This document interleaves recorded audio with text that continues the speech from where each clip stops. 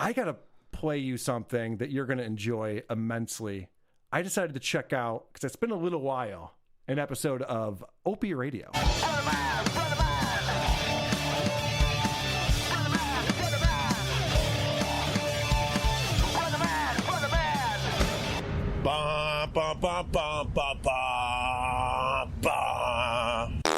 So you know how Opie likes to call out the people who are in the chat room because he's just up on Facebook Live? Opie likes to sit on that beach. Yep. Have a chat with the fans. He's on the beach. He's on Facebook Live, and he goes on live, and he starts chatting with people. I thought this was kind of fun. I thought you'd enjoy this. He was showing up in his live chat.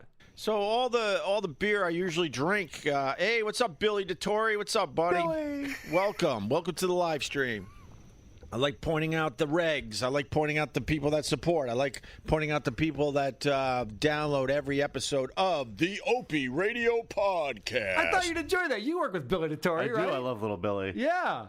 So he's hanging out with Opie, with the Opster. Good stuff, Billy. Good stuff, Billy. Good use of your time right there, buddy. He has a lot of time, Billy. Later on, Opie talks more about Billy. Let's see if you agree with this. Billy says, Billy used to work with Brother Weeze. He was his producer for a million years. He's very, very talented, and he really knows his music. Yeah, he does. Yeah? What about the first part there? Comment? Really talented? Yeah. Yeah, absolutely. Yeah, for sure. All right. Sounds good. I love him. Yeah, love Billy. Right now, Vinny's winking at me with I'm not both winking eyes. at you. All right. Opie says something that I agree with. Why are you trying to do this shit to I me? know. I'm the worst person. You really are a piece of shit. I am a piece of shit. Opie says something that I actually agree with. And I don't want to like him, but every once in a while I go, oh, what's this White Claw black cherry all about? And I'm like, oh, my God, this is delicious. Oh, agreed. Carl said it exactly the same way. It's delicious. Possibly. So Opie likes to be a tough guy. Yeah. And he likes to pretend that he's the star of the show. Well, he is the star of Opie Radio, Carl. He is the star of Opie Radio, and he's also the hero in his own stories. He tells a story about someone offering him a foofy drink and him turning it down. And here's the dialogue that goes back and forth. I asked for a pumpkin ale. They're like, would you like some cinnamon sugar on the rim of your glass? And I'm like, no, I'm not 5. I just want a beer. Oh, okay. Sorry I asked. Actually, I tried it. It's really fucking good. Oh, okay. So you were just so none of that actually happened. Or he was just being really rude to someone who was just trying to do their job. Yeah. None of that happened. He's like, I told that guy, fuck yourself. I don't want this shit. Actually, the opposite of that happened. I was like, oh, yeah, that'd be great. Thank you. Over a 90-second match, bro. Over a 90-second match, I said, fuck yourself. Opie is just a douche, dude. Why would you...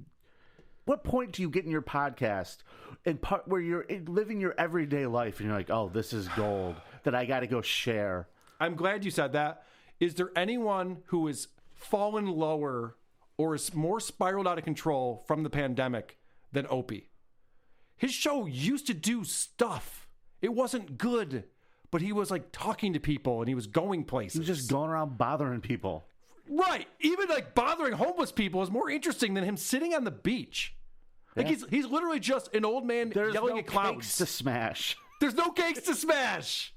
But he is pissed off when people are on his area of the beach.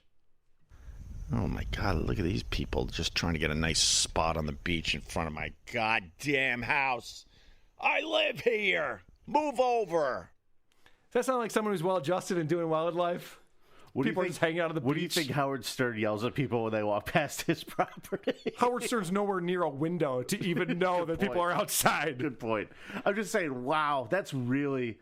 His life is just not interesting. That's the thing. He does not live an interesting existence. Right. And it's hard to be interesting when you're not interesting. Correct. And he does try to put it on. When he turns on Facebook Live, he tries to have this personality. Oh, I'm an over-the-top personality. And he even admits it. Because he almost gets busted. This is an amazing clip here. All right, now my neighbor's waking up, and now I get a little shy when I see my neighbor on her deck. Because she doesn't know me in this way as the radio guy. Because as soon as I turn on the mic, I'm a little different. And then she looks like, what the fuck? That's not the person I know.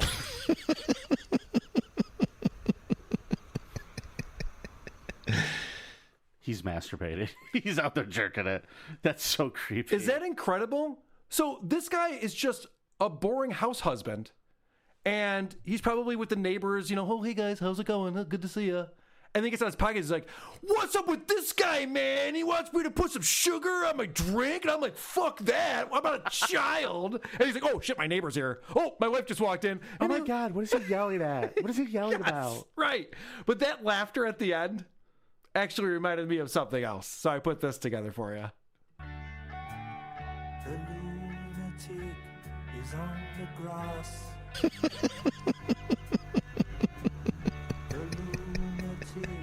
Is on the grass. Remembering the games and daisy chains and laughs. Got to keep the loonies on the path. Oh my goodness! Boing! Opie, you've lost your goddamn mind. You've suffered brain damage, my friend. By the way, that boing at the end is from his Blue Chew read. Listen to this nonsense. There's no way this was in the script. If you're asking what Blue Chew is, then you need the Blue Chew. Boing, boing, boing, boing, boing, boing, boing. No, this Blue Chew. Yeah. No. They sponsor every fucking podcast. Is that not WATP? Yeah. Blue Chew. You don't have my email address? What's up? Yeah, it's only a matter of time before they get down here. I hope so. So all I'm saying is they're on every fucking podcast. Who listens to podcasts anymore? Is it all just men with fucking erectile dysfunction, or is it just the shows I listen to? I was just going to say, they might be targeting a certain man with erectile dysfunction if you're hearing the ad so much. That, Carl. I'm just wondering, bud. Trust me, targeted advertising works. They know what they're doing. So this is something that Opie has been talking about for a while, and it goes back to another one of your buddies. Boing, boing, boing, boing, boing, boing, boing. Tammy Pescatelli, remember her? Oh, okay. He's been teasing this segment that he needs to get to on his podcast for over a month, because I've been hearing him talking Tammy's about on her deck, and she's going to zoom in. Yeah, right. It's going to be so much fun. I got to get that done.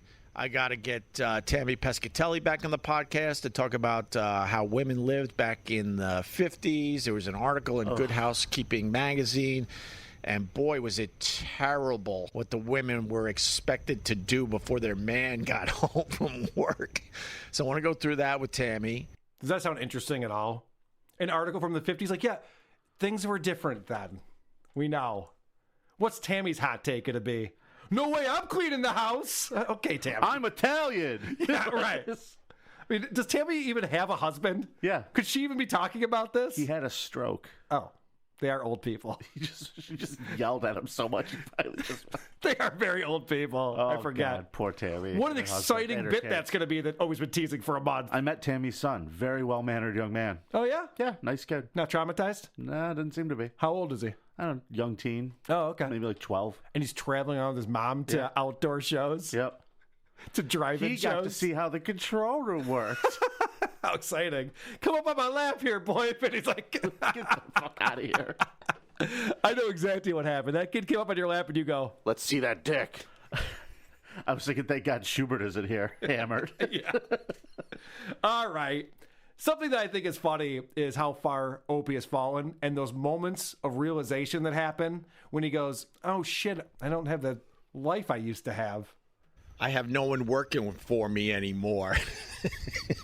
I got to do everything myself now.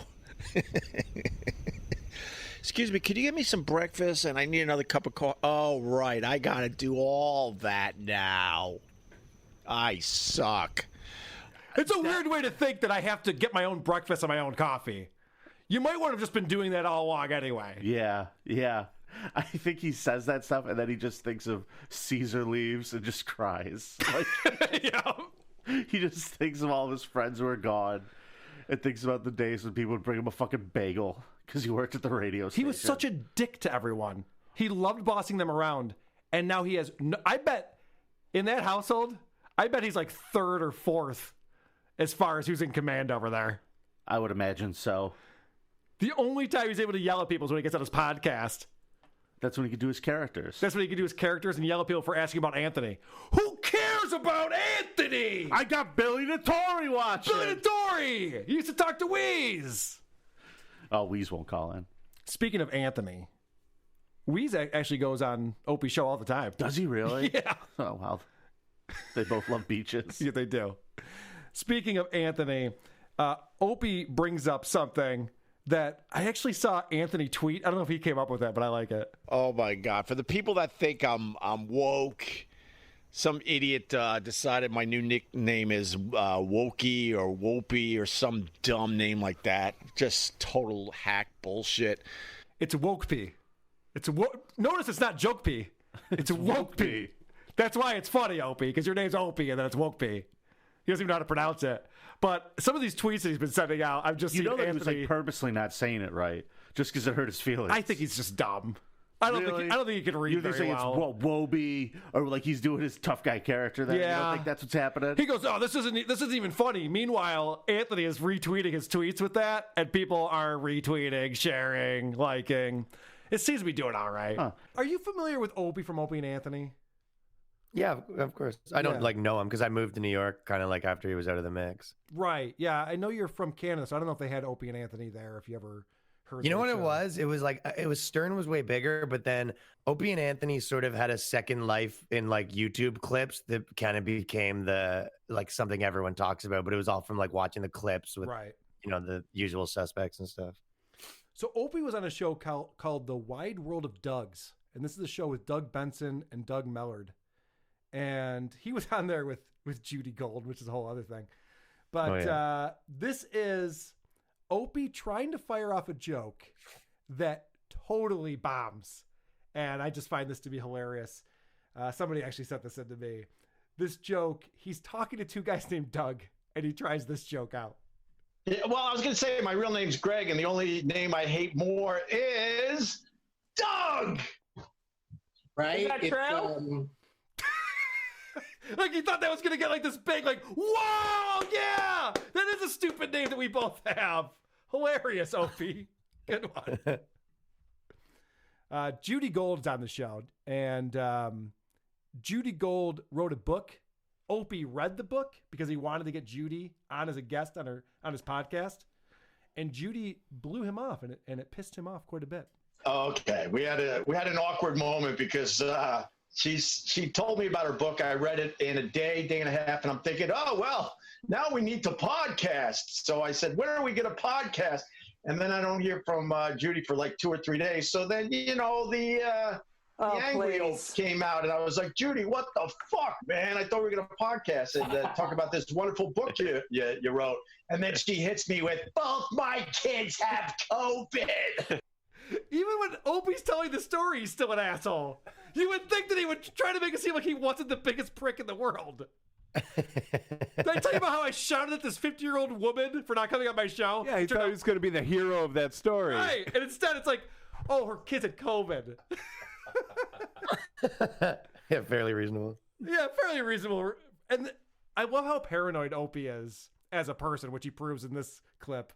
So I do want a podcast, Opie, because I haven't talked to you. All right, but then it was so uncomfortable because then I'm thinking to myself, did she just blow me off and now she's using her kids as an excuse? No, I know now, Judy. I'm just saying because that's how we all think because we're all paranoid sons of bitches. I know. So Opie thinks everyone's lying to him, and I think he might be right. I think he might be onto something there. Where people are like, yeah, I'm really busy. I can't be on your show. I don't think they're all that busy. I think they're Chrissy Mayering him. That's just my take on it. I could be wrong. Didn't Judy Gold do like she's the one who kind of like was coming out against Shane Gillis, and then she wrote a book about like free speech? Am I thinking is that what she did? Oh, is that what her book is about? I'm pretty sure she wrote a book about how like comics need to be able to say whatever they want or something like that. Oh, jeez. I think it was like kind of crazy because you're like, wait a sec. Yeah, Judy Gold has not been relevant since I think Evening at the Improv was canceled in 1991. She is... I exclusively know her from the Shane Gillis incident. Okay, well, there you go. I saw her on the roast of Rich Voss, which was from the cellar. It was amazing. The lineup was outstanding. Judy Gold bombed She was so terrible. But I think they just had to try to get a female comedian on there, and she was brutal. That sounds amazing. Speaking of, what a fucking brilliant segue that was, Crouch. Speaking of taking your Zoom recorder out to the beach.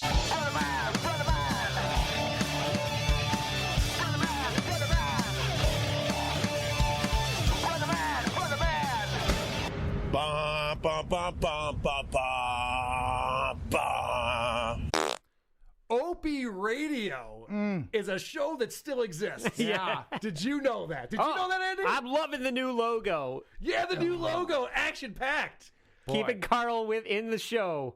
For some reason, a year after Carl's death, a year after he's put out a single podcast with new content from Carl Ruiz, now all of a sudden, he's in the logo. Yeah. With a bearded superhero that looks nothing like Opie. Right.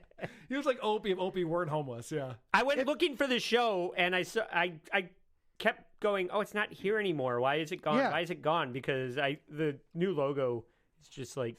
Well, no, it looks like Opie if he worked out every day and was from Planet Krypton. Yeah.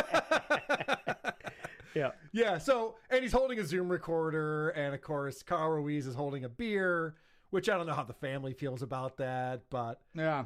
whatever. What are you going to do? So, Opie just put out a brand new episode, and it's called Love You Miss Ya, and it's part of this new series he's going to do called the Love You Miss You series. What he's doing is he's taking... Let me read the description of this. Yeah. This is really interesting. Did you see this by any chance? So I saw this in the feed, and I was like, I hope Carl's going to listen to this, because I'm going to listen to a different one, and it's still the same thing, but yeah, go ahead. It's all about Vic Henley, right? Episode 292, Love You Miss You 01, Vic Henley and Sherrod Small. Oh. The description is, from time to time, I will be uploading never-before-heard audio on the podcast of Carl Ruiz and Vic Henley, my two really good friends that left us way too soon. Special episodes will be labeled Love You Miss You. So I thought, well, that's interesting. So he did a show with Vic and Sherrod that he didn't put out on the podcast? That's in the archive somewhere, considering the stuff that he has put out has been garbage. Yeah. Right, so there was something that he decided not to put out. So I listened to it. Yeah. It's from Sirius XM. It's from when he had Opie Radio in the afternoon. So never before heard. He said never before heard on this pod. Yeah, right. But he did say it, because I went back and read it again. It says never before heard on this podcast. Oh, no shit. On this Sirius podcast. XM. It's from right before the election in 2016. Yeah. Is when the show took place. So I shot E-Rock a note this morning. I said, Opie just released an episode that's 100% audio from his Sirius XM show. Does he have the legal right to do that? I haven't read this yet. He just got back to me. Sirius XM has publicly disavowed any ownership to the O&A stuff. Plus, they don't even have the archives. I do. So whatever he's doing, who cares? He makes no money off it. No one even listens. That's what I was thinking. I was like, he's so far off the radar that he can just pull, because I listened to the Amy Schumer Howard one. Yes. I don't know if anybody listened to that. Yeah, that's and he was putting clips from like when the American Pie got Don McClane was on, and all the Jim Norton and Opie shit. Yeah, so that's the thing about, so he's got these new shows that are just old shows repackaged, and then his new shows are him talking about the old days on Facebook Live, and then dropping in clips of those old days he just discussed. Yeah. So he'll sit and tell a 5-minute story about some bullshit. I had Don McLean in the studio and it was awful. And then they'll drop in the clip from Sirius XM of him having Don McLean in the studio, and yeah, boy, that sucked, all right. And then that's the show. So even a new show is just him rehashing the old show. And he's so far off the radar that nobody cares about the rights. Yeah.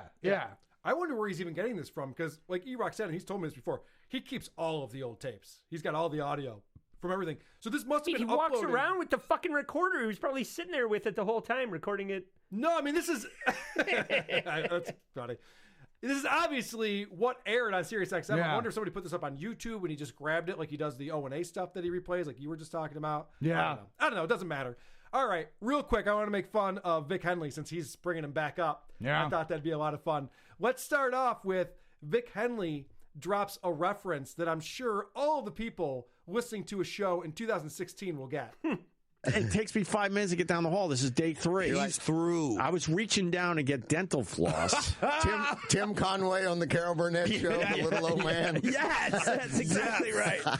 Yes. So Opie Carol heard us Burnett back, show. Opie hurt his back, and Vic Henley's like, "Oh, you're like that character that Tim Conway played on the Carol Burnett show." Yeah. What? I'm not even old enough to get that reference. Yeah. What the fuck are you talking about? I barely know who Tim Conway is, let alone a character he played once on his show He's the guy that's who 40 golfs on years his old. knees. That's the only thing I know about this guy. All right. Now, in this example of audio, we're going to listen to Example of audio. I got to change it up. My word economy. If anyone wants to look at how many words I use, that's from the bonus episode. In this example, Sherrod Small comes up with a pretty funny joke, and Vic decides to tag it in a way that adds nothing. All right, Mindy McGilvery. And by the way, they're talking about Trump. At this time, if you go back 4 years from today, Trump had a lot of accusers coming out talking about being sexually assaulted. That's what they're talking about. All right, Mindy McGilvery, 36, told the Palm Beach Post that Trump groped her at Mar-a-Lago. Yeah. 13 years ago, she said she was backstage at Ray Charles' concert when Trump grabbed her. She said Ray butt. Charles was a witness. He saw everything. Ray Charles. everybody. He's my witness. Thank you. Him and Stevie both were sitting there. That's pretty strong. So Sherrod didn't spit it out, but he had a good joke. Yeah. The only witness was Ray Charles. Yeah. And Dummy has to say, Stevie Wonder was there too. Like, well, that's not Another adding. blind guy. Right. That's not adding anything I know. to the joke. Yeah.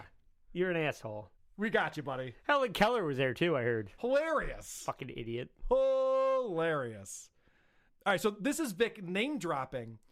They're talking about people's vinyl collections and who has a ton of vinyl. Yeah. He I had it would listen to displayed in all of such it. a way that it almost looked like a museum. Bill Maher apparently Amazing. same thing. Bill Maher has just Does he? is a big vinyl file. Yeah, I think That's there's a amazing shitload to of me. it. I never went to his house, but I heard. Then why are you talking Yeah, about fascinating. it? Bill Maher has a lot of records. Oh, have you been there? No, I don't know Bill Maher. Yeah. He would never talk to me. What are you, crazy? I want to talk about, because Opie just put this out, Yeah. and it's kind of funny, some of the things that they're talking about. Opie, when it comes to politics, he really knows his stuff.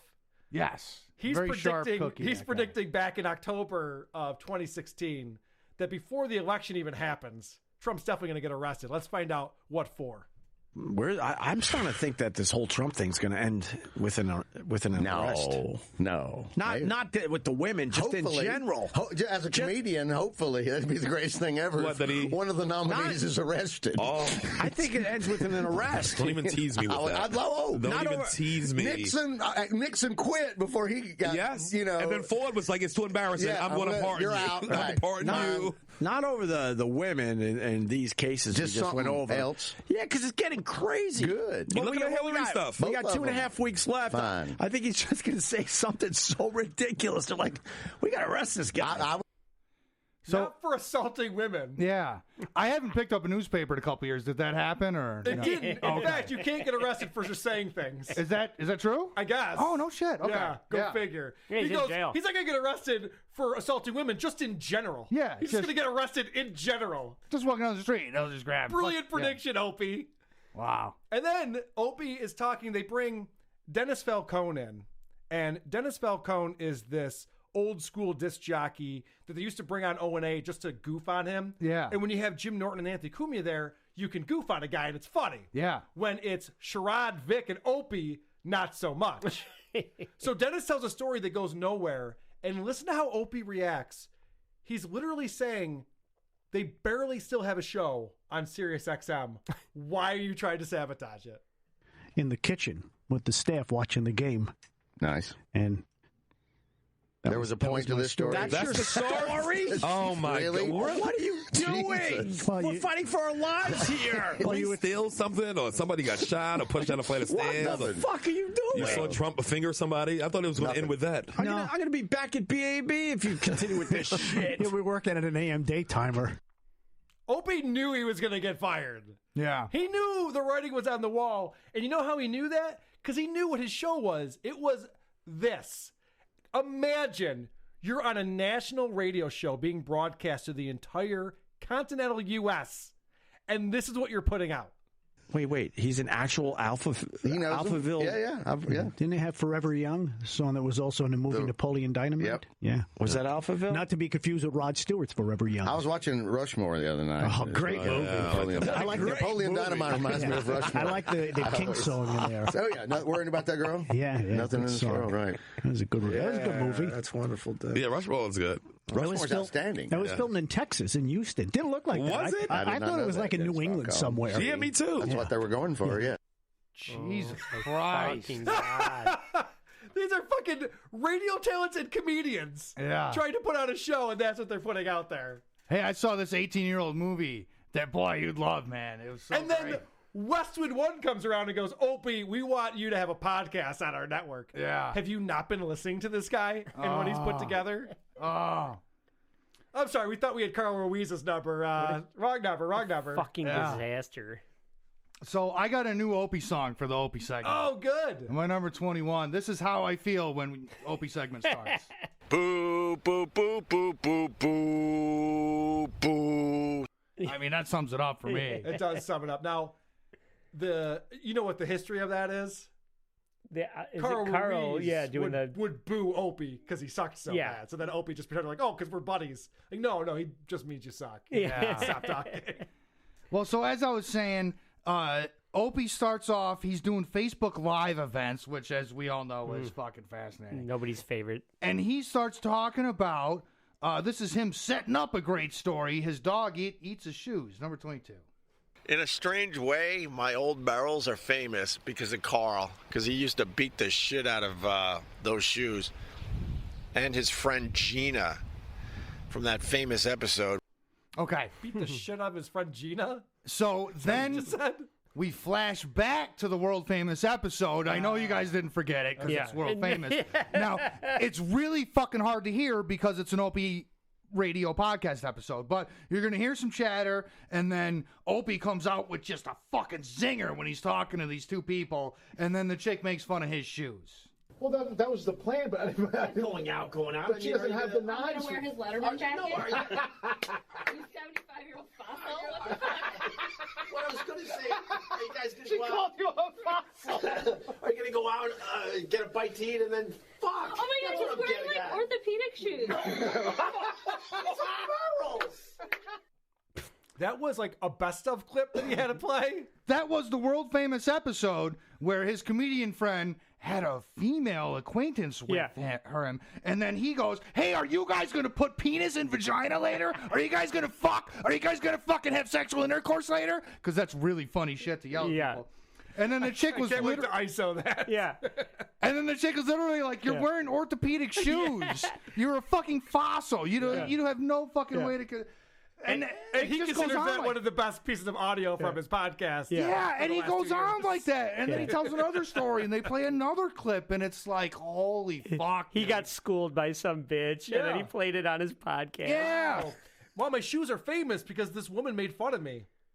Okay. Yeah. It's a reach. Yeah, it's a wild. Bit of a reach. But it's like the produced version of what Stuttering John does. Like if Stuttering John was like, "Hey man, remember when I told this great joke?" and then he told a great joke, and then was like, "And then I'm going to play you the audio of me telling that joke," which he's actually done a few times. He actually has done that. Now this I was fucking fascinated by. When we watched his wedding video on that bonus episode that we did. And this is where I sing a song to Susanna. Oh, such a great song. Check it out, man. Check out this guitar playing. Isn't it great? And then you're, it's so and you're like, embarrassing. oh, fuck. So Opie gets deep into Howard Stern talk. And goddamn, there's so much projection here, and I love it so much. My number 24, he starts talking about Howard's contract. I don't know if I'm gonna stay. I think it's time for me to go. I don't know. And then he gets all his fans on the edge of their seats. Look, trust me, back in the day, I certainly was guilty of doing that, but never to the extent of Howard. I don't know. I think this could be it, you know? I hate it when I agree with Opie, though. Well, you know, but I agree with that. But there is something very important to point out there is that he goes, I didn't do to the extent that Howard did. Yeah. Opie famously only signed 2-year contracts. Anthony and Jim wanted to sign 5, 10-year contracts. Like, let's lock this shit up. Yeah. We're on a national radio show doing morning drive. Jim's selling out gigs everywhere he goes. He's selling out theaters. Anthony Cumia is able to be a maniac in his mansion when he's not on the air. Yeah. And Opie'd be like, nope, we're only signing 2 years at a time. And he always played this game. Yeah. Opie was playing this game internally as well as externally. And now he's calling out Howard for doing it? Yeah.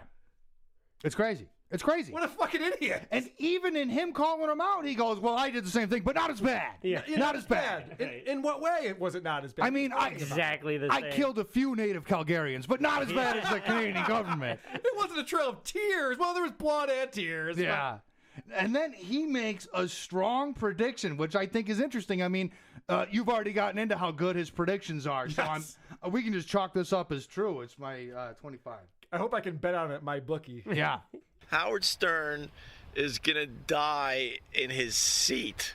That guy will never leave, because then how would he feed his fucking ego? His family passed him by.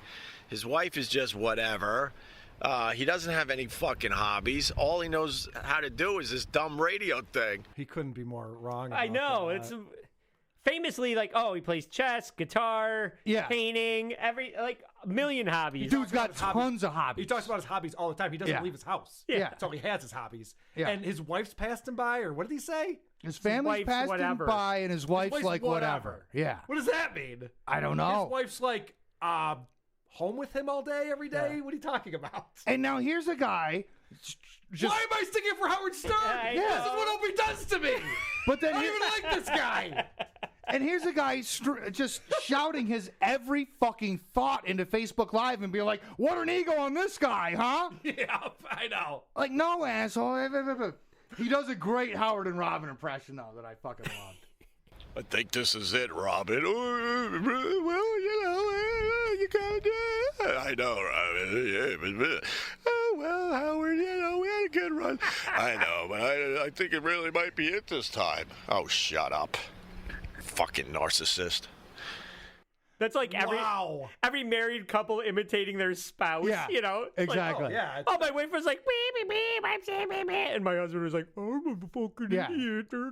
But you pointed out on our bonus show, again, it's fresh in my mind, we just recorded it and put it out, that's the definition of narcissism, when you broadcast every thought that's in your head and think that it's compelling and interesting for people to hear. Yeah. He's calling Howard a narcissist? Yeah. He's not wrong. Yeah. But he should not be the one exactly to give this piece of information out to people. Opie, you're embarrassing yourself with your narcissism. It's getting the best of you. It's bad. At least Howard still has an audience and a contract and makes money. How's Vinny holding up? I see you looking over there. Oh, he's at a bathroom break? Yeah, he's on his 14th pizza break. I'm going to make him tack on more time. Yes, this has to go till 9 o'clock now. I'm not even fucking around because I'm the one facing the screen. I have watched him eat 16 metric tons of food since we started. Cookies are going down there. He's folding up pizza slices and just swallowing them all. I think he was talking to a lot of people for a while. I think everybody left to come listen to WATP, and now he's just sitting there by himself. Yeah, just down and whole sobs. Just stuff fucking going all day. That'll fix your feelings, Vinny. Yeah. That'll make it all okay. Now your mom loves you. It's so mean. I got to give him a call. Oh, there he is. I got to give him a call and get him out. All right, let's finish these up. He's talking about Amy Schumer here. Now, I only got two more, and they're just random and stupid, but this one was the episode title. Amy Schumer did a special in which she thanked Howard Stern in the credits, and this not only did it drive Opie up a wall, but he named his episode after it. Yes. Amy Schumer thanked Howard in the credits at the end of her 3-part miniseries about being pregnant. Ew! Where can I see that? A 3-part miniseries about being pregnant? Ew! You know how many women have a tough time when they're pregnant and they don't get a miniseries? Oh my God, how much attention do you need? Again, he's not wrong. Yeah, right. I hate it when I agree with him. When he said ew, I was like, that's what I was going to say. It is a compelling analysis of the situation. And then following up with how much attention do you need, again, we're right back to the same place we were. But yeah, he tweaks out about the Howard Stern thing, and I found this so funny. Well, he's upset because Amy did his show before she was on Howard Stern's show. Yeah. What he's not understanding is that it's much more difficult when you're a comedian to get on the Howard Stern show than it is to get on Opie and Anthony. Rich Voss got on Opie and Anthony. Yeah. That's how easy it is. It's a low bar. Very low bar. Poor Voss. What did he do? What did he do to deserve getting bashed on this? A couple shitty podcasts. That's true. Really shitty podcast. Crows, anything else you want to play? Yeah, that last one. clip. Sorry, you probably set it up and I wasn't paying attention. I'm very distracted. I got a lot going on. There's no reason to thank Howard on your mini series on being pregnant. Ugh, God. Have some dignity. So if you make it far and you thank the people who you feel helped you in your career, that is the same as not having any dignity. Right. That's puzzling. That's puzzling to me. That seems like because more... she didn't thank him. Yeah, that's more of an Opie issue than an Amy issue. Mm-hmm. Yeah, because he goes on and on. The brown nosers. I see these brown nosers on Twitter. Like, no, she probably thinks her career was better from her friendship and thanked the guy. That's not a lack of dignity. I mean, and I'm not saying Amy Schumer is a dignified comedian by any means, but of all the shit yeah, that you know rip what's on her- crazy about this is I've stood up for Amy Schumer and Howard Stern during this segment. I Two people know. that I would never I stand up know. for. Yeah, seriously. That's how much Opie pisses me off. Come on. All right. We've been teasing a lot of Opie stuff, so let's get into it.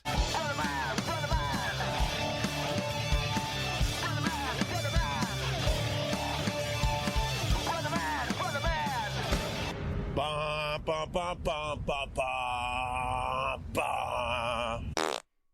Opie is doing his Facebook Live show where he goes on Facebook Live and he just talks to people. He just responds to what people are chatting at him, and he calls this a podcast for some reason. I can tell you that the people who listen to his show are just as boring as him, and I'll prove it. They're talking about the presidential debate between Biden and Trump that happened this past Tuesday. I want his take. I want his take so bad. You won't believe it. His take is that nobody won. I know. What a hot take that is. But someone comes up with a really funny take. I was going to say that. Good for you, Jonathan Fa. Like watching Walter Matthau and Jack Lemmon. Yes, from Grumpy Old Men. Oh, hilarious. I was going to say that, he says. I don't know if you want to take credit for that one. It's not that interesting or original. Carl, how much money has Opie made? Do you know? He was making between $2 to $3 million a year when he was working at Sirius. I don't know how much money he was making on terrestrial, but he's a multimillionaire. Just go away. Just go away. Like, that's all. It's fine. If you give me that money, I'm done. I'm out. Stop You'll never embarrassing hear yourself. from me again. I am gone. You'll never hear from me again. He's a narcissist. It's called narcissistic personality disorder. He needs this attention, and it's gross. It's like, I will leave if you give me $1 million. I'm done. I'm out. I don't need it. Well, it's weird because you talk to millions of people every morning on the radio, and now you talk to 120 people on Facebook. You would think that would be enough to discourage you. For some reason, Opie's fine with that. He thinks it's good enough. So somebody in the chat asks about Howard Stern. Opie responds, because he's not a fan of Stern, as you know. Opie responds and then immediately catches himself that he is not in a better place than Stern is. Howard Stern. He's not even in the conversation anymore. You know what? I'm not either. I can't sit here and say Howard Stern's not in the conversation anymore and make believe I am. I got a phone duct taped to a window because it's too windy outside to do my live stream. All right, picture this. He's got his phone duct taped to a window because he also has to hold his Zoom recorder that he's recording his podcast on while also doing Facebook Live. I'm not joking. This is what the setup is. A guy who used to have an immaculate studio at Sirius XM is talking to a Zoom recorder and a smartphone that's duct taped to a window. Carl, his agent, Bob Eatman, was about to represent me at one point. He told me the amount of money Opie was going to make. And I was blown away. I was like, holy shit, it's unbelievable. Now, I'm not trying to be disrespectful because I like you and I love the podcast, but what's your situation right now? Like, where are you at opposed to Opie Radio's Zoom recorder? As far as listeners go? No, I'm just talking about your setup. Oh, fair enough. We've upgraded recently in more recent times. So we do this from my house, but we do have a studio built here. And we do have a professional setup now. You have microphones and mixer, all that shit? Correct. Yep. I'm looking at microphones. Even producer Chris has a microphone in front of him. You have a producer? Just in case. Say hi, Chris. Hello. Chris, what's up? You have a producer. So Opie's just talking to a recorder. And his kids are playing in the background. He doesn't even have like a secluded place. He's usually walking on the beach. Multi-millionaire. He's usually walking on the beach and doing this. You hear wind and shit. But in this scenario, it's stormy outside. So he's inside and he has it taped to the window as he's doing this because he likes to show the beach on his Facebook. He doesn't show himself. He shows the beach on his Facebook Live. It's incredible. And actually, let's talk about that because Opie explains that he's trying to turn this into a show, this format that he has. Kind of frustrating, though, because the regulars know we've been doing this a really long time. And, I'm starting to develop it into a real kind of I guess a show in a way. At first, I would just turn this on and go, "Hey, what's up? Hey, what's going on with you, man?" And now we're trying to develop this into material. Certainly, I take a lot of this stuff and I put it into the Opie Radio podcast. Like I cut out all the fat, and then it makes me sound like I'm really sharp and quick, and I can just go from topic to topic. That's my editing skills. This is the edited version? I honestly had no idea. That's amazing. This 27-minute episode that I listened to where he's mumbling nonsense with retards is the edited quality version of the podcast. That's insane. And Chad... Well, he's a retard. Go ahead. He recognizes that he's competing with every other podcast out there. And you would think, having recognized that and knowing what your ex-partner is doing with Compound Media and having a whole studio set up and live streaming and everything that he's doing, that he would realize he's got to up his game a little bit. He thinks he's doing enough. I'm basically competing with pretty much every single person that lives on planet Earth now. They all decided they could do what I do. Everyone has a podcast. My wife is sick of it because every time you turn on the TV, you hear, "And don't forget about my new podcast." And I'm like, of course you got a podcast too. So that's why I got to try to make it as polished as possible and make it smoke. Because I'm literally competing with hundreds of thousands of assholes now. Where is this confidence coming from? I got to make my show smoke. It's terrible. It's the worst thing you've done, and you've done so many bad things. You used to podcast in the kitchen of a restaurant while it was being built, and that was better than what you're doing now.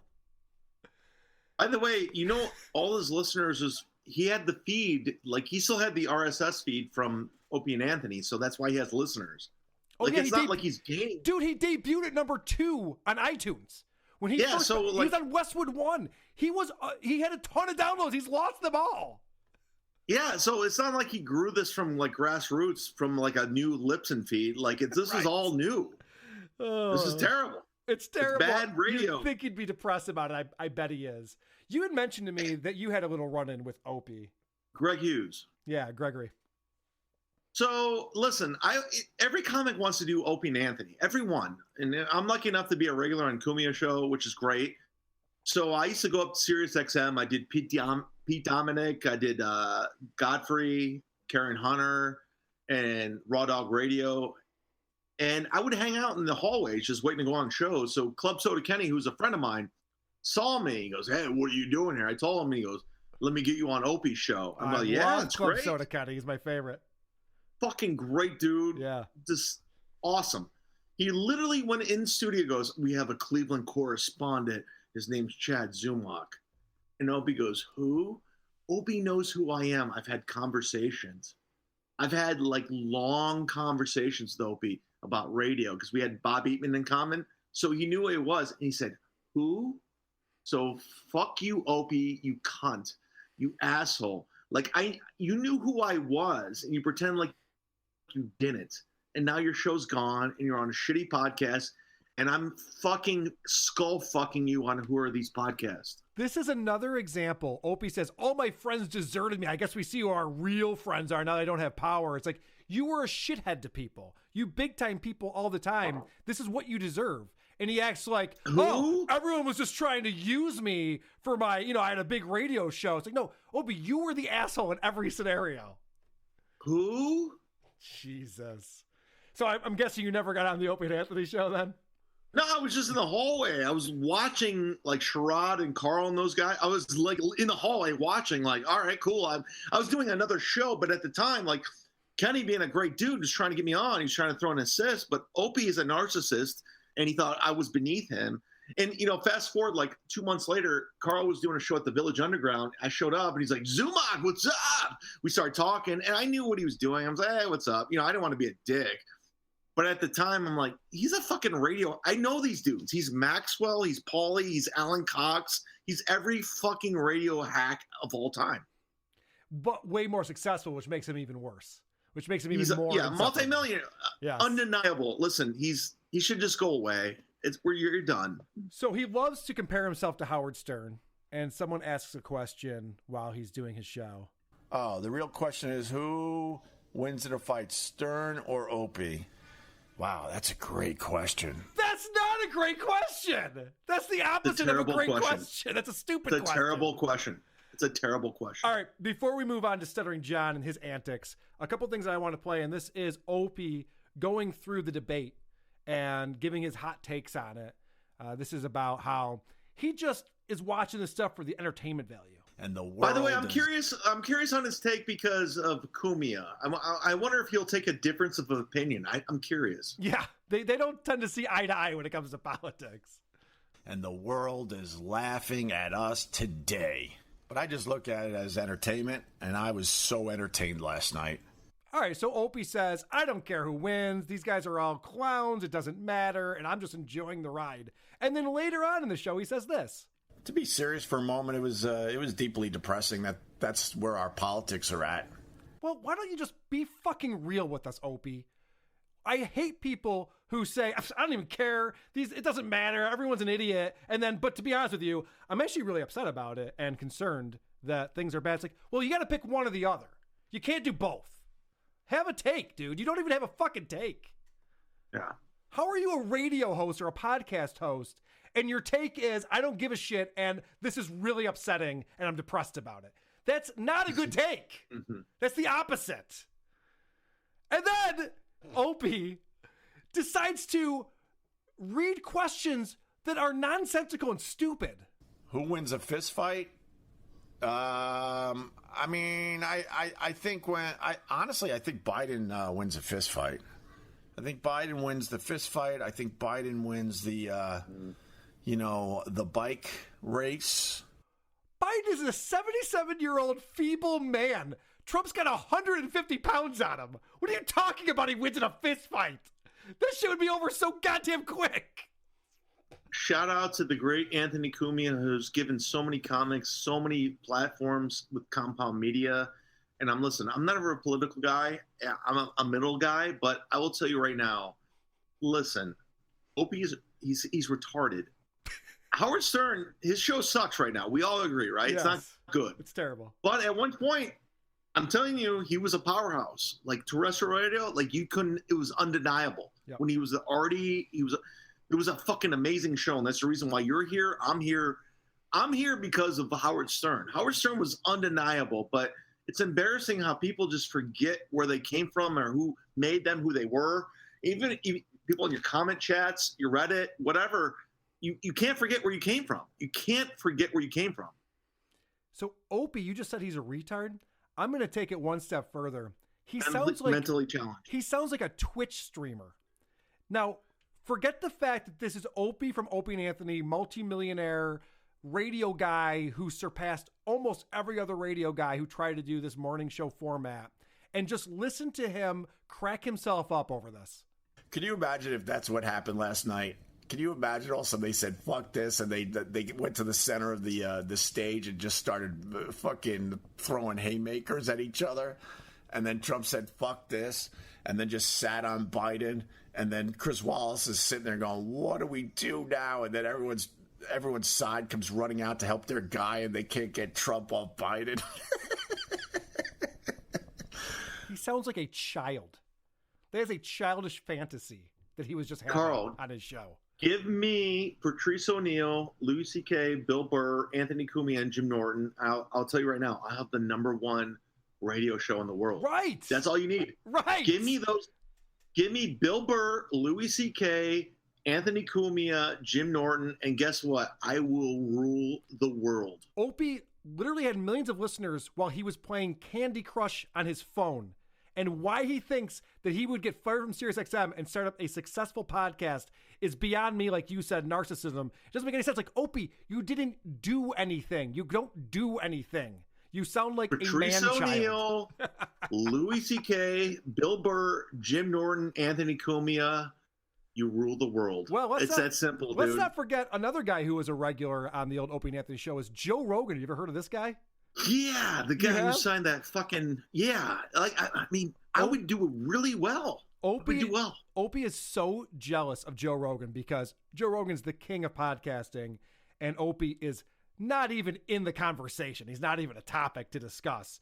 So somebody in his chat says what we should do is have the debate where Joe Rogan is moderating. And of course, this has been brought up. Even Trump tweeted that he would do it, a 4-hour show with Joe Biden on Joe Rogan's show. So Opie, you can tell, does not like Joe Rogan at all, and he gets a little triggered by this. Rogan debate would be awesome, though. Why? Because he's the it guy. What would Rogan bring to this this debate? So obviously he does not listen to Joe Rogan. He has no idea.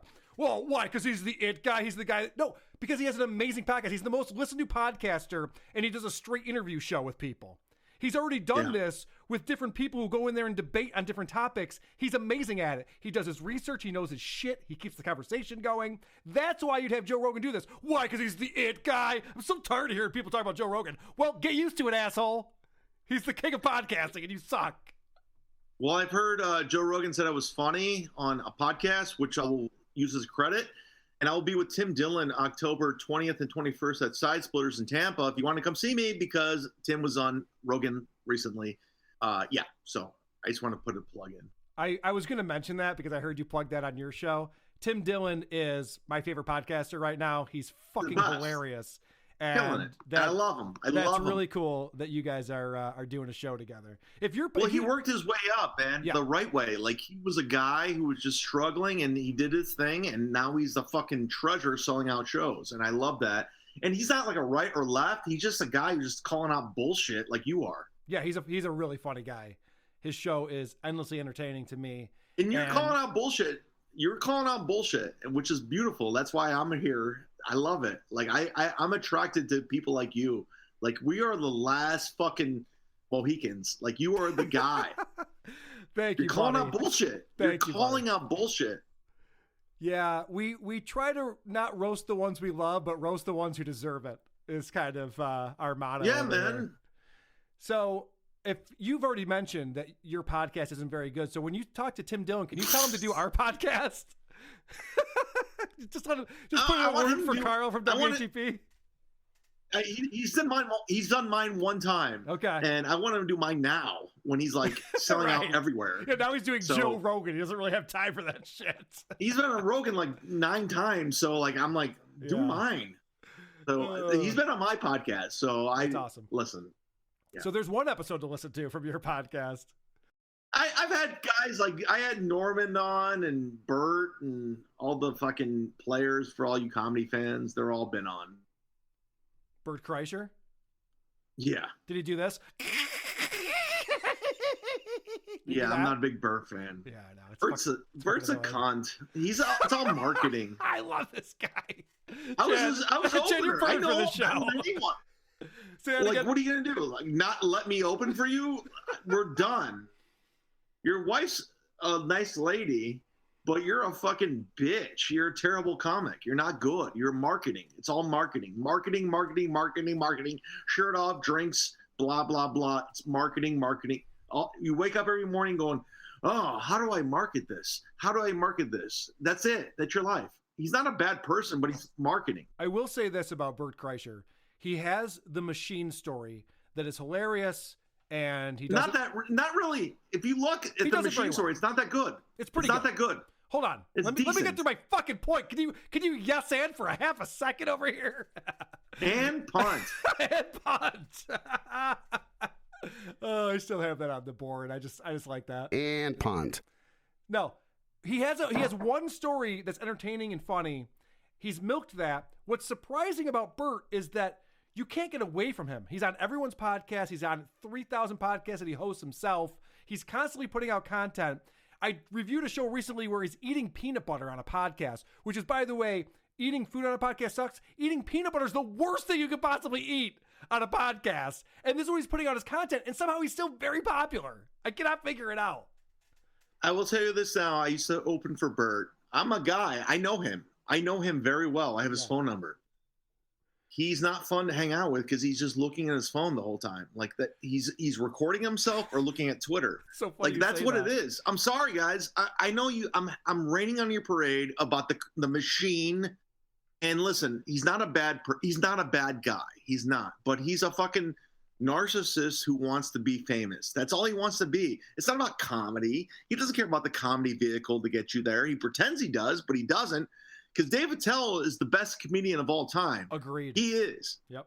And for me, I'm Team Attell. Bert Kreischer is just marketing. He just wants to be famous. So fuck Bert. If this ruins my career, I'm fine. I'm good. I did very well. I love this podcast. This is great. I love it. Yeah, Bert, fuck him. He's a cunt. Kreischer, done. Speaking, I live in Tampa, by the way. I live in his hometown. I know my Calta. I'm here. I'm around. It's so funny you say that while you're hanging out with him, he's looking at his phone the whole time. He does that when he has guests on his show. He got called up. He's not fun. We reviewed his show.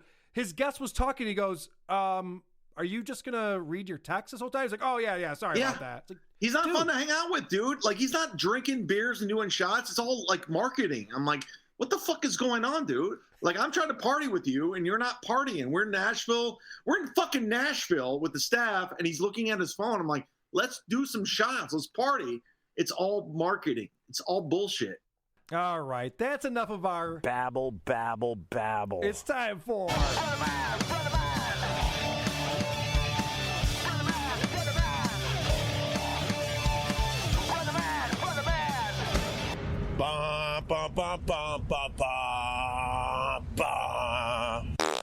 Maybe this should be our new theme song for Opie.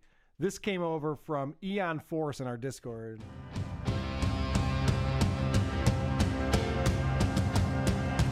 Are you a boner guy?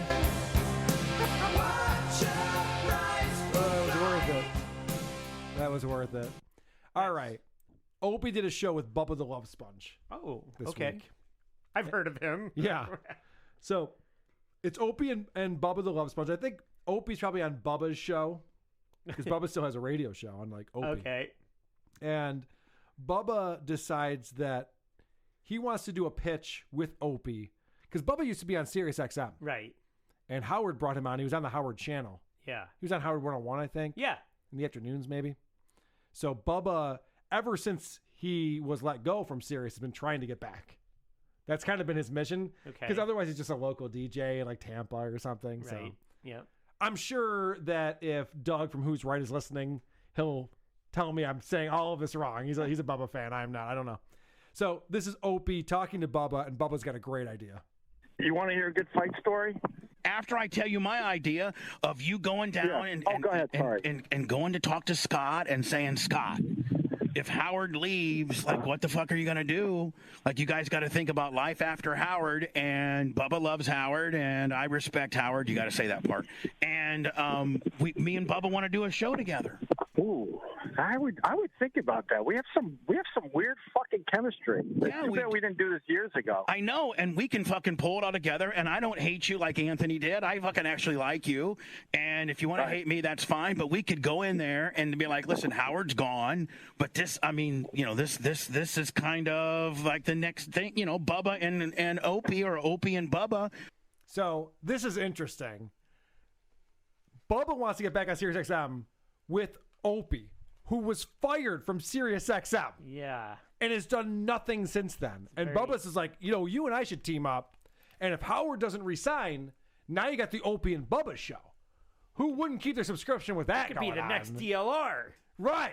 Yeah, they're ready to go with this shit. Such a desperate look for Bubba. Such a desperate look for Bubba. That's what I thought too. I'm like, ew. So this is audio of the Bubba show with Opie on the phone. Dude, this is from Opie Radio. I pulled this from Opie's. I was gonna say. I know, because this will be an episode of Bubba's show, and then Opie will do the same show on. I think he grabbed Bubba's audio and put it out because Bubba sounds way better than Opie lazy. does. Oh, he's so lazy. So lazy. So he brings this up, and Opie mentions that Scott Greenstein over there is the chief content officer. Okay. He's the one who makes the decisions about the talent. It's Sirius XM. Yes, thank you. Scott Greenstein. And Opie explains that Scott loves Opie, and he goes into the real reason why he was fired. Scott definitely likes me a lot, but I just forced their hand because of the Howard stuff over the years. Well, unforce it. Fucking go in there with the tail between your legs, know how to work like a pro wrestler, and get us some fucking money, Opie. You know the real reason I got fired was because I went into his area, right? You know his whole compound area. Yeah, I mean, so I was on Facebook. I was on Facebook Live, and my show ended, and there was a cleaning lady with one of those, key cards that unlocks the door. And I'm on Facebook Live, and I try to explain this to Scott. I'm like, when you're live, your balls are bigger. We come from a shock jock world, so I'm not going to pussy out. Right. So I casually asked her, I forgot something there. Can you let me in? And so I couldn't believe it. I almost didn't want her to do it because I'm like, no, don't do this. So Opie's explaining that the reason why he got fired is because he went over to Howard's area within SiriusXM. Not because his show had no ratings and no one cared about it. Not because he videotaped a coworker taking a shit. Right. Roland. And then Roland went and complained to HR. No. The real reason is because he was on Facebook Live going into Howard Stern's area. So Howard got him fired, according to Opie. Yeah. I want to say Facebook Live wasn't even a thing when he got fired. That didn't exist then, did it? I'm sure it did. But what's he talking about? He's doing a national radio show and then he's going on Facebook Live. He's being egged on by those people. That's definitely not why you got fired. I know. It's so silly. So Opie's explaining, Scott Greenstein likes me, but I might not be the guy to team up with to get a job at SiriusXM. I was fired from them, but Bubba is not taking no for an answer. And it sounds like they're kind of joking a little bit, but Bubba's very serious, and you're going to hear that here. But you walk in there. How about this? Now, motherfucking Opie, you got to open your mind up a little bit now. You're hard-headed like me. I'm trying. Just open All your right, mind. I'm trying. I'll get Howard. I'll get Howard on the air, and I'll get him to say that it's okay for Scott to talk to you and I on a show pitch. Right. I would sit down and do that in a second. So that'd be fun. Man. I can email Howard and say, Howard, don't put my name in an email. No, hold on. Right now. I emailed Howard happy 12th anniversary yesterday, and he got right back to me. But listen. Whoa, Bubba, got a response from Howard. Wow. Or Howard's intern. We'll hatch this out right now. I email Howard and I go, Howard, I don't bug you. I don't ever fucking bug you, but I need you to just hear me out. I have befriended Opie, and we're thinking about trying to do a show together. Do I have your permission to pitch Greenstein? What if he goes, sure, Bubba, fucking all the best, Howard? What about that? What are you going to do? Will you go? Yeah, I would go. I'm telling you right now, I would go. I'm telling you right now, if you and I did a morning show, I'm telling you, we would fucking kill it because we don't hate each other. We respect each other. We have stories for days. We're both radio guys. I think it would absolutely work. There certainly would be a buzz out there. I mean, we have two very different audiences, too, right? Oh, no. There's be no buzz for that. You guys are both has-beens. It's over. Well, this is going to be the next big thing is Opie and Bubba. No. Opie's not allowed in the building. Right. He's been fired. He was suing them. When he went to Westwood One, he was talking about how he had a lawsuit, and then I guess they took care of the lawsuit, and they paid him a bunch of money, so he didn't talk badly about him anymore. Also, why do you need Howard's permission? That's weird, right? You don't even just pitch it. And if it's worth anything, which it's not, they'll make a deal with you. But you don't need... Ellis doesn't have to get Howard's permission. Especially... anybody, like all these other guys. Especially because they're talking about if Howard doesn't re-sign, what are they going to do? They're going to need another morning show. Right. And especially then you don't need Howard's permission. Right. He's leaving. Yeah. It's fine. But that is a really bad idea. And I hope it happens. Terrible idea. Yeah. That'd be amazing. I hope that they go through the whole thing and they pitch it and they try to get on there. Why? I mean, Bubba, you were already there and you're gone. Why would they? Same with Opie. It wasn't working. Same and with we got rid of you Opie. because it sucked. Why would they have you back? I know. Bubba goes, we'll have a great show because unlike Anthony, I don't hate you. Yeah, but also unlike Anthony, you're not funny. Right. So it's not, I don't see how this works. I'm not seeing how this is going to plan out. But They're going to get some fucking TikTok kids in there, not some fucking dinosaur guys that nobody cares about anymore. Oh, man. All right, Andy. That's all I wanted to talk about with Opie because I just found that to be hysterical. Ridiculous. Yeah, it's great. Yeah, I thought that was fun. I know we're going way over. Can you guys hang out for another minute or two? Yeah. You're here? I'm going to get a quick nap in, but yeah, let's do it. All right, good.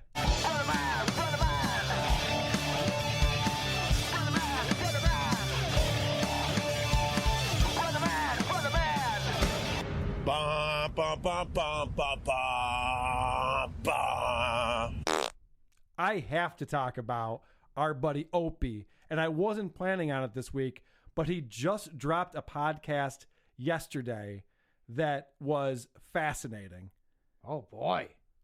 He did a podcast with the title Pathetic, all caps. Of course. Anthony's Continued Hate. Oh, shit. Are you serious? He's learning from YouTube how to name these podcast titles. Hold on a minute. Yeah. The guy who complains over and over again about he doesn't want to relive the past and he doesn't. Why are you guys always asking me about the Opie and Anthony show? That's all anybody wants to talk. He's now naming his thing Anthony Hates Me? Yes. He knows that's what brings listeners in. He knows he's going to get people excited about it. Now, it worked. Yeah. It worked. I wasn't going to do this. And I saw this podcast. I had to listen to it. He goes full on stuttering John. But mind you, he's on Facebook Live and he's just reading the comments that are coming in. Yeah. Oh, Anthony and his crew are taking shots at me again. Like that. There's an obsession over there. It's fucking scary, man. I literally wouldn't know what Anthony was up to. Every once in a while, it hits my fucking radar. But he's taking.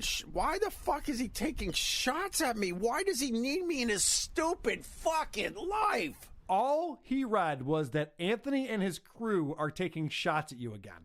So someone just puts that in there, and this sets Opie off. It's incredibly fucking pathetic. Just imagine you get together with someone, right? And, before you got together with the guy, you literally didn't have a car. It was on blocks in your front yard. You had to drive around the company van. You didn't own a house. You were in a miserable marriage. And then, you do a show with somebody and it fucking takes off and gives you everything in life you always wanted. And then fast forward, the show breaks up 6.5 fucking years ago. And now you decide I need to trash that guy on a daily basis. It's fucking pathetic.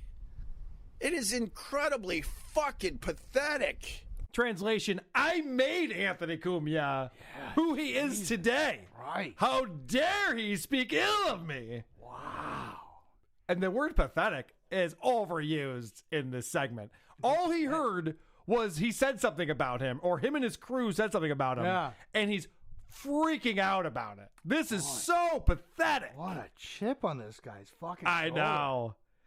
So this is kind of funny because Opie doesn't watch Anthony Cumia's show. Yeah. How would he? It's behind a paywall. He can't afford it. No, Opie's got money. But so he tries to guess at what Anthony's show format might be. Just do your show, whatever. I don't even know what it is. I would assume it's very political. I would assume it's probably a lot of old references and old fucking impressions. That probably still works to some extent, but I don't know. He actually nailed it. That's exactly what his show is. It's political, and they talk about Goodfellas and movies, nobody's seen in 25 years. Goodfellas would be pretty recent for them, wouldn't That's it? true. Yeah. That's one of the more recent movies. That's a modern movie that they talk about. All right, so now, Opie, remember, this is just one comment he saw that set him off. He explains what an idiot Anthony Cumia is. It doesn't make any fucking sense. We made millions together, so somehow in his stupid fucking wet brain, he now has to trash me and take me fucking down? How does that make sense, you idiot? Someone's cranky. Jesus. Is that a little bit of an overreaction? Jesus, yeah. He has to take me down? He just said that he might have just made a joke about you. Like, what are you talking about? You guys are partners for 20 years on the radio. He's going to make a couple jokes about it. Yeah. I've been talking about Chad Zubak. We just did one show together. Yeah, seriously. You're going to make a couple jokes about it. But apparently, according to Opie, there's an obsession going on here. So now he turns that around and chooses to fucking trash me on a regular basis? Go fuck yourself. That's incredibly pathetic at this point. What's he basing this on? A regular basis. He's bashing me on what is he? He said he doesn't watch the show. Yeah. He doesn't even know what it is. He saw someone comment on Facebook Live that Anthony said something about him. He's like, this guy's bashing me every day. It's all he lives for now. Yeah. It's like, you ever see somebody, there's like, they get slighted in traffic and then they lose their shit. Fuck you, you motherfucker, son of... And you're watching, you're like, that has nothing to do with the traffic situation. That guy was already in the state, and it's just like, Opie woke up like that. He probably wakes up like that every fucking day. And this was just the day that he had the Zoom recorder going. That's a really good point. That is a really good point, because as he's screaming like a maniac about Anthony, he also has to tell us how little he cares about it. Anthony's much better. I'd rather pay. I'm not competing with Anthony, you stupid fuck. That's my whole point. For whatever reason, he's competing with me. I don't give a fuck if you think he's the best. Go support him. I don't send my people over there to trash him, or we just fucking have our own thing going. I don't give a fuck who he thinks better. Jesus, enough. I don't really care. Yeah, Patrick Michael level. Yeah. Nailed it. 15 minutes into how he doesn't care. He named his show Pathetic Anthony's Continued Hate, and then exclaims that he does not care. Ugh. Opie, that's the opposite of not caring. And I don't care so much, I'm going to spend 9 minutes on it. You know what I don't care about? NASCAR. Never got into it. Not a great sport. Don't give a shit. I've never talked about NASCAR once on my podcast because I literally don't care. Yeah. That's the definition of not caring. Yeah. When you don't care about something, it doesn't even come into your mind that you might want to talk about it. This guy is screaming about Anthony because of one comment, and these guys are trolling him. Yeah. He's obviously getting trolled. It's very obvious. The guy's like, I think Anthony's show's better than yours. Well, I don't give a fuck if you think that. Yeah. Why would I give a flying fuck? I don't care at all. I've never heard his show. I'm sure it's great. And the audio, I never heard a show I can describe it to a T. Yeah, I know, he nailed it. I never get over how fucking bad his audio is. Oh, yeah. He's all over the stereo spectrum, and it sounds like he's under a bridge. I mean, it sounds, you can hear cars going left to right. He's hiding under a bridge yelling into his fucking microphone. He points out helicopters flying over multiple times in this episode. Oh, what a fucking idiot. What a fucking idiot. And it goes back to that thing. He's so insecure about just being a podcaster that he has to break all the rules and do everything different. So if somebody says, you know, Joe Rogan's doing a better podcast, it's a different thing. I do a different thing than Joe Rogan. Yeah. I'm just out on the beach talking to Facebook Live. Like, yeah, I know. That's my point. There's other podcasts that are better than yours. You should do better because helicopter noises in the background is not fun to listen to. Well, you moron. Just him bouncing around between your ears as he's babbling on is fucking obnoxious. I pointed this out since day one. The Zoom recorder with the stereo condenser it's not mics meant for this. It's not meant for this. How does he not know that? He's been in radio his entire life. Last thing I want to play about Opie, this has nothing to do with Anthony Cumia, but he's talking about Bert Kreischer's new show on Netflix, The Cabin, and he explains that he loves it and then explains what the show is. Have you guys seen the show yet? No. Yeah, I'm not interested in it at all. And after hearing this clip, I'll probably never check it out. The Cabin is really, really fucking good. Because Bert Kreischer just simply doesn't give a fuck. I saw the first 3 episodes, and I mean, in the first 3 episodes, he was waxing his asshole. He was having Bobby Lee stick a tube in his ass because they were doing coffee enemas. The guy doesn't care if he's naked. It's just so freeing. Does that sound like a good show to you? He's waxing his asshole? That's some sales pitch. I know. I'm like, that's what I expected the show to be. That's why I don't want to watch it. Bert Kreischer's naked? No thanks. I used to say about back in the day about Seinfeld, like pretty good comedy needs more tubes in the asshole. Yes, right. If they would have had enemas in Seinfeld, The problem with Seinfeld is it was too clever. Yeah. There were too many jokes. Yeah. Not enough naked men. If they would have just had more anus humor, Yeah, it would just have been really coffee in the asshole. Oh, that's all it needed. Seriously. I don't know how many times I can tell this to Seinfeld. Yeah. Comedians in cars getting coffee in the ass. That should be the show. Comedians bent over cars getting coffee through a tube in the ass. Yeah. I like that a lot. All right. As we know, we're doing a very Bubba-centric show today. Bubba used to have Brent Hatley on his show, and more recently, he's been in talks with my buddy Opie to have the Opie and Bubba show go on Sirius XM. Let's talk about Ope.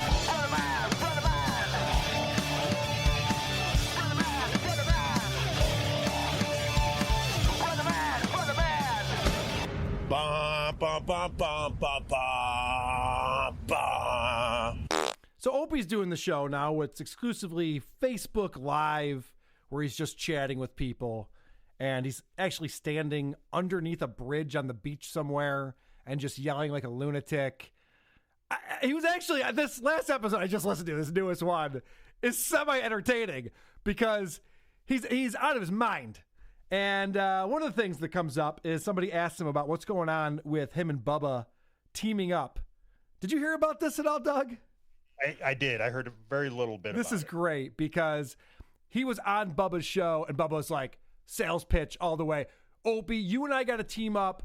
We'll bring it to Sirius XM. We'll try to sell it. You know, if Howard doesn't resign, then they could get us as the new morning show. And Opie is like, yeah, all right. Yeah, I'll do that. And then on his show, he says this. Bubba's wanted to ask Howard for permission to pursue the Opie and Bubba the Love Sponge show. And I told him it was a bad idea. I basically said, Bubba, save yourself. There's the bird. He popped back up. Hi, birdie, bird. What up, bird? He's wandering around for a little din-din. And I told Bubba, I go, Bubba, save yourself. Don't do that. Don't do it. And honestly, I haven't heard from Bubba the Love Sponge since. I should text him and see. But last I checked in, he said he was too scared to email Howard.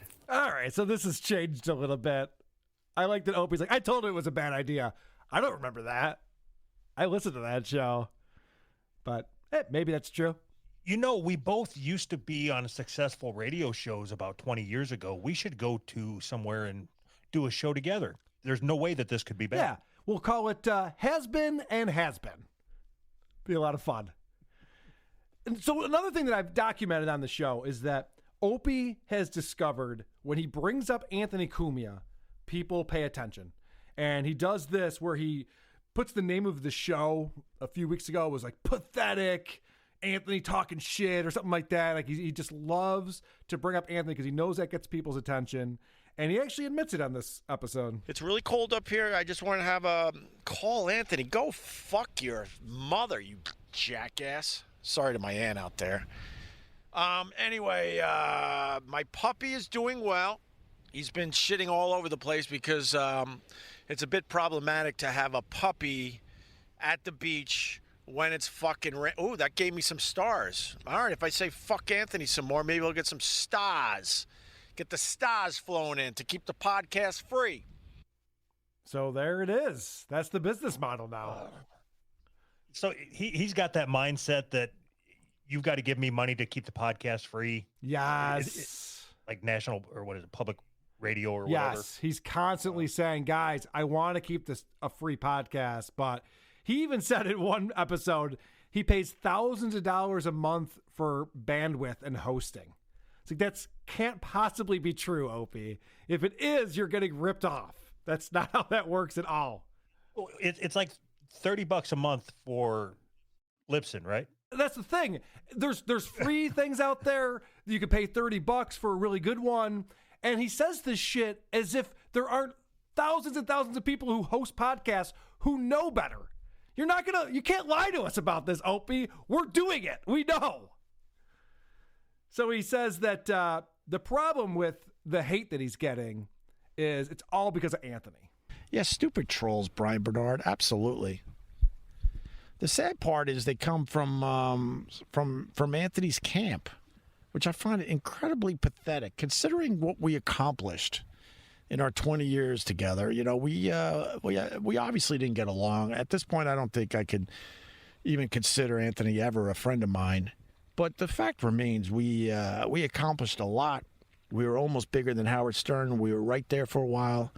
And I get most of my hate from his fucking camp. And I honestly got to be completely honest here. I find that incredibly fucking pathetic. I really, really find that fucking pathetic. Because if it wasn't for him encouraging hating me, I wouldn't really have that much hate. Wrong. Yeah, what is he talking about? He brings it on himself, first of all. Secondly, what are we, chopped liver over here? You think it's all coming from Anthony? What about a little thing called Who Are These Podcasts? We're documenting how shitty you are pretty regularly. I'd like to get a little bit of credit for that. And I love that he uses the word pathetic over and over again. It's so pathetic. It's so pathetic. No, it's funny. It's fun. You're fun to make fun of. He's pathetic. Right. That's the proper use of that word. Yes. Thank you. That's perfect point. He's doing a podcast where he's talking to Facebook Live under a bridge and calling Anthony pathetic. Meanwhile, Anthony is doing a video show behind a paywall in Manhattan. Like, what are you talking about? Who's pathetic? What? All right. Last thing on this Anthony nonsense. But I can honestly say most of my hate comes from his camp. Which, just think about how stupid that fucking is. And it's a dumb business move too, if you think about it. So stupid. It's bad fucking business. It's bad business? Have you seen our Patreon numbers? It's great business. What's he talking about? Also, they used to do Jocktober, which is what we're celebrating this month. They did Jocktober every day of October for years and years because hating on people is good for business. It's fun. We're all having fun here. Especially when they fire back, nobody knows. You're right. Yes. That's the best part. Oh, boy. All right. So at one point, Opie turns off his live stream by mistake because he's doing the Facebook Live, but he's also recording on a Zoom recorder at the same time. So that's how you're able to hear when he turns it off during his podcast. And he says something that it can't possibly, I don't know what he's talking about. And it's so obvious that we all know what's actually going on. Oh, brother. Well, I turned off the Facebook Live again. I don't even know because I was just trying to go back in the goddamn comments and it turned off the goddamn Facebook Live and we were doing sick fucking numbers. And now I had to turn the whole thing back on. All right. This is a guy who used to be on XM radio and then Sirius XM radio. He was on in New York, Boston, Philadelphia, syndicated radio show, millions of listeners. And he just said we were doing sick fucking numbers in our Facebook Live. Yeah. So are you picking this up from what we just talked about with Bubba and yes, his YouTube thing? Yes. Well, I don't understand how you wrap your mind around that. I would be suicidal if I had the number of people listening to me that these people do after having been at the top and being the pinnacle of radio and broadcasting. So I don't think that Bubba was ever on the scale of Opie and Anthony, but I used to go to the mall to where you could buy DVDs and CDs, and I could buy Bubba DVDs. It was called Bubba Raw. Yeah. I mean, he had worldwide distribution. It wasn't just mail-in orders. It was you go to the mall and you could buy Bubba shit. And now he's excited that there's 1,000 people on fucking YouTube watching him for free. Bubba, same as Opie. Bubba the Love Sponge is a household name. And that's a really good point to think that in Iowa, you could go pick up a CD or a DVD of this guy. That's impressive. That means that you've made a name for yourself. It's very hard to do for a radio. Typically, radio personalities are really big in a market. And maybe they get syndicated to a couple of markets. Maybe they're Rover and they're in 3 markets or 5 markets where people actually know who the fuck they are. And that is about as good as you could hope to get. And Bubba and Opie both are known nationally and are excited to have 100 people on Facebook Live watching them. Sick fucking numbers, as Opie says. I liked this episode of Opie. He's really fired up, and he's a crazy person now. He goes, you haven't been in the city? I go, no, man, COVID-19, bitch. We're living somewhere else, bitch. So tell that bitch to leave us the fuck alone. He's fucking losing it. All right. He's telling a story about how he had to drive into New York City to go to his apartment. And he borrowed somebody else's car for some reason that had Sirius XM in it. So he decided to turn on Sirius XM. It's the first time he's listened to it since he was fired. Oh, wait. No. He wasn't fired. Holy fuck. I haven't checked out Sirius XM since I didn't get fucking fired. You could keep telling that stupid story until you're blue in the face, but I didn't get fired in the end. Because they knew they didn't have anything on me, so I can't really talk about it, but trust me, I didn't get fired. And, when they let me go, When they let me go? What is it? What other thing could it be then if it's not being fired? Laid off? What do you want us to say? What's the word? I don't know if I have my names right, but was it Opie that got fired for letting somebody into Howard's compound? Is that what it was? So Opie claims that he was fired because he snuck into Howard's compound. Okay. Now, the other story is Opie shot video of Roland shitting while at Sirius, and Roland told HR about it, and then Opie was fired. Either way. He wasn't fired. He was let go. They just let me go. I don't know what you guys are talking about. I wasn't fired.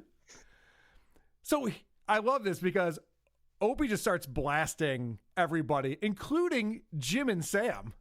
For a split second, I'm like, should I go check out Jim and Sam? I'm like, oh, God, why would I do that? You know what you're going to hear? Just a bunch of baby noises and uninformed fucking radio personalities. Said the most uninformed radio personality of all time. There's a lot of projecting going on with this, calling people pathetic, saying that they're uninformed radio personalities. Like, Opie has always been uninformed. I don't know what he's calling out Jim and Sam for that. Also, you can't say I've never listened to this and also say it sucks, right? It doesn't work that way.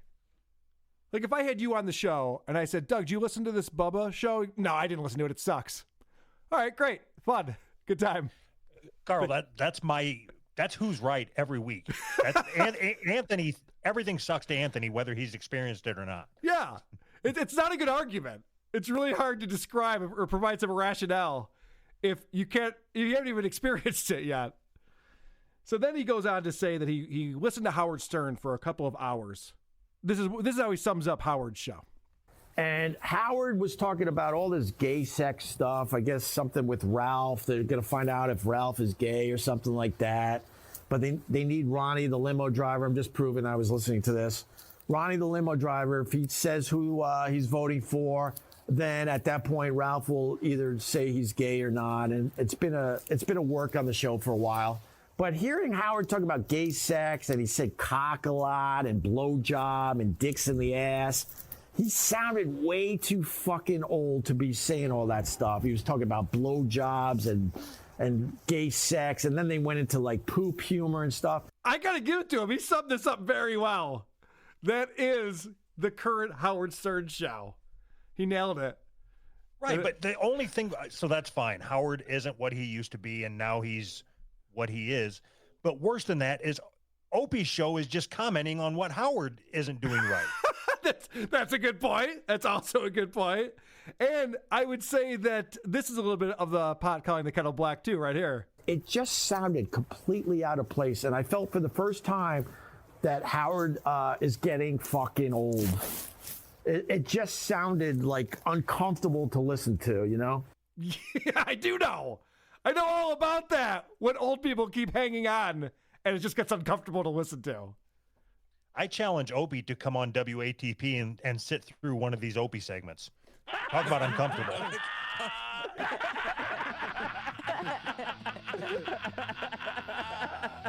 Sorry, Doug. I should have had this laugh track going for you the whole time. I forgot. Don't do that to me again. So I'm listening to Stuttering John the other day, and I get very excited when he says this. Opie will be on Thursday at Beer on the Balcony. So I'm just telling you, subscribe to my Patreon. Last week, Beer on the Balcony, I featured Steven Grillo. Oh, Opie is going to be on Beer on the Balcony. Now, as you probably know, Gino, because you're a big fan of Stuttering John, as you just stated, when he does his Beer on the Balcony shows, that's for Patreon supporters only, of which I believe there's about 15.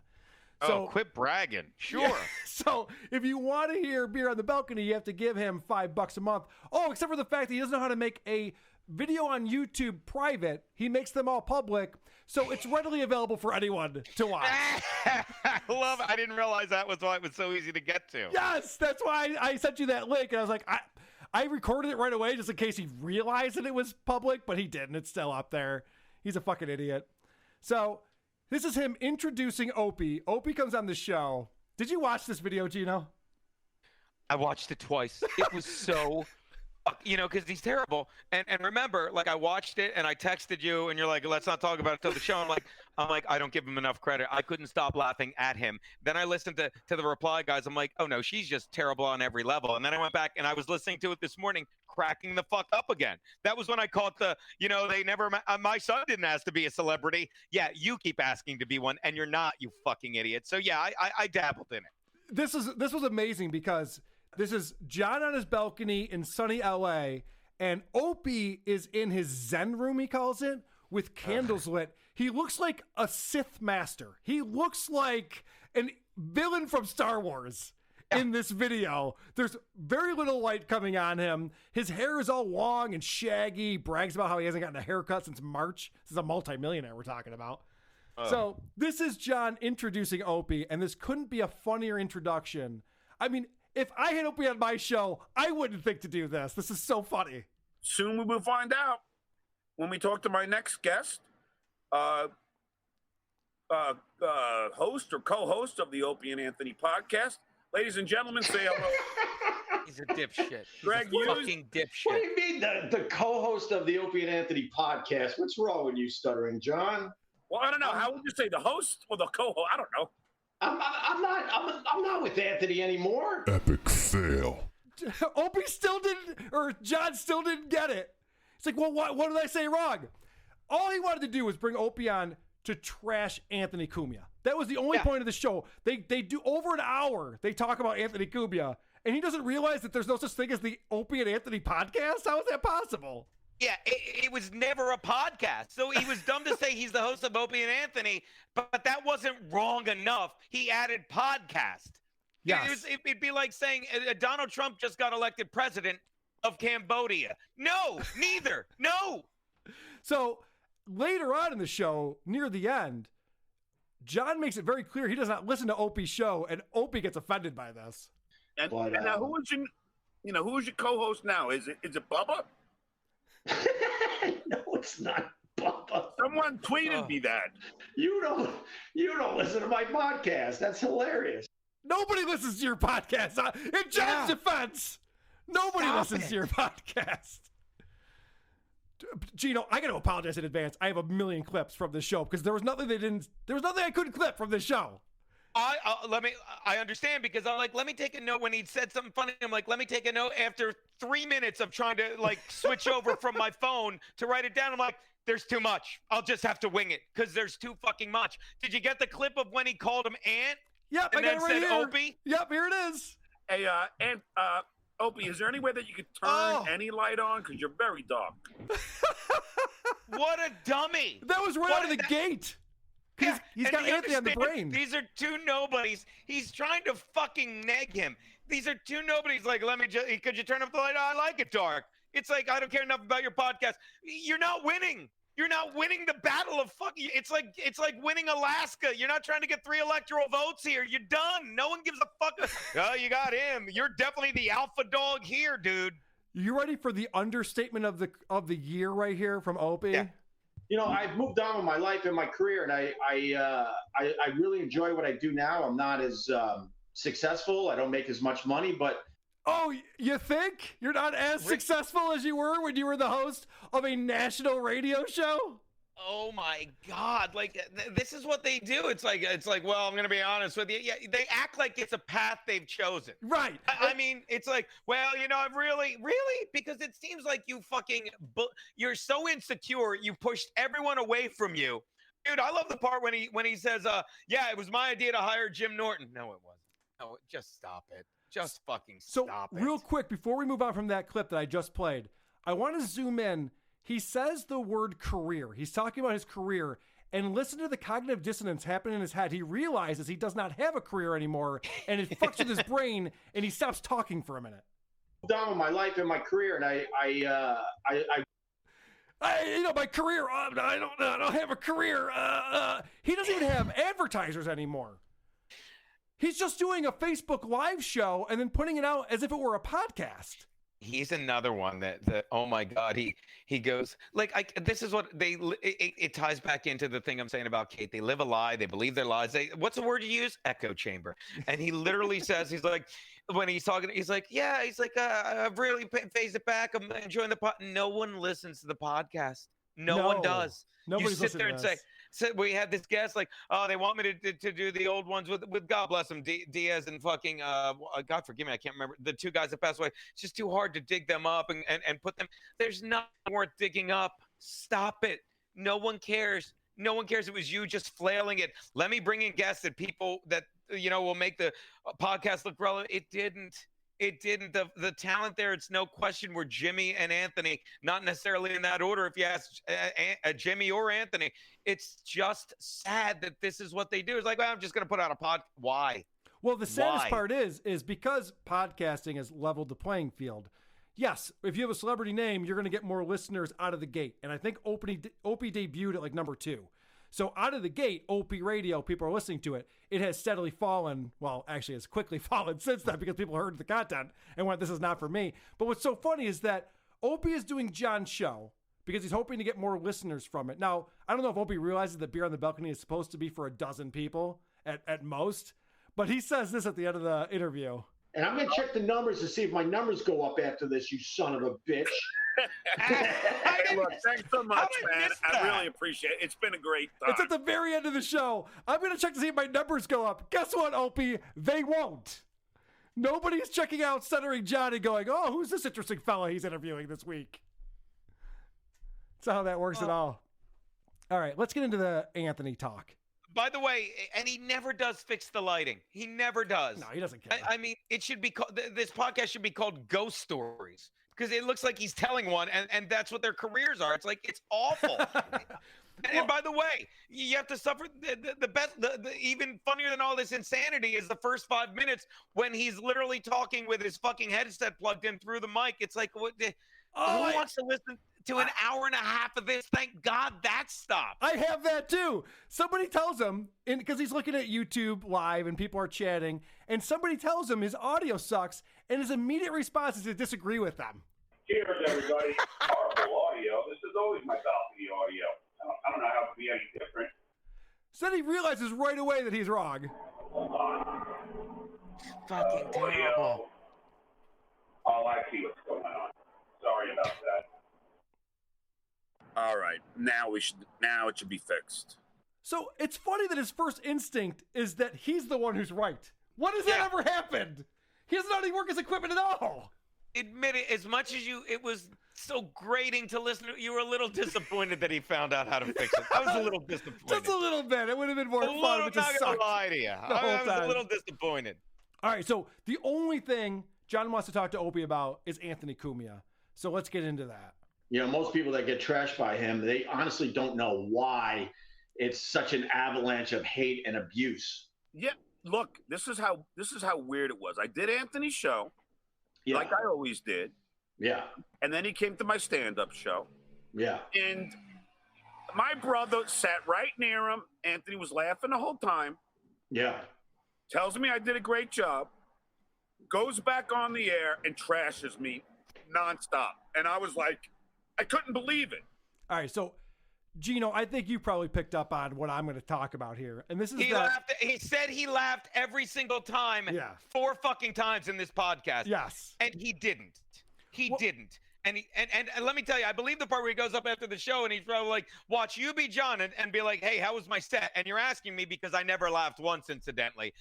But just ask me, how was my set? Gino, thanks so much for coming out to my show. What'd you think about my set tonight? It was good, John. Let's go get a drink at the bar. That was really, let's go get a drink. Yeah, that's what you would say. John takes every compliment. It's just someone being polite to him. And he takes it as if it is their word. Like, will you put that in writing and sign it, please?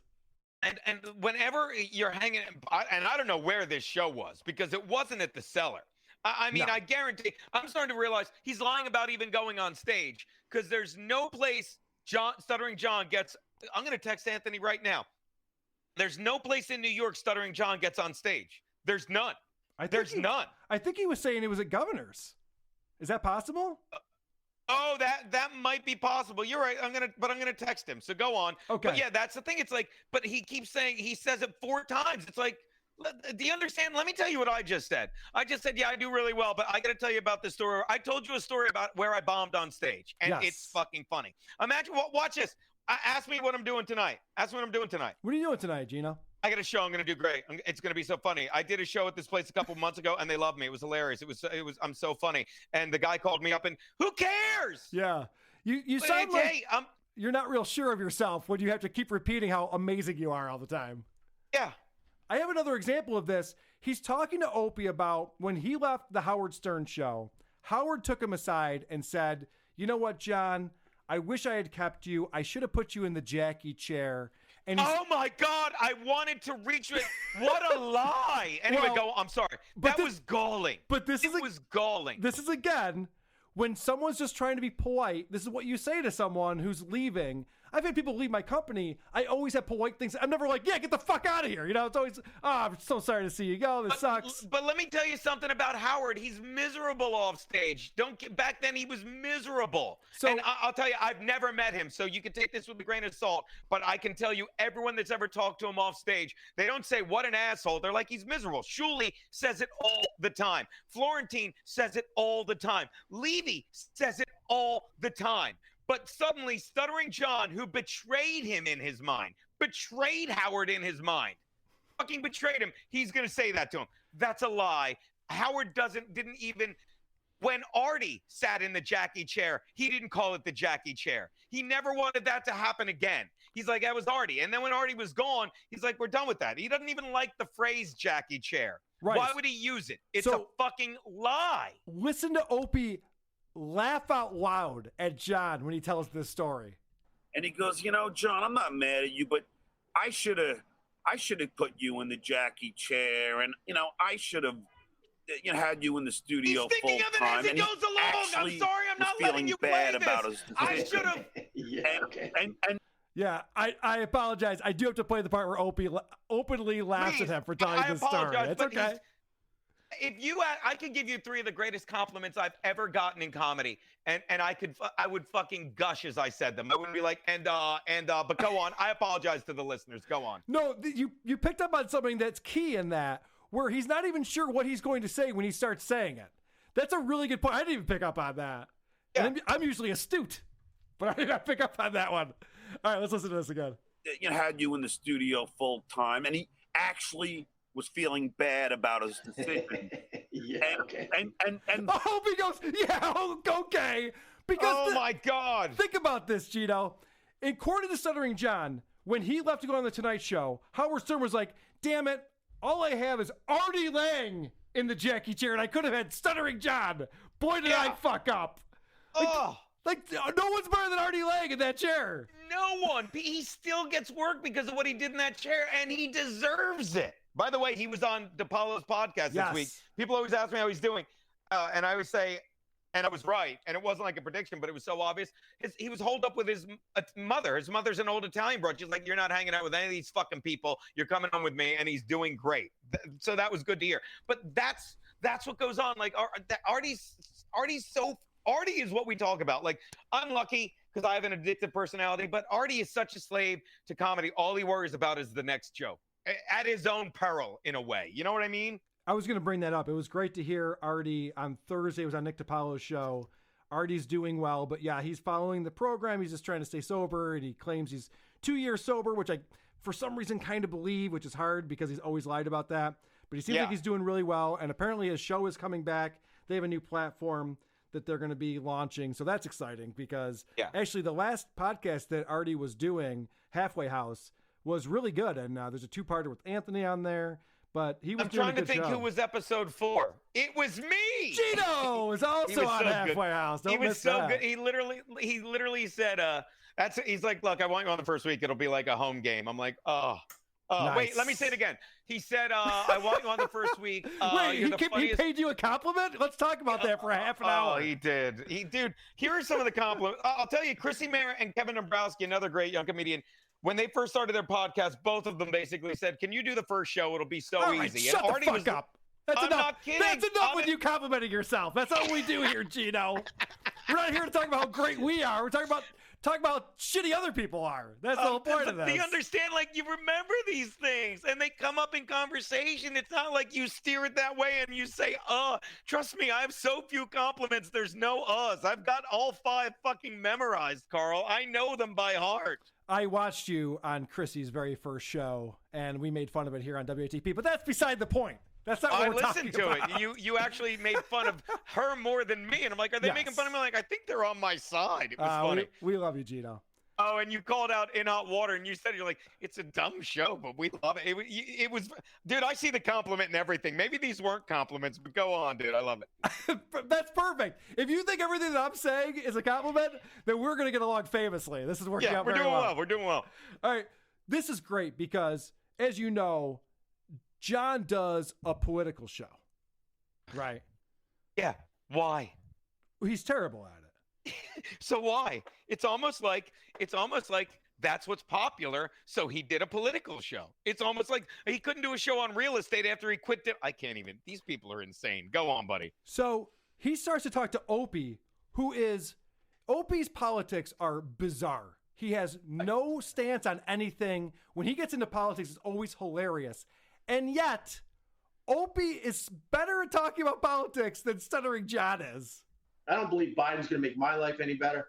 But more importantly, people that count on a politician making their lives better, I don't see Joe Biden moving the needle much. These guys don't move the needle much in the end, you know. I think it's going to be pretty much the same old, same old. I mean, he's a career politician down there in Washington. He's had 47 fucking years at this thing. He just shit all over Stuttering John's entire format of his show. John's format is like, this is the most important thing that we have to get Trump out. We have to get Biden in. It's the most important thing in the world. Opie goes, do you really think who's president matters that much? It doesn't. Like, what are you, stupid? Yeah. Which was great because John loses his mind. I mean, is he going to figure out the healthcare issue in America? Is he going to be able to figure out the tax thing? Yeah. Is he going to figure out, you really believe all this? That finally we got a president that's going to do right by the people. My God. Really? Oh, that's Opie so won, fucking glorious. Stuttering John 0. That's unbelievable. Yeah. You're getting bested by Opie in a political conversation. Stuttering John is being fooled by all these fucking media outlets that are like, the most important thing in the world is who's president. Why? Why would that be the most important thing in the world? I just live my life every day without the president affecting me in any single fucking way. You idiot. And then he thinks that maybe the reason why Anthony Cumia is trashing him, the word he uses over and over again, he's trashing me. He's trashing me. I can't believe he's trashing me. Is maybe because they have different political views. He asked Opie. Yeah, go ahead, Gino. It's his galling lack of talent. Yes. It's how he just turned on Anthony. Like Anthony even like later on the show, he's like, it's like, I can't remember the last time I was on. Yeah, you can. You remember it vividly because they even had me come in to just shit all over him. Like, and he's like, I think it was that, you know exactly when it was. And he's like, and I had to cancel because of this. No one asked you to be on. That is like a really funny thing. Chrissy, the reason why you were muted is you told me your phone was dying. But there's no way the audio struggles for me. Chrissy. Wait, let's listen. All right, let's listen to her and Frank. Me? Damn it! Oh, how much did you hear? I'm paying way too much attention to the chat today. It's really fucking me up.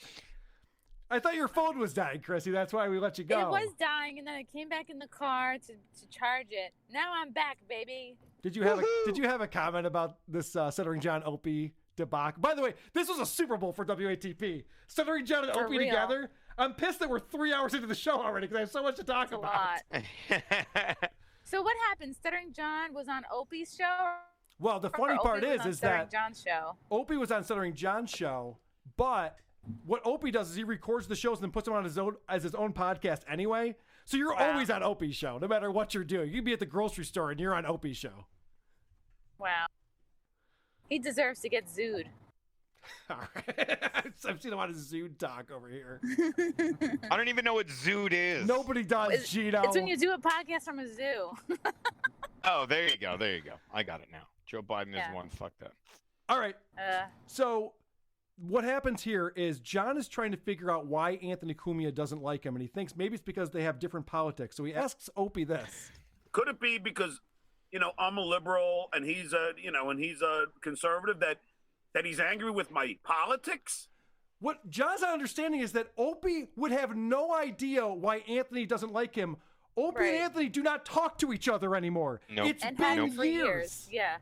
And John brings him on the show thinking he's going to be an insider. But it's funny because I can't figure out why Scarlett Johansson won't fuck me. Is it because I'm a Capricorn and she's a Libra? I don't get it. So doesn't make sense to Opie me. tries to answer this question, which he can't answer. Is the reason why he doesn't like me because of this? How would he know? He can't. He doesn't know. He's not inside Anthony's brain. So Opie goes through a long explanation, doesn't answer the question, and then John brings it back to that again.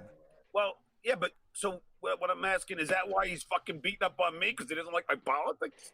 No, it's because you're an easy target. You're a stuttering buffoon who thinks you're talented. We all enjoy goofing on you. That's why we make fun of you, John. We're not I'm just trashing you. fantasizing that Opie is saying this on the actual podcast to him right now. I'm fantasizing Wouldn't that be Carl. amazing?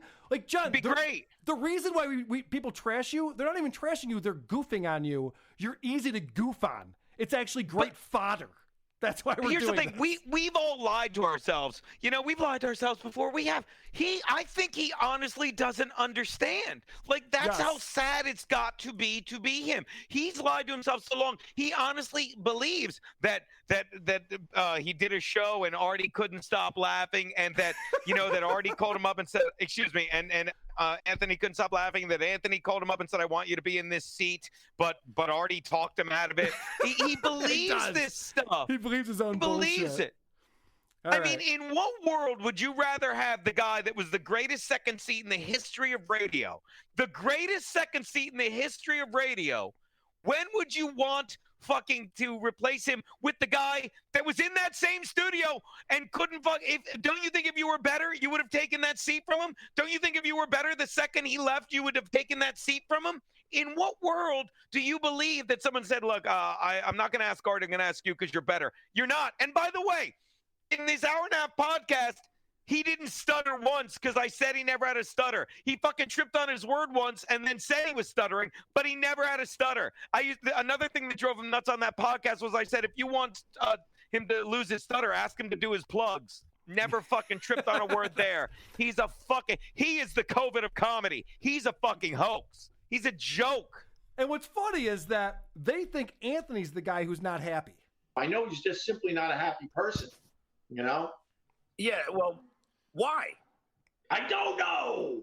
These are two guys who spend an hour talking about the fact that Anthony talks shit about them, which is by the way, comedy and jokes.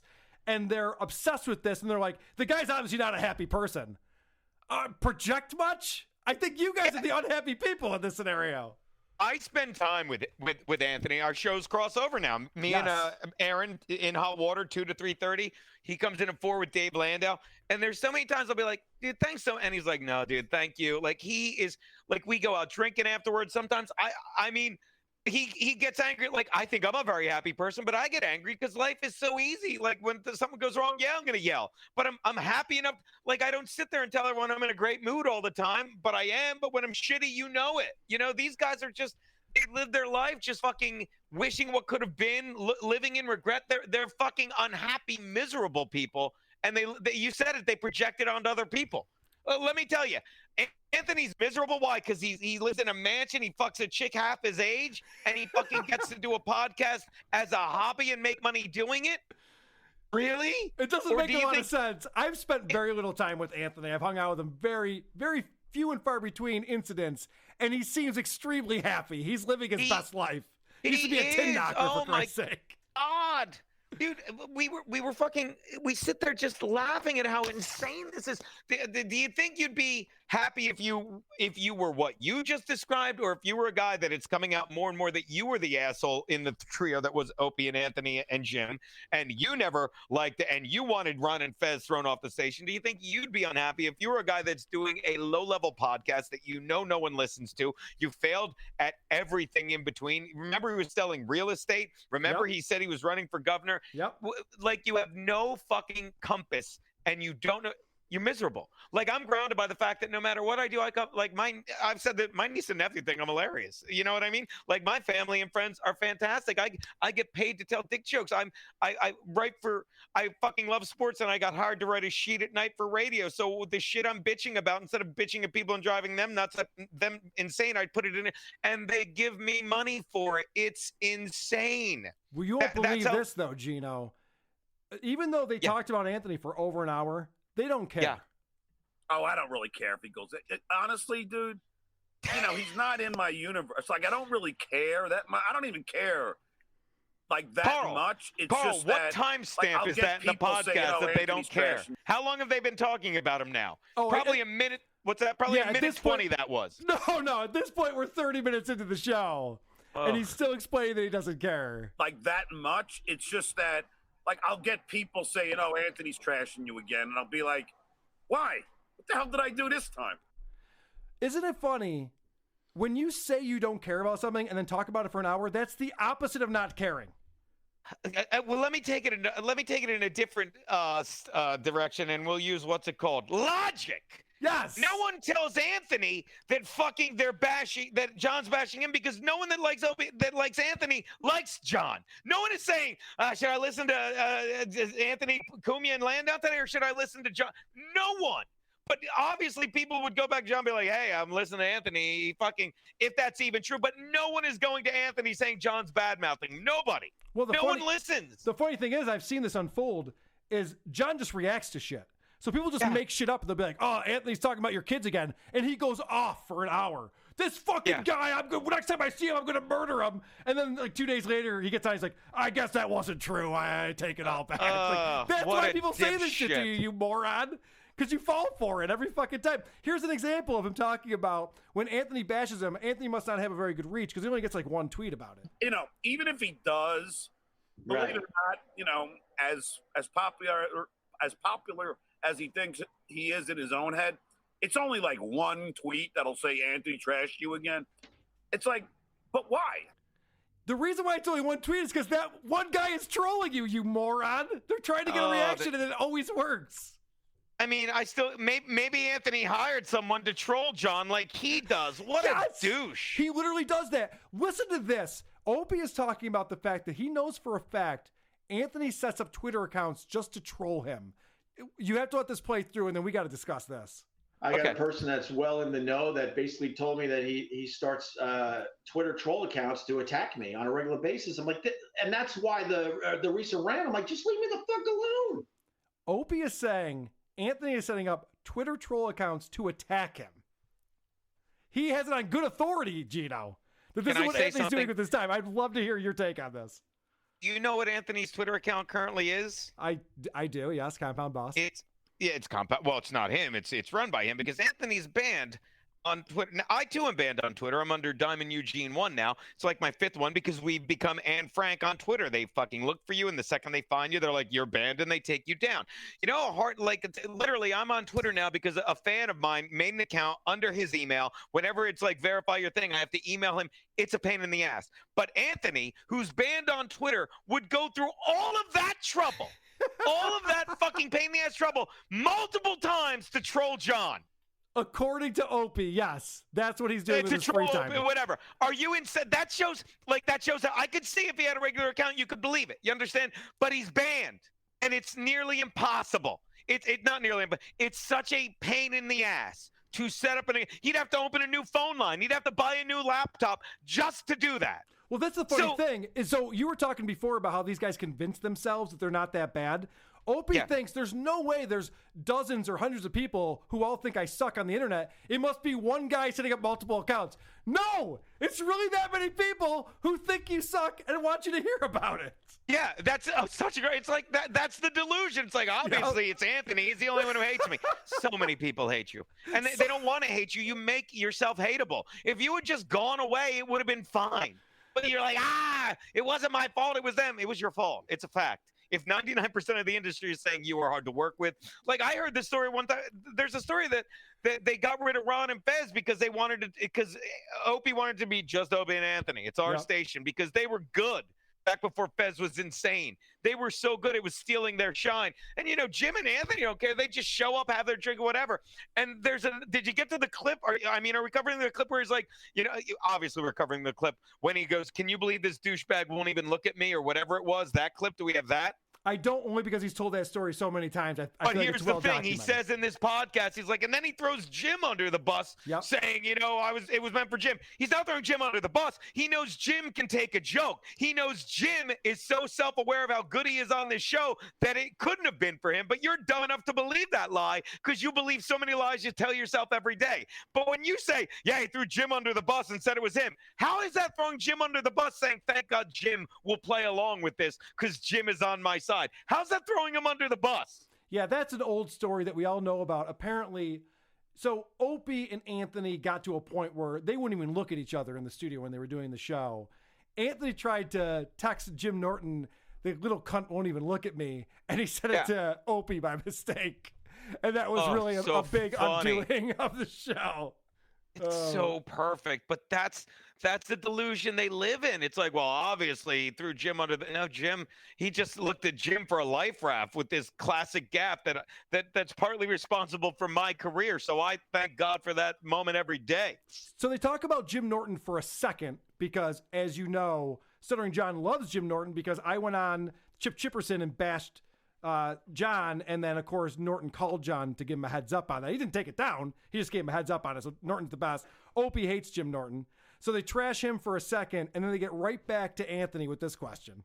So when Anthony is trashing you, what is he trashing you about now? And because John is steering the conversation. Opie doesn't even want to talk about Anthony. He's not. Yeah. He doesn't want to have this conversation. And it's all they talk about the entire time. So he asks him, what is he bashing you about? And of course, Opie's answer is, I don't listen to his show. I don't know. I just hear people say that he's bashing me. Opie, I'll tell you the answer. You're doing Facebook Live to 200 people. You used to talk to millions of people on the radio. That's what we're all goofing on. That's the funny thing about you, Opie. Your show sucks.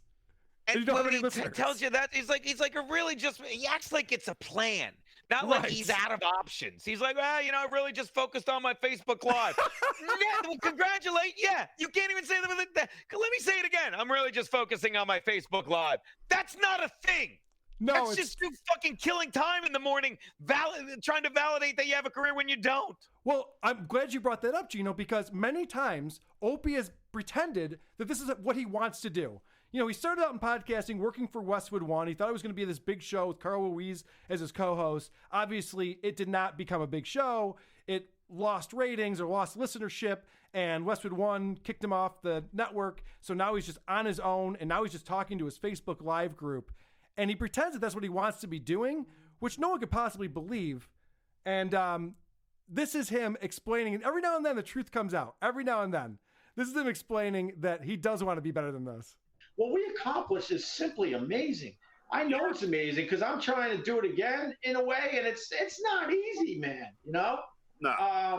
So he admits he's trying to get back on the top of the hill again, even though every other word out of his mouth is that he doesn't care and he likes what he's doing. He's never had more fun. Everything's great.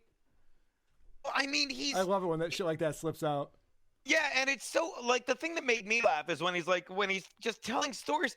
It's got to be like a story time where he's like, yeah, there was a point when I walked away from the show and Karmazin came and yelled at me. That didn't happen. Like, if you listen to Anthony talk and not talk about Opie, just tell stories. He's like, whenever it came time to renew the contract, Anthony's like, yeah, just take whatever they give you. And Opie would want 3 years. He would want guaranteed money. He was the guy that always demanded money and stuff. Right. It was never. He would never say, well, I'm not having fun with this. You just wanted the money. You're all about ego and insecurity. Yeah, he was playing hardball because everyone else just wanted to sign a long-term deal, make their millions of dollars a year and get it locked up. And this guy, for whatever reason, decided, I'm going to sign 2-year deals and I'm going to be a prick about it every single time we renegotiate, try to get as much money as possible. And now he's trying to spin it as, I was done with that show. it's almost like he admits he's planning. Like, let me tell you, Anthony, and I'm gonna say we don't work. The money just shows up when you're having fun. Like, and that was Andy's like, just take another year, just take it, whatever they give us, because he didn't even think about. He's like, I'm making great money, having fun, but. Opie was obviously like, look, I don't know how much longer I can put up with this shit. I need as much money as possible. It was work for him. And I'll say it again. I'll call back to fucking, what I said earlier. That's its own punishment when you're doing this as a job. Oh, my God, that's got to suck. And you see how it does. So John continues to say, I don't know why Anthony Cumia is trashing me. I don't ever watch a show, nor will I ever watch a show. Would I do a show again? Sure, because I don't really have a problem with it. I just don't understand why. Like, I get tweets, oh, Anthony's trashing you again. I'm going, what the fuck did I do? John, you threatened him. Someone tweeted you, or someone was in your YouTube chat and said that he was talking shit about you, and you went off for an hour about how you were going to fight him the next time you were in New York City. And then he goes, I don't understand why this guy's bashing me. I don't even know what happened here. How do you not know that? You're starting all this shit, you moron. And then Opie, who's in his Zen room with the candle lit, turns into high voice Opie here. And now he trashes me on a regular basis. I want to call him and go, dude, I know where you came from. What the fuck's wrong with you? You don't have to like me, but Jesus Christ. I don't think that Zen room is working out for him. Yeah, it doesn't. It seems like it should just be the man cave he wants to call it, but you need something cool in there to call it a man cave. Right. Just where he goes to cry. It's where he goes to cry saying, how did I fuck up all that money? How did I do that? So they're talking about Anthony for an hour, and then they proclaim that Anthony will be watching this. I don't go out of my way to trash him. I don't go out of my way to talk about him. So it's just weird that he's focused on me and you, like, on his shows. I don't know. It's fucking lunacy. Well, and he's watching this, which is really fucking. Of course he is. Are you out of your mind? They're talking about him for an hour, and then they're like, this idiot's actually watching this right now. First off, he's not. He's going to hear about it from me and Gino. We're the ones reporting this back to Anthony. Oh, my God. We're doing the work here. Here's the thing. My routine, not that you guys need to know, but after I get done the show, not much longer because it's getting cold, I will walk back. I'll walk an hour and a half back from Midtown to my apartment up here in fabulous East Harlem. It's a great place to get mangoes in a slice bag. And I will listen to Anthony and Dave for usually the first hour. Sometimes longer if it's hilarious, sometimes shorter if there's something big going on and something else. But zero times has he brought him up. 0 times has he brought up, like, since they switched to afternoons. I can get not once ever, because if they did, I would be listening and laughing and calling in. Honestly, the only time he's talked about Stuttering John in the last 3 months is when I was a guest on the show. And I brought some clips from Stuttering John's show. I listened. Believe you me, and I wanted to call in. I'm like, let me stay out of Carl's way because this is glorious. But yeah, that was about a month ago. I remember. Other than that, he never talks about Stuttering John because Stuttering John is on nobody's radar but ours and maybe Revenge of the Sith. But other than that, nobody's talking about Stuttering John. And this clip right here, we got to run through these clips, Gino, because I have other shit to do today. But this clip right here is why both Opie and John are WATP favorites. They're both so bad at podcasting. And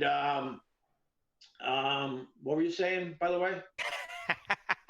I just lost my thought. No, I'm saying, like, what? These are two professional broadcasters talking on a podcast.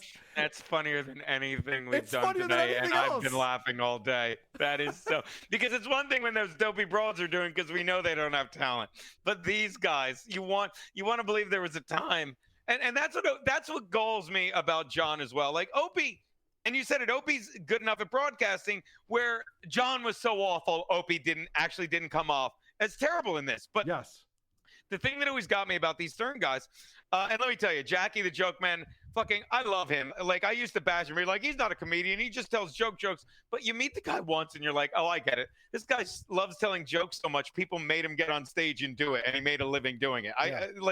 But these other idiots, they think Howard Stern was some They look at Howard Stern like he was a struggling DJ that's like, I got to surround myself with talent. So he went out and he got Stuttering John, that genius, and Sal the stockbroker. These are the guys that are like, these will save the flash in the pan that is Howard Stern. And John believes that. Yeah, he's an He idiot. believes it. And what's amazing to me is I've documented on this show, and I would say that I've done a thorough job of this, that Opie is terrible at podcasting and broadcasting when he's on his own. But for some reason, when it's him versus Stuttering John, he's the funnier of the two. This is incredible to me. We finally know who's the worst podcaster. The answer is Stuttering John. Opie is actually funny. Now, there's going to be a little bit of silence in this clip, but let it play out because this is actually brilliantly done. Yeah, and thank you so much for doing the show, man. I mean, yeah, right on. And next time I'm in New York, I'll certainly do yours. Oh yeah, I forgot. Are you there? Yeah, I am. Opie gave him nothing, which was hilarious. He invited himself on to Opie's show, and Opie needs guests. Trust me. He needs someone to fucking talk to. And even Opie's just like, pass, that's fine. We're actually booked up through February, but yeah, thanks. So good, I forgot about that's the best. That was actually It's Opie so being true. funny. I give him credit for that one. Oh, he sat there like, I like Opie puts him in his place on this clip too. John always talks about how Artie Lang says, we were never friends, and Anthony's saying that we were never friends, and John's like, but I was their friend. I was their friend. Like, it's so easy to say that. Well, you were never my friend. Right. Well, he's doing some right. He's got us talking about him, so I don't really talk about him in general. Like I said, every once in a while, it'll get under my skin a little bit, and I'll rant and rave, and then I'll move on with my fucking life and not even think about it. I don't plan. Opie, I don't really talk to him. I don't talk about him at all.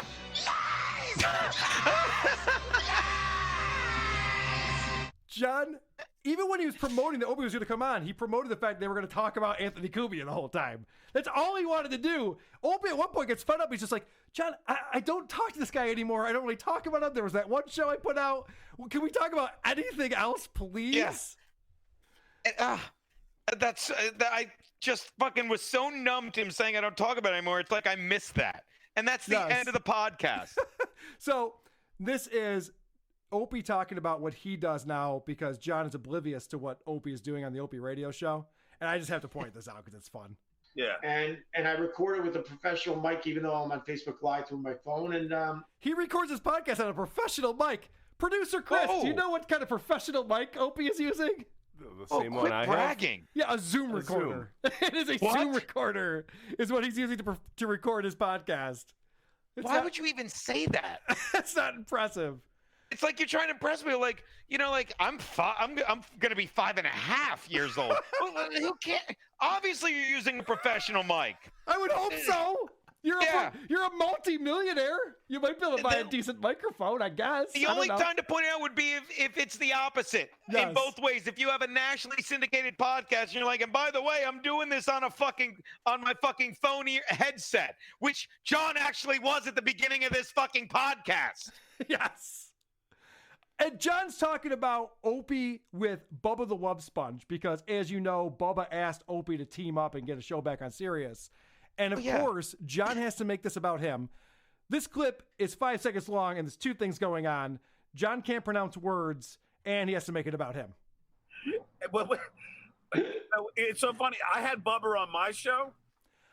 I had Bubber on my show. Oh, what kind of accent is that? You turned Bubba into Bubber. That's not an accent. He does that, and honest to God, he does that, I honestly think, because he thinks that's his brand. He does. Like, he doesn't still stutter. He's Gino, I'm going to disagree with you here, buddy. Oh, okay. He's that moronic. This guy is a moron. Well, can I get partial credit? Because his brand is moronic, whether he realizes it or not, but fine. Fair enough. I'm trying to steal that one from the judges. I'm trying to steal that fucking electoral vote. Go on. So, and this is the last thing I'm going to play about Anthony Cumia, but John is trying to get the dirt from Opie because John needs the dirt. And Opie's kind of playing along, but not really. Well, I mean, did you ever hear Anthony use the N-word? Oh my God, I forgot about that. I mean, I guess. What is this, 60 Minutes? Stuttering John? Jesus Christ. I knew you were going to say something like that. What the fuck? Unbelievable. You're just giving him more fodder to go after you. Yes, this is what John's not understanding. He's like, I don't know why this guy is going after me. And he's asking his co-host if he's ever heard him use the N-word. Like, what are we trying to accomplish right now, John? We're trying to put Anthony in a racist jail? What are we trying to do right now? It's almost like he's a punch-drunk fighter, and he didn't get enough stuff. He didn't get anything he wanted. He's like, let me just swing for the fences. He's Dave Kingman there. Yes. He's Dave Kingman, and he struck out 18 times this week, but he's still swinging for the fences with 19. He's digging it. You ever heard him say, he should have just said the N-word. He should have just gone for broke. Because it's like, this will get him. No one cares. Somehow, you managed to bore Opie himself, whose brand is boring. I don't know how you did that. That's his whole format, is boring people to death. And even Opie's like, all right, can we move on and talk about something else? John, you'll be surprised to learn, his nature is very kind-hearted. And I don't wish him anything bad. That's not in my nature. I don't wish anybody anything bad. And that's just who I am. My motto has always been, I always like to help people. What the hell else are we here for? I don't even have to comment on that. I'll just let that sit there. I think I've documented how much he bashes people and threatens them. If you Google John, Stuttering John, motto, I can guarantee you will get 400 things that don't have any of those words in them. Maybe hell, as in what the hell was I thinking Googling Stuttering John's motto? Well, as we know, John sent a tweet to Artie telling him the next time he attempted suicide, he hopes he's successful at it. And now John is pretending that wasn't a big deal. I don't wish any harm on Artie. I know I once tweeted something like that, but it was all out of the Twitter war that I was having with him, and people take it out of context, and then it sounds like it was bad. So I was telling him the next time he tries to kill himself, be successful. Yeah, people are just taking that out of context. You know, this guy who's attempted suicide and has a lot of demons, and I said, you should kill yourself? People took that out of context. Yeah, that's you misread it. You misread kill yourself. You misread 2 words. He threatened me in the past year, and not threatened because he's a buffoon, but he still brings up that you were on the Tonight Show. But he's like, let's just say I know some heavy hitters in New York. It rhymes with Gotti, and they'll come after you. And I'm like, let me tell you something you might not have picked up in the past hour and a half. I'm a bit of a coward. And if I really felt a threat, I'd be like, oh, shit. It's like, stop just talking to hear yourself talk. Here's my advice to him. Talk and pretend you other people want to hear you talk. Because that's what he does. That's what Kate Willett does. Like, they live in an echo chamber. That's what you should title. That is so it's so true. And he just says shit like this will make me look like of Gino saying echo chamber. Yeah, please. Please put it with the abortion and the ums and the ahs, because it's just insane. Oh, by the way, speaking of producer Chris, you are now one of Stuttering John's trolls. Did you know that? Yeah. This is exciting. So, please. Gino, one of the things that's going on with John is that people who listen to this show go on his show and they have these names that only we would know. They're not really who they say they are. And John doesn't know what the fuck's going on. It's always funny to me, so I have to play this. I appreciate every super chat, and I'm... Holy shit, how much saliva is in his mouth right there? Let's hear that again. I appreciate every super chat, gross. and I'm sick of the producer Chris is a troll, and I know he's a troll, and that's what he's trying to do. He's just trying to, get people to talk, and I see the people that are naive enough are actually responding to him. So that's not actually our producer, Chris, but we always appreciate when people are in there trolling him. God, fucking listening to him is even unappetizing at this point. That's incredible. Gino, I have one more clip on my board that I have to play after I do this.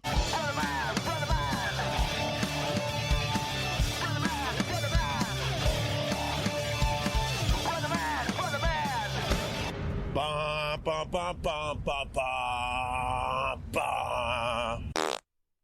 There's a guy named I've Got None. He's out of Russia. He's on our Patreon. He's been sending me a bunch of clips from Opie lately, and I just have one clip that I want to play someone sends Opie a $10 super chat. I love the fact that here are these people who used to make tons of money in the entertainment industry, and now they're excited about people giving them super chats. Yeah, I never heard of a super chat till this podcast. Okay, this is Opie reacting to someone giving him $10. 7-8 months. $10 by Steve Sharp. Oh my God. I'm excited. I don't make money anymore, so this is fun. This is true. Opie does not have sponsors. I haven't heard an ad read on his show in months. And now he's getting $10 while he's on a windy beach and pretending to do a podcast. And he's very excited about $10, which is always fun. What else is going on in the world of the fallout from last week's show? Anthony Cumia is the answer to that. So Anthony was talking about Opie. Yeah. Because, of course, Opie and Stuttering John. I saw the stills from that with Opie in the shadows. Yeah. It looked like he had a gun in his mouth. Oh, and then the God. microphone. Wishful thinking. Yeah. Could you imagine? I was like, what is going on? So Opie puts out this tweet. Let me read this tweet. It's so fucking funny. Oh, boy. Opie says, you don't know the history of women in America and how they were held down. Having a woman vice president is huge for women all over the world. Praying she does a good job. I'll get at Tammy Pescatelli on the podcast this week to hopefully enlighten you. This is a response to somebody. So this is what Anthony calls woke P. This is woke Opie. And I love Anthony's take on this. I'm literally just playing these clips because I laughed at them and I thought it'd be funny to play on my show. Sorry, Ant. Great. You don't know the history of women in America and how they were held down. Held down like you did Stalker Patty on the mousetraps. Held down while a wiffle ball bat was shoved in their asshole and marked with a Sharpie to see how far up it went. So the next girl that we shoved it in her ass and it went deeper, we'd give her a prize. Like that kind of holding down. Like a homeless man who held down his appetite for cake. For cake? Yeah. Held down like the woman we had shoot ping pong balls out of her cunt. Yeah. That kind of shit. Held down like the women in 55-gallon drums we threw shit on. So Anthony remembers where they came from. Opie obviously. Yeah, he's not going to act like he's some kind of ally now. Right. Some more goofy on Opie's tweet here. Having a woman vice president is huge for women all over the world. Praying she does a good job. I'll get Tammy Pescatelli on the podcast this week to hopefully enlighten you. Anyone who even imagines you're going to be enlightened in any way by watching Opie's show, you're a mental patient. I was dying when I heard that. And the funny thing is that he's like, I'm going to get Tammy on to enlighten you about a woman vice president. And Dave Landau, I think, has a pretty good point here. He's such a sexist thinking, hey, I'll get Tammy on the podcast and she'll enlighten you. What kind of an expert is Tammy on women's rights or anything? No, Opie's thinking just because she's a woman that she has this knowledge about women and women's rights. You can talk to a guy about the same thing. That's what I mean. Tammy is a comic. I don't think she's she a comes comic. off like... And Dave Landau was like, yeah, Tammy is a comic. Yeah. What? We need her on your show to enlighten people? Yeah, What are you she's not talking a about? professor of feminism at some college. I know. What have we done today? Oh, we've done it all. I feel like we've done it all because we talked about Notes of a Goon. I still got some Opie if you want to hear some. Oh, shit. We're not done yet. Well, that's good news. Let's get into some Opie then.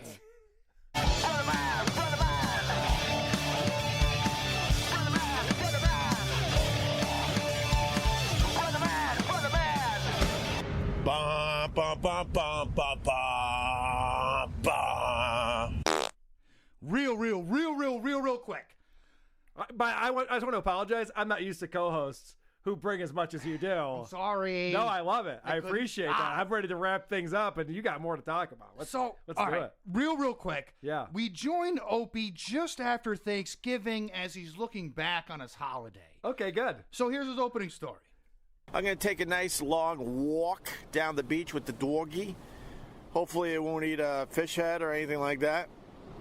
Although it ate it ate a hairband in our house 3 days ago, a giant hairband. Was it Winger? And kind of waiting for him to shit it out. I hope he shits it out.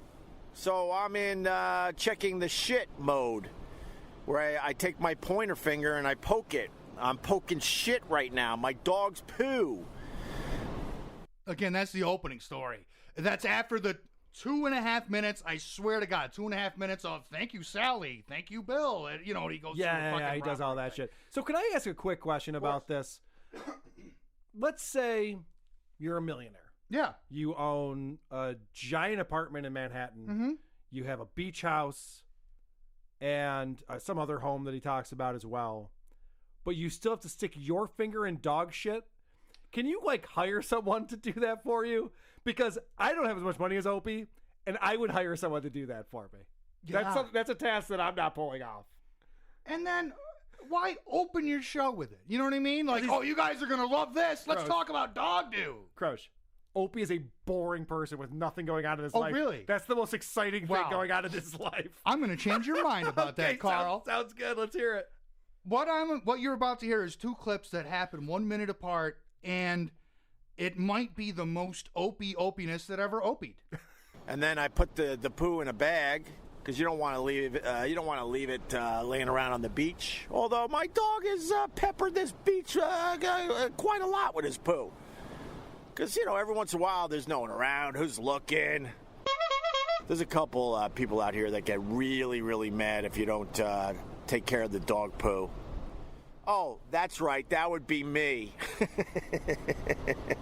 My wife reminded me that I'm like a nightmare when it comes to other people's poo on this beach. Because I told her, look, I'm like, the season's over. So he's dropping bombs left and right. I'm not going to pick up every single poo he does. And my wife reminded me that I'm the raving lunatic when someone leaves dog poo behind.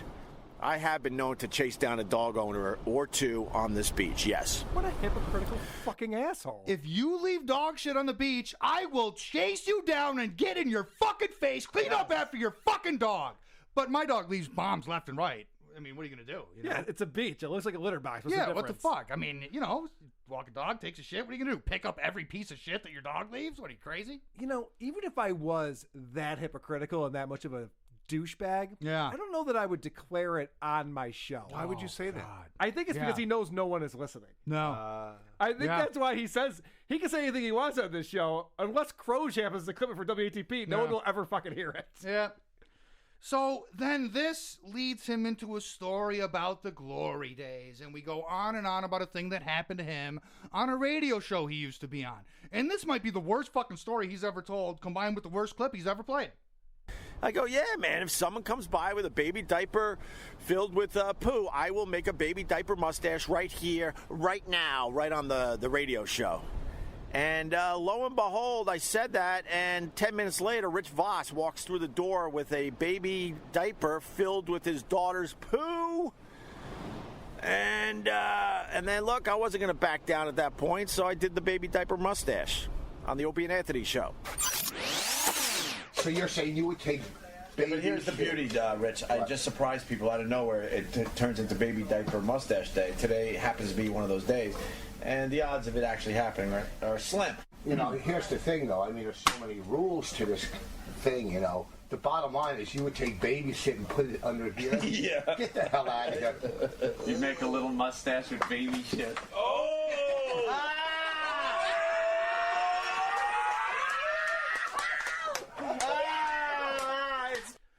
Remember how crazy I used to be on the radio? Yeah.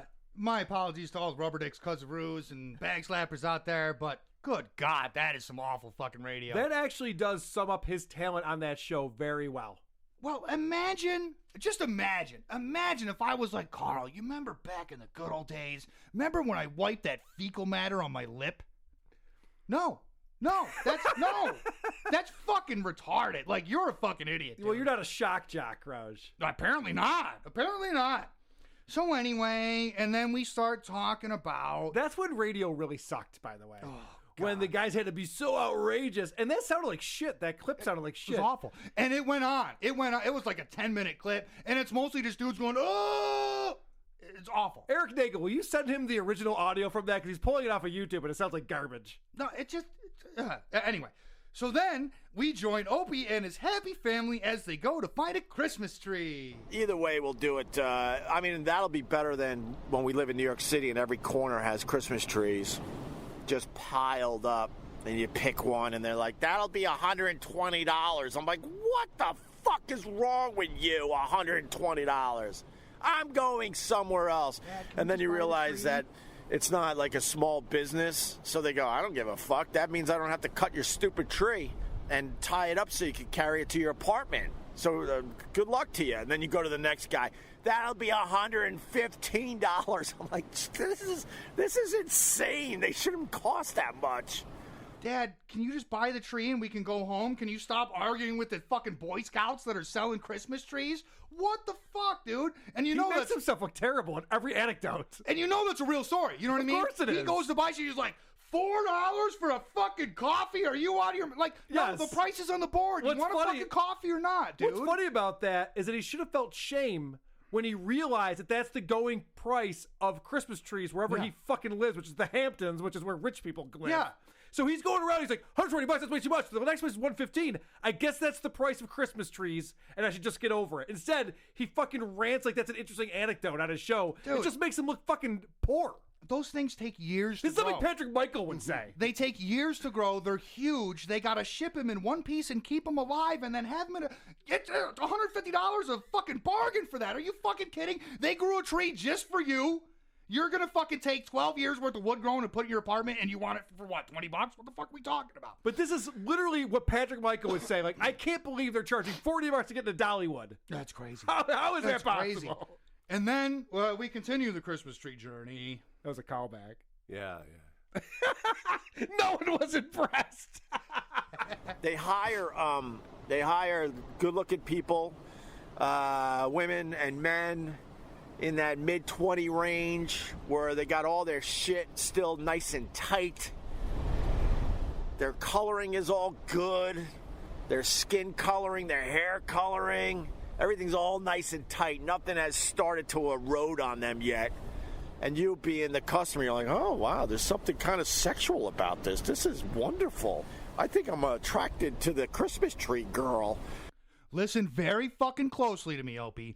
If I go the rest of my life and I never hear you describe a teenager as nice and tight again, it'll be fucking worth it, dude. That's fucking gross. I'm sorry. What does he mean by colors? All the right colors. Is he a racist? I don't They're know. all the right colors, white. What was he talking about? And he even throws in like a boys and girls. Oh, you know, they have boys and girls and they're nice and tight. Oh, they're so tight. The guys are hot too. Fuck. Stupid sexy Flanders. Yeah. Oh, it's so fucking gross. But then, you know, more Christmas complaining. Because all of a sudden August comes, you're like, oh my God, Christmas is here. And that's not an exaggeration because by October 1st, they already got Christmas shit in the stores. I'm like, what are you doing to us? August is not an exaggeration because in October it actually happens. Yes. Is that the definition of an exaggeration? Dear Mr. President, there are too many states nowadays. Please eliminate 3. Now listen, dude, Charlie Brown was complaining about Christmas being early in the stores like in the mid-'60s, and that was like 20 years into people complaining about that. And it wasn't funny then. No, exactly. It's still not funny. We're fucking 70 years. I mean, who's sitting there like, you know what I'm going to talk about? How Christmas comes early in department stores. Okay, Grandpa. Can we fucking go outside now? Let's hear a therapy ad read. Oh, he's got an ad read. Good. And if there's something bothering you, of course, a lot of stuff are bothering a lot of us, and you just want to be happy. I think that therapy ain't working there, Opster. Yeah, he talks a lot about how much he's worked on himself. Yeah. I'm not buying it. Yeah. Needs a lot more. Honestly, the worst people to promote psychotherapy are Howard Stern and Opie. They seem like fucking batshit crazy weirdos. Yep. Howard used to be like, I've been in therapy 4 times this week for 2 hours a session, and I'm afraid to open my door to see my children. You know what I mean? I'm afraid to leave my basement. Okay. It's not working out well. So then Opie goes into a long story about tables. I'm live streaming on this old table that we just left out in the elements. the rust on this thing is, it's just, hold on, let me pick up a pile of the rust. I sweep away the rust almost every other weekend. This is just one pile. One pile of rust. Like, if you have a beach house at the ocean, this is the shit you have to deal with. Everything just rusts away. You fucking piece of shit. First of all, you're a millionaire in the age of Amazon. You can get a plastic table, you can get a stone table, you can get a glass table. There's other types of fucking tables, you dipshit. There's even tables, get this, that are meant to go outside. They don't rust. Right. They exist. You should fucking get one. Instead of sitting in front of a camera to your Facebook followers and be like, my table sucks. What the fuck planet are you on, dude? As I'm listening to that, and I'm listening to the fucking waves or the ocean in the background and everything that's going on, all I'm thinking is, why not dedicate a room in your house to be a studio where you can have a nice table, you can have it soundproofed, you can have a nice sounding show? Why would that be so foreign to this idiot? And who would want to listen to you complain about being a millionaire with a beach house? You know, another thing that sucks about eating lobster while you're looking at the ocean, Carl, I'll fucking tell you what. He really has turned into Howard Stern, complaining about being a millionaire. Yeah. So I had to go to this movie premiere last night with George Clooney and his wife, and it's so late, and I just can't be out that late. It's like, fuck yourself, asshole. I went on vacation with Jennifer Aniston last month, and it was just so hot down there. Like, go fuck yourself. It's like they used to say, you either die a hero or you end up fostering kittens live on the radio.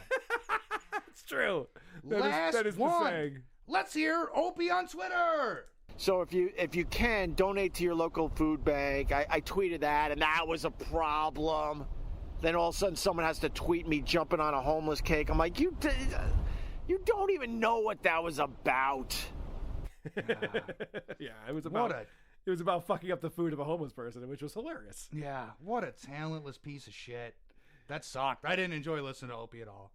Opie, and I haven't listened to him in a little while because it's just the same old shit. Oh my God, he's in a rut. Oh, he's in a terrible rut. It's so boring. It's so boring. Dude, go do something. How about this? Go read a fucking book and then come back and talk about the book you read. Like, do something with your fucking life, you idiot.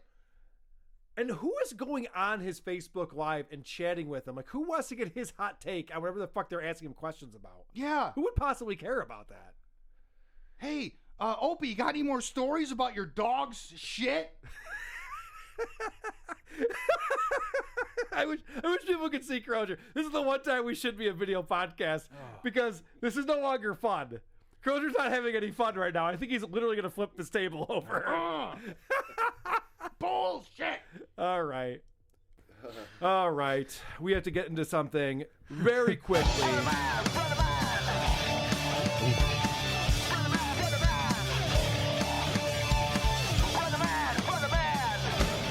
Ba, ba, ba, ba, ba, ba, ba. All right. I listened to Opie because I just wanted to see what's going on with him. He's so fucking boring lately. Yeah. He just put out another tribute to Patrice O'Neal, which is just everything that E-Rock edited for the Opie and Anthony show. He just takes the audio and puts it out as his podcast. There's no talking around it. He's not transforming it in any single way. Just playing old clips. Just playing old clips, stuff that he didn't even produce with people who he doesn't have their permission to be on his podcast. Of course, yeah. It really shows you how small of a show it is that he can get away with that and nobody cares. Well, yeah. Which is shocking. So when he is doing his show, of course he's doing that thing that we all love. He's talking on Facebook Live. Oh, yeah.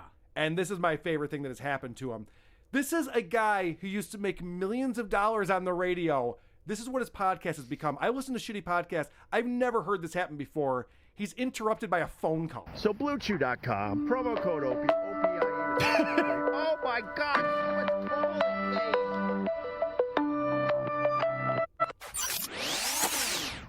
we're back. I think AT&T is I don't know what they're. Why is AT&T calling me? What's the scam there? Chucking Blue Chew talking about scams. Yeah, I know. He tries to turn it into a bit right there. What's funny about that is it's not the normal, my phone went off while I was recording. Yeah. He's recording into his phone. Yeah. So when his phone starts ringing, the podcast is over at that point, and he has to start anew. Yeah. And why would you leave it in? I know. Am I missing that? Why would you leave any of that in? That's how lazy of a shitty asshole this guy is. It's probably the most interesting thing that happened to him that day. It probably is. Yeah, he's like, oh, that's good content, man. He does have some hot takes on malls. Oh, boy. Yeah. You guys have to explain this one. Shopping in stores is done. It was absolutely done before the pandemic. I mean, the malls were already hurting. That's why they opened them up in the morning to have all the blue hairs put on their sneakers and do laps around the mall. They were trying to figure out something to keep the malls alive. That doesn't make any sense, Rick. What's the business model there? What does that mean? How do you get revenue from old people being in there in the morning? Mall walkers go back a long time before the mall started shutting down. Yeah. I used to work the McDonald's at the mall, pouring senior coffees for these motherfuckers for 25 cents each. And they were mostly assholes about it. Yeah. Which is weird. Old people you know? are assholes. I Yeah. don't know if Oh, you know yeah. that. And if you can't get them that senior coffee quick enough, oh, man. We they could have fucking gotten rid of flip them out on all, you. too. Cuomo was trying to get rid of them all. Well, He tried his best. Yeah. Holy shit. But what the fuck is he even talking about? It doesn't make any fucking sense. That has no connection to reality whatsoever. Who knew I was the fucking expert at mall walkers all of a sudden? I had a sneaking suspicion. Yeah. Man, one time I knocked over a stack of trays. I was bringing the trays back, and I got a standing ovation from like fucking Glory 40, days. yeah, 40 I old know, people. It's never gotten better for you.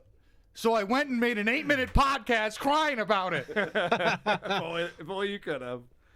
So because Opie cannot think for himself and doesn't understand how the world works, he says things that contradict themselves all the time. I do support cops, but I also support the Black Lives Matter. I know, shut up. I know you're not supposed to support both.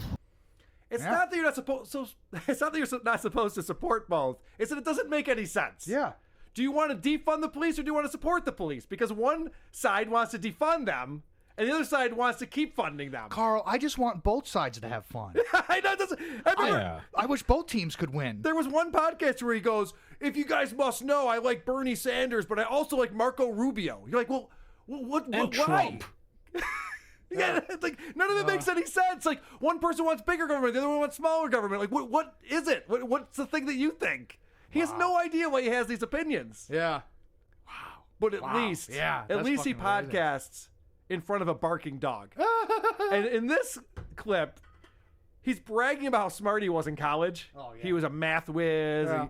He minored in computer programming, even though he doesn't know what the actual name of the minor was, as you'll hear here. And there's just a dog barking the entire time. I did listen to her, though. I got a minor in computer, I don't know, what is it, computer language?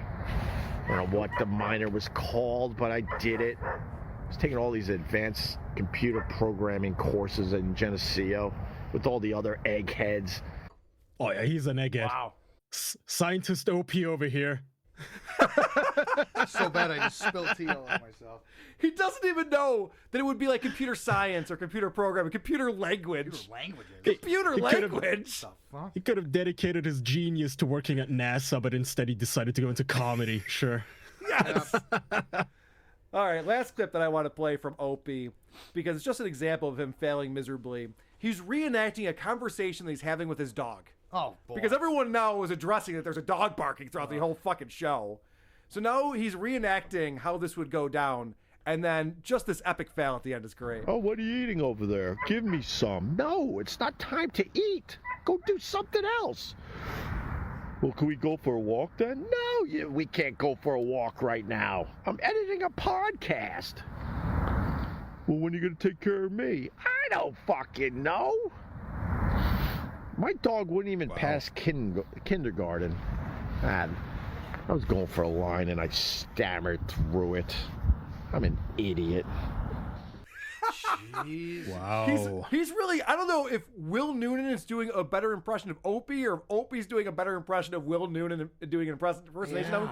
Because he's really doing that whole like, whoa, like really leaning into what a moron he is. And none of that made any goddamn sense. No. And even in his own story, he's neglecting his fucking dog. You know what I mean? I know. Man's got one best friend, and you can't even fucking chill with him? Jesus. All right, I have to play something real quick for you guys. This will be a short segment, but it's very important.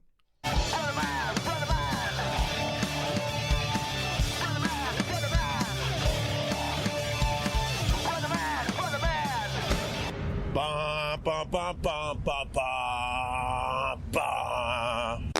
All right, I have to tell you that I was watching the Anthony Cumia show the other day on Compound Media. It's the place where Pat and I met for the first time, was the Anthony Cumia show.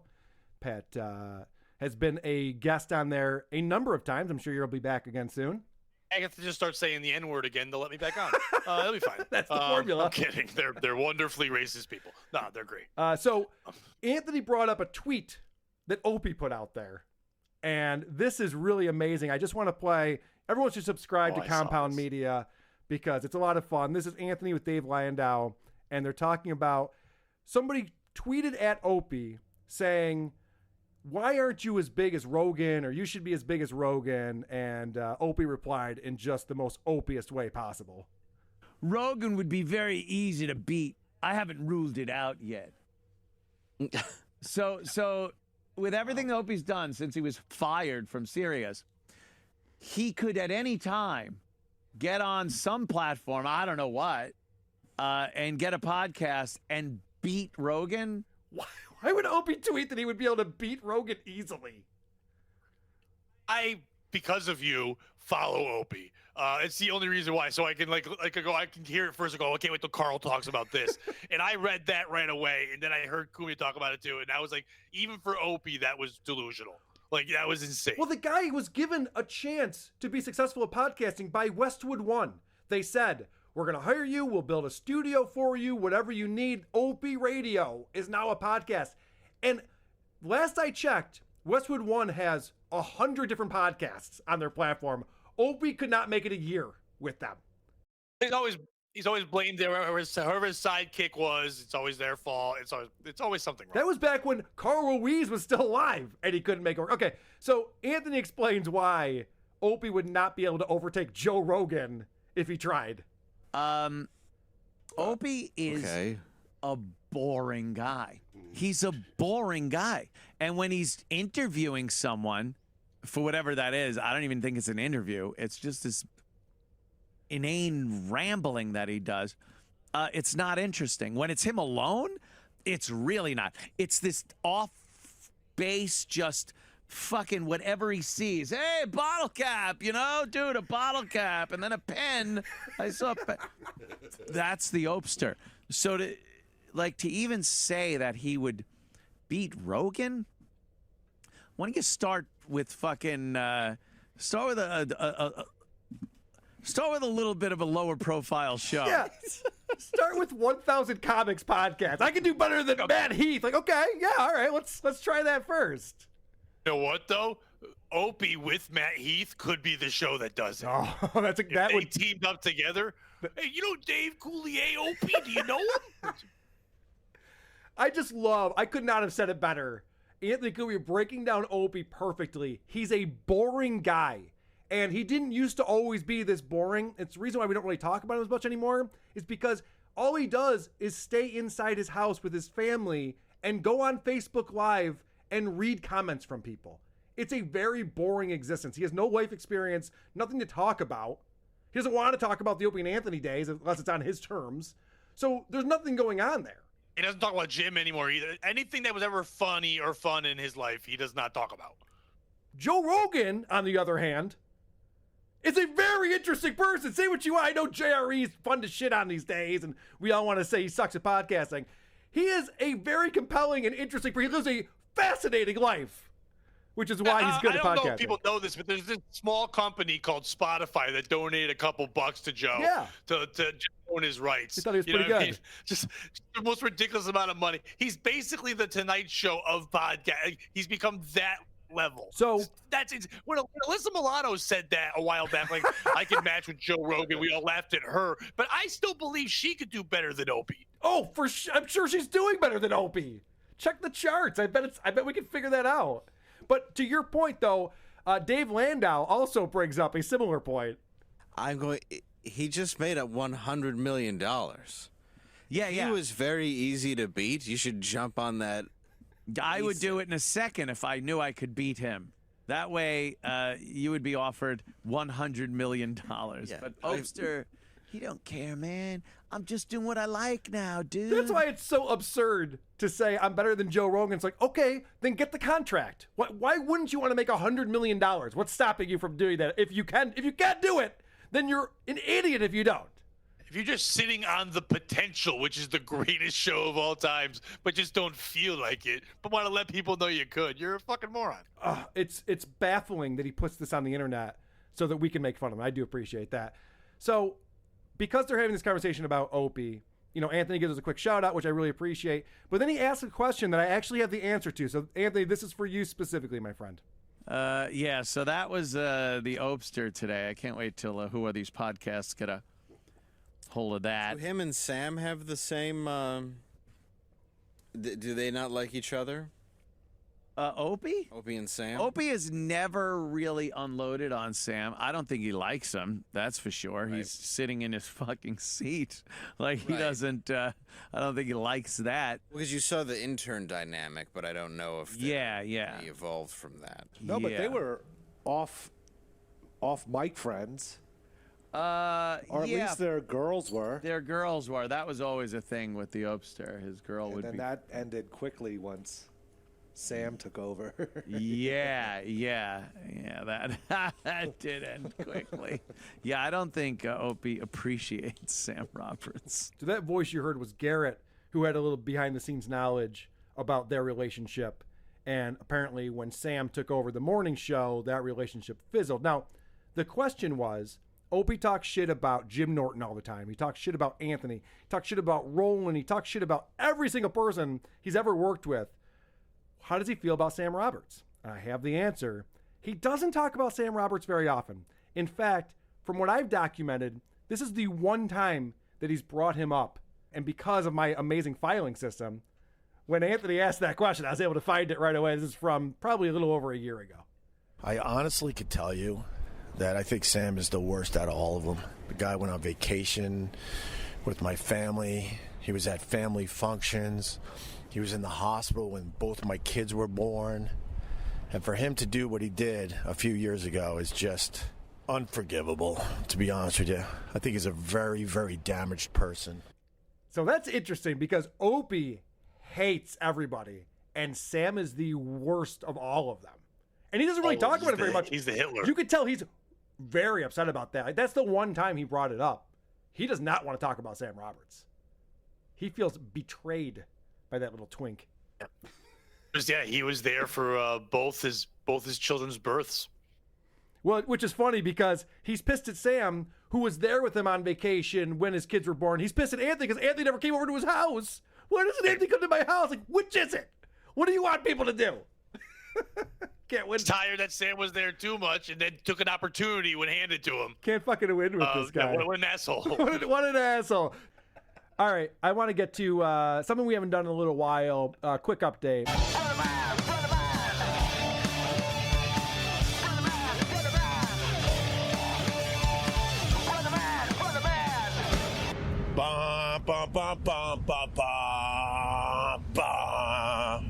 Opie is still doing that thing where he goes on Facebook Live and chats with people who are in the chat and puts it out as a podcast. But just today I saw, as we all know, Larry King, the great Larry King, passed away. Just today, Opie put out a brand new episode that is nothing but Opie and Jim and Opie and Anthony interviews with Larry King. So again, he's taking content that does not belong to him. I would guess belongs to Sirius. And he's putting it out on his podcast. And I can't believe he can get away with that shit. But somehow he's pulling it off. Anyway, let's talk about something that jumped out at me. There isn't a lot to talk about with Opie. He was talking about the inauguration, and he was going over his politics, his version of politics. Like, hey, guys, let's all give Joe a chance. Maybe he'll do a great job. That kind of amazing. His version of politics talk. Right down the middle. Yep. I see both sides. I get both sides. I don't fall into either camp. You psychos. Is anyone else like me? And then he finds out, oh, a lot of people are. Oh, I thought you were Opie just now. Yeah, me too. Wow, that was a perfect spot-on impression. He's like, some people who used to be pissed are happy, and now the people who used to be happy are pissed. I'm no Will Noonan, but you get the point. Anyway. Does he stop in the middle because he sees a deer or a bee or a bird? Dude, because that's all I want to hear. It's non-stop getting distracted by what people are writing to him as he's going through this. But this I found to be very clip-worthy. He finally admits he's going to have to get a real job again at some point. And listen to the clip and tell me if he's joking about this. I don't think he is. I'm going to just have to go back to work. I haven't made real money in over 3 years. I'm just going to have to go back to work. I already understand that. I got some shit to pay for. Why do you think I sit there and go, oh my God, thanks for the stars? People give me $1 at a time and I'm excited. Of course I'm going back to work in some regard. You think that maybe the wife is going, what are you doing? We were making $2 million a year and now you're begging for dollars on Facebook? Do you think maybe there's a problem there? What is he going to do? Like, what skills does he have? He can't broadcast. The only thing he's ever done, he's proven that he can't do. That's the thing that's crazy, because he did tweet not that long ago that he turned down an offer from SiriusXM. And my only thought was, don't worry about his resume. All you have to do is look at his body of work since he's been off the radio to see that nobody cares about this guy and he's not good at what he does. No, he needs to bury all of this. Like, if he's actually looking for a job, he needs to like put this where no one can find it. Well, let me show you an example. I've been listening to old Jocktobers lately, and it's a lot of fun to go back and listen to when Opie Anthony and Jimmy were goofing on these radio shows, and you forget how bad at it Opie was, because he kind of blended in a little bit. But when Opie is left to like trying to move a bit along on his own, it really exposes what a hack he is. So somebody in the chat room talks about the poem that was read at the inauguration, and this is Opie going into his poem bit that he's very excited to go into. There's a way of reading a poem. How does Oprah say it? A poem? A poem? I just say poem. It's a poem, right? But I guess the intellects, they have to say poem. Oh, that was a beautiful poem.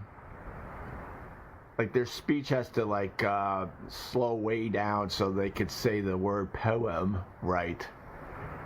Just say poem like the rest of us. Boom! Hot take! This is where Jimmy would have jumped in and saved him immediately, because he was going nowhere with that. I pronounced the word poem wrong. Aren't I edgy? Aren't I neat? No. No one can relate to this. This is the worst angle to take at how poetry sucks. There's a lot of angles to take. Not pronouncing the word is weird. That's not the angle. God. So then this woman, Becky, who talked about this in his chat, apologizes for bringing it up. And no, don't apologize, Becky. You got Opie to go off on one of his amazing bits. Becky, thanks, Becky. Actually, I love you today because you gave me a little material. You reminded me how much I hate poems. Stupid poems.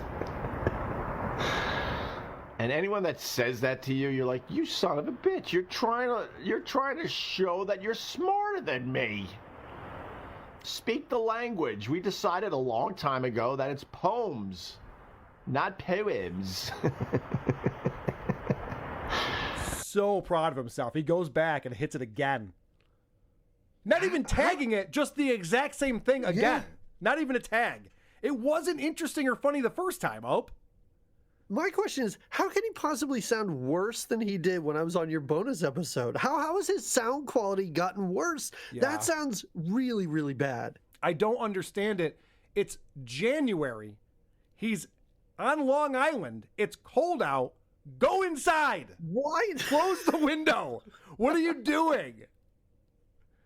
I'm still amazed he hasn't just built a studio for himself. Just build a studio. If you're going to do this, if this is your hobby or whatever you want to call it, your source of $8 to $10 a week or whatever it is, just build a studio. He's got the money, right? I think that Anthony nails it when he explains the reason why Opie will not build a studio and do a show in the proper fashion is because he doesn't want to be compared to other podcasters who are much more successful.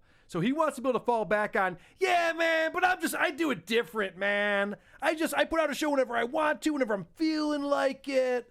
Like the other day he popped on and he's like, hey, what's up, Facebook Live? These are literally the first words out of my mouth today. I just got up. I'm going to get some coffee. I was like, dude, what are you doing? Put a prep sheet together. Have something interesting to say. Have something. Instead, he's just like, hey, who's in the chat right now? Oh, hey, check out Butters. What's up, Butters in the house? This actually really happened. This is him excited that Creamy Butters, his Facebook mod, is hanging out in the Facebook. Butters is in the house? Butters, you son of a bitch. You're the best that's ever been. Butters took a knockout edible yesterday, and then I quickly wrote him back and go, Butters, let's live stream right now. And you let me down, Butters. I finally decided that you need to be on the podcast. Of course, it's because you were on a massive edible, and you let me down there, Butters. So Butters, the biggest Opie fan in the world, was finally going to get to go on the Opie show, which is actually just a live stream on Facebook. It's not that big a deal. But he was finally going to get to go on the show because he's like zonked out of his mind on edibles, brah. Whoa, this guy's fucking 60 years old. He's talking about. Anyway, so Butters didn't go on the show. Guess what he did instead? And then you watched MASH and ate cake? That doesn't seem like a bad idea, man. I like how you think on edibles. Nice. He ate cake and watched the TV show MASH, and Opie goes, that's not a bad idea, man. This is literally, because I've been listening to Jocktober, this is literally what they used to make fun of morning jocks for doing. Just going along with whatever retarded shit the caller said. Like, oh, yeah, you tried edibles? What did you do with it? I watched MASH. Whoa! This guy's watching MASH over here. I also think this is Opie being truthful and honest. He's like, that sounds better than doing this show. Yes! Cake! That's a great idea.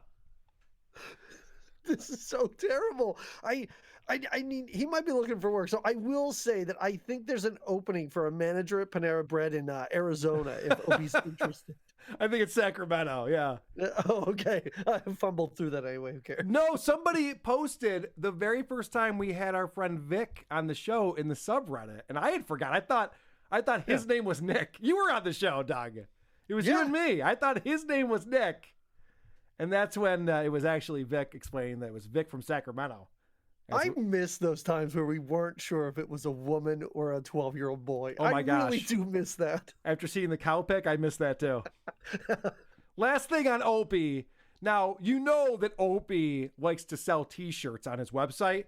You know, he's got a brand new one that is #Ruizing. He's still trying to... By the way, the image he's using for his podcast now is him with Vic and Carl Ruiz. Like, he will not let go of this. He is trying to profit off of his dead friends any way that he can. He's got so sad Ruizing t-shirts, and then they're talking about this idea that maybe there was election fraud.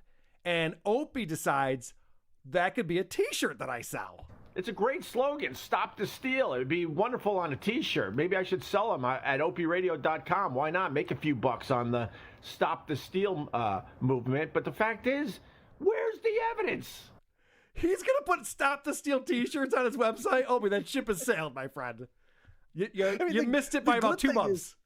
The good thing is once baseball season starts, you can wear them to games. Nobody will know. They'll be like, all right, I guess you're a fan of stopping the guy from stealing home or something like that. I don't know. I love the catcher. I think he's got a great arm, and I want him to stop the steal. That's all I'm here for. That's all I want to say. Terrible. You know what we haven't talked about in a second?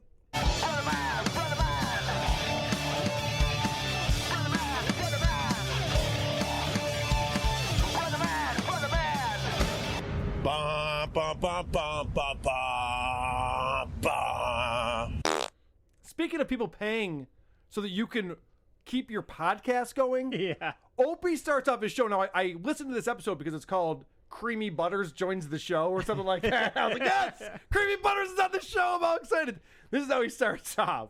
Benjamin Tucker, I know you're not a hater. My goodness, buddy. Let me tell you something about Benjamin Tucker. He almost paid for my bandwidth charges for the month of January.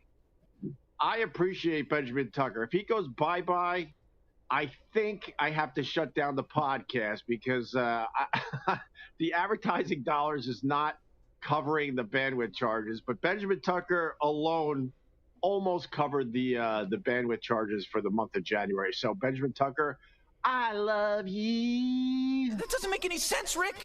All right, what would Opie's bandwidth charges be? Now, as some people know, I worked at a company that built websites. Right. I know a little bit about hosting websites. I also host a podcast that has bandwidth charges. Right. So I know a lot about this. He can't be spending more than $100 a month on bandwidth. If he is, he's getting ripped off. And this is a guy that made millions and millions of dollars with a Sirius XM deal, right? Millions of dollars a year. Right. And now he's crying about bandwidth charges? He needs this one fucking asshat to... Benjamin Tucker has to donate money for him to pay for bandwidth charges. And he says the advertising revenue doesn't cover his bandwidth charges, which that actually sounds true.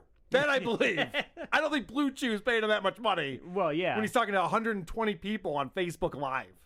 But yeah, but you would think that it's just like a drop in the bucket to... Who cares? I mean, you're obviously going to do this one way or another, whether you have advertisers or not, it seems like. Andy, I just don't understand it. I have whoarethese.com. I have the isotopes.com. Mm-hmm. I pay for the bandwidth charges. Right. It's not expensive. Right. It's fine.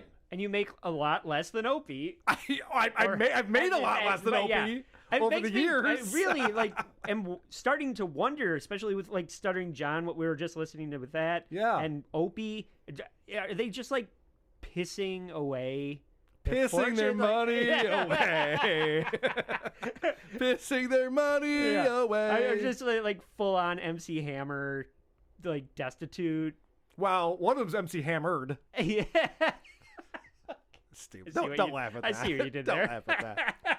You're going to love this hot take, Chris. This is one of our favorite things that people say on their podcasts. I just go back to the All in the Family theme song lyrics on What Is Wrong with Today, today even. Yes, man, that's very good, Lewis. Bravo. Could you imagine? All those shows could not be made today. Whoa!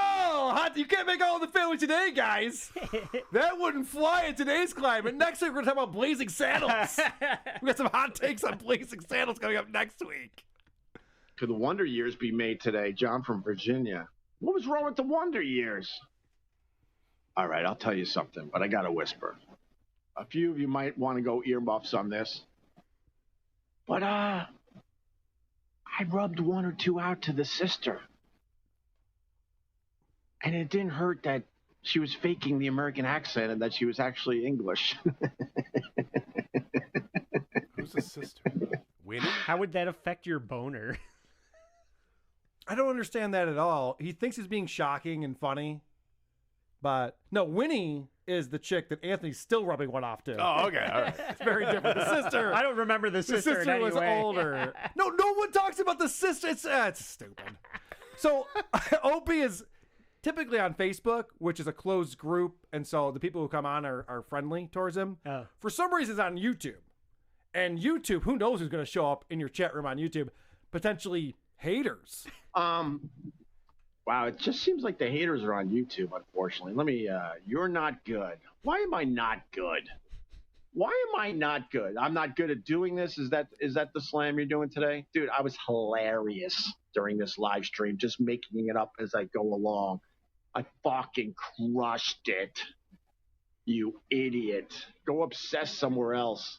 Oh, yeah. Remember when you were talking about how you couldn't make All in the Family? Yeah. These days, you can't even make that show. I'm crushing it on this live stream. Then I went and did an hour on the street. Listen to all my hot takes. He's walking his dog in the middle of this, too. Oh, He's like fucking God. with his dog. He's dog walking his own podcast. That's an official podcast reference, if anybody doesn't know. All right, let's see what else Opie is up to. Oh, God. It's Quad. Why would you want me to... Quad says, French kiss a shotgun, Opie, please. That would leave my kids without a father. You want me to do that over a stupid radio show where you took sides in some stupid radio war? Oh, literal Opie. He even said kill yourself in a funny way. Yeah. He said it in a funny way, and Opie's like, but then my kids wouldn't have a father if I did. They're like, oh, Opie, come on, man. You used to fucking riff with comedians. You can't fucking take that one in stride. Make out with a shotgun. You can't take that one in stride. If Andy would say something that funny, I'd have him back every fucking week. Yeah, but I won't be. I know. It's never going to happen. Oh, wow. I hold out hope. So you know this GameStop thing that happened, right? Yeah. Or is potentially still happening. So Opie's got a hot take on this because as we know, Opie knows a lot about finance. He knows a lot about sports. He knows a lot about politics. He knows a lot about the stock market. Here's Opie's hot take on GameStop. You GameStop SOBs messed up everything. Oh, by the way, that stock just fell back to earth, by the way, and a bunch of people got hurt, and it's something I said on the live stream. I don't know, a few days ago, I said, be very, very careful. Be very careful. Boom! Hot take! Okay. Yeah. I think the people who are investing in that know more about it than you do, Opie. Oh, but I gave them really sound advice. I said, be careful. Yeah. Opie's going back to his shock jock ways. You guys ready for some shocking content coming out of Greg Opie Hughes? Because that's the thing. If you lose your smell, then you got the coronavirus, right? So basically, I'm not going to lie to you. I've had a few sniffles. I'm only going to share this one with you. And I start like sneezing and my throat's a little scratchy. And I'm like, wait, are my lungs a little heavy? I'm like, oh my God, I got to make sure I don't have the coronavirus. So what I do is I take my left index finger, got to go left because I'm a righty. And I do just a little scratch between my ball bag and my upper thigh. I get right in that crevice and I get some of the goodness. And then I smell and I go, oh my God, I don't have the coronavirus. That's a true story. Listen how proud of himself he is. You saw that coming from a mile away. It took him so long. Like, I smell my balls to make sure I don't have coronavirus. That's not a bad joke. Make sure they have a sense of smell. Yeah. Yeah, I'll sniff my taint for a minute, make sure I don't have it. But this fucking asshole goes, it's the left finger, not the right finger. Yeah. And what I do is I open up the top buckle of my pants, not the second one, just the top. It's all you need to go to get your hand down there. Like, all right! Jesus fucking Christ, this guy sucks at broadcasting. So fucking proud of himself, though, all the fucking time. This is a perfect example. And again, it's a guy talking about a tweet he put out and telling people how funny it was. Oh, so sad. This is, you know who Matt Pinfield is? Oh, yeah. From Yeah. MTV. From MTV. 20 years ago. Yeah. Yes. Do you know Matt Pinfield from the MTV days? You want to talk about a guy that knows his fucking music? We reconnected yesterday because he tweeted. I'm such a dick, and I laugh at my own shit sometimes. Matt Pinfield tweets yesterday. Hey, I just finished talking for 2 hours for a documentary for Vice on the Seattle grunge scene and Sub Pop. So I retweeted Matt Pinfield and I go, did you talk about Nirvana? I laughed because I like being a dick. I can't help it. I just can't help it. Get it, Andy? It's the obvious thing that he would talk about because Right. Nirvana was a big part of the grunge scene from Seattle. Mm-hmm. And Opie, he's like, oh, what? Did you talk about... You get the joke, Yeah, right? It's yeah. fucking brilliant. If I had come up with that tweet, I'd have 3 episodes about it. I would have put out 3 bonus episodes just about that tweet. Holy shit. It's a tweet that 90% of people would have wrote. Yeah. And I'm going to retell it on a And then would have podcast. not hit tweet because they would be like, oh, it's not that funny. It's one sentence that I'm going to talk about for 5 minutes. So finally, Creamy Butters comes on the show. I forgot all about that. Yes. So Creamy Butters is the mod on Opie's Facebook group, the Pod Squad. And Creamy Butters is talked about a lot, but he's never been on Opie Radio. This is the first time. Right. And Opie fucks up with him right out of the gate. It's unbelievable. We got a very special guest. Hey, Opie. It's so weird, first of all, to talk to you live. I'm actually like a little nervous because you're like a little superstar in our little community. And I've heard your voice many times, but we've never had a conversation there, Creamy Butters. Yes, we have, Opie. I called into the show once. I'm actually going to put that one on Creamy Butters. If Opie doesn't remember you, then leave it alone. I've never talked to you before. Yeah, that's true. Instead, the guy's like, no, I was very unmemorable. I called into the Opie and Anthony show and wasn't funny. Thanks for correcting me on my podcast. Technically, I'm wrong. We're off to a really good start here. So, Creamy Butters talks about his glory days. And he says that he was on the Howard Stern Meanest Listener segment. He called in as one of the meanest listeners of the Howard Stern show. Okay. And because Opie can't stop himself, he has to grab the segment from Howard Stern that Creamy Butters is talking about and play it on his show. Huh? This is content he does not own. And he had to go out of his way to find this. And he's not transforming it in any way. It's not transformative content. He's not putting any additional context around it. Creamy Butters brought up that he did this segment, and then Opie puts it on his podcast. Stole it, yeah. Just stole it, which he does with the Opie and Anthony and Opie and Jim stuff. He just steals it. Yeah. And puts it on his show. So this is from... Now, I'm transforming this, just so you know. But this, Howard, or whoever works over there, Will Murray, but this asshole is just stealing it. All right, there's only a couple of people left. These are all finalists, as we said. Here's Artie's dad from the grave. This is from Richard Buttress, and he is a finalist in the world's meanest listener contest.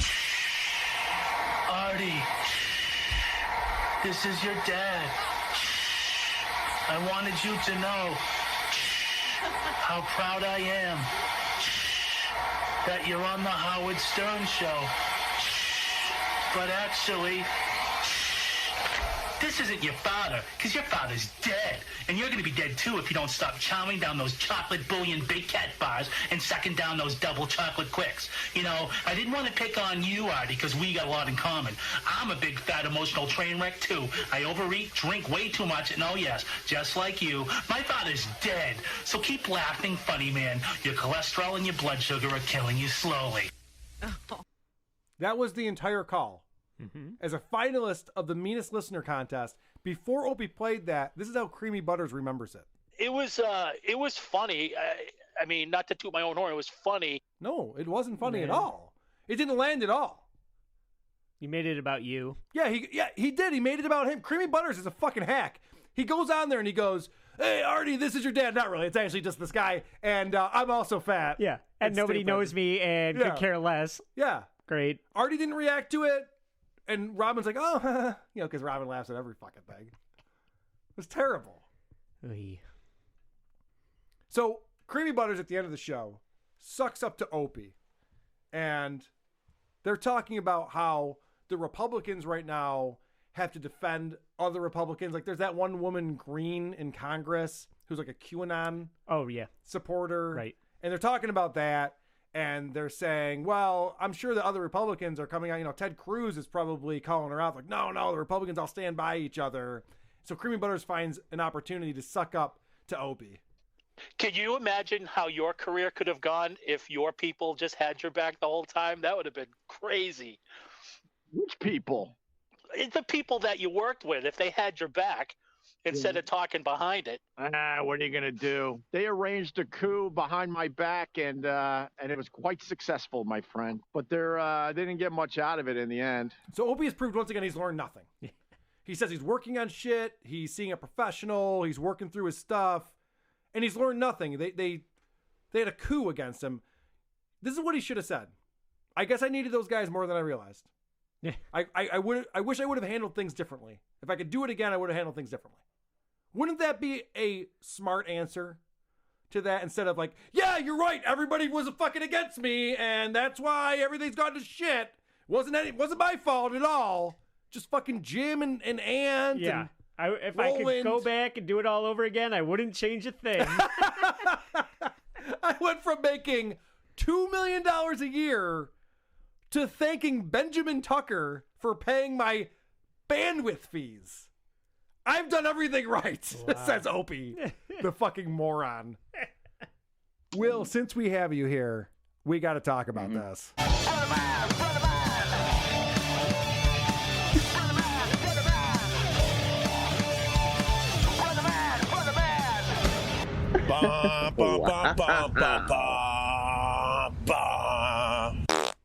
Opie just put out an episode. The title is Jim Norton Saves Opie and Anthony show. Thank you, Benjamin Tucker. Now, I'm going to read you the description of this episode. This is a little bit bonkers. It might be tough for me to read because it's not proper English. Thanks to Benjamin Tucker for helping keeping the podcast and the live streams going with his donations. Also, thank you to Brandon Hullinger, Brian Barnard, Sarah from Buffalo, Wayne Boo Atkins, Chloe Lawhon, and want others that I will continue to name. Have a great weekend. Peace. Opie is turning into Stuttering John. So those must be Patreons, right? That's like part of the deal. You get your name and title or something like that. I guess. I don't think he has a Patreon, but yeah, their supporters are giving him money somehow. He's got tons of money. He's got millions of dollars, and he's asking for these poor schleps to give him $20 because he's doing Facebook Live. Sounds like one guy there is giving him a whole lot of money. Yes. It sounds like. Yes, he put his name in the title. Really shouting him out. He's like, "Thanks, bro. I named my boat after you, man. You fucking bum." Fantastic. It's crazy. So Opie's on the beach, and he's talking about how great it is to be on the beach in the wintertime because you don't have those assholes who come there when it's the season that you'd actually want to be on the beach. And I only pulled this clip because you're here, Will, and I thought you'd enjoy the way he pronounces this word. You're just gonna see a whole bunch of assholes walking down that beach with their Rolexes on and their salmon pants. That's the color of the asshole, the salmon. I didn't know he felt that way about salmon pants. I had no idea. Oh my god, dude, that is like so good. That is class. So, like I got to tell you, like this brother man thing's getting bigger and bigger. Like the amount people in show business, like some famous people have sent me like messages like, no dude, shit. I love brother man. No like, shit. And then it always comes with like a story about the Opster, right? And so almost none of them I can share, but I met this dude who was like he came out to me, he was like, dude, I was an intern for Opie and Anthony like way back in the day when they were just starting out, like when Anthony had really long hair. He's like, your impression kills me because he's like, every morning we would make fun of Opie because he would come in and he'd be like, "What up, brother man, brother man, brother man?" He'd call everyone in the office brother man all morning. And he's like, and they'd all like, be like, as soon as he'd leave, they'd be like, "Hey, brother man, brother man." And he's like, I can't believe he's still doing it like all these years later. Oh my God, now it's in his theme song. He's so proud of it. I'm like, dude, that's great. Wait, that's his song? That's his song. Anthony asked me the same thing. He's like, did you put that together? I'm like, no, I think Westwood One did. He's been playing that. Yeah, he's been playing that on his podcast for years. Whoa, that's weird because I don't think Brother Man was like that big of a trademark for him until we started like making fun of him for it. Oh, dude, listen to this. So this is him. Now, what he does on his show now is he just reads comments that are coming in on Facebook Live. And he'll read comments that piss him off. I don't know why he feels the need to read them, but he constantly does this. Larry Brown, if Mr. Hughes and Anthony got back together, it might seem too much like work. We're doing that again? Wait, guys, are we doing that again? Every day with this shit. Give it up, Larry. Yeah, give it up, Larry Brown. Give it up. This is what we do now. We have a nice crew. Every single day, Rachel says. Rachel, welcome to my life. It fucking never ends. So Opie starts complaining that somebody says anything about Anthony Cumia. It wasn't even like a "why aren't you reuniting?" It was just a quick comment on there. And then Opie goes on to explain why he can't reunite with Anthony. It's because Anthony's show has gotten too political. He talks politics too much for the Opster. And then when he moved on, he went all in with his views. My God. And I believe that's why it makes it impossible for any type of Opie and Anthony reunion, man. That's not the type of radio I want to do. I want to be silly. I want to be a goofball. I want to be stupid. I want to do dumb voices if I want to. I want to yell "Snowy" if I feel like it, or brother man. He's really embraced this. I did not know that he was like embracing the brother man thing now. Like, that is so weird. That's like art imitating life, imitating art. Like, that's a whole thing. Well, it's come full circle now. It's funnier than that because you goof on Opie with the Brother Man character. And what I don't know if we talked about this last time or not, but what you might not realize is that he stole that from his mentor, Brother Weeze, here in Rochester, New York. Brother Weeze is known for saying Brother Man, and Opie's just acting like he invented it. Like you stole that from Weeze. That's so good.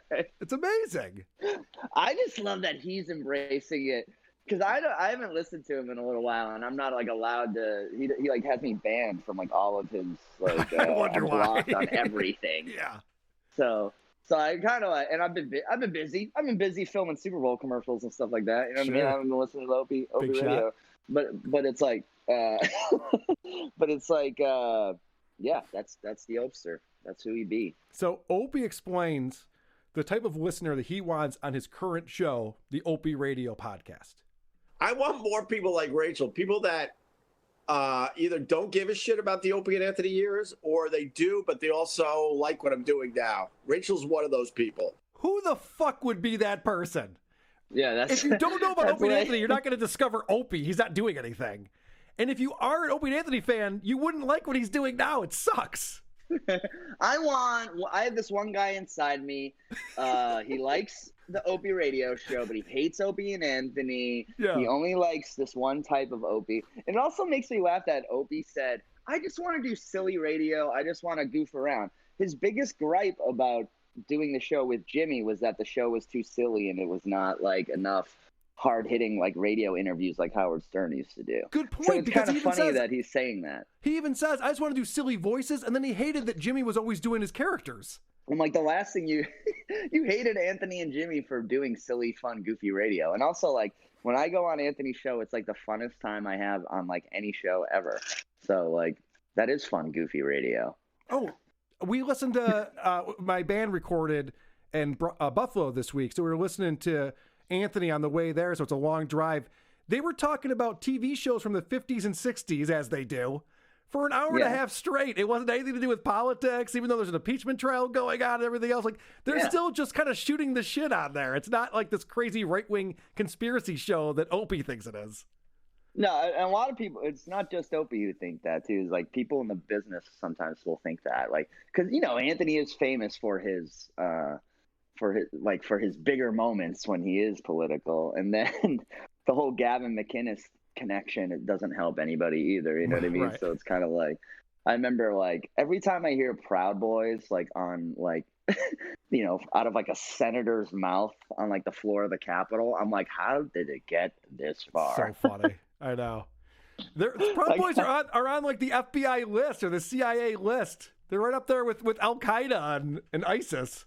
I remember like sitting there and Garrett like explaining to me like, oh, Gavin started like a club and they call themselves the Proud Boys. And like they, you know, and I was like, what? That's like the lamest thing. And we were like making fun of it. And and now it's like, yeah, I hear it on CNN. So the other thing that Opie gets really annoyed with is whenever Anthony brings up Opie's name, and what Opie will do is he'll be like, you know, man, that's the only thing you got. Can't you talk about anything other than me? All you ever do is talk about me. Now, Opie does the exact same thing, but he's just not funny or witty. So he just quickly moves on. Like, here's an example of him talking about his issues with Anthony. I forgot who else was at the table. Anthony wasn't. Anthony never really hung out after the show ever. Very, very rarely. Extremely rare, actually, which is one of my issues, but whatever. So that is like, but I'm not going to talk about that. You just did. And this whole thing, like Anthony could be like, why is Opie talking about me again? He's got to stop talking about me. It's like, guys, you were a radio duo for 20 years. That's one of my biggest complaints about the Opster is how he won't do anything with like Opie and Anthony, but any single like time he needs a little like boost in ratings or attention, he brings it up. You know? Yeah. The name of this episode is Jim Norton Saves Opie and Anthony Show. You know what he's going for here. He wants people who like the Opie and Anthony to be like, oh, what's he talking about? And he's such a believer in like numbers and stats, right? I know he's really big into like checking his Google stats on himself. So he must know that like Opie and Anthony gets Googled a lot more than just Opie or like Opie Radio. You know what I mean? Like, so he knows like where his I mean, it's part of history. I mean, Cumia is not like ashamed of that. You know, he's proud to be part of Opie and Anthony. You know, I think Well, it's Opie's kinda brought like, it up that anytime he has Anthony in the title of his podcast, it gets like 3 times as many downloads as any other episode. Yeah, of course.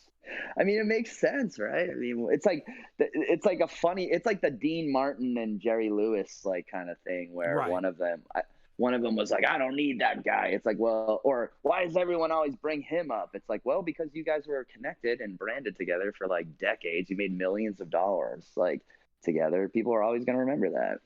So on this episode, he's talking about the wiffle ball bat challenge. Now, if you remember this, this is where they'd get girls in the studio, get them really drunk, shove a wiffle ball bat into their vaginas, and see who could get it in the furthest, and they'd mark it on there. It's smart to bring that up again in this day and age. Oh, yeah. He's talking all about that. And then he says this, which is just so ridiculous. And like I said, I don't have any regrets. I don't have any regrets for doing any of this stuff. I mean, if someone sat me down and really hammered me and brought up specifics, maybe I would have a couple regrets. I do have regrets about the Terry Clifford Jocktober thing, which is brought up during the latest episode of the Opie Radio podcast. As I talked to Billy DeTore, I have some regrets about that because Weeze was really bummed out and disappointed. And he was trying to tell me she's a really good lady and she does a lot for the community and blah, blah, blah. So maybe if Weeze never said all that, I don't know. Maybe I wouldn't have regrets. I have no idea, but I absolutely do. He started with that, no regrets. And then he explains all the regrets he has. And by the way, if you told me about the other shit that I did and reminded me, I'd probably regret that too. But I've kind of like forgotten about it and pushed it out of my mind. And not for nothing, but the Jocktober regret is crazy because he regrets it because Weeze was friends with the woman. But isn't it possible that all of these radio people that you bashed were nice people who did nice things for their community? Like, if you regret one, shouldn't you regret a lot of them, potentially? Yeah, it's like you could just say, "Hey, I regret Jocktober as a bit," or like, "I regret how," like, you know, I don't know. I like how he says, "Do I have regrets?" No, and then at the end he's like, "Do I have regrets?" I absolutely do. Yes, I know. He just thought about it for a second. He's just like, "Oh, wait a second, I regret almost everything I've done. I almost forgot about I regret that." a lot of things. He kind of left himself open. He was like, if someone really pushed me against it, you know, like a lawyer or a judge, I could probably come up with a few things I regret. Yeah, right. I love that he predicted WATP long before this podcast even started. So in the back of my mind when we were doing Jocktober, I'm like, oh boy, eventually this is going to turn on us. My God. Yep. Nailed it. He's right. I think about it. I think about Jocktober every time I do every time I do the show. I'm like, this is like a Jocktober. This is the fun of it, you know. That's what it was based I used on. to love it too. By the way, Me too. It's my favorite time of year was Jocktober. I couldn't wait for every morning to hear what radio show they were going to goof on. Yeah, my birthday is Jocktober 12th. No shit. You're a Jocktober baby. Yeah. I'm a Libra. I love that Opie is still convinced that he's really good at broadcasting. This is him explaining. Now, he gets off on a tangent because he brings up Jim Norton Saved the O&A show. He gets off on a tangent, but he lets everybody know that, don't worry, I'll bring it back around. Tom Chiasano. Don't worry, I wrap all this up. I've been doing this a while. I'll get back to why Jim Norton saved the show in a second. Tom Chiasano. Opie, what you do is not that difficult. He thinks what he does is so hard. No one could do this. Oh, I hate that.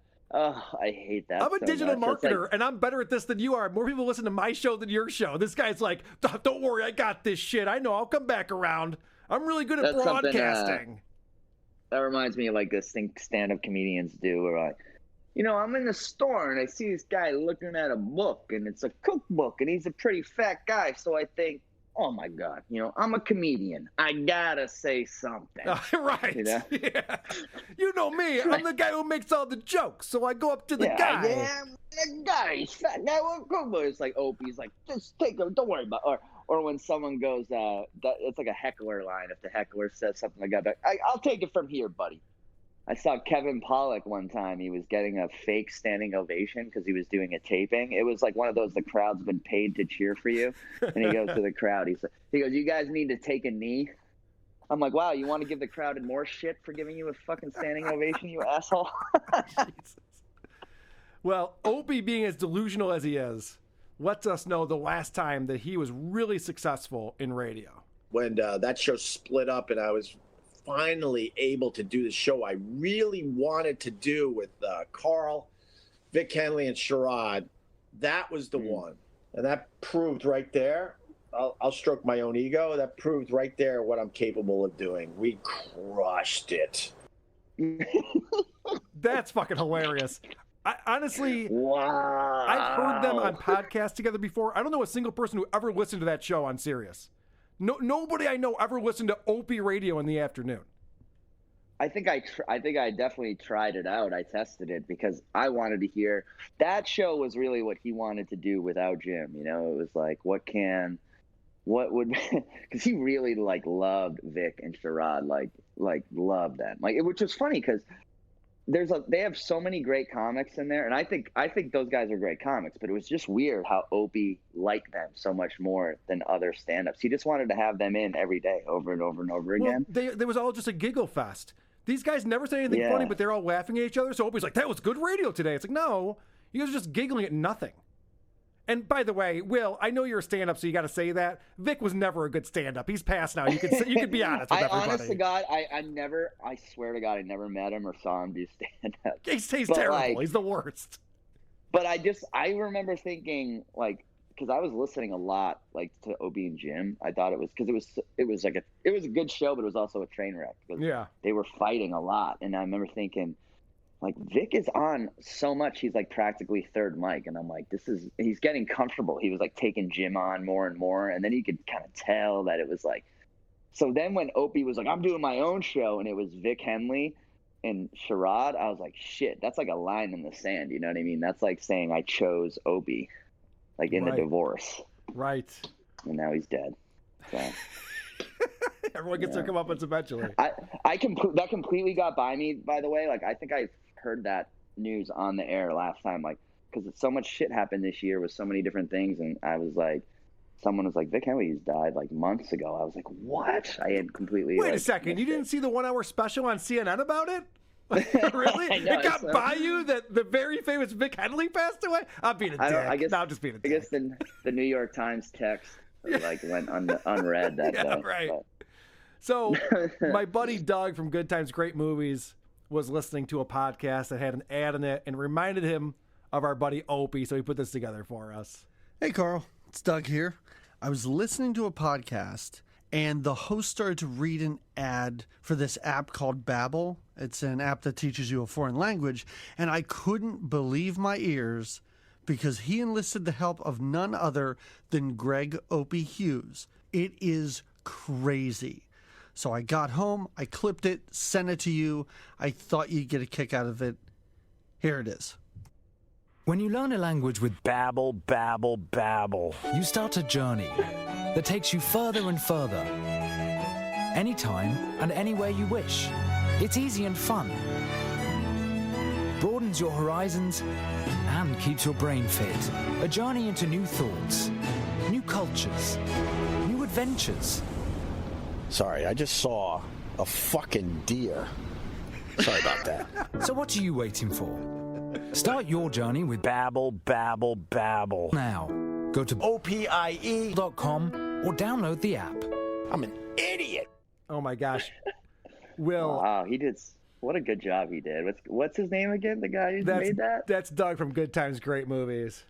Dude, that was really good. He comes out from time to time.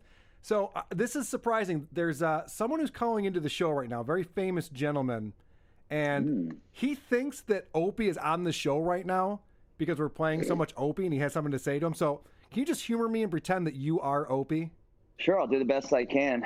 Okay. Sir, are you there? Good afternoon. All right, Governor Andrew Cuomo is calling in, the great governor of New York State. Andrew, how you doing today? Hey. Great, Carl. Thank you very much. Everything's going fantastic for me. I don't know about that. Well, then you shouldn't have asked the question. Fair enough. It is February 13th.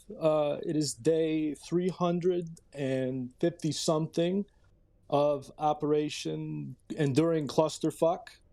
I won't be answering any questions about my nursing home, whoopsie daisy.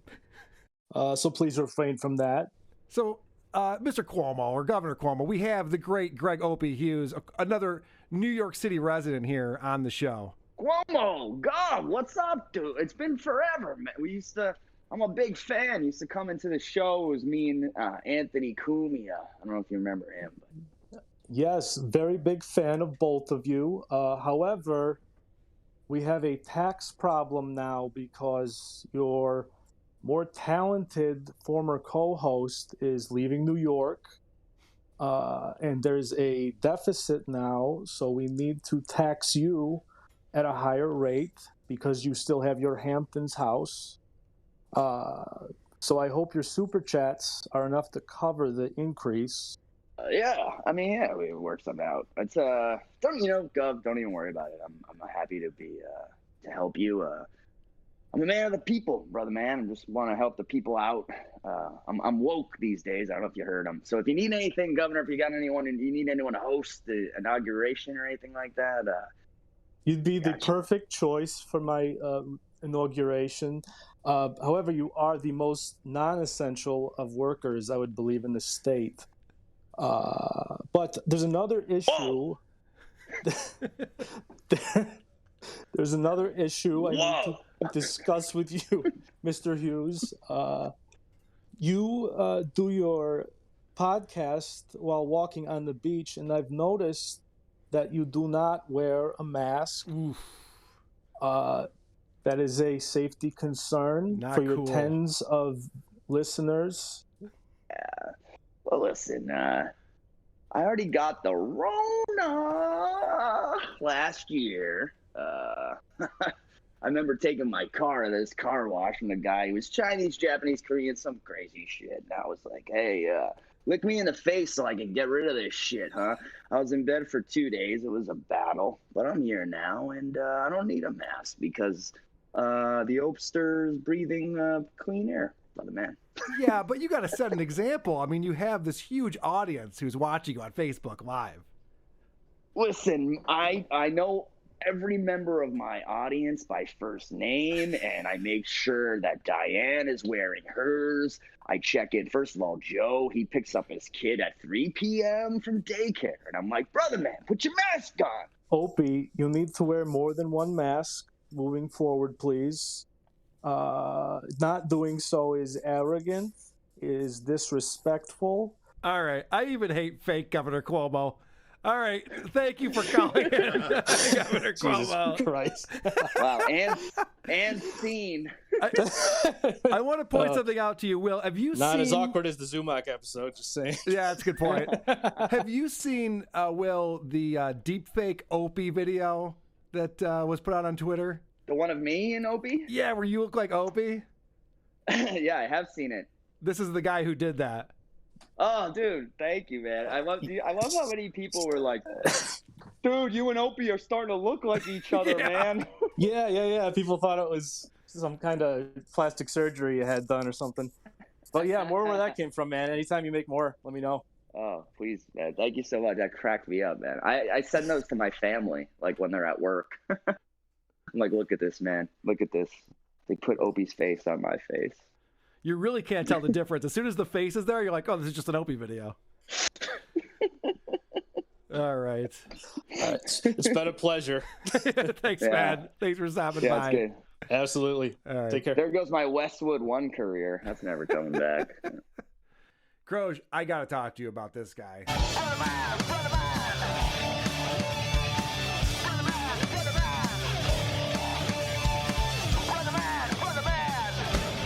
Ba, ba, ba, ba, ba, ba, ba. Opie is slapping back at me and Will Noonan. Because if you remember when Will was on last week, we talked a little Opie. Yeah, that was great. We like to talk Opster when Will's over here. And Opie named one of his podcast episodes after Benjamin Tucker, who donated to him. Yeah. And also the description of his show was like all of these people who donated money to him. I thought that was weird. Yeah. I feel like he's kind of going the Stuttering John route. So he decided to slap back at me for calling him out on that. Thanks for the $10, though. I appreciate that. The little money that I bring in through the live streaming, it helps it helps motivate me. I'm not going to lie to you. And it keeps this whole thing going. So some asshole, just fucking loser haters like, hey, why are you taking money from people? Mind your own fucking business, man. I'm not strong arming anybody to give me money. Most of the people out there are watching this shit every morning for free. And then if there's a few people that want to throw me a few fucking shekels, so be it. I'm very, very appreciative of that. And yeah, I still want to make some money. Yes, stupid me. I still want to make some money. What an idiot. What an idiot that I want to make some money. I'm just stupid. We're not calling you out for wanting to make money. It's the way that you're doing it is what we're making fun of. Someone's giving you $10 and you're naming the podcast after him. A man who made 6 figures in radio for over a decade is changing the name of his show based on a $10 donation. That's what we're goofing on, Opie. I am very much a capitalist. To each their own. Make money however you want. But that's pathetic and definitely worth discussing. Yeah, well, and that clip you just played is so fucking whiny. It's so Opie. Who would listen to this show? Who would listen to someone whine? Oh, they think I'm stupid. Oh, it gets worse. Oh, good. Because Opie then decides to call out Patreon, which is, of course, how we make our money over here at WATP. I purposely make sure my stuff is for free because I know there's a handful of people that'll give me a few bucks, and that's good enough for me. Is it? I don't need to make, crazy ass money anymore, but it's nice to have a few bucks coming in. I'll let everyone else promote Patreon and all that. I hate the Patreon people. Hey, and I got a free episode on my Patreon, a free Friday episode. Fuck that shit. Just throw all the stuff out there and try to figure out how to make money around it. So he doesn't understand the model. He doesn't understand how Patreon works. He says a free episode on Friday, which that would be the opposite of that. And I can't tell if he's making fun of Gino because they have the Friday Patreon show, or if he's making fun of Stuttering John with his Beer on the Balcony shows. Yeah. I don't know why he threw out Friday. It sounds like he's thinking of someone specifically. But I love that he calls them out. He's like, listen, I'm asking people to donate to my show, but I would never use Patreon. That would be crazy. Then I'd be giving someone some content in exchange for their money rather than just give all my content away for free and hope someone donates. Like, I got the business figured out. Yeah. Well, he's saying two things at once there. He's saying, I'm not making any money, and then he's saying, what I'm doing is right, and you should do what I'm doing. Right. Even though it doesn't actually work. Right. So, normally I wouldn't do this, but I do have to play the part where he realizes he's a fucking moron and walks it back. Because that's the dumbest thing you could possibly say. I want people to donate to my show. Oh, but if you're on Patreon and people are donating to your show, you're a fucking asshole. Like, what? Patreon is the walkover without the walking. Look, I don't know. I mean... Let me describe that real quick or explain what that means. So, when they were on both terrestrial FM radio, Opie and Anthony, and on Sirius, or XM actually at that time, when they were on XM and terrestrial, they would do a radio show for free on FM. Then they'd have to walk over to XM to their studio and then do a show that you had to subscribe to and pay money in order to get. Wait. Opie is no stranger to being behind a paywall. Yeah, I was going to say like a wall that you had to pay to get over, right? Okay. He was on satellite radio nationwide. Ugh. It's pretty well documented. Let me back that up real quick because he's so fucking stupid. Patreon is the walkover without the walking. Look, I don't know. I mean, I think it's. I don't know. I mean, look, there's. Who am I to say? If some of these comics really need their Patreons to make money and pay their bills and feed their family, so be it. You know what I mean? I'm going to back out of that a little bit, but I'd rather try to keep as much of my stuff free as possible. Oh, he's so noble. He goes on to say, like, Patreon. They are constantly coming at me and asking me to do a show on their platform. They really want me, which I believe that. Because I get a solicitation from different companies, locals only, and all these companies that want to like bring you behind the paywall. I'm sure Opie has a big enough name that he has that. But they're definitely not like begging him to join Patreon. They wouldn't make that much money off of Opie Radio. And if they hit play on one of his episodes, you know what I mean? It would take. Free is too expensive for the content he provides. Well, yeah, because it takes up my time and I value my time. Yeah, exactly. Says the guy who listens to way too much Opie Radio. All right. You might recall that Opie once again was talking about how he can take down Joe Rogan if he wants to. Oh, yeah. And we made fun of him for that because Joe Rogan's the biggest podcaster in the world, and you should set your sights a little bit lower since your show is pathetically bad. Yeah. Maybe like get to a point where you're as good as H3. I don't know. Like something that's attainable. Yeah. Right? So Opie heard us loud and clear. Dude, the Joe Rogan stuff is killing me, Adam Hanley. Why is that killing you, Adam? I actually, whatever. If I mentioned Joe Rogan a few times, and boy, did that trigger some people. Yep. I mean, if Joe Rogan admits that me and Anthony were an inspiration for what he does today, then why wouldn't I think that I could actually have a better podcast than Joe Rogan? There was a time I was coming up in radio and I said, I'm going to be better than Howard Stern. And you didn't accomplish that. That's not how any of that works. He goes, why wouldn't I be able to be better than Joe Rogan? I had a really successful radio show with Anthony Cumia and Jim Norton. Yes, we can all agree that radio show was very successful with the very funny people that you had on that show. Joe Rogan is a single entity. I mean, you got Jamie who's checking out YouTube, but it's just Joe. So Opie, I'm assuming this is just going to be Opie interviewing people and you're going to be bigger than Joe Rogan? Where does he get the self-esteem from? Just this logic that, well, he was inspired by one thing I did 30 years ago. Therefore, right now, I would obviously be better than him. Like, right. That's not how any of this works. That's not how that works at all. But he does multiple episodes. Joe Satriani taught Steve Vai how to play guitar. Yeah, there you go. I'm sorry, go on. Well, Opie's doing episodes where he's walking around the beach talking to no one. Right. Joe Rogan is actually interviewing people and doing a show. He built a studio. Gaining experience and getting better at Flies people in. Has a producer. Unfucking believable. Let's find out the real reason why Opie hates Joe Rogan. Because anytime, he's talking about how we get triggered. Anytime someone brings up Joe Rogan, he gets triggered. Like, oh, well, why Joe Rogan? Why is he so fucking special? I fly out to L.A. to do a TV show. And I Instagram, I think it was an Instagram post where I posted a picture that I landed in LA. My phone, that picture wasn't even up for a minute. And Rogan is texting me like, you have to do my podcast. And then fast forward a bunch of years, nothing really changed in our relationship, I don't think.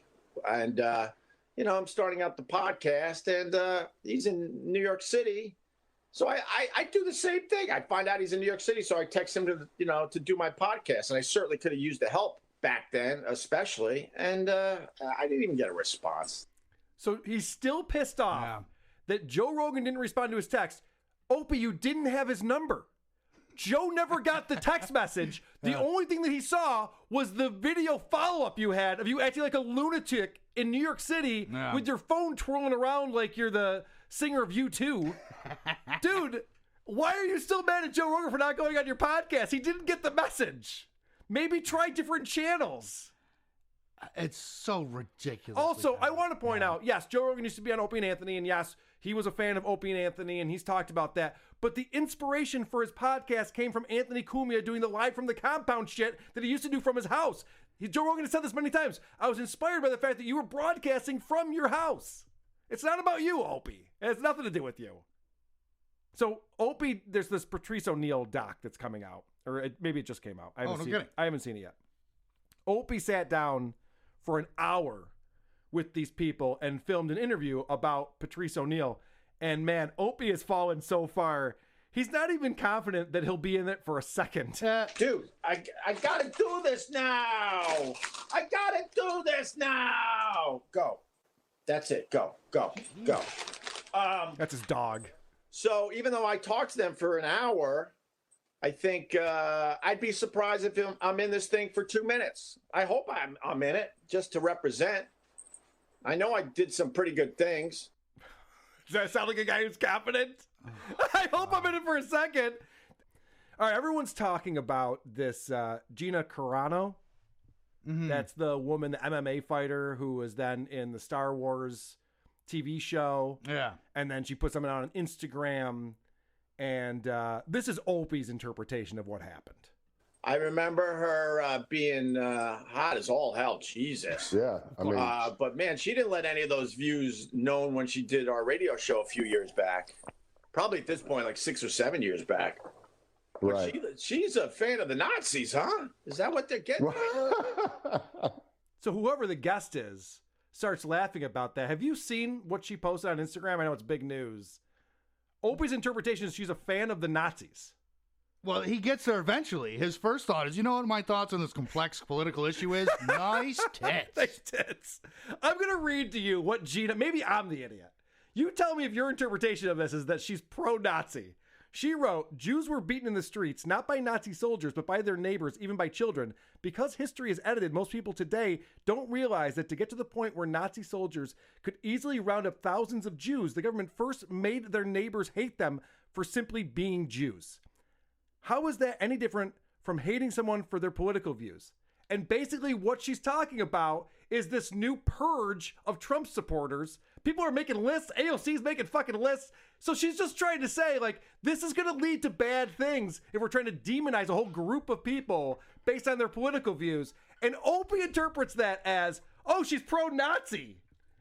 Now, maybe I'm the idiot. If I am, please let me know. Crow doesn't want to touch this. Producer Chris left the room. Nobody wants to touch this.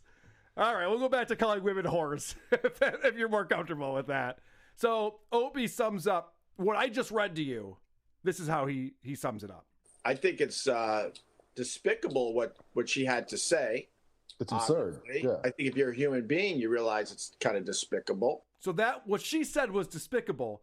And I want to know, just for my point of reference, what other actions people take would you describe as despicable, Opie? I think Bill Cosby's a dirtbag, a creep. Sure. Despicable. So that Instagram post was at the same level of a serial rapist who really just plowed his way through Hollywood for decades. Yeah. I think they're at the same level, right? That sounds about right. They're both despicable. They're both despicable people. Wow. Opie has a great question because, Opie doesn't like anyone getting canceled. He goes, I don't like what Gina had to say, but I don't think she should lose her job over it. And then he takes it a little bit further to a point where maybe he shouldn't have taken it to. It's kind of the wrong place to go. Why can't you still watch the Bill Cosby show? No one is able to explain that. I can explain it. No one wants to watch the Bill Cosby show anymore. We all know that he's a monster now. That's why no one wants to watch it. Yeah. It wouldn't be fun to watch, Opie. Well, there's that famous episode where he makes the barbecue sauce that makes people horny. Yes. That's tough to watch now, That would be tough to watch. Yeah. Even some of his stand-up shit where he's talking about roofing girls or whatever, Spanish Fly. Yeah. That's like on multiple albums where he's going on and on about it. Yeah. And Opie's like, why can't this guy still entertain us? Yeah. Like Genghis Khan raped less women than fucking Bill Cosby. What are you talking about, Opie? Idiot. All right, now that I've really made everybody uncomfortable with that rant. Yeah. So Paris Hilton has a new podcast, and on it, she complained about David Letterman and the interview where David Letterman kind of ambushed her and asked her the wrong questions, didn't promote her show or her fucking product lines or whatever the fuck he was supposed to do. Because he's trying to be entertaining. David Letterman's a good egg. And then because of this, her fans, I can't believe I'm saying this, Paris Hilton fans, found the old interview when Paris was on Opie and Anthony 10 years ago. And it did not go well. I remember this interview very well. I remember listening to it when it happened. And Paris came in with a whole fucking attitude. She didn't want to answer any questions. She was just being cunty. And for some reason, I think Jim wanted to get an autograph or something. So Jim was actually trying to be nice to her, and they were trying to be nice. But now that the fans have found this, they're like, how do we cancel this Opie and Anthony program? We have to go out and cancel these people. So Anthony talks about how you would go about doing that. They're trying to cancel a show that was canceled 7 years ago from an episode that was aired 10 years ago. So, yeah, maybe this does mean cancel culture is coming to an end. They are really reaching. I'm going to cancel that Opie and Anthony show. Well, sorry. How about the Opie show? All right, you got to go to the beach. Go to the beach. If you throw some sand into his phone, it might cancel his show for a while.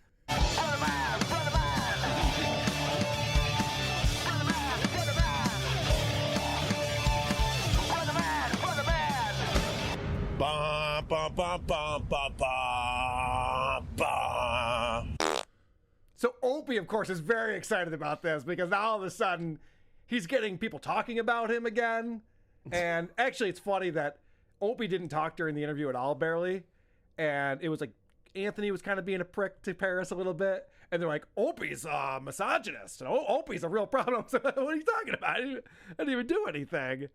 And this is him talking about what a bore Paris was. And so he did a whole, I think he's done 2 episodes now about this. He's so excited about it. But this is him talking about how Paris is never interesting. She's a bore. I searched the internet. I'm like, let me find just one piece of video where Paris Hilton is not a bore. I couldn't find it. All right. You couldn't find one? Not one? Tab, help me out here. You've seen a video with Paris that you enjoyed, right? She was in the Cat in the Hat movie. She has like a cameo in that. Pretty enjoyable. Not what I was thinking, but that's a good piece of trivia. Good to know that. That's a good PG piece of trivia there, sir. When is that going to get canceled? Cat in the Hat. Mike Myers should be canceled. That was Mike Myers, right, in that movie? It was Mike Myers in that one, yeah. Fucking terrible. He made that movie out of contractual obligation. He Did had he? no want to do it, which is why it's terrible. I don't know why anyone would make that movie. Cat in the Hat's a book that is for, like, toddlers. But, all right, moving on. So Opie explains that he shouldn't be getting shit because he didn't do anything. Now, I'm being called a misogynist because of something Anthony said. The fact is, I didn't really have much to do with that interview. I sat back and enjoyed the uncomfortableness of the whole damn thing, and I was giggling like an idiot. Shocking. Opie didn't have anything to do with the interview when Paris was there. You don't say, Ope. You were just letting the 2 people who are talented on your show take over? No way. Playing Candy Crush? I could barely even picture it. He's like, oh, we had Paris Hilton? I didn't even remember that. I wasn't even paying attention. And then Opie goes on to say, because he's being called a misogynist by all these Paris fans, or who even knows who these people are. I think that it's just people are just looking to cancel everybody that they don't like. So it's like, oh, well, we'll stand up with Paris. Like, oh, yeah, okay. That's the person who you want to go to bat for. But Opie says something that is bonkers. And for the most part, if you look at the history of the Opie and Anthony show, we believe it or not, we treated women pretty effing well. What? We really thought they were equal to men. So if men were coming in to do the Opie and Anthony show and doing absolutely insane, crazy ass shit, why couldn't the women do the exact same stuff? What in the hell are you talking about? I can't believe he has the balls to say this. With everything that we've talked about and what they were doing with wiffle ball bats, etc., we respected women on that show, on the Opie and Anthony show. Sure. Would you like to stick this wiffle ball bat in you, milady? Oh, what a perfect Jesus gentleman. Christ. Yeah, I know. But Opie wants everybody to know that he is not a snowflake or a libtard like people like to say. That's why I really do hate that whole white privilege thing when it comes up. Another thing that proves I'm not a snowflake, by the way, you idiots. I love these people who pretend they don't care about the haters, and then it just comes out every now and again. And that's another thing that shows I'm not a libtard, you fucking idiots! Or as Stuttering John says, you twidiots. Dude, holy it only shit. gets people like me clipping it and talking about it more when you do that. How do you not know? No, I'm not a snowflake. And I just said white privilege isn't a thing. See? It proves it. No, it doesn't. Idiot. Of course, Opie, because he hasn't had anyone talking about him in years. Unless it was the 5th paragraph of the article about Carl Ruiz passing away. Maybe Opie's mentioned then. Other than that, no one's talking about him, and he's so excited that now with this Paris Hilton thing happening, people are talking about him, that he's going to capitalize on this. I'm going to play you a clip, and Tab, this is not a joke. He talks about it multiple times during the show. Coming soon to opieradio.com, you too can get your canceled t-shirt. But I really need a good design. I just want the word canceled in a really, really good font. You know how to get a hold of me, you artist. Let's do this. I mean, the ship has already sailed, dude. I'm going to go buy a canceled t-shirt from Opie Radio because Paris Hilton fans are upset with an interview you did 10 years ago. What are you talking about? A shirt that doesn't even exist yet. No, right? He's already promoting it. It's not even up there yet. Yeah, if he had that shirt like just waiting in the wings for something like this, and he goes, yeah, it's on teespring.com/Opie right now for $25. Maybe you get some sales. By the time he gets an artist to get with him and gets this thing uploaded, this will long have blown over and no one will remember this. Plus, since when does he care about art? He has so many t-shirts that just say Opie Radio or #Ruizing. His t-shirts are garbage. They're never interesting to look at. He's constantly trying to sell them, and they're never interesting. And now, all of a sudden, he's got this thing where it's like he could capitalize. Maybe, I doubt it, but maybe he could capitalize on this thing that's happening. And he's like, but I got to get the perfect font first. Who gives a shit? That's not the point of the t-shirt, is just have it canceled on there. But he's excited about his Instagram analytics. I'm busy fighting off 18-year-olds on my Instagram. God, my analytics, I checked it out yesterday for the hell of it. Wow, wow, wow. Wow, wow, wow. But it didn't lead to any followers or anything. It didn't lead to any more likes on my sunset or sunrise pictures. This is where we just talked about where Maddox has gotten to. This is where Opie has gotten to. He's looking at his Instagram analytics and getting excited about it, and then realizing that, but I didn't actually gain any fans, and none of these people actually like me. Then maybe don't bring it up. You're a grown adult man who made millions of dollars on the radio more than a decade ago, and you are looking at the analytics of your fucking Instagram page. Dude, radio guys are used to looking at ratings books. And when the ratings books come out, that's a big deal because they can charge more for advertising, there's more people listening, and then you could ask for a raise and you can make more money. These are numbers that are important to you in your life. This guy is sunk so low, he's looking at his Instagram analytics. I wouldn't even know how to do that. I've never looked at my Instagram analytics. I don't know where that exists. I don't give a fuck. I don't even have an Instagram. I'm an adult man. Yeah. All right. Well, way to make me look like a shithead. You bring up a good point. This is where Opie is at right now. I kind of like the fact that I'm where I'm at these days. You know, got a nice little audience, make a few bucks live streaming. I wish you weren't a liar. There's no way he's happy live streaming to 80 people. Maybe he's doing a little bit better than Maddox, but it's not behind a paywall. It's free. You can just go on Facebook and watch him live stream. And still, there's 80 people on there. Thankfully, one of those people is Benjamin Tucker. And I will be displaying my canceled t-shirt soon, but I need a damn good design. And Benjamin Tucker with the $10 on the YouTube, and he just writes, for being canceled. Well, thank you, BT. I want to know who this Benjamin Tucker is. This name has been coming up a lot. This guy is funding the Opie Radio podcast. Why? What's his He's probably deal? a big fan of yours. I hope so. That's what I mean. Benjamin Tucker, if you're listening, I will have you on the show. Come on the show. I want to talk to you about why you're donating to Opie. Yeah, this segment would not exist without Benjamin Tucker. You're right. He's keeping it going. This Opie segment brought to you by Benjamin Tucker, who just gave us $10 on a super chat. 1,000 bits. 1,000 bits from Benjamin Tucker. Here's a big smooch, Benjamin. Big smooch. Smoochy smooch. Here, get close to your phone. All right. Last thing I want to play from Opie, because I can't make sense of this. He's talking about the best thing that's ever happened to him was getting let go by SiriusXM. And he says this. So, I haven't talked to my mom in... when was I let go from SiriusXM? I wasn't fired. I was let go. I mean, the people will still insist that I was fired, but I wasn't. Tab, what the fuck is the difference between getting fired and being let go? Oh, God. That's like when CEOs or superintendents of school boards, whatever, they resign, but they still get their severance package. Yeah. And that's always pissed me off. Like, I either want you to be fired and we get the benefit of saying you are fired and you get your money, or you resign and you get nothing.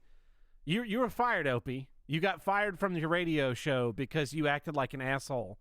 It's the same thing as getting fired. He did not want to lose his job, and he lost his job. That's the same thing as, all right, whatever. No, you know it's what so getting let go is? Getting let go is when the budget cuts happen and you're the last guy on the totem pole. Like, they don't want to get rid of you, but seniority rules mean they have to, or the business is closing down, so they have to lay off everyone. That's being let go. Something fucked up above your level, and you as well as others are being let go through no fault of your own, and not really by the choice of management. If push came to shove, if they had the ability to not let you go, versus you're fired when Westwood One is still doing radio, Sirius XM is still doing radio, and they just don't want you to do radio with them anymore. Well, that's a good point, because let's think about this. There's people getting fired and let go. Now, he claims he wasn't fired for filming Roland in the bathroom taking a shit. And that is the story, is that Roland went to HR and then they let him go, or they fired him, or whatever you want to call it. So let's say that wasn't the thing. Like, Opie's claiming, I wasn't fired for filming my coworker shitting. Okay, if that's the case and you were let go, like you just talked about, Tab, what that means is that they said, we need to trim some of our expenses. What are we paying too much for? And they said, Opie of Opie Radio. This is a guy who had a channel named after him. It was the Opie and Anthony channel, followed by the Opie Radio channel. You'd think that guy would be very important to Sirius XM. He fell so far that they let him go. That's worse than getting fired for doing something stupid, in my opinion. Yeah, either way, he's a loser. Thank you for helping me kind of figure that out. Chrissy, I know I'm keeping you a long time. I just have a very important thing to talk to you about.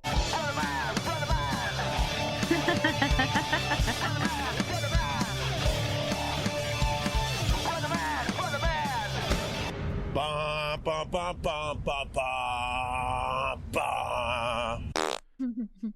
Opie Radio is so fucking bad. It's so bad. He started off the show. This is the start of his podcast. Now, I know he's just going on Facebook and YouTube and he's just chatting with people on a live stream, but there was no music. He didn't do anything in post-production. The show literally starts exactly like this. Opie, can you show yourself on stream again? I miss seeing those tits. Devin Earring. You woke up to throw some hate at me, Devin. And what is that supposed to do? Let's break that down. What is that supposed to do? You do know that I openly admitted that I had bitch tits for a while, right? So it's nothing that I was trying to hide. I told the whole story on the live stream and on the Opie Radio podcast. So am I supposed to get mad that you threw that comment at me? Like, what is supposed to happen now? Am I supposed to yell and scream? No, just you admitting you had bitch tits is enough for me to play it on this show. That's all we need. Thanks, Devin. That's all we needed. Take a lap and hit the showers, Devin. You fucking nailed it. He got so riled up that he talked about that for 3 minutes straight. Yeah, I was eating a lot of Lucky Charms. What the fuck? What's the problem? Oh, Opie. So sensitive. If you mention your boobs, so other people are going to mention it. Did you know how successful the Opie and Anthony show was on Sirius XM? Extremely. I didn't even know it was this successful, Chris. But we brought in stupid money for Sirius XM, like ridiculous money, hundreds of millions of dollars. I would say in our run at Sirius XM, we possibly brought in over $1 billion. I would really have to sit down and do the math. And they paid us well, but we probably should have been paid 5 times what we were being paid. $1 billion is the amount of money they brought in. And I was thinking they must have had a lot of advertisers in order to pull that off, because that seemed like a lot of money to me for the Opie and Anthony show. But then Opie goes on to explain how he got to that figure. No, we brought in probably over $1 billion from subscribers. Wrong. All right, let me explain why I do not believe that at all. I went ahead and did a little bit of research and looked up how many people subscribe to Sirius XM over the years. In Q3 of 2014, that's when Anthony Cumia was fired and it was no longer the Opie and Anthony show. There were 26.7 million subscribers to Sirius XM. Let's fast forward to the end of 2017. 32.74 million subscribers. Let's look at the end of 2019. 34.9 million subscribers. So this guy is claiming that they brought in so many subscribers, they made the company over $1 billion, and yet They haven't even lost listeners in a single quarter since the original joke went off the air or Opie Radio went off the air. And listen, I actually did cancel my subscription when Anthony got fired. I was one of those people, but apparently most people did not. It wasn't like, just listen to Stern. That's fine. Loyalty should be rewarded, Carl. Well, I mean, I wasn't trying to be loyal to him. I was fucking pissed. Yeah. So I asked E-Rock about this claim, and E-Rock says, my educated guess, millions yes, billions no. Of course. Millions yes, because they paid you millions, so that makes a lot of sense. But yeah. Can you imagine making $1 million? I can. Crazy. I can imagine that. They're not paying you that much a compound? Come on. Oh. I can't believe it. This girl needs a raise. You had anal ring toss on your show the other day. I know, and I go and I buy all those props myself. I saw that. I reuse them for holidays. I saw the video of that. There's some spicy shit going on. Very spicy. Peyton Sinclair, yes. So, it's crazy because I'm going to Party City and I'm looking each aisle like, where's the anal ring toss? I thought you guys had fun and games here. I thought you guys sold party games. There's no anal ring we're toss. Just out of it. Come back next week. There was no even regular ring toss, so I had to buy 2 of these like Luck of the Irish, like St. Patty's Day. Like, I think you're supposed to stick them in your lawn. And I was like, well, these are going to be stuck somewhere else. And I just bought like beads, like New Orleans beads, you know what I mean? Like in orange and green. And I was like, all right, they'll just throw these beads at the stick and it'll be in her butthole and we'll sort of do what we can. Yeah. So if you're not subscribed to Compound Media, this is what you're missing out on. I like that who was the porn star? Peyton Sinclair. I like how Peyton was like, it depends on whether I've taken a shit yet or not that day. Yes, the whole day. I was like, I didn't even know if she was gonna come because you know what I mean. She was like, it depends. Like if I shit today, then I'll come. But if I don't, I can't guarantee it. And she's like telling me every time she messages me every time she does an enema. I'm like, wow, I'm really like. Imagine having a job really like kept me that. waiting. I would love to call up an employer and say, I can't come in today. I haven't shit yet. It's not gonna happen. And I was like, Peyton, you don't even have to stick it in your butthole. Like you can just hold it between your cheeks. And she's like, no, I'm dedicated. She's a pro. She's a pro. She's not doing that. All right, so getting back to Opie, although that was very entertaining, and I believe she almost had an accident in the studio, if I'm not mistaken. As soon as she took it out, she ran to the ladies' room with no pants on, like cupping her butthole. And I've been up to Compound Media. The bathroom, you have to run around a few hallways in order to get to it. It's not self-contained. I was like, Garrett, get the Swiffer mop. So Opie is just taking questions from people and still freaking out when they ask him about Opie and Anthony. Oh my God! The O&A questions. The Opie and Anthony show is not important to me anymore. I'm sorry. Yeah, but that's the only thing that we know about you. It's like, remember Leonard Nimoy when he didn't want to be referred to as Spock? He like went through a phase. It's like, I'm an actor. I'm more than that. That Opie's going through his Leonard Nimoy phase right now. I think he'll come out of this, and eventually he'll be on like Opie and Anthony cruises with Club Soda Kenny and Lady Di. They'll be hanging out with meet and greets. Because this is insane. Like, what do you want people to ask you about? Would be like if Clay Aiken got upset every time somebody mentioned American Idol. Oh, like, this again, American Idol. I was on a TV show. So the reason why anyone knows you. I know. What does Opie want us to talk about? He can't talk about his tits. He can't talk about his fucking O&A. I know.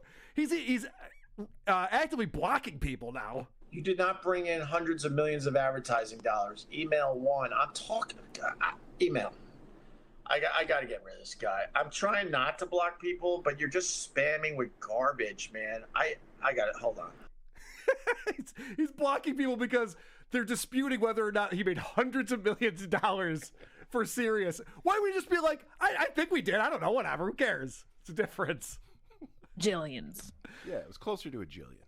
And then he calls out Jim, which I thought was interesting, this prediction. The only reason they kept Jim was to just try to keep as many subscribers from the O&A days going as possible. And their time is coming to an end. I guarantee you, because I know how that company works. So now he's predicting that Jim and Sam will be off the air because he knows how that company works. Howard Stern will have been broadcasting there for 20 years, but he knows how that company works. Maybe you were just easily dismissible. Oh, I'm just going to throw it out there as a possibility. So Opie sees this cardinal hanging out, and he wants to show you the cardinal, but then it flies away before he can turn his iPad or whatever he's filming with around. And he's determined that this cardinal is Carl Ruiz. There was a red cardinal that was on my railing. I was going to move my iPad, and just as I was going to pick it up, it flew away. But he's right over there, but I don't think he's going to fly away. It's going to be hard to see. He's in the distance now. We have a fucking red cardinal that just hangs out at our house. And Jim Brewer swears, Newcomb, I got to get Jim Brewer on the live stream.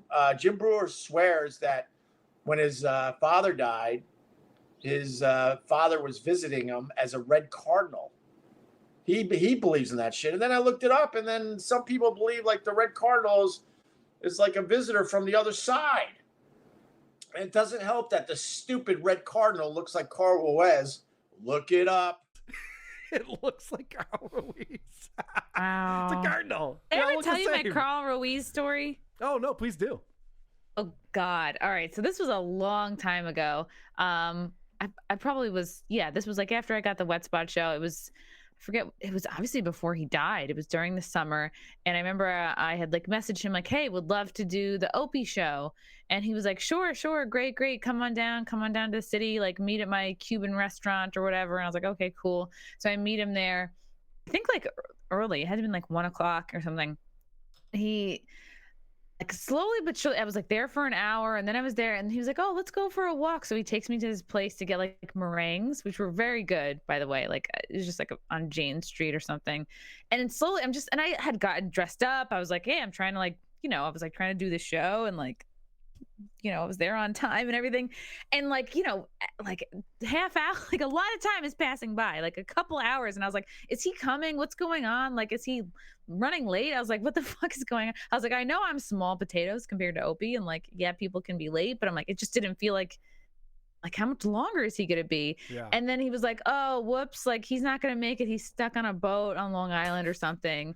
And I just kept getting the feeling. I'm like, I feel like he never reached out to Opie at all. Like to me, it seemed like a sneaky date. Just felt like I felt so dumb. I was like, I feel like I got tricked into like a semi date. And he had me like waiting in like the basement of his Cuban restaurant. I was like, this doesn't seem professional, but I don't know how you guys work. And then he died. So it's like, I'm not going to shit on the dead.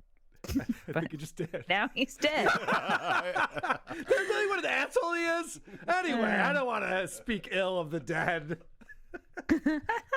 He paid for the meringues. I just feel like he wasted a lot of my time. He should have said like, Opie's never coming. But then how would he get laid if he said that? So after Opie explains that this red cardinal is Carl Ruiz, who wants to still hang out with Opie for some reason. He didn't want to hang out with him when he was alive. Now he wants to hang out with him. He talks about how Jim Brewer is convinced that his father has come back as a red cardinal.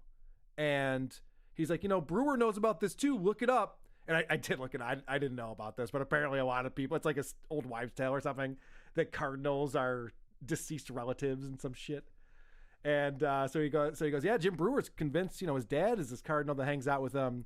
And someone calls out Brewer. So it's so weird that this one red cardinal has just been hanging out all winter like that. David C., I love Brewer, but that is nonsense. No, the cardinal was not his father's soul. How do you know, David C.? Because he's not a fucking retard. That's how he knows that. I love that that's Opie's response. I would have just been like, yeah, I don't know. He believes that it's cute. Opie's convinced. Do you know why cardinals are red, Chrissy? I don't know. It's the male. It's the male cardinal. So they can stand out, because I know the female cardinals are like more brown, so they're not so out there. Right. So they can be. But he's making it sound like the red cardinals are the reincarnated people. It's like, well, no, the red. There's the male ones. They're just 50% of them are red. It's not like oh boy. I brought some Opie shit. Oh, good. Yeah. I'm excited to get into that. Should we do that right now? You have a stinger? Well, I mean, obviously we're going to need a little bit of a stinger action. We're going to do that.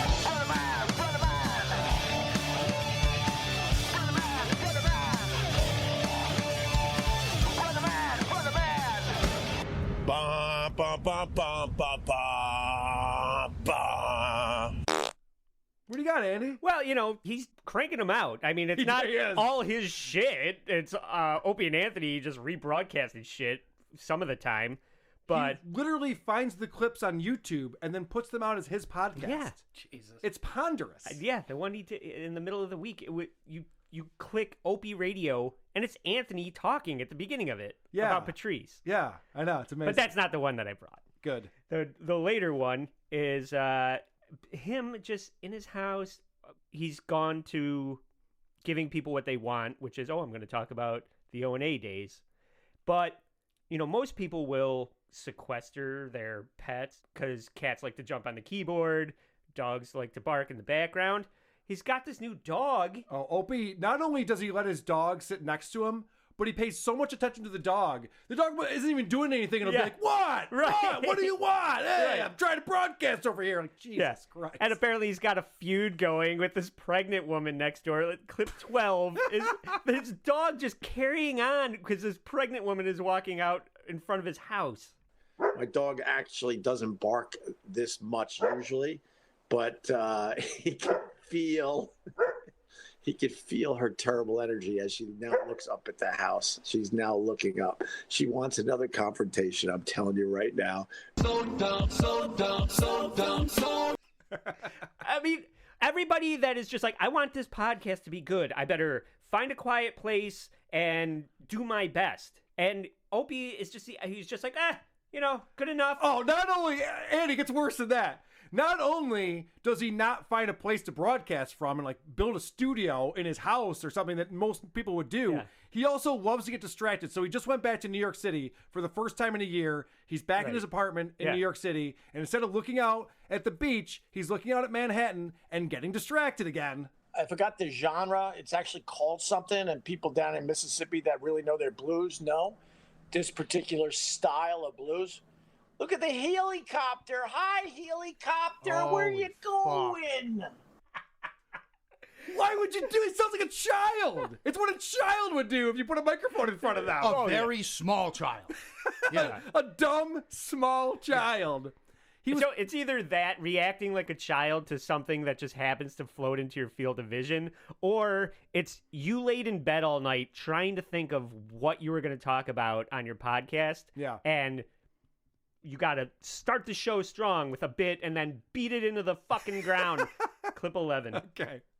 Does anyone else, when they listen to Def Leppard and, you want to play air drums, do you do it with one arm or two? Jesus Christ. I need to know. Do you do it with the one arm? Depends which album. Show respect. I mean, because those drum parts in those Def Leppard songs are amazing, but do you go two hands? Let's hear it again. Or do you show the respect and you're just pounding away with one arm?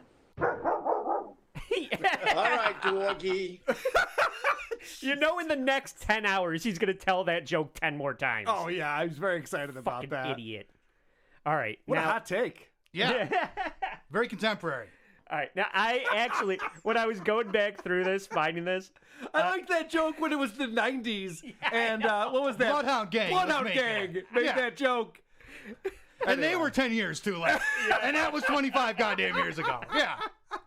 Fucking idiot. Oh, wow. Anyway, it's great. He's got some real good Bing Crosby singers coming up next. Do you know that Sammy Davis Jr. only had one eye? Oh, no shit. When I listen to his albums, I like to close one of my eyes. Yeah, when you do karaoke to Sammy Davis Jr., do you keep both eyes open? We write this down. Yeah. That'll be next week's. Tune in next week. He's going to tell some Helen Keller jokes. Yeah. So this actually did make me laugh. Okay. I mean, it's the most lowbrow thing, and he does it all the time. Okay. I think it's just kind of like, it's infecting me, and I kind of like it. He's doing his funny voices. This is a little compilation of clip 13. God, we're doing this again, Harry. Harry, he's doing it again. He's got to explain the Anthony thing again. Harry, get over here. He might say something different this time.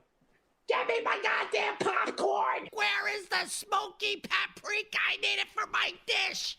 Chicken stock? What aisle is the chicken stock in? Holy I like shit. It makes me laugh now. You enjoy that? It's come around, it goes around the bend and comes back to being funny, I guess. All right, so this is a different episode, but I have the same voice that I've captured here, because that's the voice that he does. Oh, I love it. Let me set it up by first he explains yet again, he's a broken record. He's got nothing to talk about. He has no friends anymore. Yeah. He first explains this. But then I confuse people with the thing about the women. I'm kind of a feminist. Look up the definition before you go, ew. You literally just think that women are equal to men. God forbid you think that in 2021. So he explains how he's a feminist later in the episode by talking about these Cuomo accusers. I really tend to believe women when it comes to this sexual harassment thing. I think they got fucked over the years in workplaces, and the power struggle that is between a man and a woman. Oh my God, he's talking like a feminist. Harry, you gotta hear this. The guy that invented Whip Out Wednesday is supporting women. You're not gonna believe it. Give me my pinkberry and a large spoon, God damn it. Anyway. He does these impersonations. I swear, you would think it was the real people. So, but that's him impersonating his listeners. Yeah. That's what he thinks you, the listener, sound like when you're Right. at home listening to his show. Well, he has no respect for you, and rightfully so. If you're listening to the show and not making money from it, what are you doing? He's probably not that far off. Yeah. Right, probably not that far off. Croach, I have a couple things for you. Oh, boy. Because you are both a musician, blues an musician, and a Zeppelin fan. So there's a few things here that I wanted to play for you. Oh, great. Now, before he got sidetracked by that helicopter, he was Yeah. talking about this Mississippi blues musician known as Jimmy Duck Holmes. Okay. And he says this about this blues musician that will blow you away. His name is Jimmy Duck Holmes. And he's this old-time blues musician in Mississippi. And what's cool about this guy is that he doesn't write any of his songs down. He doesn't write any of his songs out at all. And every time he performs his songs, he performs them differently, which is fucking nuts if you think about it. That's the entire history of blues, folk, and country music. And jazz. And jazz. of course. But he never writes it down. Blues music has never been written down. That's kind of how it came out organically. You would almost suspect that Opie has no idea what he's talking about when it comes to music. You would almost think that. Wow. And then he has the hottest of hot takes when talking about rock radio. Ooh. That's what drove me nuts when I did rock radio for a bunch of years. I'm like, there's so many great songs out there that they were scared to play on the radio. You start doing deep tracks of Zeppelin, it was the same shit. Why are we playing Stairway to Heaven again or rock and roll? Christ. Boom! Hot take! Wow. Now, when he says he knows the Zeppelin catalog, and he knows there's other songs besides Stairway and rock and roll that are good songs, he proves it with this next one. I want to get your take on this, Crush, because he goes deep. And I'll tell you right now, Led Zeppelin 3 is my favorite Zeppelin album. Most people would go 4. I go 3. I go with the tree. And 2's not far behind. Whoa! 2? Some hot takes right there. He knows about Zeppelin 1, 2, 3, and 4. That's impressive. Holy shit. It's a good thing that they're just titled numbers. I want to hear his take on the band Chicago.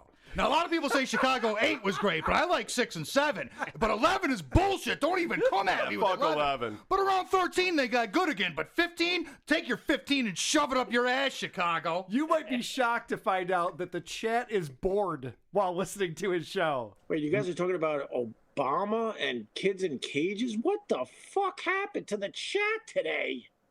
You didn't like what I was talking about, so you're like, fuck that. Let's make up our own show. Wow. I have to say, this is a phenomenon that I'm noticing from both Opie and Stuttering John. And actually, Heather W. pointed this out to me. When you look at Stuttering John's chat, they're not talking about what he's talking about. Yeah, they're chatting. hanging out with their friends. Like, that's their social hour. There are people, and there's only a few dozen, but there are people who get together and they're like, oh, at 3 o'clock in the afternoon, this is when Stuttering John's on, or at 9 a.m., this is when Opie's on, and they go on there and they just chat with each other because their show is so fucking boring that there's no reason to chat about the show. I'm proud to say that our chat is still talking about our show. I mean, it's one day won't be the case, but for now, they're actually talking about the shit that we're talking about. All They're paying those attention. listeners that were listening to a show for people with no friends have found friends. Yes! A way to have friends. It proves it. You're right. Because if they just wanted to chat with people, They would just like go somewhere and chat with people if they had friends. Right. IRL. Yeah. Actually, I have my clip 14 is somebody kind of getting over Opie in the chat. Morley TV, did it even bother you when Anthony brought his 17-year-old girlfriend to the studio? Oh, my God. I just read that cold. Oh, my God. I just read that cold. I told you the other day I read these things cold sometimes. Oh, my goodness.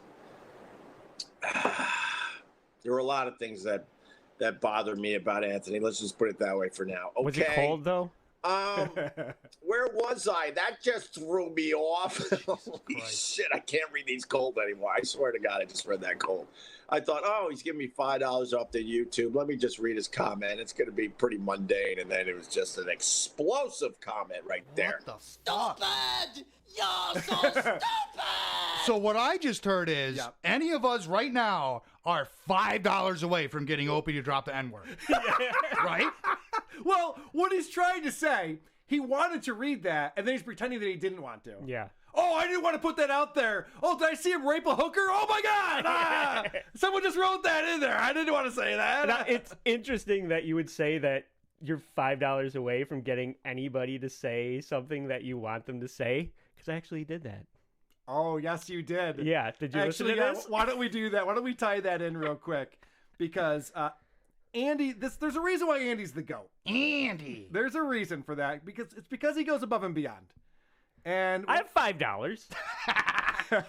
And you know who wants $5? Yeah. Stuttering John. $5 is above and beyond me. I'll give you that. Yeah. So I was checking out the Stuttering John podcast the other day, and I couldn't help but notice one of the people who was giving him money and chatting with him had a name that sounded a little bit suspicious. Like maybe it wasn't their real name. Joe King, thanks for the super chat. Any friends of John's, a friend of mine. Sal D is down with Joe King. Okay. Joe King! Andy got him to say Joe King. Amazing. I got to say Sal D is down with Joe King. You need to take a victory lap, my friend. Yeah, that is well done. Yeah, I like fucking with John. How is it though that people are giving Opie money? Not people, person.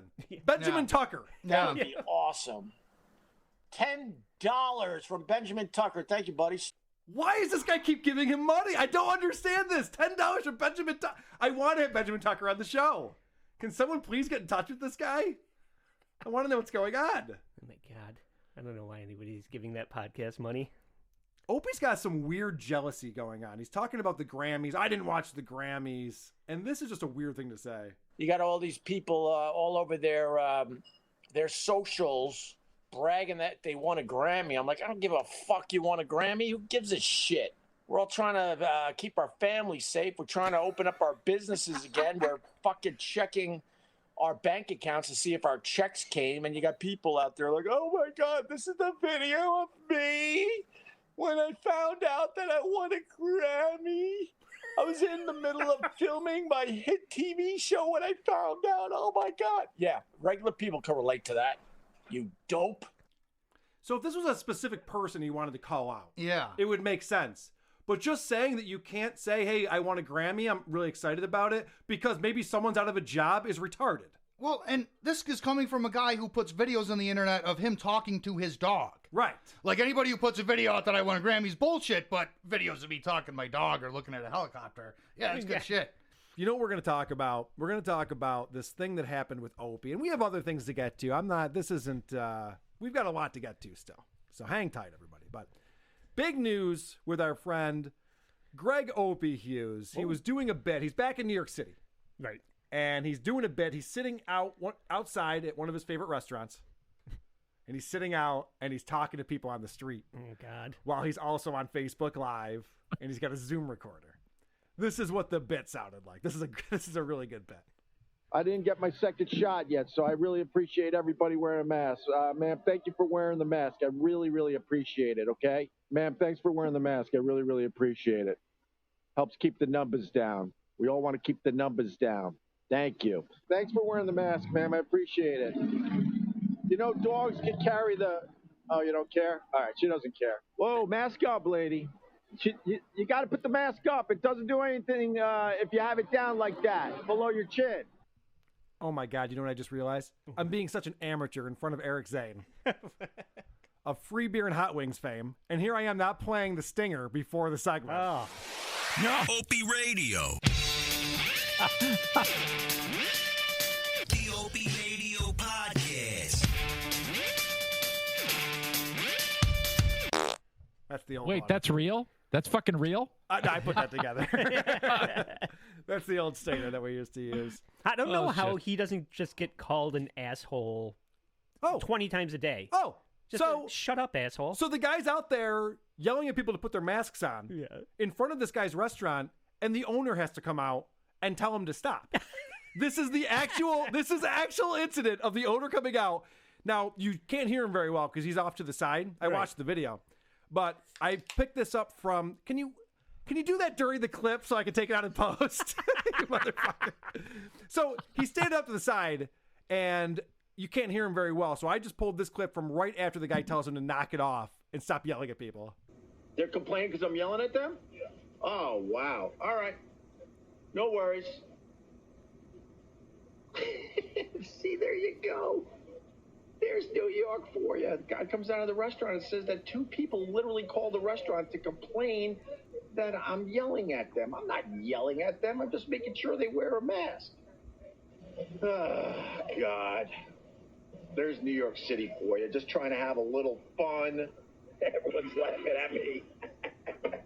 Everyone's laughing. See?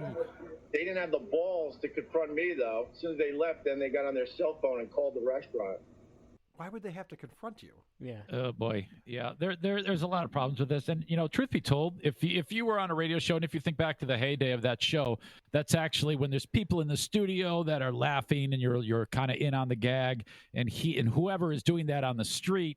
I mean that's the old stunt thing, which there's still a place for that if it's done well, but when you're all alone by yourself like that, and you're actually saying, boy, this is funny, when he has to say, hey, this is funny, oh God, it so isn't. And it's really kind of I think everybody gets that it's shitty except him.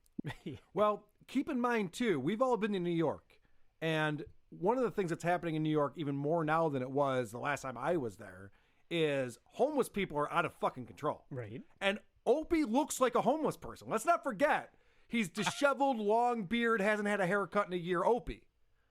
He's very proud of this, too. I don't know why. Right. Yeah. So Anthony Cumia played this on his show, and he had some thoughts on this. But Opie's like, okay. He's got no ability to make something of a moment.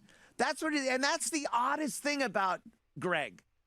He's trying. He's out there amongst people. What you need when you are doing spontaneous shit like this is the ability to act quickly and on your feet and be witty and sharp and take things, be quick. He's completely devoid of that. It's a great point. The guy goes, hey, we're getting complaints you're yelling at people. And Opie goes, oh, geez. Hey, I'm just trying to have some fun. Yeah. Like, he could have fucking said something back to that guy. They could have mixed it up a little bit. Yeah. He just gets yelled at and then sheepishly ends the show. Whenever Anthony Cumia drills down like that with that very forceful, particular style that he has, really kind of spotlighting the stupidity of that, I always feel like, holy shit, you just hit it out of the park. And how come people don't ever respond to that? How come this keeps happening with this guy? Because I've been listening to your show and chronicling all of this. Doesn't he have any sense that says this is a bad idea? I need to do something different? He should, because his audience is dwindling down to nothing. I'll play a clip in a little bit that gives the specific number of people who are watching his show. And you would think, if he was surrounded by friends, like Eric, I'm fortunate that I have friends in my life who will tell me when I'm doing something that I shouldn't be doing. Opie, I don't think, has this in his life. I don't think anyone's going, Ope, what are we doing, buddy? Come on. Yeah. You're embarrassing yourself. I know. Carl died, so there's Yeah. nobody to... Carl would call... You're right. Carl Ruiz would call him on his shit. Yeah, he would have put a stop to that.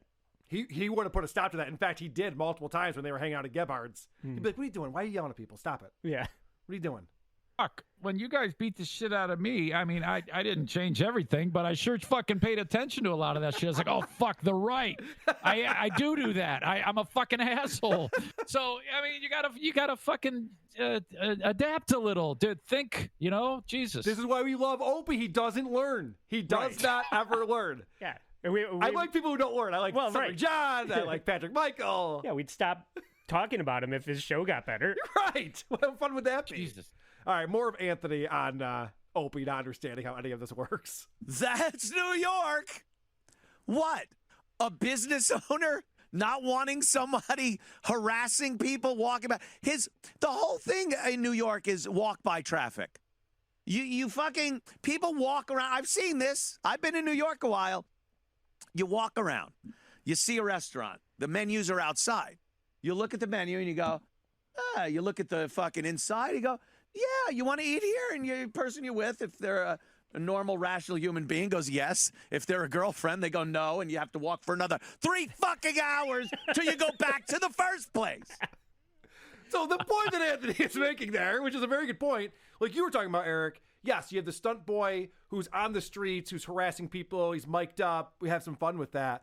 But this guy is sitting at a business, yelling at people. Every single person who's walking by, he's yelling at them about their mask. Yeah. So you're going to want to avoid that place. You might have been walking there to go there, and then you're like, oh, fuck, this homeless guy's harassing me. I'm out of here. Yeah. And he's like, oh, that's New York for you.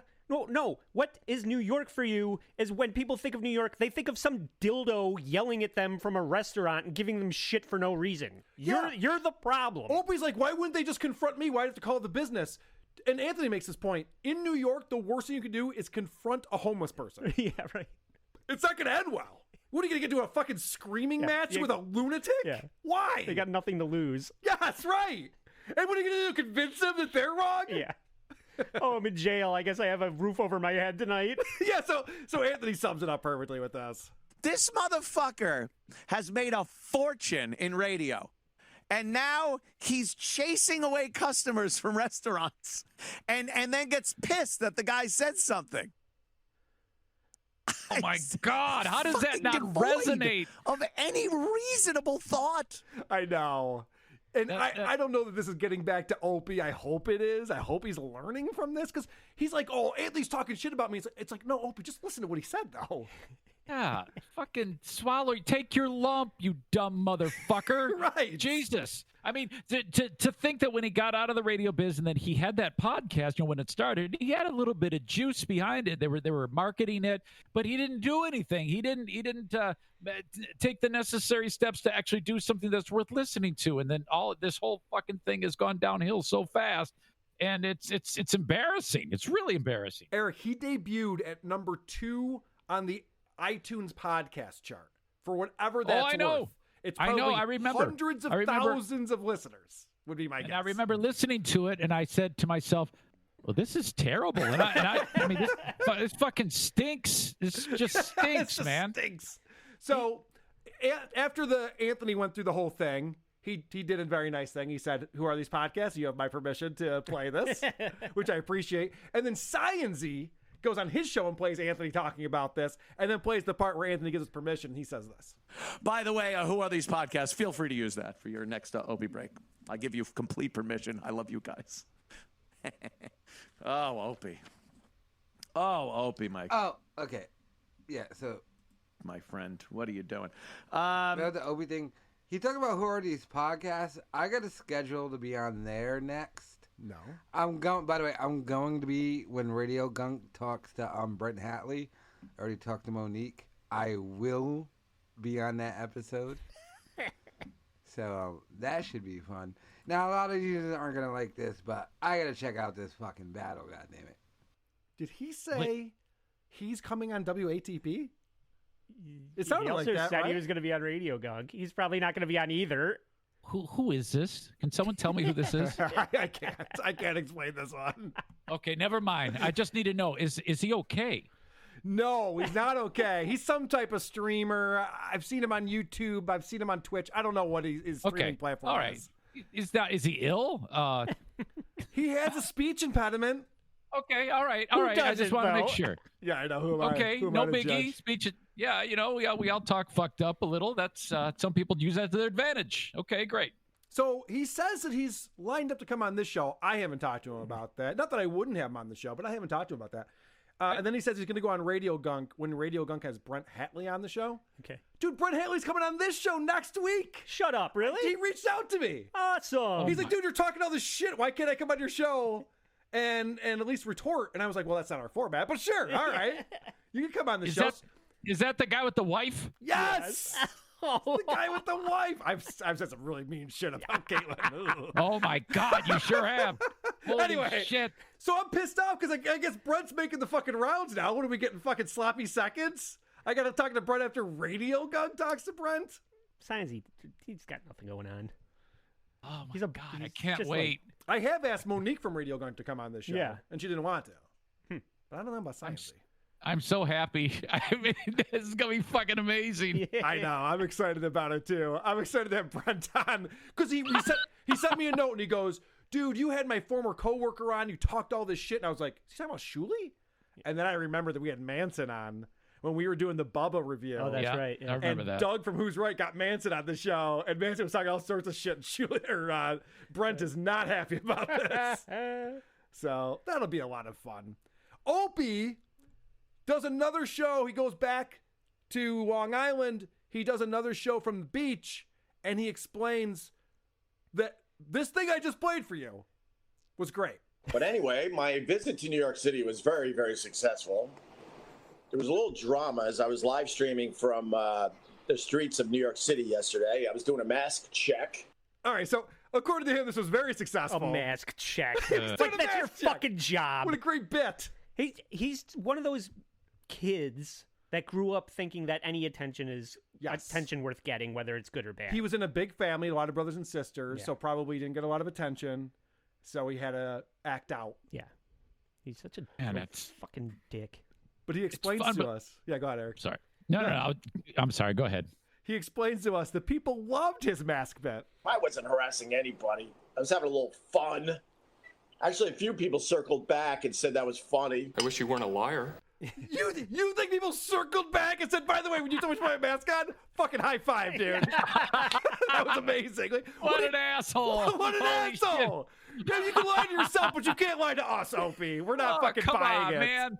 Just fucking quit it. Just knock it off. No one. He's believes got to that. reboot the whole fucking thing. I mean, seriously, you just got to go away for 6 months, He's spend had- about $100,000, and then just Eric, start over. Eric, he's had so many chances to do that, and he never does. God damn it! He gets kicked off of Westwood. He gets kicked out of Gebhardt's. He has every chance to change up his format and do something different. His friends all die, and he same still old keeps doing bullshit, it. Walking around with a Zoom recorder on Supermarket Sweep. You fucking idiot. Supermarket Sweep. That's my It's really spectacular. Can I just point out the fact that you guys had nothing. You were never in the radio business, but you have so much more clout than him now. Isn't that funny? That is really exceptional. That's not. I mean, that's kind of like the world we live in. That there's all these people out there who do a lot of fun things, are talented, and are fucking funny. That's fucking great. Eric And- Zane, if I didn't have more people listening to my show than listen to Opie's show, I'd kill myself. That's how pathetic his show has become. It's very funny how you kind of just took some of their format and he passed the baton to you, and then as soon as he hands it to you, he just face plants right into the ground. That's the relay race. That's the relay race that Opie is running. Oh boy, Just horrific. So Opie's saying the people were circling back to tell him how great he was with his bet, and as Anthony pointed out, he looks like a homeless man harassing people. So Opie's got a theory on what actually happened. I think that the owner knew I was doing it and then needed an excuse to try to get me to stop. So I think he went with the old people who are calling him complaining. Because they would have to go way out of their way to find the phone number of this place. Because I looked when I was leaving. There's no phone number on the outside of the place. So then they would have to Google that shit, go out of their way, and call the restaurant. I doubt a couple people did that. So I'm starting to think that the owner himself was like, oh, my God, I don't think this is good for my business. This guy doing a mask check in front of my establishment. That, by the way, that sound effect was on his show. He then replayed that whole bit on his newer show. How dare he not think that? Isn't that more embarrassing? Yes. If no one complained and the owner's like, people are complaining? Yeah. And he's saying that like, dude, I don't even think people were complaining. I think just the owner didn't want me harassing customers. Yeah. Like, okay, either way, what are you doing? Yeah. Why are you Either proud of way, this? it's still. I mean, you sure, but then the whole fact that he's like, there's no way that they, with their handheld computers, could look up the phone number and fucking call. That's impossible. Eric, I had the same thought. He goes, the phone number's not even on the building. Even if it was, people would still go to Google to find the phone number. That's what everybody does. It's not difficult. Yeah. It's what we all do all the time. The owner didn't want to walk up to you and go, hey, I think you're a giant asshole. Would you shut up? He let himself off the hook by saying other people thought you were an asshole, not him. Either way, it's fucking ridiculous right. that he's replaying this whole bit on his show. And then as soon as he gets done playing that bit on his show, he's reading his chat room and he gets called out.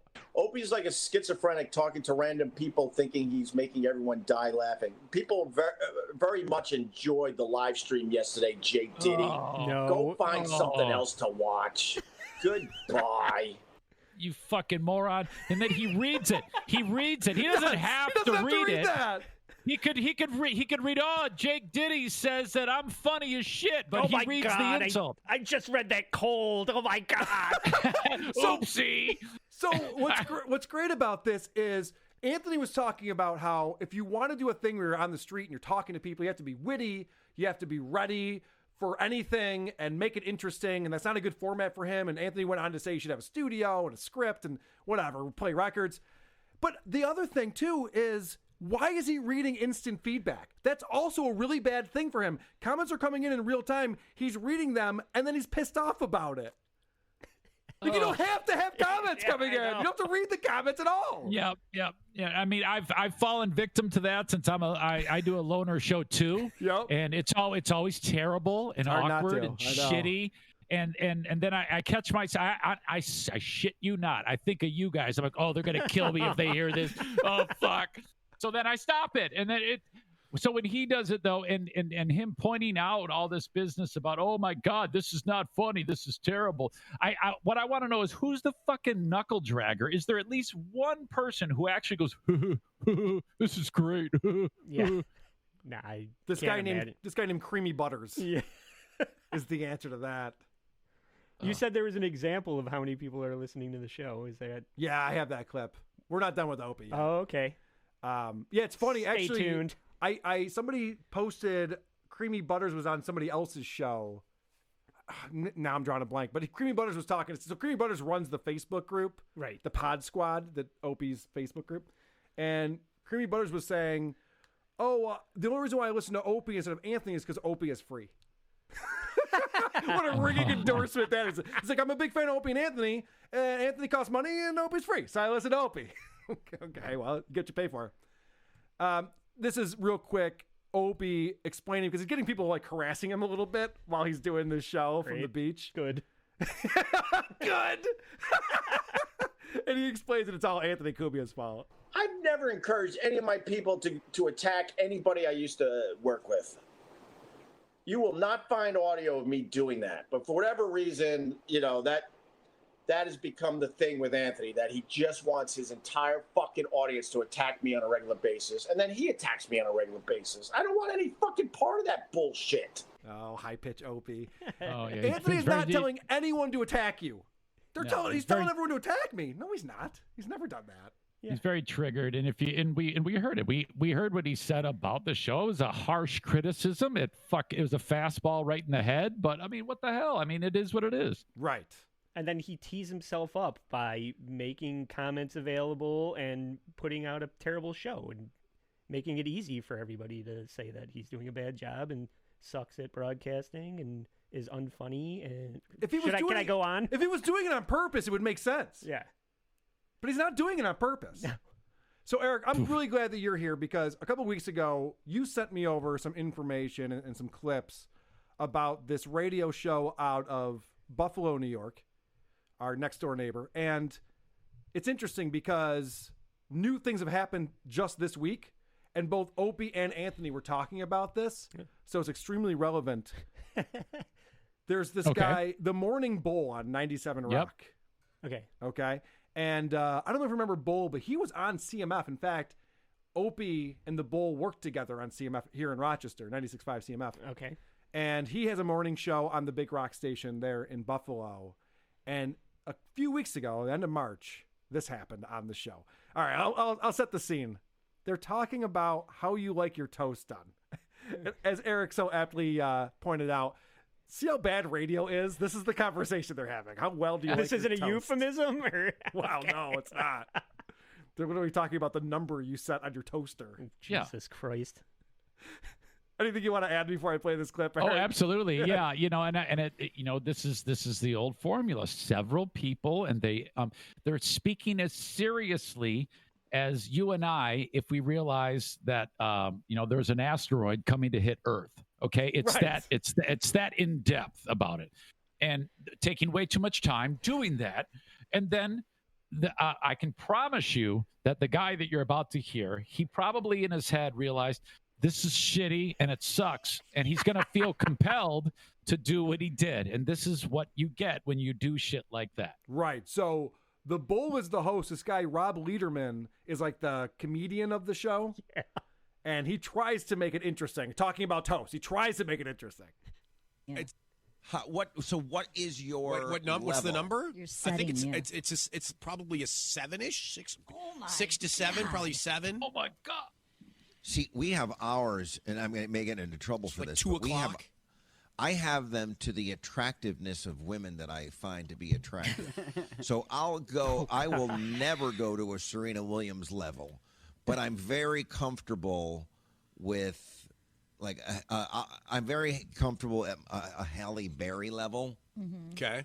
I need a little bit of mulatto still coming through. It can't be, is Gail King that's not in your realm? No, Gail King is not even on my toaster level.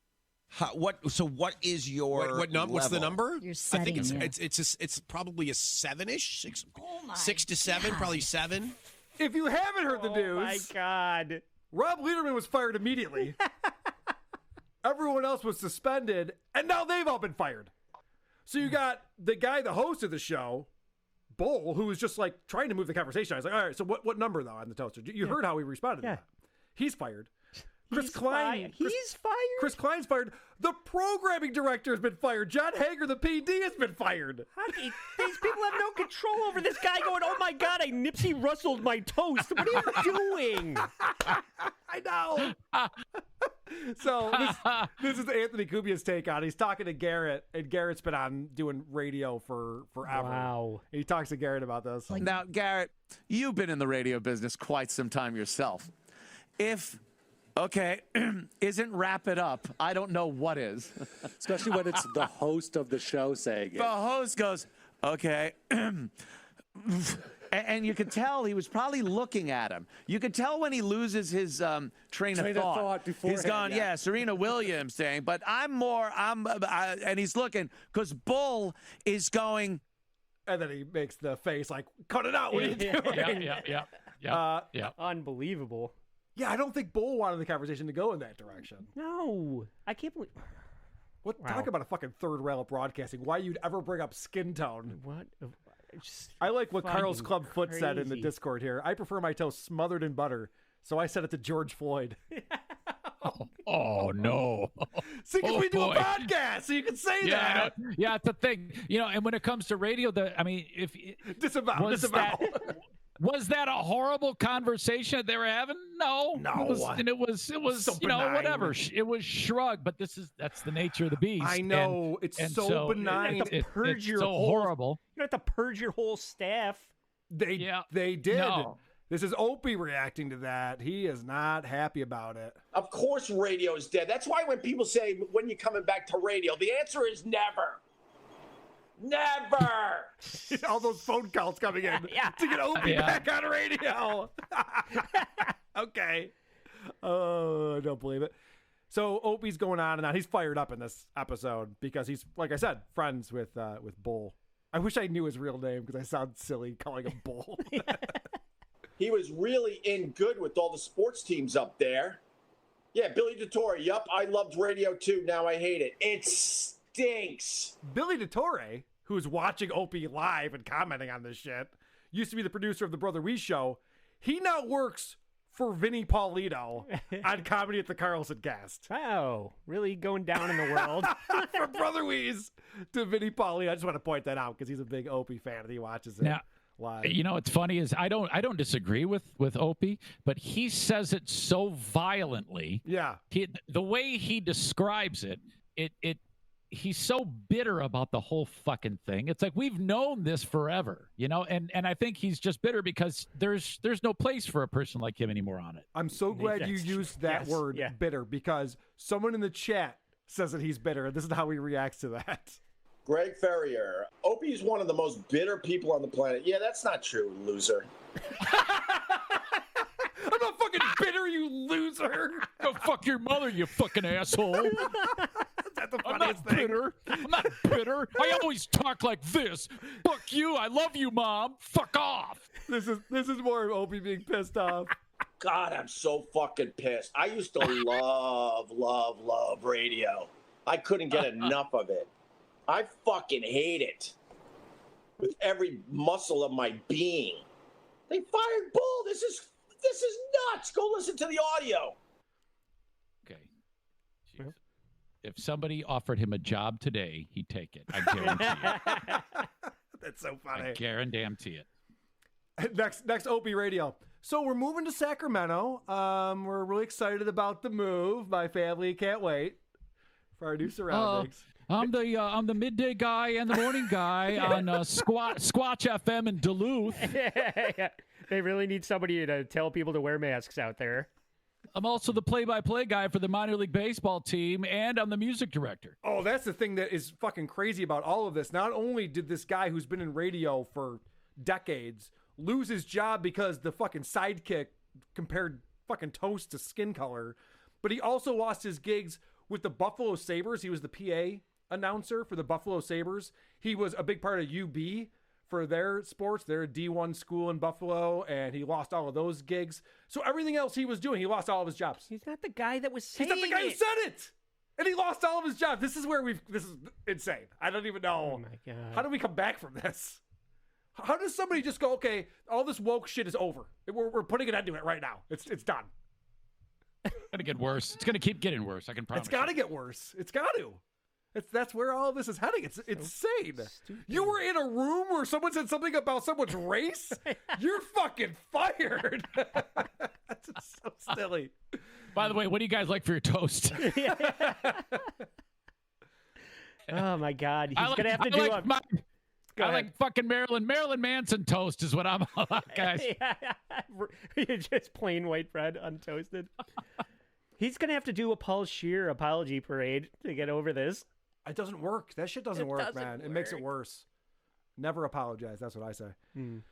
So somebody... Especially when you didn't do anything wrong. Yeah, especially when you didn't do anything wrong. That's when you actually double down and say, no, fuck you. Yeah. You do not apologize. Yeah, Bull should be saying fuck you, and Paul Scheer never should have apologized because he didn't do anything wrong. Cock. What a fucking idiot. He's a cock. I'm sorry to bring it up again. No, I love it. Do not fucking listen to Carl. Absolutely apologize. I know.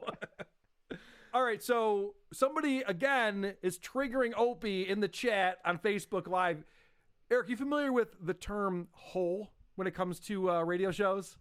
I am. I hate it. I hate that term, but yes. Yeah, I know. I am familiar with it. Drew Lane said the same thing. It's pretty gross. He's not a fan of it. But what this means, because, if you want to know what it is, then go back and listen to my episode 107 when I talked about what a hole refers to is usually on these radio shows, there's a specific format where there's one woman and a couple of guys, and the woman's there to keep the guys from getting too crazy. Oh, guys, let's not go there. Crazy guys. Hey, that's too far now. We're going over the line.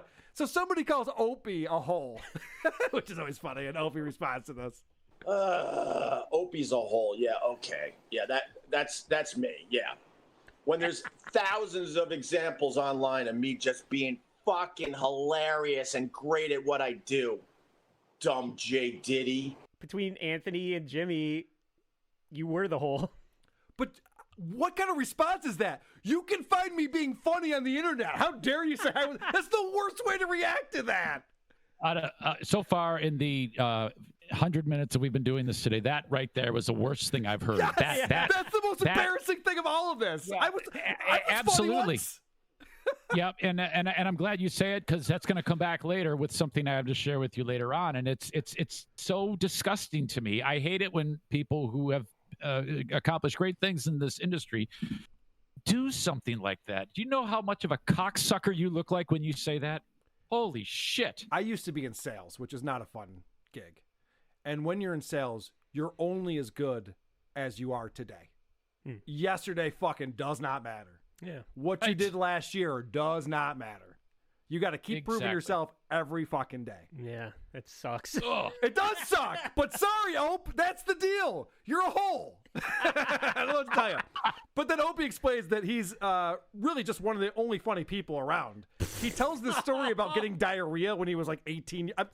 I wish I was making this up. It'd be funny if I was like pretending that Opie sucks, because this would be a fun script. So Opie's talking about how he ate a sandwich with bad mayonnaise on it and he had the shits all day. He really did. And this has been told many times, right? Of course. Yeah. And then this is what he tells people. Just imagine your faces when I just go down these very open roads. No one else is admitting they had the worst explosive diarrhea of their lives, to the point where they were dry heaving from their butt because the mayo turned. No one's doing that for you. You're welcome. He thinks he's the only one doing that style of comedy on the internet. Does he like break down every one of his stories with these self-critiques like that? Is that right? Wasn't that an amazing story? I'm pretty sure there's a whole podcast dedicated to poop stories. Oh, there is. Yeah. Also, Eric Andre is much funnier. Does he not know that people are doing this thing? Anyway. Yeah. Opie finally admits that he sucks, because somebody goes on and he goes, you know what, Opie? You look at Jim Norton, you look at Anthony Cumia, you are the winner when it's all said and done.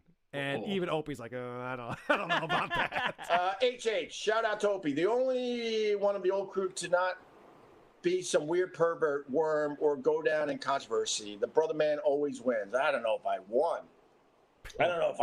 My God, I'm live streaming for 167 people. I don't know if I won, sir, but thank you. I appreciate the sentiment, but I don't think I won. I enjoy myself, but I don't have really an audience anymore, and I don't really make a lot of moolah, but okay. That's amazing. 167 people. Opie from the Opie and Anthony show. Honestly, I'm surprised it's that high. Yeah. I would fucking kill for that number. Eric, you got more Zaniacs. You got more Zaniacs over there.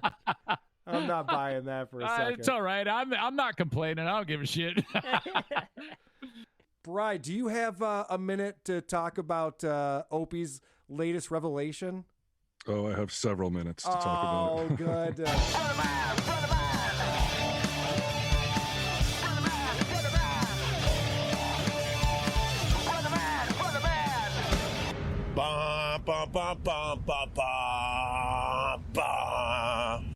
So Opie's doing this thing called Let's Have a Beer. It's very similar to Beer on the Balcony for some reason, but he does the show. I think it's Friday happy hour time, and he drinks a beer, and he's gone beyond just interacting with his chat.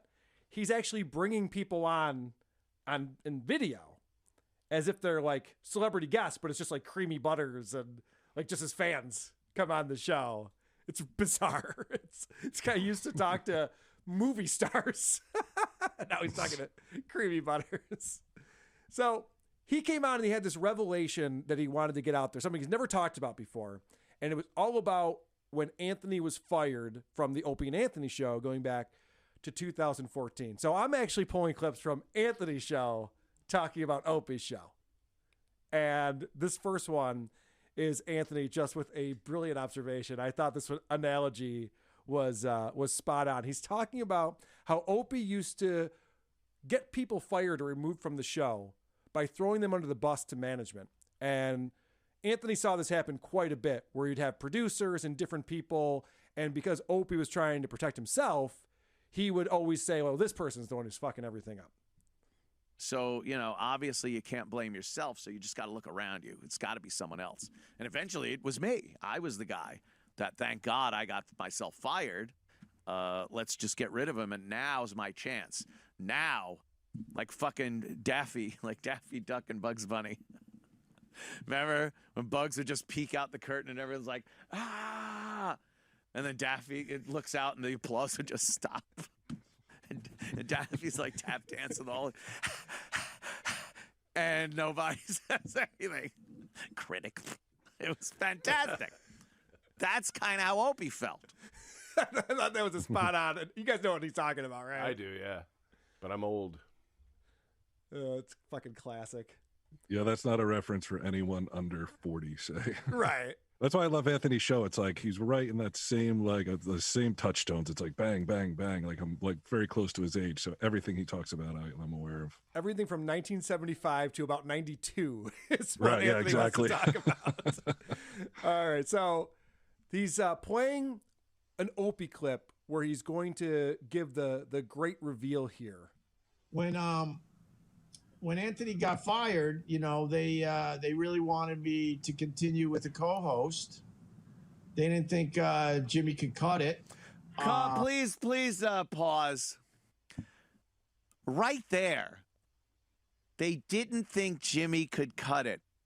Oh, Jimmy, who's still over there hosting the show, name on the marquee, being paid by SiriusXM for years now? Even years since you've been fired?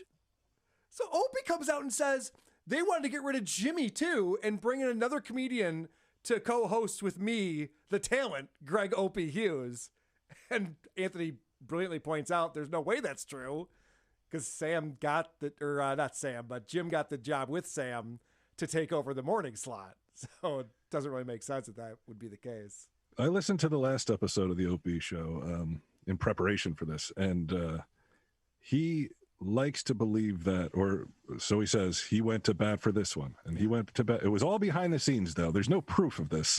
Right, and as Anthony points out, he's watched how he treats coworkers. He's never going to bat for anyone. He's always throwing everybody under the bus, so it doesn't make sense that he would do that.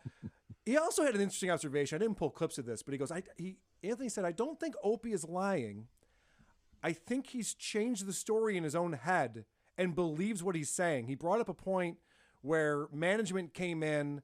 They wanted to do this bit. They wanted to get permission. Management came in and they said, look, we talked to the lawyers. You guys can't do it. Opie goes on the air the next day and goes, and the management came in and they were screaming at us. You can't do that shit, guys. What's wrong with you? And Anthony's like, what are you talking about? That's not what happened at all. It's just like he embellishes things, and then when he talks about it, it's not even reality anymore when he goes through it. And I did get a nice little compliment from Ant. Now, here's the thing with Opie. I'm going to give you a little inside because I know him very well. I know the Opster and the way he thinks and everything. Not as much as Carl from Who Are These Podcasts. He seems to know Opie much better than I do. But so I know he's joking, but I will say that when you listen to as much Opie as I have, I don't think anyone else is doing that. You do get to know the guy a little bit. So here it is. Here's the clip with Opie's big reveal, something he's never told anyone before. They offered a comedian that definitely did the show a lot back in the day, $1 million to co-host a show with me after Anthony left. And they said no? And the comedian said no because he was too scared of the backlash he would receive in the comedy community and from Anthony himself. He said no to $1 million. Okay, so I hope you're following this at home, everybody. What he's saying is that this comedian was offered $1 million to co-host a very popular morning show that's national. Now, any comedian would want a platform like that because then you could also sell out all your shows when you travel around the country. I mean, obviously, Jim Norton's done really well for himself with that. And he says they said no because of the backlash from the comedy community and potential backlash from Anthony himself. Does that make any sense?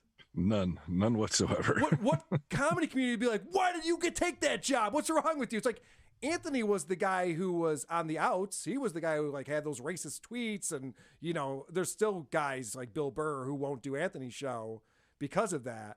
But Opie's saying that, I don't know, maybe there was like some kind of stink on the show from Anthony that these people don't want $1 million and an awesome gig because of that.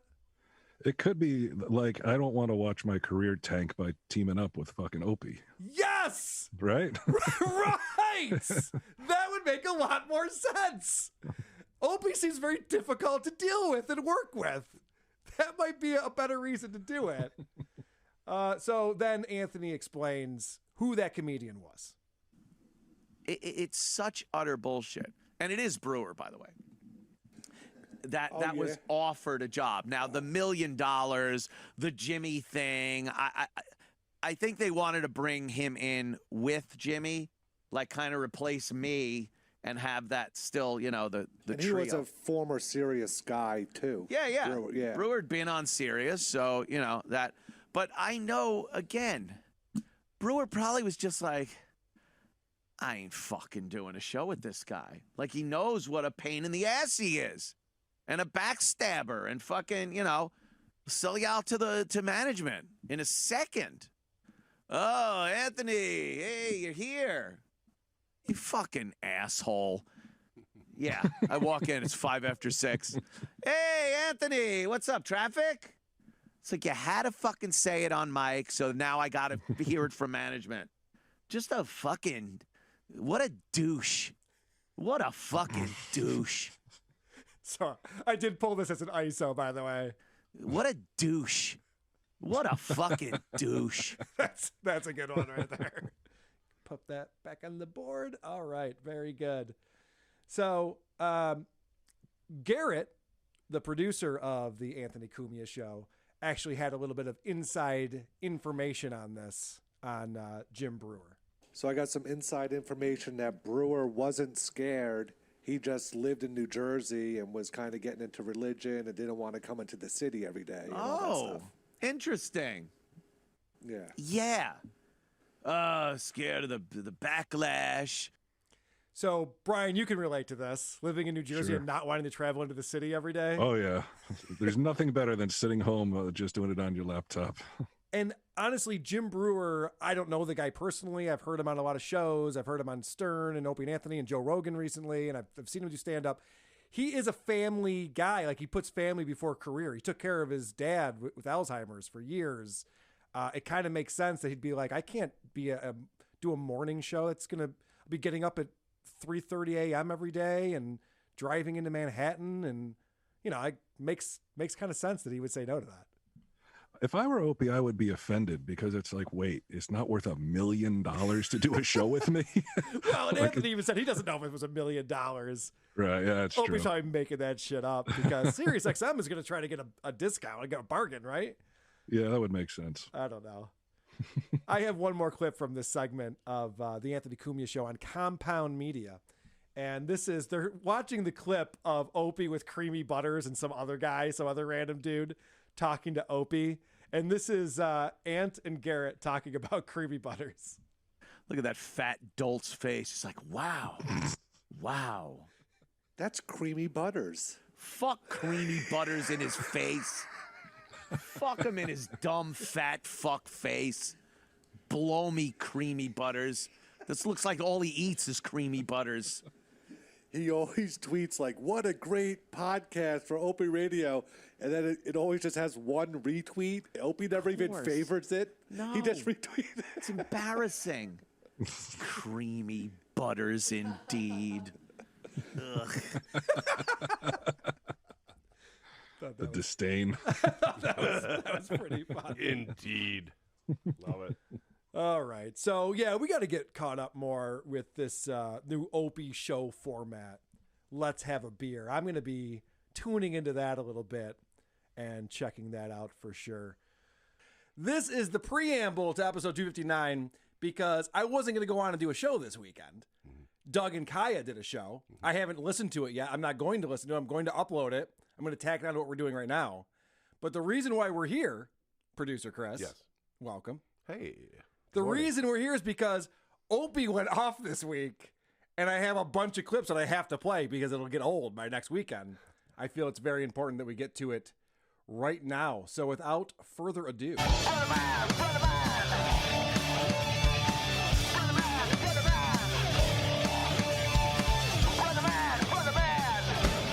Ba, ba, ba, ba, ba, ba, ba.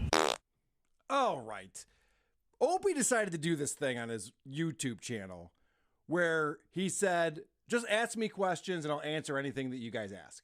This is like what Stuttering John does too. And it's such a bad decision to make because people are going to ask questions about what he doesn't want to talk about, or maybe he does. Seems like maybe he does, which is Anthony and Jim Norton and all the Opie and Anthony shit that's going on. So it starts off with a question about Sam Roberts, and Opie immediately gets into bashing Sam. Kevin McCauley, Sam has zero wit or charm. I agree with you, man. He's, he had a decent career going on his own, and he was growing and expanding and building an audience, and then he just lied down and became stagnant. He never expanded his horizon, to talk about other things on the radio. So I agree with you. All right, so according to Opie, Sam is the one who's become stagnant. Now, you might not know this, Chris, but Sam hosts a morning radio show every day on Sirius XM with Jim Norton. He also has the Not Sam Wrestling podcast. This is a show that I've made fun of, by the way. But it's not that he's not doing things, that he's stagnant. He also hosts a WWE pay-per-view kickoff shows. He has a weekly live YouTube stream called Sam Roberts Now. He does an interview show called In the Not Sam Studio. He also has embarrassing merch, just like Opie does, where you can buy T-shirts with his likeness on the front of it. I don't know why anyone would do that. My point is that Sam's very busy. It doesn't sound stagnant. He's not stagnant. He's doing a lot of things. And the fact that Opie would say that, and all it took was, hey, I don't think the Sam's all that good. And Opie's like, yeah, and not only that, he's not growing as a person. Like, Opie, what? Coming from Opie, that's fucking laughable, obviously. So, all right, so then it gets into them asking about Anthony Cumia. And Anthony responded to Opie talking about Ant, and Anthony put that up on YouTube. So typically Ant shows behind a paywall on Compound Media, but there's a 35-minute, we went into it, we played some clips from it last week, and Ant put that up on YouTube so anyone could go and watch it. And so people have watched that, and they're asking Opie about it. Did you see Anthony's recent video about you? He says you should have continued O&A with him when he got fired. Oh, tell him to go fuck himself. The O&A show was dead way before he got fired. He turned our whole show into one big racist, gun-talking rant. There was no Opie and Anthony show anymore. Tell him to go fuck himself. Enough already. And he's gonna make believe he wasn't building a whole goddamn studio in the basement of his house and it had nothing to do with me. God, I wish I could go back and just change time and change reality. What is he talking about? What an idiot. So this is why this format isn't good for Opie, because people can just make shit up and Opie reacts to it as if it's real. Did you hear what Anthony said? He said you're a child molester. What? He said I'm diddling kids. He's a fucking asshole. Where does he get off doing it? It's like, Opie, this is the same thing that happened to Stuttering John. People just make shit up and lie to him, and then he overreacts to it because he's a moron. Like, Opie has become Stuttering John, which is hard to do. And when you have a format like this, it invites the trolls. You're asking for it. Oh, completely. Because if you're going to react to any type of question, you hear what Anthony said? Like, that setup right there is worth a million laughs. Like, did you hear what Anthony said? Fill in the blank. I mean, anything you want. And Ope's just going to go off because he's a fucking moron. And he gave advice to Stuttering John about how to deal with this shit. He did. Too. That's right. It was pretty sage advice. And here he goes. He's about to go high pitch. I'm just guessing. Oh, that's funny that you say that, because someone calls him out on his voice. This is great. I love that he's just like letting the trolls come in. It's so fun. Speaking a regular voice for 5 minutes. Bet you can't do it. What's the big... Is that a thing now? Because I fool around with some of my words. Is that a thing? Trying to make it interesting to me as well, my friend. So that's interesting right there. That's an interesting response. So he's making those silly voices that he does to make it interesting for himself. Well, Opie, what if you just said interesting things? That would be interesting for you. You wouldn't have to have silly voices if you were just an interesting person and had something to say. And I love that he acts like, come on, man, I'm just doing this because it's fun for me. But he's obviously self-conscious because then he catches himself immediately after that. Rachel just wants to say, whoops. This guy wants to say, I like Opie. See, there's the voice just went up on that. Opie. Yep, it sure did, you weirdo. I love it. All right, so getting back to people asking about Anthony and Anthony's response to Opie. God, how many times have we said this? Jesus. I know, it just goes around and around, but still fun. Someone asked, Opie, have you watched the video? It's readily available, like I said, on YouTube. You can watch it and see what Anthony had to say about what Opie had to say. Anthony went off about you. You got to watch it. Why? Why would I do that to myself? Why? The reason why you would watch that, Opie. Why? Is so you could respond to the actual things that Anthony said instead of the made-up shit that the trolls are telling you he said. That is why, unless you don't address it at all, which then great, don't watch it. Like, don't ignore everything. But if you're going to acknowledge it and respond to it in a 30-minute long episode, feel free to watch it so that you know what the fuck you're talking about. So Opie goes on to explain this idea. What Opie said was that they offered a comedian $1 million after Anthony was fired, and they wanted to push Jim Norton out, and they wanted to bring this other comedian in. And he says it wasn't Jim Brewer, by the way.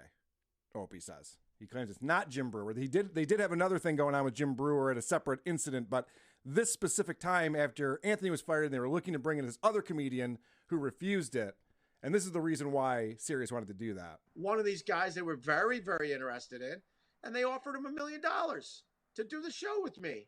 And they thought that would be a great way to, keep a lot of the O&A audience in place because there was a lot of turmoil there. And then maybe I could rebuild it, and maybe I could bring some of the people that left after Anthony did his racist rants for years and his stupid gun talk for fucking years.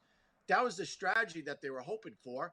And then this guy got nervous, and when you get on Anthony's bad side, it's a royal pain in the ass, as you probably have figured out by now. He gets his tentacles in you. He doesn't fucking let go. And this person was nervous of that, and also nervous how it would be perceived with the rest of the comedy community. So a couple things going on there. Opie is explaining that SiriusXM wanted to get the audience back. We've alienated all of these people who didn't like what Anthony had to say. So let's fire Jim Norton and bring in another comedian to bring the audience back. Makes no sense because currently they have Jim Norton as the morning show host, as Anthony has pointed out. For a guy coming from outside the O&A universe, yeah. Can you clarify for me this gun-toting talk and racist talk? Was that really a thing? So Anthony would go off on rants quite a bit. He'd use a lot of crime statistics in his rants. That's funny And when stuff. you bring up crime statistics, there's specific races that come up more often than not, I'll be honest. And Ant's also a big Second Amendment guy. Okay. Loves the guns, loves shooting the guns. And, that is a certain audience who enjoys that sort of thing. But the thing with Anthony is comedy first. Anthony was an entertainer, and he liked to be funny. And, I'm sure there were things that alienated certain people in the audience, but it also attracted a lot of people in the audience. And so now Opie's trying to rewrite history here and say SiriusXM fired him and wanted to recreate the show in a way that was like, oh, we know you all hated Anthony, but now come back because it's Anthony Free Radio over here on SiriusXM, which I'm not buying it, but this is what he's claiming. And now here's a great question that comes in from one of the viewers. Why is it that everyone, Jimmy, Sam, Anthony, E-Rock, etc., all don't like you and are all cool with each other? How many people before you wonder if you are the problem? Those guys are whatever, but you're not mentioning all the people I actually still get along with? Okay. So this is where it gets really funny. How come they all get along with each other still? And Opie says, well, no, you don't even know. I have tons of people that I still get along with. Wrong answer. Because he's answered this before, And what he used to say was, well, I was the boss over there and I was making a lot of decisions, so I wasn't able to be a personal friend with these people because, it was business and those guys had it easy. They could just show up for work and be chumps. Now Opie is changing that. Opie, that's your answer, by the way, just so you know. Next time, remember, that's your answer. Now he's saying, well, no, I have tons of friends too. I mean, what do you mean that they're the only ones who are friends with each other? And they're not friends. No one was ever friends. You know that, right?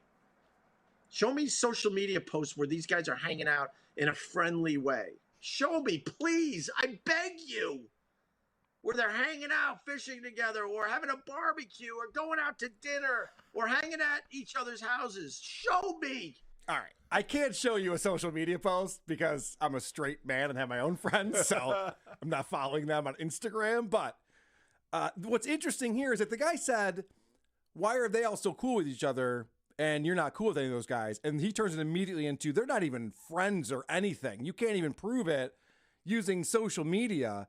But I can show you Jim and Anthony and Sam and E-Rock and Eastside Dave and Kenny and Garrett and Bobo and Big A. They're all doing shows together. And Opie's not doing any of these shows. And it's funny, too, because Opie is desperate for guests. And he's constantly talking about O&A. So you'd think it'd be great to have Sam Roberts on the show or E-Rock on the show. And none of these people go on his show. So it's a pretty valid question. Why does no one get along with you? And yet they're all doing each other's shows and we see them together all the time. Opie can't even get the comedians he used to have on regularly. I don't see Rich Voss, Joe DeRosa, Robert Kelly, any of these guys doing Opie's show. So there's something up here. That's a good question to ask. What's up with that? And Opie's like, well, no, I have friends from that show. Who? Oh, a couple of them died. Well, that's true. I know. I was thinking about the funny T-Rex shirt where it's like, all my friends are dead. Well, someone made that for Opie, I think, at one point. It's a funny shirt, but anyway, it's mean. But that is a child's response. It's like, yeah, I did this thing wrong, but what about these things I did right? So, yes, brilliant observation. Hold on to that because Opie originally, when he was addressing how no one likes him from the old Opie and Anthony show and even Sirius XM, he was saying, I've gone and done the work and I'm trying to get healthy and get better. Good answers. He has totally switched 180 from that now.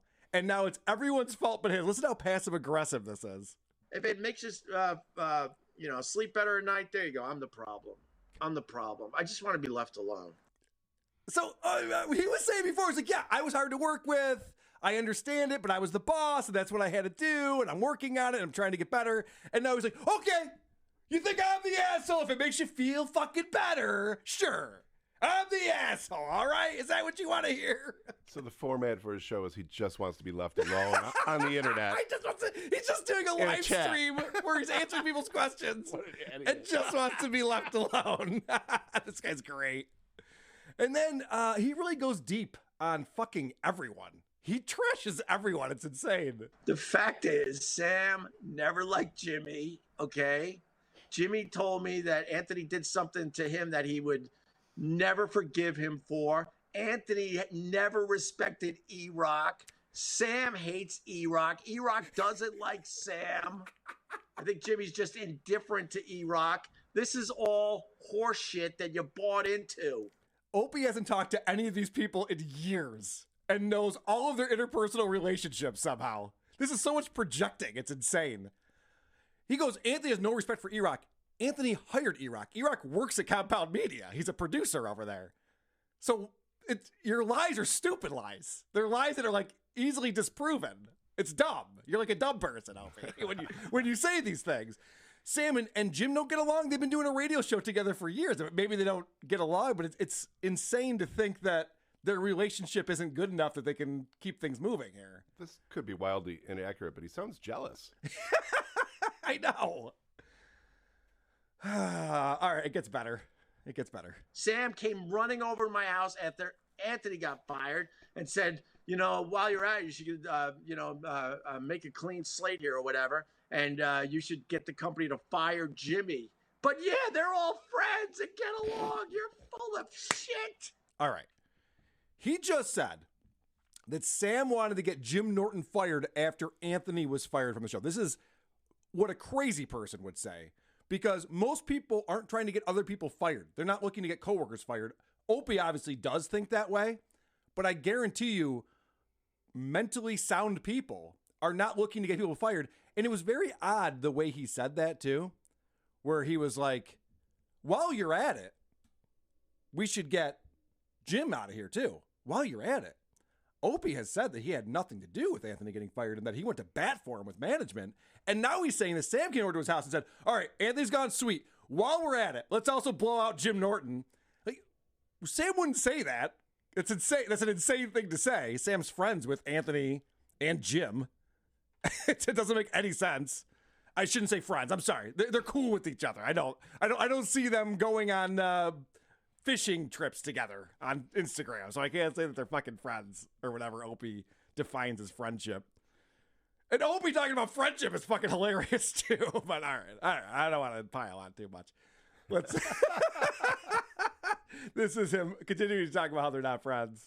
It's obvious moving forward. You could check social media. None of those guys are hanging out. They're just okay with each other because they're all hustling and trying to, make a little money for themselves. But I'm done with that bullshit world. Everybody betrayed me. I fed up with this world.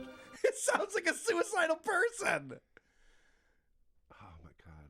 They're all just hustling. You mean they're doing each other's shows and gaining an audience from that? Yeah. Yeah, working. Right. Yes. I think when he said hustling, what he meant to say was working. They're all working still and making money. Yeah. I think he's a little bit jealous about this. This is a bad format for you, Opie. It's really all coming out right now. All right. I got a bunch more clips here. Oh, good. This is a great episode. Just getting warmed up. Yeah, just getting warmed up. I actually thought that Sam and E-Rock were friends of mine. And then he thought E-Rock was friends with him. I've talked to E-Rock about this. E-Rock has reached out to Opie wanting to get together for lunch or to grab dinner or a drink and hash this out. And Opie has refused to meet with him. And he's like, I thought we were friends. He wants to be your friend, dummy. E-Rock's the one guy, I don't know why. I mean, he's just a nice guy, but he actually wants to be his friend. And Opie's going, man, everyone's betraying me. Well, no, Opie, you ran into the control room, motherfucked E-Rock, and left the show on your Sirius afternoon show, and you've never talked to him since. Like, why do you think this is an E-Rock problem? This is an Opie problem. But to say these guys are friends, I swear to you, you don't know how laughable that actually is. He didn't say they're friends. He said they're cool with each other. You turned it into friends, you moron. I love people who change the question and then tell you you're an idiot for asking it. It's fabrication, but he's doing it to himself. Yes. It's amazing. I don't think he's doing it on to. purpose. No. I think he's just a dumb person who's mentally ill. Yeah. Oh, it's a bad combination. Oh, but then when you tell him that, he gets very butthurt. Seek help, Opie. Why do I need to seek help? You want to explain further? Why? Because I'm happy and I'm living a decent life right now. Why? What? Literally no one doing well does YouTube shows where they bash all of their ex-coworkers one after the other. And then claim they're happy. Right! Honestly, I know what it's like to be happy in life. This ain't it. Like, what Opie's doing right now ain't happiness. He is not doing well. And I love the fact that he's decided that he can't be mentally ill because people he used to work with are more mentally ill than he is. Why am I the mentally ill one? When you could choose me, Anthony, or Jimmy, why the fuck would I be the mentally ill one for real? Why are we choosing? Opie, let's say Jim Norton has mental illness, that doesn't mean that you're fine. It doesn't. By the way, I grabbed this as an ISO, and this is funny. Why am I the mentally ill one? That's a great one. Actually, at DeadCarl2 on Twitter sent that to me. It made sure that I grabbed that clip because it's pretty funny. So then someone asked about one of Jim Norton's new characters. After Jimmy's Paul Bell video, by comparison, you're Donny Osmond. What's a Paul Bell video? I blocked those guys a long time ago. I honestly don't know what a Paul Bell video. Does he have another character? Does he? Does he have another character where he can just walk up the street mumbling to himself, and then you look at him and go, "Oh my God, there's no microphones on or anything." He actually does this when no one's around. Oh my God, this is fucking creepy. But I'm the one that needs to seek some help. All right. Yeah, so he does have a new character named Paul Bell. And I was just checking out Paul Bell's Twitter, and it gets 30 times the number of engagements that Opie does. A made-up person that Jim just came up with recently is getting way more interest from people than Opie's actual personality. And again, Opie projecting like, oh, well, Jim's got a new character? He must be crazy. He must be a crazy person. That proves that I'm not a crazy person. Well, no. It most certainly does not. So again, what Opie's doing on this episode, which I find fascinating, only because we've documented what his excuses have been over the years, is now he's saying it was everyone's fault but him that they ganged up on him. Man, you never want to be the odd man out, I'll tell you that much. Because I didn't get along with Anthony. Jimmy sniffed at, got close with Anthony. Then those two were against me. Oh, boy, you never want to be the odd man out in a threesome. That's for sure, man. That is for sure. You will not win that game. So I just try to tell the truth as best I can. That's all I could do. So what he just said there, Anthony didn't get along with Opie. Jim picked up on this and said, I better choose sides, and chose Anthony's side. And then they ganged up on him. There was a time, I'm going to say it again, that Opie admitted he was difficult to work with. And now he's just going, they just chose me to gang up on. I was, they 2 against 1. They had to go some way, and it was just happened to be me. No, it's because you were a fucking insufferable douche, Opie. Everyone hated working with you. I did a podcast years ago. It was our episode 107, the Opie Radio Show. It was the first time I ever talked about Opie on here. I was getting emails from former producers and coworkers of Opie saying, thank you for doing this show.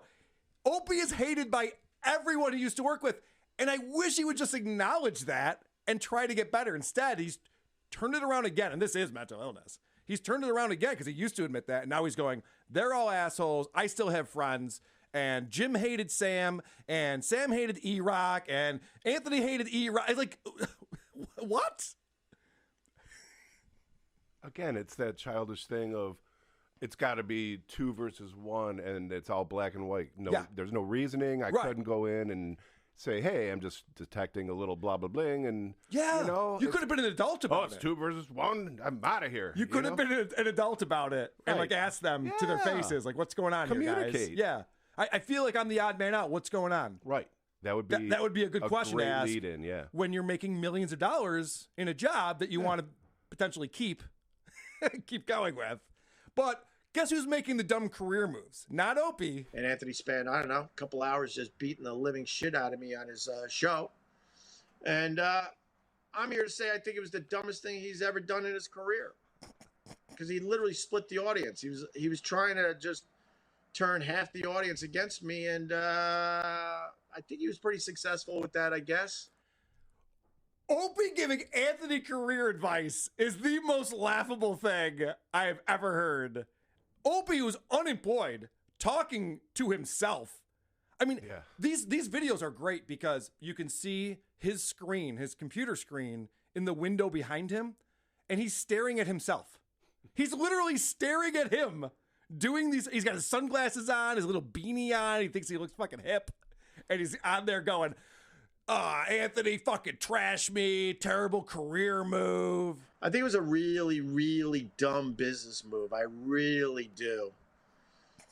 I think the days of us doing a radio show day in and day out was over, but there was plenty left there to keep the O&A brand together. And he's pretty much has made that impossible now.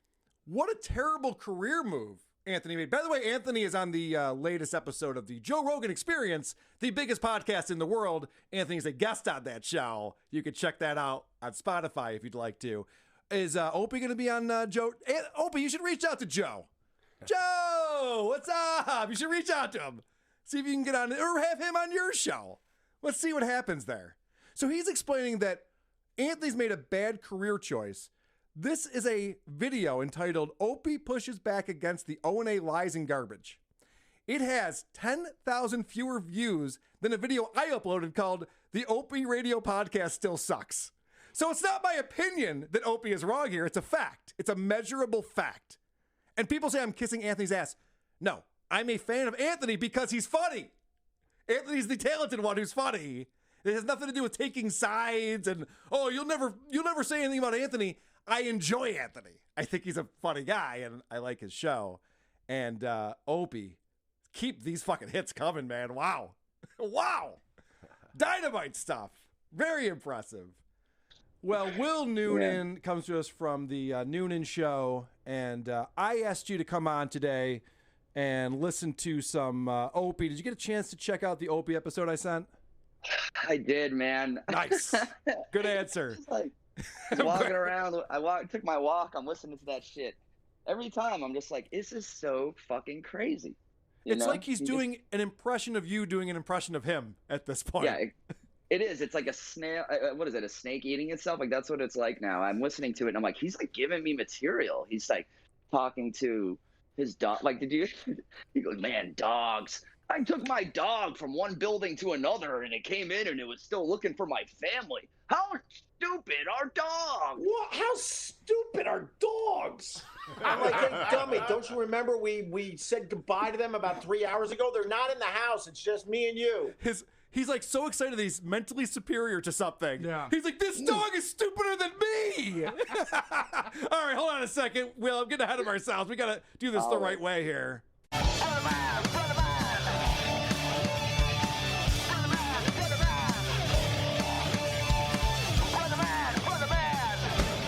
Bum, bum, bum, bum, bum, bum, bum.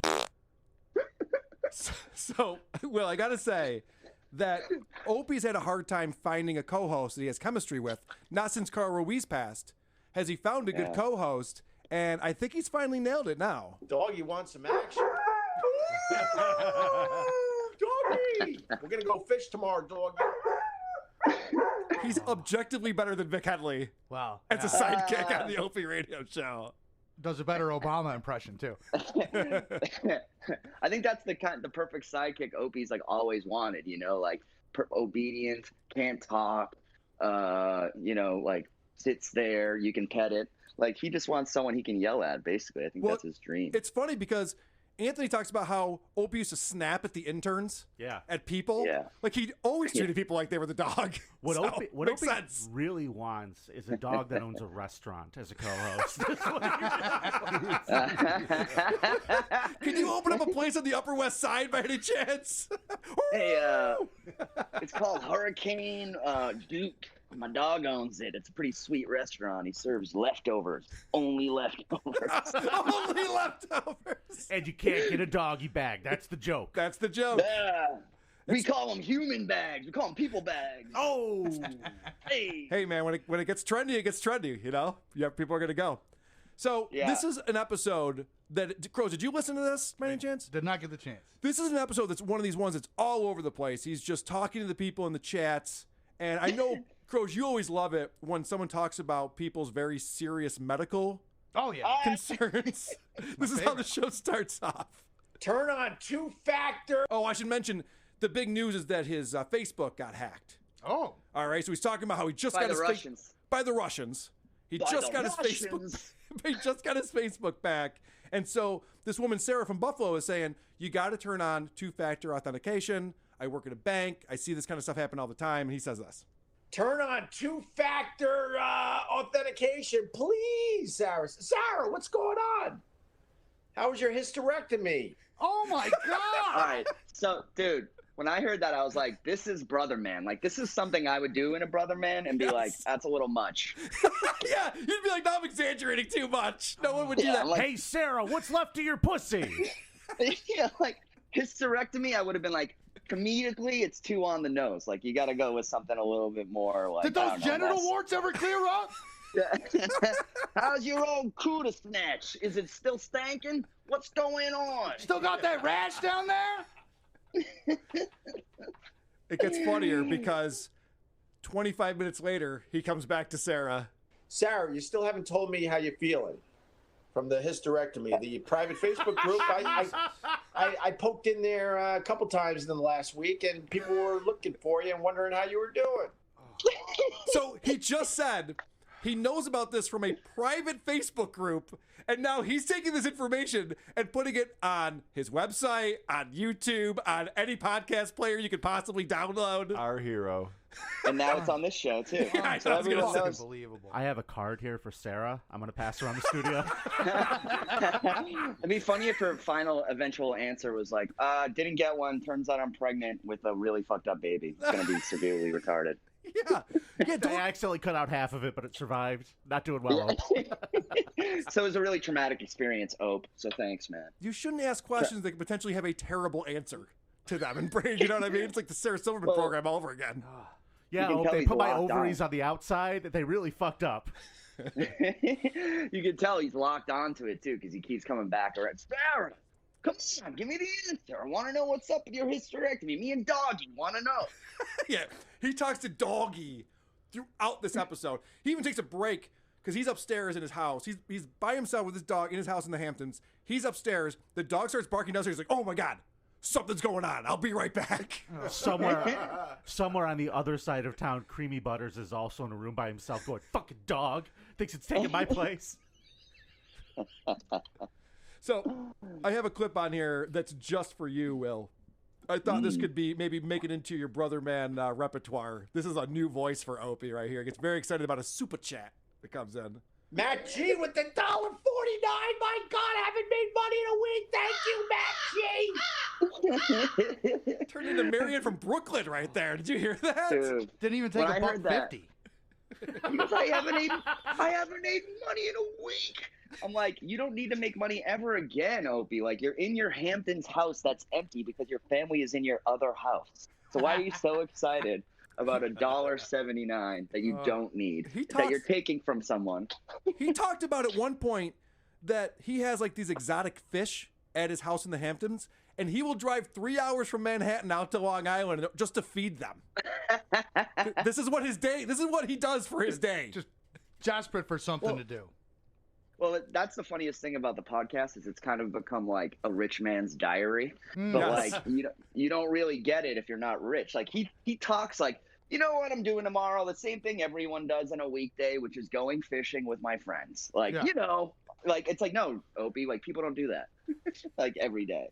You know, and he's just like, and I'm looking at the cars going by my house and I'm looking for fishing rods and some of them have them and some of them don't. And I'm like, you sound like a rambling old man who lives by the beach. I have a perfect example of this.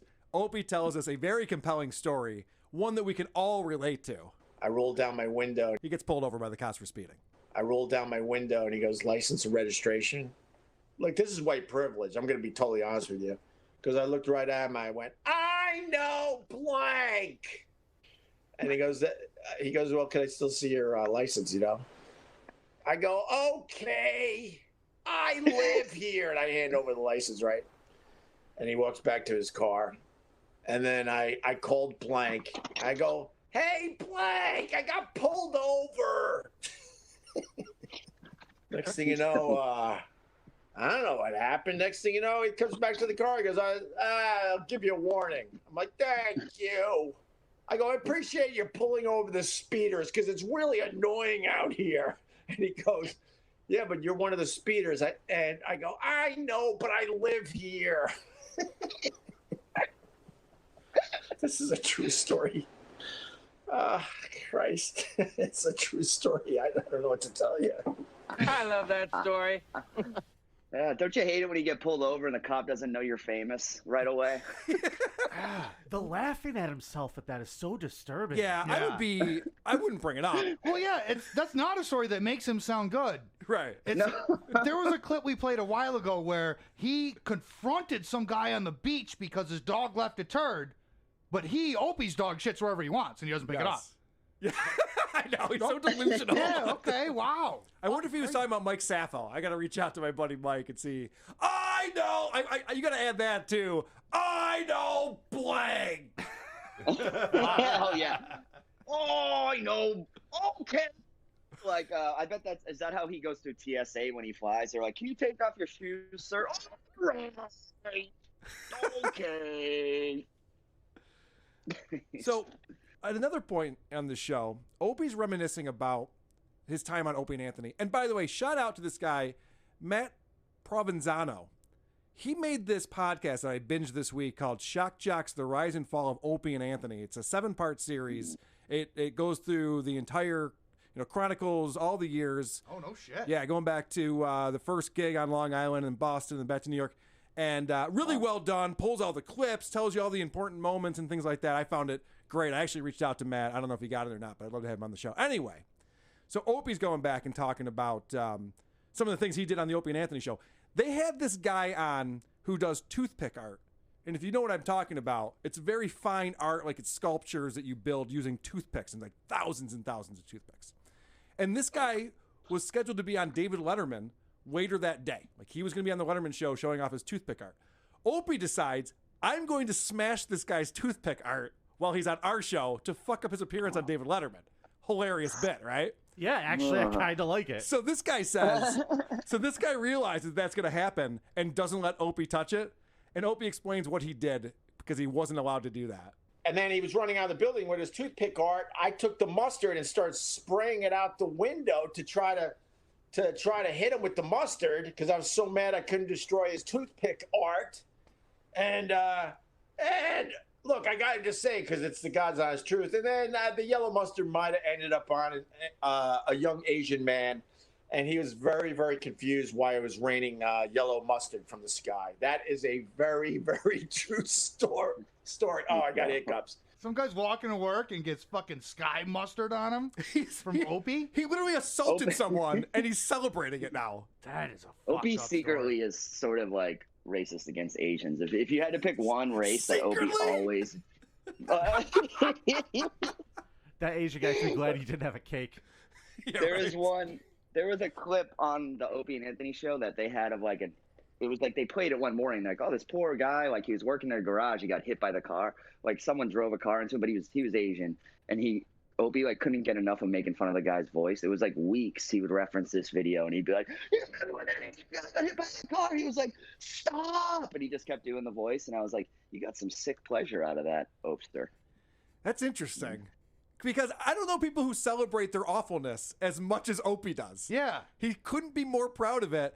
But then he goes on to say this, which is like Sarah Silverman level contradiction. That's the theme in society, unfortunately, these days, or should I say society, where people just want to be dicks. The same episode of him talking about spraying mustard on random people from the sky. Yeah. He's like, the problem with society is everyone's a dick. Wow. It's like he's sitting in a house that he paid for by being a dick, and he's actually has the audacity to say that. It's like their dickheadedness was fun, but that's so Opie to be like, in the same breath too, like to just be like, it's wrong. It's wrong. Everyone's so sensitive nowadays. And also, I love toothpick art. I wish someone would just make a hysterectomy out of toothpicks. Well, you say that he made all of his money from the Opie and Anthony show, but he has other revenue streams, as he talks about here. Diablito 118 with the hold on. Thank you, sir. I hope you got your hold on t-shirt at opieradio.com. That shirt is selling nice. His hold on shirt at opieradio.com is selling nice. He's putting up some numbers. Nice. You know what that means? That's someone bought one. Someone bought one. Correct. Judy. I would highly recommend go to opieradio.com and buy the canceled shirt designed by me. That's right. Vinny designed a shirt that Opie is selling on his site. It's a true story. I love that. Oh, that's his move. He used to sell a shirt like based on an Eric Nagel bit that like he never gave Eric any money for or anything like that. Well, he also sells Ruizing shirts from his dead buddy. Yeah. Yeah, it's fucked up. Also, Ruizing's very dangerous, as Carl proved. It doesn't end well. By the way, congratulations to E-Rock, who just had a child. He didn't tell anyone that his wife was pregnant. Everybody, or that she had a hysterectomy. I didn't know she was pregnant. Yeah. Nobody Smart. knew, Not telling and he just announced it. I believe that the baby's name is She-Rock. Yeah. Say sheetrock? Sheetrock. All right, this clip is going to speak for itself. This is Opie being Opie. Sorry, I'm picking my nose right now. I don't know what's going on. I got a giant nugget in there. Wow. Sometimes you gotta, man. You gotta get in there and get those nuggets out. Sometimes a nice blow with the tissue isn't gonna get the job done. Let's be honest with each other. Sometimes you gotta scrape, and shake it loose. Yeah, Bat in the Cave, Andy, you know. See, this is what's so hard about Will's job when he makes these videos, is people don't have the context of this. They don't realize how ridiculous it actually is, what he's talking about when he's doing live streaming. Yeah. I was gonna say though, Carl, I think you accidentally just played a clip of Seinfeld on Letterman, because that was some of the best observational comedy I've ever heard. You guys ever see this nose picking thing? You know what I'm talking about? I got nuggets up in there. Oh, and then I got this clip just for Andy, because Andy fucking loves this. He does his dumb lady listener voice. You know, he's got that one listener to his show. This is kind of like Jim Gaffigan in the early years. He had that crutch of like, this is what the audience is thinking right now, or someone in the audience. Like how you have Vic? Like how I have Vic. Yeah. Right. This is kind of like that. I have a gay brother. That's my crutch. I always bring him. My brother's gay. Laugh. Also named Vic. Same sailor suit, too. Yeah. So this is him doing that bit. It's like Jim Gaffigan, but way less funny. Oh my God, you just triggered half your fucking audience, Open. Harry, he just triggered everybody. He was doing that 3 fucking shows ago, word for word. I know. That bit hasn't evolved at all. Come on, Opie. Hey, when it works, Crouch. Yeah. What are you going to do? It ain't broke, don't fix it. Right. I mean, not for nothing. Yeah, Didn't like Opie and Anthony play the same bit multiple times? Like they would just go back and play an old bit, so they didn't have to do anything else. They know how to do radio, Vinny. All right. Gotta play the old clips for the people. For the people. It is interesting, though, because radio was very different than podcasting in that you only had a percentage of the audience at any given time listening to the show. With podcasting, if you're a fan of the show, you hear every show. Opie, at one point, catches himself going, I might have told you this story before. And he's like, why do I keep saying that? Who cares if I've told you this story before? It's like, well, in podcasting, it actually does suck to hear the same thing over and over again. Yeah. If you're following a show. Like, as the millions of people who've strewn away from Adam Carolla over the years could tell you. Yes. Hearing the same shit over and over The again. listeners, his wife. The chaos. Yeah. Oh, did his wife leave him? Yeah. Girls? He announced that earlier shit. this month that soon. I did play some clips of Croge and me predicting that 2.5 years ago on this show, but I'm not happy about it. Feel bad. Nah, you could tell. Listen, she had her own show for a while where she just complained about him, and it was like, oh, you don't like the guy that much, seems like. But a lot of comedians' marriages ended in this year. You know, comedians spending a lot of time with their loved ones it's not how God intended. Yeah, never a good idea. It's not how God intended. Yeah, for crying out loud is Lynette Carolla's podcast, and that has been suggested recently. We might have to check that out and get Lynette's take on everything that's going down here. Oh yeah, man, might be for fun. Sure, she'll probably be rich as fuck, right? Yeah, she's quite a broadcaster. I hear it's a shit show. Isn't it like a girl hang show where they just pop open a bottle of wine and let the hijinks ensue? Those are always great, right? I listen to podcasts based on the gender of the person on the podcast, much like Sarah Silverman. Yes. That's the only thing that really matters to me, not the content or the prep or the...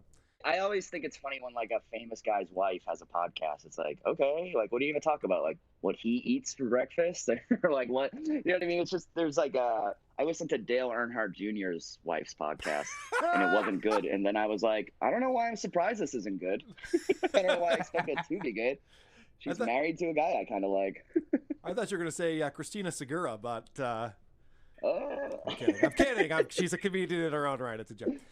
So Opie is reliving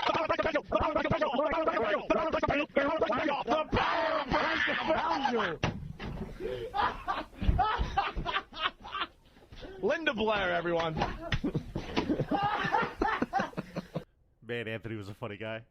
So, oh man, I understand that bit being funny at the time and in the moment, but replaying that of them screaming that at her until she hung up, you could have just explained it. I would have gotten the gist. And then it goes on of them laughing and congratulating themselves for the next 2 minutes, and Opie left all of that in the show also.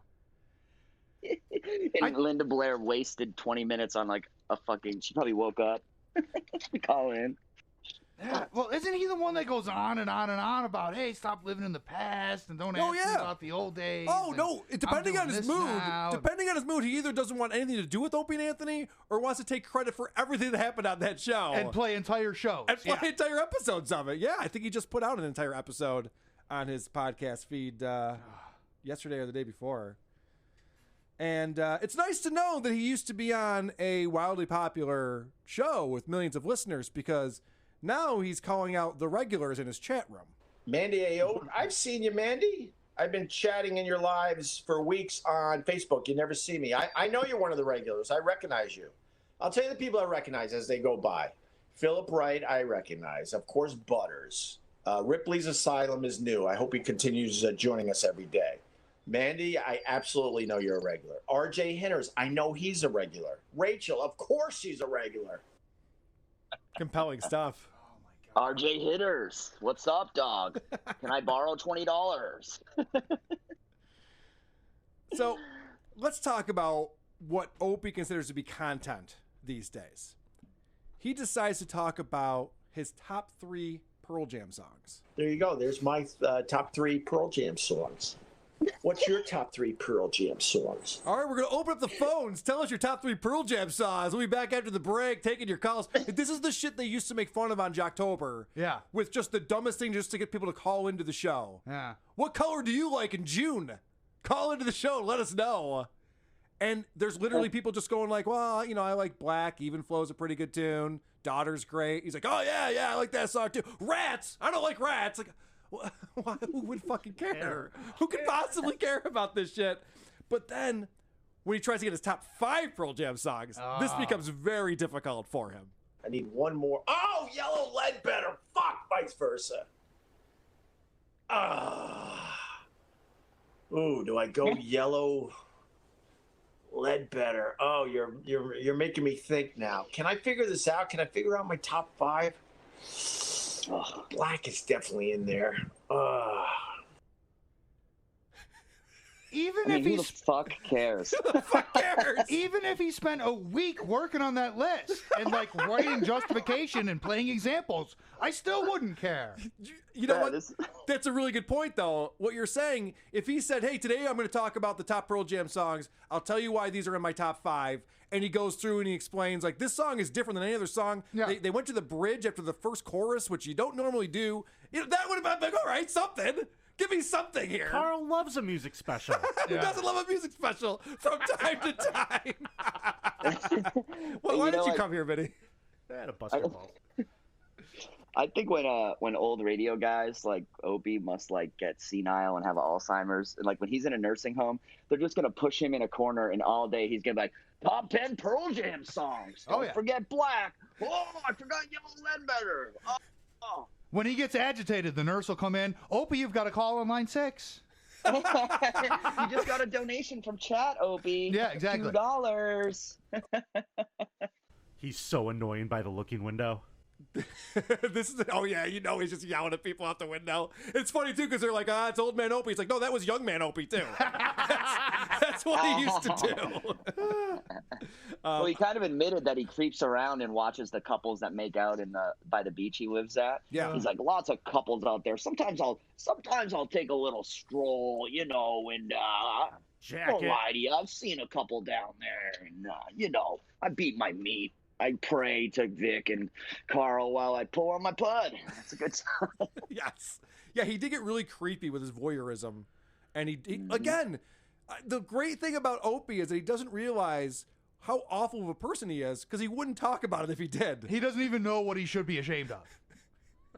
It's like Chip. It's like, you don't even know what you just said. All right. So at the end of the show, he does an ad spot. This show came out on May 15th, this episode, all right? Keep that in mind as you hear this spot. Go to skylightframe.com, put the promo code OPIE in, and check it out for yourself. If you like it, great. You use that promo code, you'll get a few bucks off. And I think your mommy will like it because it's different than the candy and the roses and that dumb gold-dipped rose. My God. Do something different this Mother's Day. All right, I'm babbling. Mother's Day has come and gone. First of all, Yeah. Mother's Day was the weekend before this. Oh, there you go. Yeah. May 9th. And secondly, he's calling out Steven Singer because he's got the gold dip roses. Yeah. Steven Singer still does sponsor Anthony's show. Probably paid for a lot of Opie's house. Yes. Steven Singer was a sponsor on the Opie and Anthony show. Steven Singer was the blank who got him out of that ticket. All right? That's who Steven Singer was. Officer, I know Steven Singer. At the corner of 4th and Walnut. I just think that's Singer. I think that's odd that he would decide in this other ad read to call out a longtime sponsor of his that gave him tons of fucking money. Yeah, that's so wild.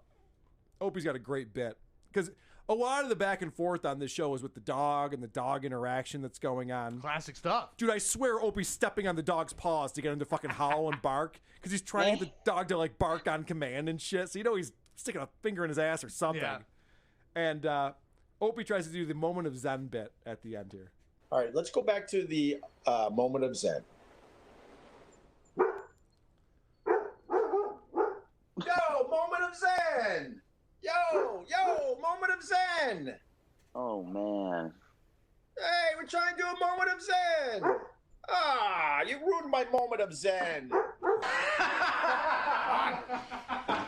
That dog was looking for the rest of his family so hard. Yeah, no wonder the dog is hoping that there are other people in the house. Like, translation from dog, Ruff is, come back, please. It's animal abuse. That dog, time moves slower for dogs, so each episode is 4 times as long for him. So he's got to listen to Yeah, that's a good point. That's torturous. One episode ages that dog 7 times faster. That's true. You can actually measure an Opie show in dog years. That's how long these things go on for. I also like how he said, I'm just babbling. I'm like, that should be the name of the fucking podcast. I'm just babbling with Opie. You need to do a series of t-shirts, Carl. One that says, I'm just babbling, and the other one says, I'm just dabbling. Oh! I wish I should say dabble and babble and have the pictures of Stuttering John and Dabble Opie. and babble. Dabble There and it is, babble. What would Patrick Michael be? We'll think about that. We'll workshop it. We'll workshop it after we the got show. plenty to do. We'll workshop it after the show. I did pull Opie's sign off on this episode, so I think it might be my new sign off. You know how I usually use the crazy Patrick Michael sign off? It goes like This is it. It's over. Okay? Goodbye. Goodbye. Hey, goodbye. So this is that's Patrick Michael. This is Opie. I gotta go. Goodbye. Goodbye. It's pretty good. I think that's my new sign off going forward. Goodbye. Will, anything else? Those are all the clips that I pulled. Anything else from this episode that you wanted to talk about? No, I mean, that was, you hit all the best parts. Yeah, the thing that really, I mean, the hysterectomy thing, which we covered, was like by far the craziest. I was like, what the fuck, dude? Like, he claims to be above everything, but like, when your chat, like your fans from chat are getting hysterectomies, he knows everyone in the chat. And then he's like, there's a small group of people out there, trolls, who like to, hate on me, but I don't think I have too many haters. I'm like, you have as many haters as you have people in this chat room. You know every one of their names. You know what I mean? So it's just kind of, he's goofy, but I think it's just weird. He's up there, he's walking around, he's watching people in their cars, he's watching the people drive by, he's hassling the local police department. He's a fucking less violent son of Sam. Like, he's like, I don't know what you'd even call him, but it's like, I'm sure the neighbors all talk about him. They're like, that guy, like, I heard he had a radio show once, but now he's just wandering around in our yards talking to his dog. You'd almost rather live next door to Anthony. No, I'm just kidding. It's quieter to live next to Opie because there's this like shooting happening. There's less target practice. It is interesting at that one point, as you pointed out, he says, I don't have that many haters. These guys just go on and they create all these new accounts on Twitter all the time. And he's trying to convince himself that even though thousands of people are telling him he sucks, it's probably just a dozen dudes who have nothing better to do. Just a couple guys. Just a couple guys. Anthony. Yeah, it's like, and he'll always say, I don't want to talk about Anthony. I don't want to talk about Anthony. Yeah. And then he'll read anything anyone writes about Anthony in the chat on his show. So I'm like, you don't have to read the chat out loud. Like, us listening can't see the chat. So he's like, someone asked him if he was talking about Jake Paul or Logan Paul or whatever, like fighting and like winning and stuff. And someone wrote, who would win in a celebrity boxing match, you or Anthony? He was like, me, of course, every time, and vice versa. He doesn't have to read. He doesn't read the chat at all. It's not a good show format. I mean, Will, you're seeing the chat that's going on during the show. Am I answering questions during this show? I only do that when I watch Cuties. It's not really great. Get your guitar, Carl. Go get your fucking shine box. Asshole. As I listen to John, I listen to all of that, and I also listen to Opie. John's a million times better than Opie. Oh, no! Oh, no! Does that mean we have to get into it?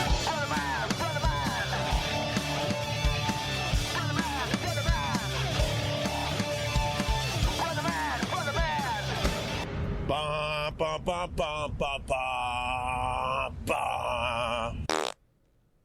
What's going on with Opie Radio? It's been a second since we've checked in on this guy. Yeah. And I noticed that he's still going with the show format, which is pop into Facebook Live and chat with people in real time. And this doesn't work well for him. Format. It's the worst format for him because he gets triggered by everything. Yes. Unless you say to him, unless you type in there like, Opie, looking great, love the show. Yeah. Anything other than that, he flies off the fucking handle on you, which is bizarre. This is him handling a heckler. Now, the big thing going on with Opie, and Anthony Cumia was talking about this, but for some reason, Opie took off his hat the other day, and he's got a skull.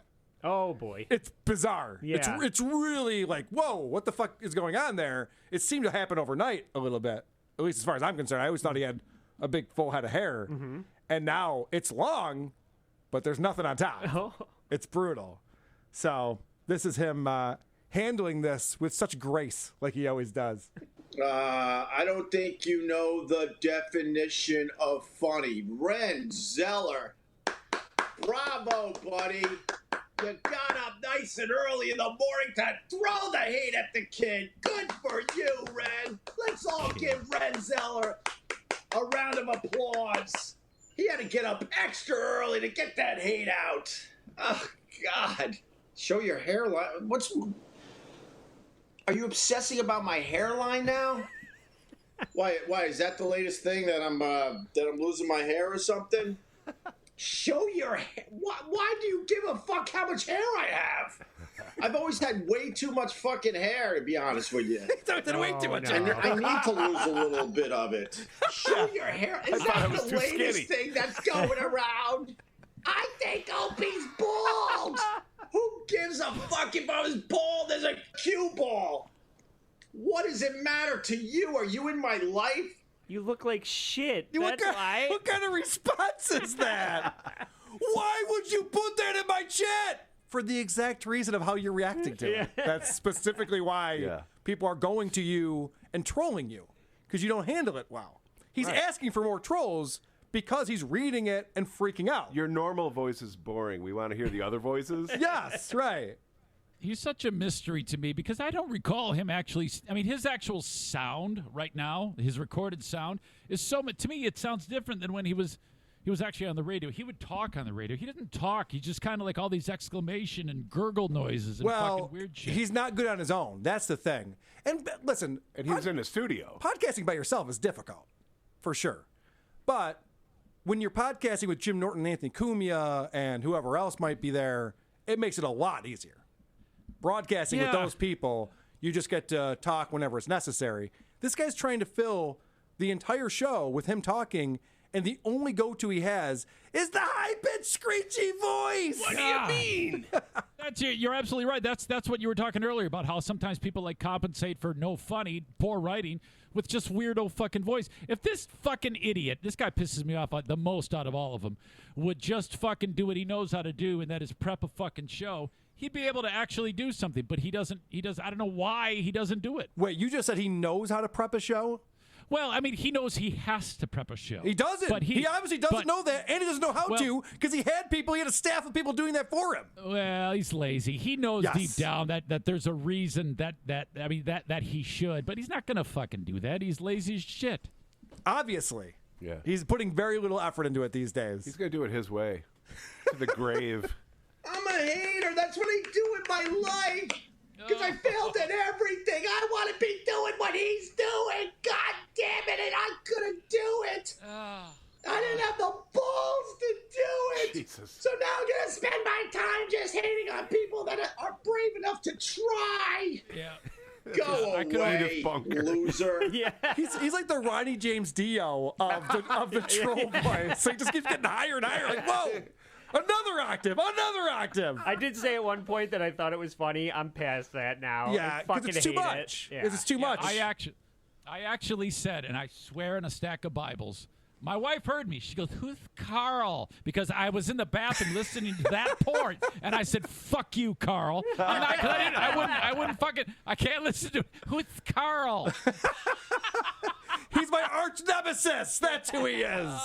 I can't do it. I can't listen to this fucking maniac. So what's funny is Opie going off on haters right there. He's actually not wrong about what he's saying, but his way of going about it is just so bizarre, and it just invites it to happen way more often than it would. Go away, loser. I have plenty of hair. Oh my God, these people. Like John's got plenty of money. Right. Yes! You took your hat off and there was no hair. You can't lie after that. It's over. The jig is up. What am I gonna hit him with now? I think he might be thinning. I'm gonna ask him to show his hair. Like, who cares? You're not in my life. Why would it matter to you? Oh, God. You don't need to read it and then go on and on about it. Just ignore it, and it's nothing. And if you read it, it's in your life. And that's the thing. He could ignore it, but you know what else he could do? He could fucking embrace that and go, "Look at my fucking hair. I look like shit." Yeah. And then that's funny. People love that stuff. You're People right. love that. You're dead on. That's why he is a reoccurring character on the show. Right. Every single reoccurring character has the same issue where they never understand how to deal with people who maybe have a difference of opinion than them. Yeah. Or think maybe they're not as good as they could be at what they're doing. I was born with thin skin. My skin is thinning. Why do you care? What the fuck is your problem? I've got thin skin and hair like the Crypt Keeper. What an asshole. Why do you care? Why do people care? Seriously, man, get a haircut. You look like homeless He-Man. Why are you bothered? Do you want to make out? Remember making out? Oh, my goodness. What a weird transition. I keep reaching for my coffee. Why do I need to get a haircut? For you? He goes from that to remember making out. He's on that for half a second, then back to hair. Who am I talking to? Remember making out? What? Does anyone remember laughter? Like he immediately realized that what he just said was fucking moronic. And just was like, so anyway, why do you care about my hair again? I'm angry again. Tough acting, acting. It's Patrick Michael at this point. Shout out to that guy. And then he has to double down and explain that people are probably just jealous of how hot he is. I'm not stupid. I know I'm a good-looking guy. And I'm still a good-looking guy at my age. Wow. Maybe that's what bothers these guys. Oh, no. Uh-oh. You really want to put that out there, how good-looking of a guy you are? There's so many photos of you. You do a video cast. There's like just Photoshop away, fellas. Yeah. It's the good-looking Opie. Yeah. I want to see what it would take to make him good-looking. Yeah. Just any still of you saying a vowel is going to make you look like shit. Dude, a time machine couldn't help. And what's great here is that Opie admits that he's a has-been. And he calls the people who are calling him out a never-been. Okay. Because that's better than being, or that's worse, right, than being a has-been. Sure. So this is his battle now. So, of course, I'm going to talk about O&A when it makes sense, whether I'm going to defend myself or tell an old O&A story. The O from O&A wants to do that. Is that okay with you? You never been? God, you're never been bothering me. That's insane. That's insane. That someone would criticize me when I used to be famous. And it's never was, not never been. He's a never been. Yeah, so Opie is yelling at his audience who never decided to go into radio. Right, yeah, that's a good point. I make better than him. We learned it from listening to you. What are you, an engineer at a tech company, you loser? You never been, you fucking neurosurgeon. So at the beginning of this episode, there's a really dumb joke that Pat Duffy writes in. And Opie not only cracks up over it, but it's the name of the episode. All right? So they're talking about his hair, and Pat Duffy says, it looks like a divorced mom at a soccer practice hair. Okay? And Opie thinks this is the funniest thing ever. Oh, God, this hair is just nonsense. Over the years, divorced mom at soccer practice hair. I'm a Karen. I want to speak to a goddamn manager. So I don't think this is a great joke, only because divorced moms try to look good. Right. This would be a married mother who wouldn't give a shit at a soccer practice. But you're saying that's what his hair looks like? Yes. And then 10 minutes later, he goes back to this again. A divorced mom at soccer practice? See, I'll take that. That was funny. Views are low. Oh, quick, talk about O&A. Oh, he doesn't like that. So he's trying to pretend he has a good sense of humor and he can roll with the punches. He's like, yeah, I mean, you could say that I'm a divorced mom at a soccer practice. That's fun, right? And then, like, the littlest thing sets him off, and he goes nuts over it. So I'm not buying it. This guy, we've talked about him before, Benjamin Tucker. Benjamin Tucker has been financing Opie for some reason. I guess the guy is a helicopter pilot. So Opie says, I love flying in helicopters. Benjamin, you should take me up on a helicopter sometime. And he has the worst idea in the history of ideas. Now that we're opening up, are you going to take me on a helicopter ride? We'll do a little podcasting from a helicopter. Oh. What would be a worse place to podcast from than a helicopter? A fireworks factory? Like, what's a worse place? A construction site. Yeah. You know, a helicopter, the thing that in order to hear the guy next to you, you need headphones with a microphone. We should podcast from that. It'd be amazing. Probably the worst idea anybody's ever said. I'd love to transcribe that. Just be like, what? What? What was that? Over. Oh, I wanted to. Speaking of transcribing, we really missed out on Stuttering John's lawsuit not going to court. Yeah. And having a stenographer write it all down, and then having somebody be like, could you repeat that? And the stenographer tried to read Stuttering John's. Kind of like the Eric Zane bit that we just did. That's what reminded me of that. Yeah, that was brilliant. Andy, you might still sue me. Oh, we can hope. Fingers crossed. I'm sorry. I haven't been paying attention to that. Did that just vanish? That was just all lip service, right? What? Oh, the lawsuit against me? Yeah. He tried to scare me. He's done this multiple times, and it never works. John is such a fucking moron. So he goes on his show, and he says, I talked to my attorney. We definitely have a case. And the lawsuit, I know where he lives. I'll be serving him. The lawsuit will be coming down the pike. Yeah. He thought that I was going to be like, all right, guys, we can't talk about John for a while. Right, like, right. The heat is on. I go on my next show, ridicule the fuck out of him. I've never laughed harder in my life. And I think John went, oh, shit, I overplayed my hand on that one. Whoops. And what does this say for his attorney? Because his Pole Pocket, clearly he's just getting money from John, and he knows full well. Because any attorney worth their salt would have known that that claim that John made wasn't going to see the light of day. There's no way any attorney would have taken that case unless they were being paid handsomely. I like Michael Popok. I've heard him on the show. He sounds like an intelligent guy. But the case against SiriusXM just got dismissed with prejudice. It didn't even go to trial. Mm-hmm. The judge was like, this is nonsense. This is not a case. Yeah. So, I don't know. Maybe the guy is sue happy. Well, that's what he does for a living. I don't know. Did you mention that he has a show? He's probably just grabbing the coattails and trying to drum up a little publicity. Yes, he does do a YouTube show, so it doesn't hurt him. Yeah, that's the only to get his name out there and talk this. to Stuttering John, for sure. Gotcha. Uh-huh. Let's talk about how hot Opie is some more, shall we? When are you going to get a nose job? Why do I need a nose job? What's wrong with my nose now? You're going to make me paranoid about my nose? People have said I have a cute nose over the years. What the hell's wrong with my nose? Dude. I don't know how he kept up this entire episode. That's how he talked.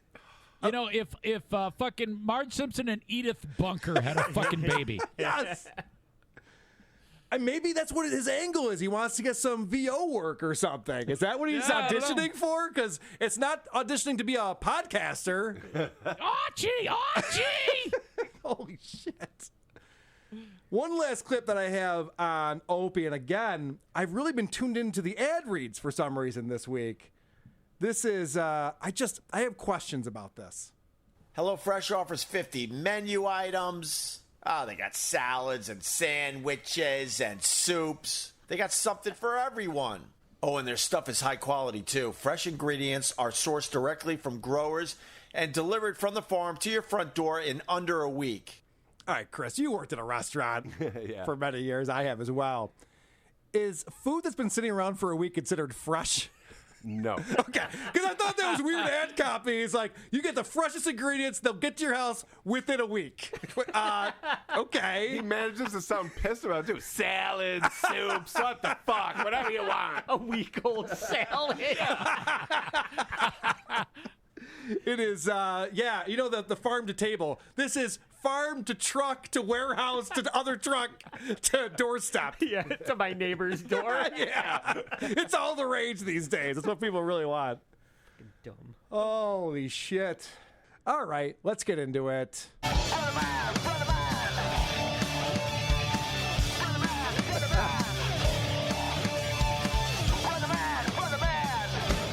Bum, bum, bum, bum, bum, bum. Babble, babble, babble. So I checked in on Opie. It's been a while, but I'm like, Anthony's coming in a couple of weeks. We should probably get back on the Opie train and see what's going on. And his latest episode starts off congratulating a guy that you and I both know very well.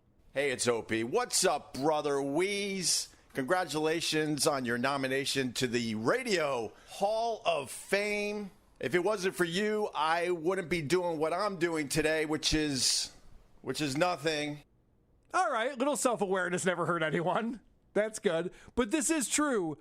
We have Brother Weeze to thank for all of the hilarious content that we've done on this show, WATP, talking about Opie. And thank you, Brother Weeze, for creating this monster that has no talent and no business being in radio and still goes on Facebook Live every day and thinks he's doing a show. It's incredible. It's incredible that's happening. And listen to how this show starts off, as they all do, with him acknowledging each person as they come into the chat room. But there's something here that I really keyed in on that I thought was pretty sad. Morning, Lamb Chop. Rachel is first on the Facebook. What's up, David Strauss and Nick? How are you, buddy? Oh, this is a new person, Kalo Nee. Let's say hi to Kalo Nee, it looks like. I hope I said your name right. Brian Bernard, of course, one of the regulars. David Turner. We got the David Albertson. We got the Leslie Larson. We got the Scott Arsenal. These are regulars, man. This is cool. Greg Buell. Who else we got? Imagine knowing every single person who watches your show by name. And he was surprised there was one person he didn't know. Holy shit, this is a new person. Like, you're counting your audience by the ones? I thought he was going to ring a bell when he saw the new person. Yeah, right. Like, whoa, look at this. This is amazing. And I see that all these shows are doing this, where you start off your stream and you wait for your audience to build. And so there's not a lot to talk about. You don't want to get into it yet. So they'll all acknowledge who's showing up in there. Trim it out of your podcast. Just trim it out. Like, this is I'm not watching his stream. I'm listening to his podcast. This is how every podcast starts, with him acknowledging each and every person who's watching him on both Facebook and YouTube. And then surprised when there's someone he doesn't recognize hanging out. Okay.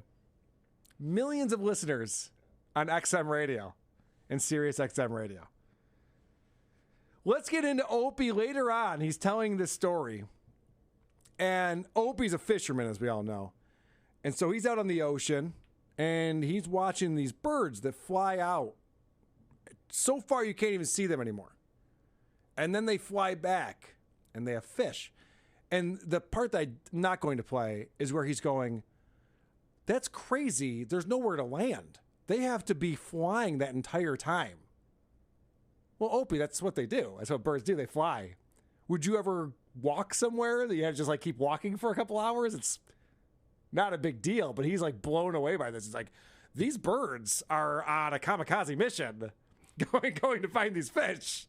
Well, not really, but this is Opie stream of consciousness. This is classic Opie right here. And as I'm fishing, these birds come back from the ocean. You'll see them flying, and you're like, what the hell do they have in their little bird feedings? Are they called talons if it's a pigeon? I don't know. These are the things I don't know. They didn't teach me the right stuff in school. I'll just call them little birdie feets. And you're like, what the hell is in their little birdie feets? And you realize it, and it amazes me every time I see this, but they have a fucking fish in their little birdie feet. And the fish is like trying to fucking swim, and you yell up to the sky going, hey, dummy, you're not in the water anymore. And the fish is looking down like, what the hell happened? I was just enjoying my life, and now I'm in the middle of the air, stuck to this bird's feet.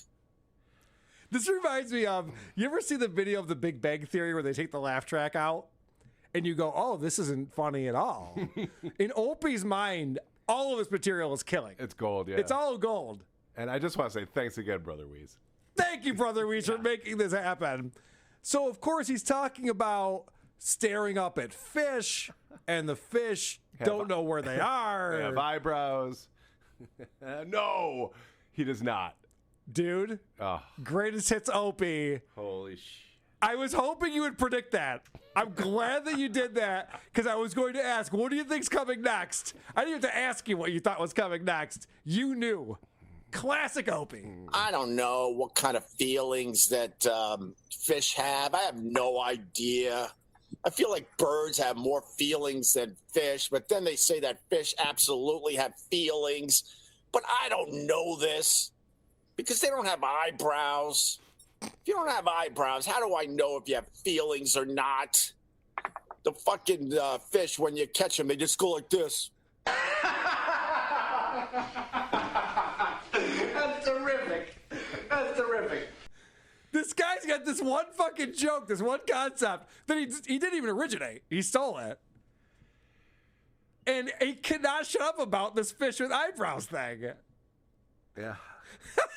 What goes on in this guy's head? Oh, God, I don't know what to say. He has no problem repeating himself at any time, which is quite impressive, I would say, because I would feel weird about that. I would feel like I was doing a disservice if I came on the show and told the same joke over and over. Any normal person would. Okay, good. It's not just me. Croach, I feel like today's been a lot of babble, babble, babble. You know what that means?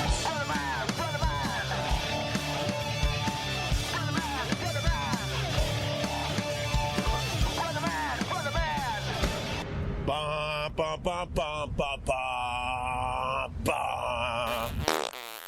Before we get into the part that I want to talk about, that I'm excited about, our buddy Man Brain Dave put together something that is pretty epic. And what's cool is that there's two payoffs in this one. Okay? There's a payoff and you go, oh, that's hilarious. And then there's yet another. I guess I would describe what two payoffs You're the I get it guy.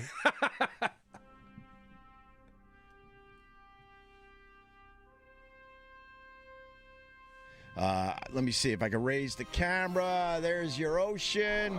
There's a look down the beach. Absolutely no one is here right now. I love that. And unfortunately, there's no breeze. When there's no breeze, I could come onto the sand with everything without having a problem with the wind. But these little gnatty things, I got these little gnatty things biting the shit out of me already. I forgot to put sunscreen on, so I think I already got a sunburn. What's up, Vincent Scaramuzzo? How are you, buddy? Larry Hanshaw. Morning, Doggy and Opie. I locked him in the house so he's not barking in the distance as we do this. Also, I got a professional microphone. Look at me with my professional microphone, everybody.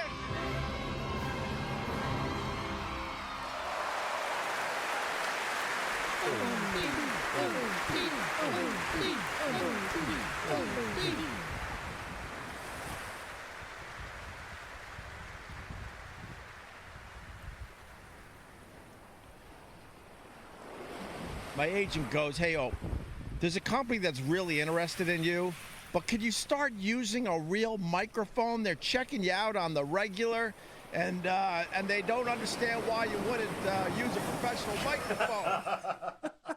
His agent had to tell him to become a professional podcaster. As he gets swallowed up in a wave. That was incredible. Yeah, nicely done. How long has he been doing that show? It's 4, 5, 6 years, right? It's been a while. It's been a long time. Episode 107 would have been 3.5 years ago. No, 4 years ago. So yeah. Anyway, it's Carl got professional microphones 2 years into his show. So I mean, it's more like 3.5. Wow, still. And it wasn't my agent who told me to do it. It was Drew Lane. Yeah. Hey, Carl, can you get a real microphone? And every co-host and every voicemail and every email you got. But yeah, I hear you. No, All right. I'm going to set up this shit show that Opie just put out this week. Oh, boy. I got together with the private Facebook group at Gephardt's, and we were partying for about 4 hours. And then for the last hour of our get-together, I said to myself, hey, I got a good idea. Why don't we podcast the last hour? All right, everybody following this at home? Oh, boy. It's a podcast from our favorite place, Gephardt's. So there's no P and there's no T in Gebhardt's. Listen to how he pronounces this. Gephardt's. Gephardt's.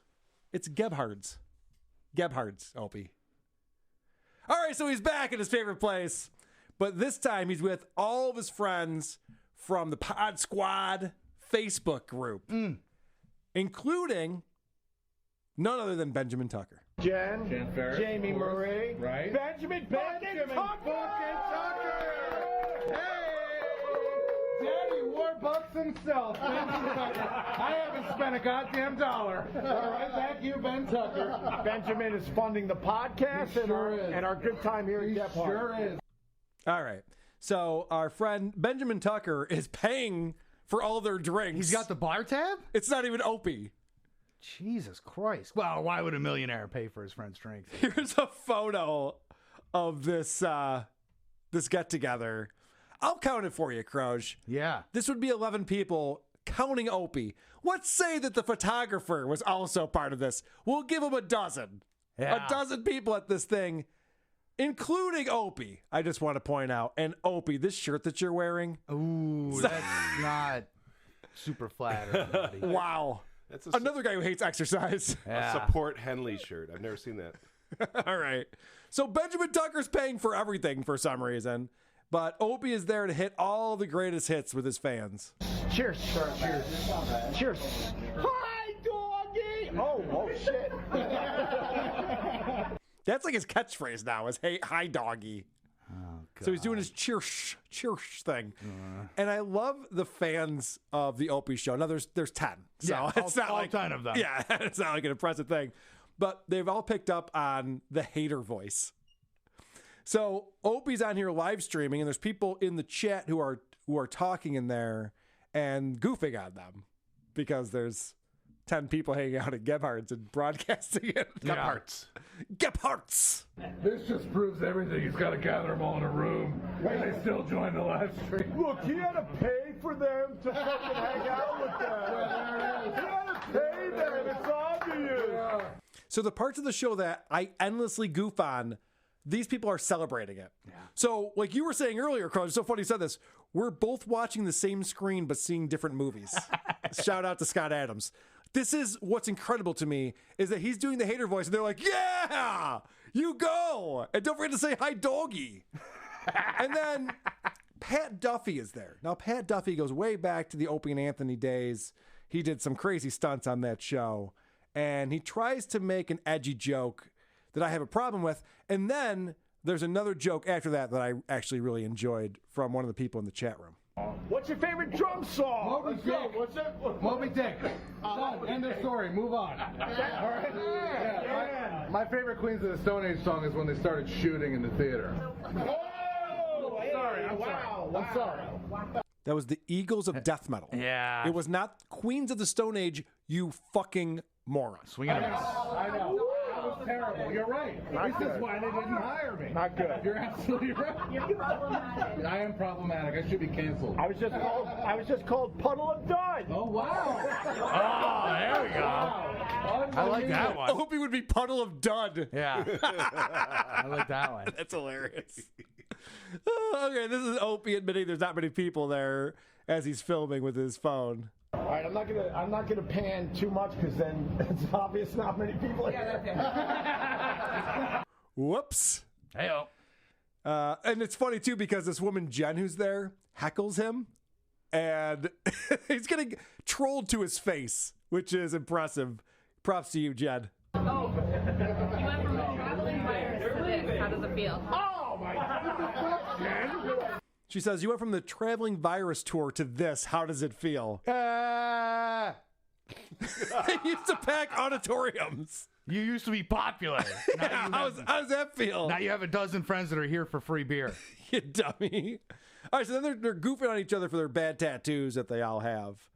And this comes up again. Do you want to hit the ones about my dead dog? Dead dog tattoo. Wait, that's a dead dog tattoo? 2 of them and one's alive. Hi, doggies! What? The hi doggy thing is that's say the line part for Opie now. I didn't even realize that. I had no idea that was the funniest thing. That's some catchphrase. What's my catchphrase? What do I say? Those fucking Jews. Isn't that right? Oh, Hitler was right. Yeah, sorry. 88. Yeah. 88. Something tells me Opie doesn't have a whole lot of human friends. You know what I mean? Yeah. I think he spends 99% of his time with doggies and talking to the doggies. It's funny you say that because at a certain point during the show, they're all bragging about like, oh, and they say you don't have any friends, and look at us now. It's like, this is a Facebook group. Yeah. This is literally the Pod Squad getting together at Gebhardt's. Like, that doesn't mean you have friends. It's kind of the opposite. Yeah. Of that.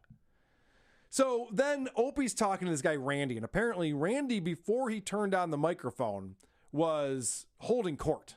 Everyone was excited about what Randy had to say, to all these great stories. And then as soon as they start broadcasting, this guy just doesn't want to talk anymore. So Opie does this thing, and he used to do this bit with E-Rock. I've talked about it before, the virus, where he'd bring E-Rock in and be like, all right, tell us a joke. Yeah. And the bit was, E-Rock can't come up with a joke. So he'd be like, oh, well, all right, how about I'll give you a topic. All right, the Olympics. All right, tell us a joke, And then it would just like drag on. It was the worst bit. Nobody liked it. Yeah. It was all Opie. Everyone else just sat there, just like, Opie likes uncomfortableness. That's like his thing. Yeah. Whereas like Jim and Anthony like jokes. Funny thing. And humor. Yeah. But he's trying to recreate this now with Randy. Come on, Randy. Give us one good fucking story before we turn this off. One good story. About what? It's over. How is this possible? Sorry. It's not going to happen. These people have stories about everything. I can't think of the subject. Watergate, go. You have a good Carl story, a good Vic story, a good Gephardt story. Croach, tell me 3 funny things in a row in alphabetical order. Go. I don't know. Do you want me to talk about Wegmans? Do you want me to talk about Cubs? What do you last clip I have from this, and this is how he outros the show. Hi, doggy. Another doggy? Hi, doggy. All right, we got to go. Bye. Have a good weekend. Oh, fucking Christ. Wow. I miss the days when him and Carl Ruiz would just talk about how hot chicks were who were walking by the sidewalk. Yeah, that was more entertaining. Much more entertaining than what they're doing now, getting together with losers and yelling hi doggy at each other. I would literally rather listen to Opie make racially insensitive remarks to the help at the fucking bar that they're at than listen to this. Is there an Ola? Is that an Ola over there? Oh, fuck. I do miss Carl Ruiz. Yeah. Those were good times. Remember when he would turn to Opie and be like, why are you being such a fucking weirdo? Yes. Like twice an episode? Yes. Yeah, he kind of needs that in his life. do remember that. I start feeling sorry for these people sometimes, and then I just say, fuck it. They're making people miserable around them, so fuck them. Speaking of guys who deserve a beating.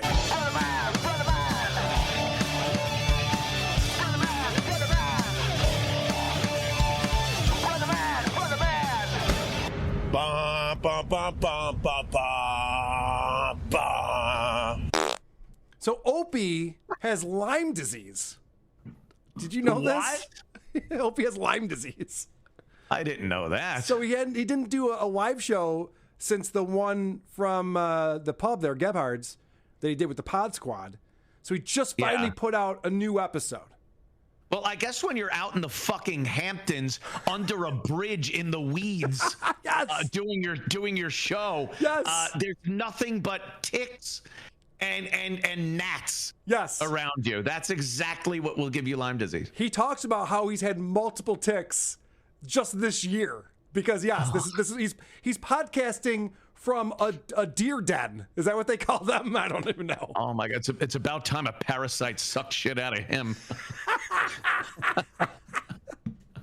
So this is Opie. He finally does a new episode. And he really wants to. So Stuttering John's doing shows in Florida, as we know now, and Opie is putting out his bid to house sit for Stuttering John while John's away.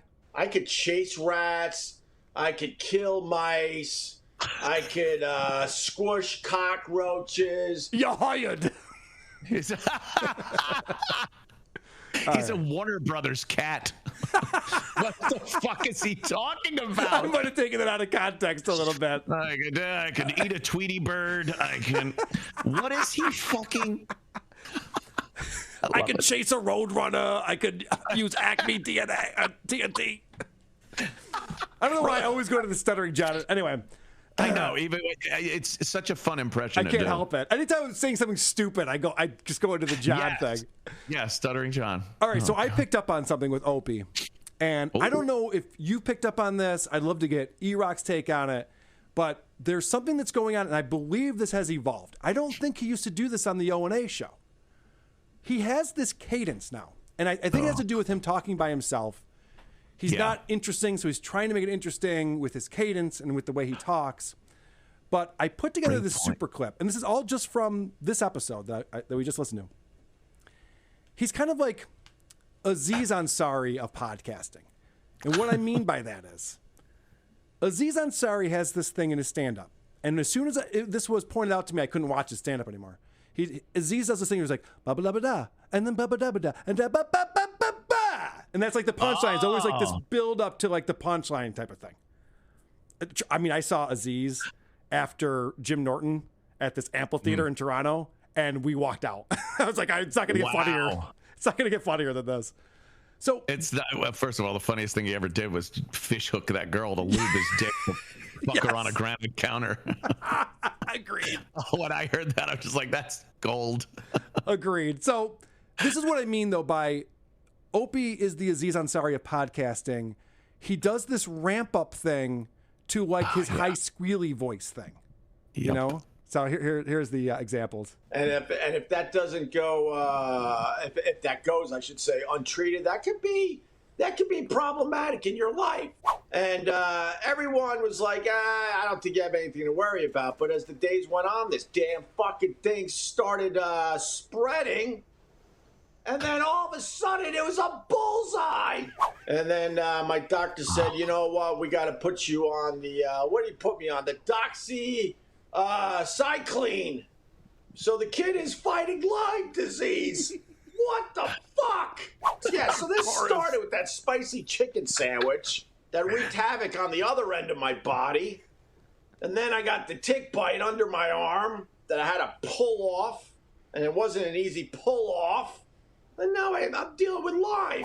The rash is kind of going away, and the bullseye is kind of going away. So there you go, man. But these ticks, they don't play. And but the problem is they're dropping ticks everywhere. I've said it's like writing a little message on the gas station bathroom wall while you're spraying liquid diarrhea all over the place. But they still had some good snacks after you got out of the bathroom. This spaceship is here to guide you on a journey to trim your body, balls, butt, and even Uranus. Oh my God! I start squealing. My voice goes really high, and I squeal. Holy fuck! Anthony, is this a new thing that he's doing? This didn't always exist, did it? It sounds familiar in a few ways. I do remember him doing that, but not as often as he does it now. Yeah, this is from like 10 minutes of audio. It's just constantly like this ramp up to like that. Oh my God! Hi, doggy! Like, oh Jesus Christ! He's doing this thing that I think he thought was cute at some juncture, when he was maybe in his 20s or something. A 60-year-old guy going like, I'm soaring like an eagle. Hey, doggy. You're like, what the fuck happened to you? It was so telling. It was so telling when we listened to that episode where he's got all the Facebook group coming to Gebhard's with him. Oh yeah. And he's talking to them, and they're talking in the troll voice. Yeah, and they were goofing on him. Oh yeah, like some people were actually goofing on him. Yes, and he's just like, yeah, I used to be somebody, and see, I don't know. He doesn't have any friends. He's hanging out with the Facebook group. Like people are saying that to his face. That's laughing so hard. He's another guy, though, that has zero confidence in what he does. He doesn't want to do a show because then it could be held up to other shows and critiqued within those parameters. So he just doesn't do anything. He was talking about his agent, I guess, last time. And I like I said, I hear it on your show. Yeah. I hear about Opie from your show. And his agent said, hey, there's interest from a company. Yeah. But you got to get a new microphone. It's like, that isn't what a company gives a shit about. They have a microphone. They have good equipment. If they think what you're doing is good, they'll hire you and put you on that. Well, I think what the agent was saying was, could you pretend you're a professional broadcaster for just a minute while these people are checking out your show? Just pretend. Just so they might think that maybe you are still a professional broadcaster. Yeah, he has he never has any material for the show. No. He somebody because perhaps there might be a new Twitter account out there that Opie doesn't block. So I was able to see some of his tweets, and he put up a clip, and it was him talking about the vaccine, and it's just him chatting with the people in the chat. Like, he doesn't do a show. He doesn't sit and go, all right, here are the topics I'm going to cover today, and I'll talk. And if the chat comments on it, I might go to one of them. But he's holding a conversation with people that are just mostly fucking with him. I have an example of this. Yelling. Oh, you do? Good. Yeah, so this is great. So, and I've talked about this a lot on the show, is that Opie's format is to hop on Facebook Live or YouTube or Instagram and just read chats and answer questions and whatever else is going on. And it's funny because, as we've documented, some days someone will ask about Opie and Anthony, and he'll be like, oh, yeah, actually, funny story. And then other days he'll be like, why are we still talking about this? I'm not doing that anymore. Anthony, who cares? You know? They're obsessed with me. They're obsessed. So this is a guy who's trolling him. And I don't think this is a good show format for him because he doesn't handle it well. No, he doesn't. Like for me, I've been reading some of the jokes people are putting in our Discord and stuff. If someone was in here just going, Carl's a fucking fucktard, which I'm sure I'll see now over and over again, I wouldn't fly off the handle about it, you know? No, it's what it is. This is Opie dealing with a troll. Oh, Zen, why do you do this every day? Like you're exactly who I'm talking about. Exactly. Why do you choose to spend your time on social media just being a complete dickwad? Like, for real, why do you choose that? He writes, 7 people drinking beer. It was more than 7 people at our private Facebook group, but we're not concerned about numbers. I'm just concerned about hanging out with damn good people. So the guy's goofing on him because 7 people drinking beer. He goes, it was more than that. It was 11. It was 11 people. Right, 11 people. At that point, just okay, yeah, there weren't a lot of people there. Round to the nearest 7. Right. There were almost 14. I don't know if you noticed that. We almost had 14 people there. But the fact that he reacts like that, Anthony, if you're going to react to trolls, you are going to get more and more trolls who want to fuck with you and get a reaction out of you. How does he not know that by now? Just the way it works. Yeah, he doesn't. By now, this should be something he absolutely knows. But he confronts them. He has nothing. He's not quick-witted enough to even make it funny for the other people in the room. Right. So he just gets upset. And he knows this guy. He said, why do you do this all the time? Well, fucking block him. Block him from the room if you got a problem that he's always doing this or saying. But then there would be 6 people at the next or 10. Another guy comes on and goes, Opie, calm down. You were a shock jock for 2 decades.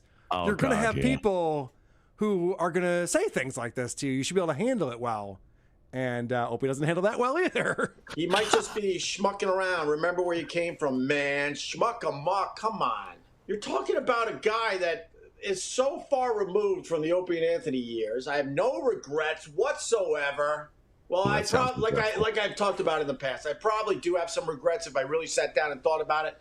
But in general, does that sound like a guy who's worked on himself? I have no regrets. Well, actually, I've suppressed everything. I might, but I pushed him down so deep in me, and it's created so much anger, bitterness, and resentment. Yes! Wow. That says it all. I have 0 regrets. Actually, I regret almost everything. I just don't think about it. I fired that doctor. I regret not having regrets. I should have a few. Oh, God. So he continues on here. But in general, I don't have regrets. But also, I guess it's the weird thing about being in the public eye. People don't allow you to change.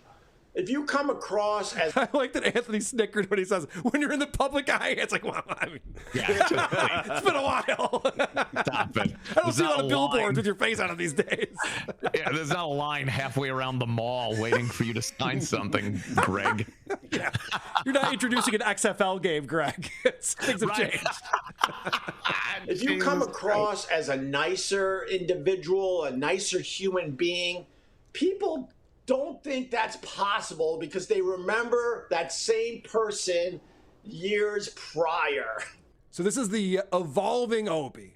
I'm not that guy anymore. This is a nice environment. We're all friends here. We're all trying to be friends. It's like the My Little Pony show all of a sudden. Is what Opie's trying to transition to. I'm Greg, not Opie from the show. Right. Oh, stop. I love how he tries to wash that off of him and the stink. It just like, he goes, I think I got it. And then someone trolls him and he's like, fuck, I still smell it. I know. It's still there. Why doesn't he just embrace it? If Opie went on and was like, yeah, I did stomp on that guy's cake and I'll do it again tomorrow. He better not fucking get another cake because I will stomp on that fucking thing. Then it'd be like, all right, this guy's fun. Do you know Leonard Nimoy, who played Mr. Spock on Star Trek?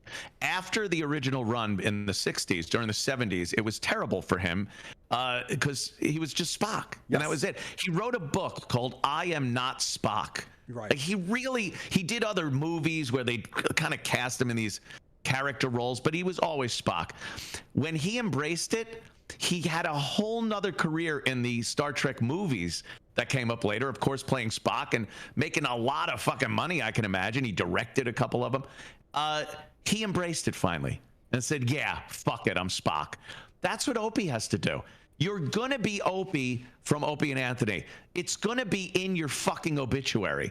Like it's just the way it is. Why are you obsessed with a show that hasn't been on the air in 7 years?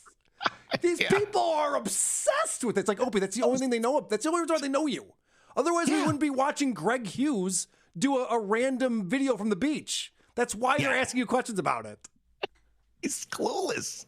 And it's frustrating to people like me because if I had the name Opie and I started a podcast, he was number 2 out of the gate. People are like, oh, Opie's got a podcast. Let's check this out. He had a huge audience that he shrunk down to 11 people at Gebhard's. That's hard to do. It's hard to be that unsuccessful in life.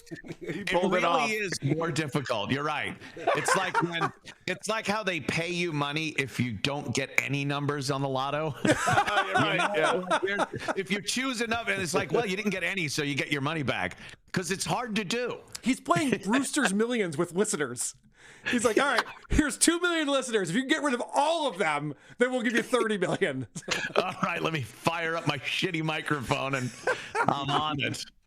I got this. I mean, actually, now that I think about it, Opie is the one trolling all of us. Opie is the one who's like, I dare you to try to watch my show or listen to my show. It's unwatchable. It's been said that, he's got to be doing that because...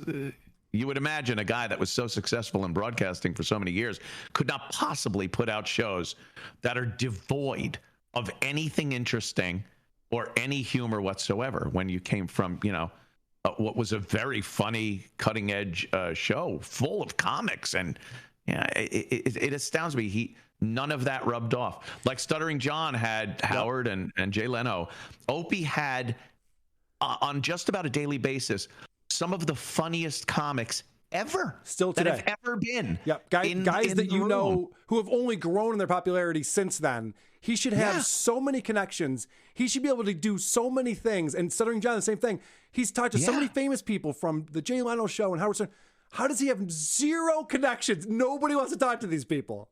He alienated everybody. It's amazing.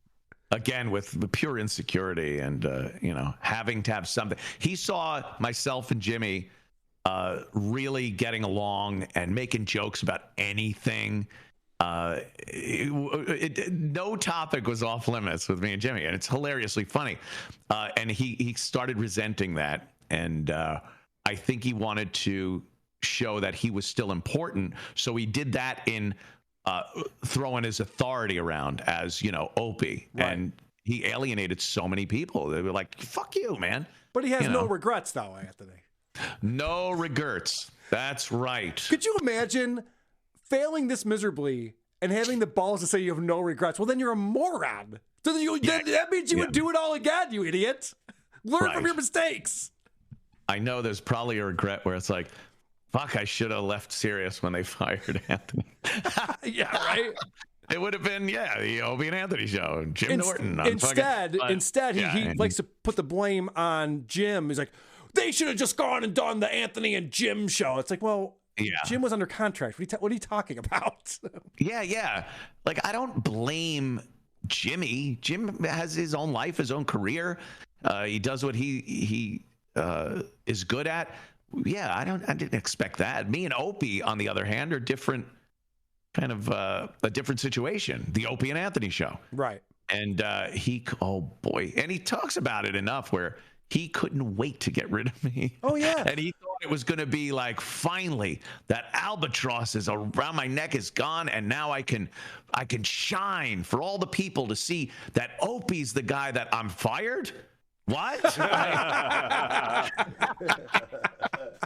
Yeah, he really did let the cat out of the bag on that one, because I remember listening to the show when they came back from the July 4th break after you had been fired. It was just Jim and Opie, and Opie's thing was, we 100% went to bat for Anthony. We did not want this to happen. We went to management. We did everything we could to try to get him back on the show. And now, as the years have gone by, he's admitted that the show wasn't going to go on with Anthony. They were different people. He was going to go do his own thing. He couldn't wait to try his own thing. It's like, all right, so you're a liar. You're just a pathological liar. Yeah, he tries to make it sound like Anthony didn't. He knew he was building a studio in his basement. I know, It that's was the just thing. about Yeah. over. And I'm like, I would have fucking milked that gig for the rest of my life. Are you kidding me? That's the insane And thing. He goes, Anthony was building his own thing. He was ready to go. It's like, well, no. On SiriusXM, you talk to the entire 30 million people potentially. Yeah. It's across the country, and when you do a video on the internet, you talk to, I don't know, a couple hundred if you're having a good day. Yeah, and it was like, I wasn't scheduling shows. I enjoyed the medium. I liked the equipment. I liked being able to build a studio. It was fun to do stupid karaoke things or have parties and just do a show with some friends. It wasn't a replacement for my fucking job that it turned into. It was like a lifeboat at that point. But Opie interpreted that as Anthony wanted to leave, him and Jimmy. I was no one. And, that's where we ended up. And again, he took an opportunity to shine. Yeah. Boom, right out the fucking door. Yeah, what happened to Sherrod Small? I haven't seen that guy's name anywhere in a very long time. What happened to that? No, I think you know what it is. People realize you hook up with Opie, and it's very quick. You realize, this guy's got issues. But like I was probably the fifth person that Opie wanted to do a team show with at BAB on Long Island. Oh, I didn't know there were other iterations of Anthony. They just couldn't fucking deal with that guy. And me coming from construction, I was like, he's gonna really have to fuck up for me to like leave this gig. Yeah, the worst thing on the radio is still way better than tin knocking. Yeah, 4 fucking hours. That's 20 hours that I'm not fucking having to deal with him. And you have to listen to STP. Yeah, WBAB. Yeah, the home of rock and roll. Opie with you. Oh, and I was just like, oh. Even my brother, I would see my brother when we were up in Boston. I would come down, or he would come up there, and even my brother was kind of like, and he didn't want to say it because he knew, things were going really well with the Opie and Anthony show. He's like, Opie's kind of a dick. and then I'm like, oh my God, yes. It just unloaded. I unloaded. Yeah, he is a fucking dick. And that's how he treated people. He treated people as subordinates. He treated the staff terribly, the crew. It was, the literally finger snapping. Yo. I was like, Opie, maybe they don't like that. I don't know. I'm not trying to, make waves here, Opie. I love it when Chip snaps at people. It's the fucking funniest thing. Oh, I know. Chip does so many things that is pure Opie. It's great. Yeah. Well, speaking of things that Chip does that are Opie, here is a joke that Opie has, and this is very Chip-esque, I would say. And we live in an area where there's deer all over the place, and they look beautiful. And for whatever reason, I don't know if it's that time of year, but there's a lot of baby deer. What are they called? Bambis? Holy shit! Baby deer are called Bambis. Bambis? What are they called? So I see a little Bambi, and he's 7 in the road. All right. Last clip I have, he's doing this Manscaped read, and the copy is, I mean, I like Manscaped. They've been on our show before. This copy is atrocious. It's all about like space for some reason. I don't know. And I guess the instructions in this copy, and I don't know if this exists because I've gotten a lot of copy instructions. It's never been to like play a music bed, but I don't. Maybe that. Oh God. Maybe he's this, trying to what? Maybe this actually happened, or maybe Opie's just trying to have some fun with it. And then it says insert space music here. I'm doing this from my bed right now. All right. Woo. Pew, pew, pew. Woo. That's me fighting the aliens. Pew, pew, pew. You're a stupid dumbass. There are a lot of ghosts in space. Yeah, at least get a slide whistle if you're going to do that shit. Come on. Pro it up over here, Hope. What are you doing? Holy shit. Would you be embarrassed if you were listening to my show and you heard a clip of your show that sounded like that? Oh my God, yes. Pure embarrassment. He was always terrible at doing reads. Yes. He's like, I don't know if it was dyslexia, whatever the fuck he wanted to call it. He wasn't very good at reading. And his pronunciation of words is terrible. He makes a lot of errors. So the sponsors were always like, "Hey, Anthony, you do this?" And I'm like, "Yeah, I'll do the read." If you notice, I did all the live reads back on the O&A show. The sponsors wanted it that way. I didn't want to sit there the whole fucking time and do reads while we got breaks. I want to take a piss. I want to fucking whatever. But they made me do that. They brought me in for the sponsor meetings. It's like, oh, there's a sponsor meeting. Hey, you gonna handle that? You're the one that does the reads. I don't want to. Like, yeah, I'll do that. And I went in, but he was always terrible at the reads. They were like a chore for him. So we would just read them and try to read them verbatim, and with no fun to it or no like. Look, it's a sponsor. They want you to kind of put it out there that you're a little excited about the product and you've used it, and you're not just reading a piece of paper. That's how it works with fucking sponsors. Isn't it funny that he went to school for radio?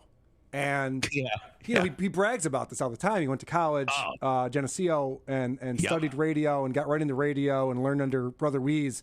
And one of the things that I've learned from podcasting is I get radio guys like yourself and Drew Lane and Eric Zane, guys who had a career on the radio, and they're like, "Carl, did you study radio?" Like, no, I just listened to it. Like, it doesn't take that much to figure it out. I listen to people who are good on the radio, and I figured out how to do it. With live reads, it was always I listened to Howard. I listened to Howard before it was syndicated. Yeah. Howard didn't have to worry about the parameters of the time of a read. If a read was a 30-second or a 60-second spot, he'd go sometimes for 10 minutes. Right. And because they didn't have to get back to any affiliates in any other state. It was New York City. That was it. So it became part of the show. And I didn't care that he went to spots because I knew they'd goof on Jackie or, it was going to be funny anyway. Right. So, try to do that. Try to make people, and especially with a podcast where you could fucking fast forward the shit out of a spot. You hear a guy going into a read, bam, skip 10 seconds, 10 seconds, 10 seconds. Now you're fucking through with the read. I literally listen to Tim Dillon's reads because they're sometimes as funny as his show. Exactly. People know how to do this. Opie cannot do this. No, with a podcast, you have to do that because they can skip it. So make it a little fun. Mix it up a little bit. All right. So, Anthony, I want to tell you and our listeners that you've been knocking out of the park lately. People should sign up for Compound Media, compoundmedia.com. This week alone, you had Chrissy Mayer on Monday, the great Lionel, who I love, on Tuesday. Yeah, he's great. Jim Norton came in on Wednesday, and then Jim Brewer on Thursday. Now, allow me to do a little ball licking that I'll get made fun of in the subreddit for later. The Jim Norton episode reminded me of the old O&A show, like the way you guys came back together again. Now, I'm going to reveal something. I messaged Jim last week and asked him to do this show. I wanted to surprise you. And he said yes. He said pretty sure. Man. He said, I'm pretty sure. I got a thing. I got an appointment. I got to figure out when that is, but I'll do it. So then I reached out to him again 2 days ago. What's that? A new PrEP prescription he's got to pick up. Probably. So I reached out to him 2 days ago, and I never heard back from him. So I was trying to surprise you, but then I found out that you guys did a show on Wednesday, and then you did a show again yesterday. So I'm not surprised. Like I kind of picked the wrong week to do this. If I was going to reunite you guys for a Jucktober segment, maybe someday in the future. See? Oh, fuck. So that was fantastic. I'll talk to him. Yeah, don't worry about it. So that was fantastic. You and Jim Norton. And then Jim Brewer. And Jim Brewer's kind of a goofball, but I always loved him on Howard Stern when he would go on there. And then he was on Joe Rogan not too long ago, and he was fantastic. Yeah. He's a very interesting guy. He is. I haven't spoken to him in a long time. And we were talking about the world, what's going on today, the vaccine, the COVID, the government. And I really didn't expect him to be as red-pilled as he is. Oh, totally. He is, disgusted with everything going on. I heard him on Opie's show. And Opie's going, I just watched CNN. And Jim Brewer started laughing in his face. Like, you're watching CNN, you moron. Yeah. It's so fucking funny. Yeah, yesterday we were talking about that. Like, this is the shit that people pump into their heads and then recite to people as an argument or as an opinion. Yeah. And they're idiots. They're retarded. And that's kind of who you're talking about, Greggy. Kevin, right now it's time to babble.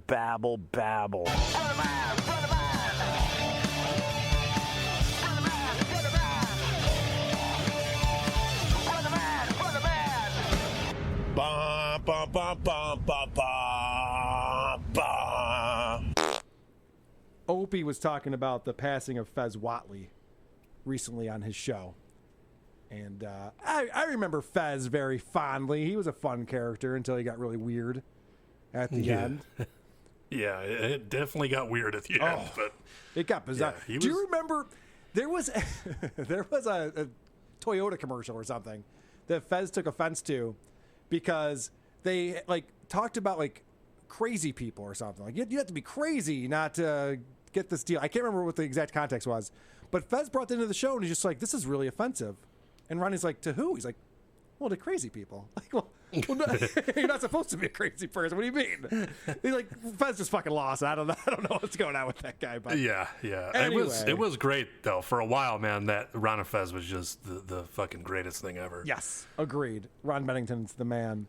And so, Opie's on there and he's sharing stories and stuff. I'm not going to goof on him for that. But there's a few things that I thought were interesting. This is High Pitch Opie. And he's talking about Fez because he never knew if what Fez was saying was a bit or not. And this is so meta. I could never figure out Ron and Fez. Do they like each other? Do they hate each other? Is this a bit? Is this a work? Is this real? Is this a bit? Is this real? Do people I'm talk getting like so this? high. I love that people are pointing out Opie used to goof on jocks on Jocktober who would talk with their radio voice. Hey, what's happening? Call us and let us know what your favorite cat story is. And now he's doing this Opie voice all the time. He's not talking like a person. I bitch Opie. I bitch Opie. Is this a punchline? Kelly Clarkson. Oh. Anthony, Cumia stabbed me in the back. Oh, oh shit, Shuley left. I could have gotten him out of here to do that. That would have been fun. This is just a flat out lie. He's talking about when Fez came out of the closet. And anyway, the day that Fezzy went on the radio and announced that he was gay, I remember listening to the show with my wife. And we were cheering for Fezzy. Cheering. Bullshit.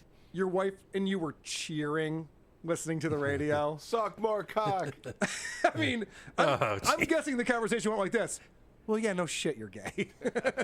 Everybody knew. I mean, good for him for, doing it on his own terms or whatever. But, everyone kind of knew. He was the last one to know, apparently. Yeah. But the way Opie tells the story is as if he pushed him. Him and his wife jumping up and down with their arms in the air. Yes. Do you think she's ever in the same room as him ever? Or do they just live separately? I can't imagine. You know about the Philly Crew? That's his wife. I'm gonna go see the Philly Crew this weekend. All right, so This is what Opie's up to these days. I don't know. I just babbled. Just some of my thoughts. And he does this again later in the show when he's getting all mixed up. But what was I going to say there? Shit, I got thrown off. King of Florida Radio, blah blah blah. It don't matter. I'm just babbling. So that reminds me, anyone coming to the live show, brand new merchandise will be available. The Dabble, Babble, and Flop T-shirt that I'm very excited about. It's designed by Glenn J in Australia. Shout out to Glenn J. And it's a hilarious cartoon of Stuttering John, Opie, and Patrick Michael. Dabble, Babble, and Flop. Opie's talking about the time, Kevin, you must remember this. Remember when Fez dressed up as Hitler and came into the Opie and Anthony show? Yes, I do. Yes. He would do this from time to time. He would shave his mustache so he had like the little Hitler stash. And then he'd dress up in full Nazi uniform and walk in. And, of course, Anthony would lose his shit over this. He thought it was the funniest thing he's ever seen. This is Opie trying to tell that story, but he can't say the word Hitler. It's almost like, remember when Stuttering John thought he was being demonetized because he was talking about right-wing stuff? You know, he's like, oh, YouTube's watching me, and if I say January 6th, they kicked 100 people out of the room. Or 7. So this is Opie not able to say the word Hitler, which you can say Hitler. This is not a swear word. So you're not pro Hitler because you. All right, anyway. It's Carl's show. You say it more often. Door pops open. Fezzy comes in a Nazi costume. I think he was smart enough to have it just enough before it would be way over the top, even though the whole thing was, I don't know. Man, I gotta look at the video again because I want to be accurate with this. But he came in as a Nazi with the mustache and started imitating Mr. H. And he wouldn't let it go. And me and even Anthony were completely horrified. We're like, he's going to get fired. And he's screaming and yelling and he's saluting and he's got Mr. H down pretty good. Mr. H? Have you ever referred to Adolf Hitler as Mr. H in your life? I mean, I know we live in fucking woke times, but you can say Hitler. It was his last fucking name. Right. Mr. H's youth was a crazy organization they had going on there. Oh, what the fuck with this guy? Hey, like, Mr. H, did I do okay? He looked like he was from the Reich that was after the second before the fourth. He looked like he was from that Reich. Mr. H sounds like a substitute teacher. Yeah, right. It sounds like something Fozzie would like give the thumbs up to. Hey, Mr. H. Hey. Hey, fucking putting them in ovens, Mr. H. Hey. What's wrong with Opie? He doesn't want to say Hitler. You know, when us Italians, we had Mr. M. That was Mr. M was our bad guy in Italy. Mr. M got his comeuppance, I believe. Yes, he did. He sure did. Oh, boy. Remember the Japanese? They got Mr. A dropped on them. Remember that? Mr. A. All right. Mr. S chopped his wife's head off, too. Mr. S. Well, hello there, Twitter world. This is Mr. S. Oh, hello. So something that we haven't talked about in a little while that needs to be addressed is this. Babble, babble, babble. That's right. Yeah. It's time for an Opie segment.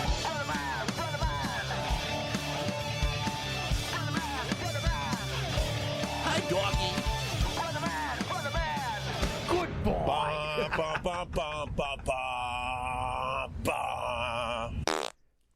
So I saw that you pulled some clips, Crouch. I, for reasons I cannot possibly explain, spent a half hour with Opie this week. I spent a half hour with him this morning. Ooh, I'm sorry to hear that. And I think we picked different episodes, so that's good. Yeah, probably, because I listened to one called I Have No Beef with Joe Rogan and Congrats, Brother Weeze. And I'm like, okay, I got to listen to this. Okay. So he starts off this episode with a big story, number 21, called My Brother is a Savage. I did hear this. Okay. Oh my God, my wife doesn't know this one yet.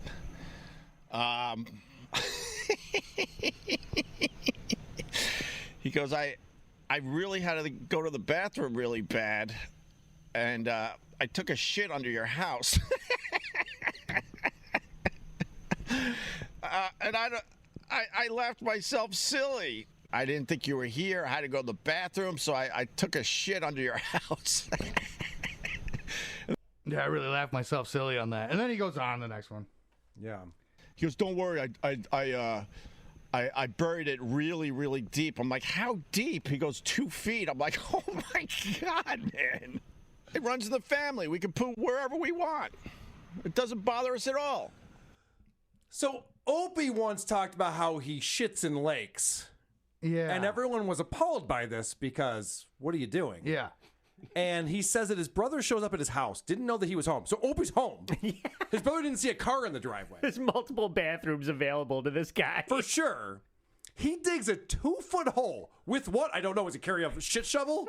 Is there a shit shovel in his car? He's digging it like a dog through between his spread legs. What does he wipe lift with?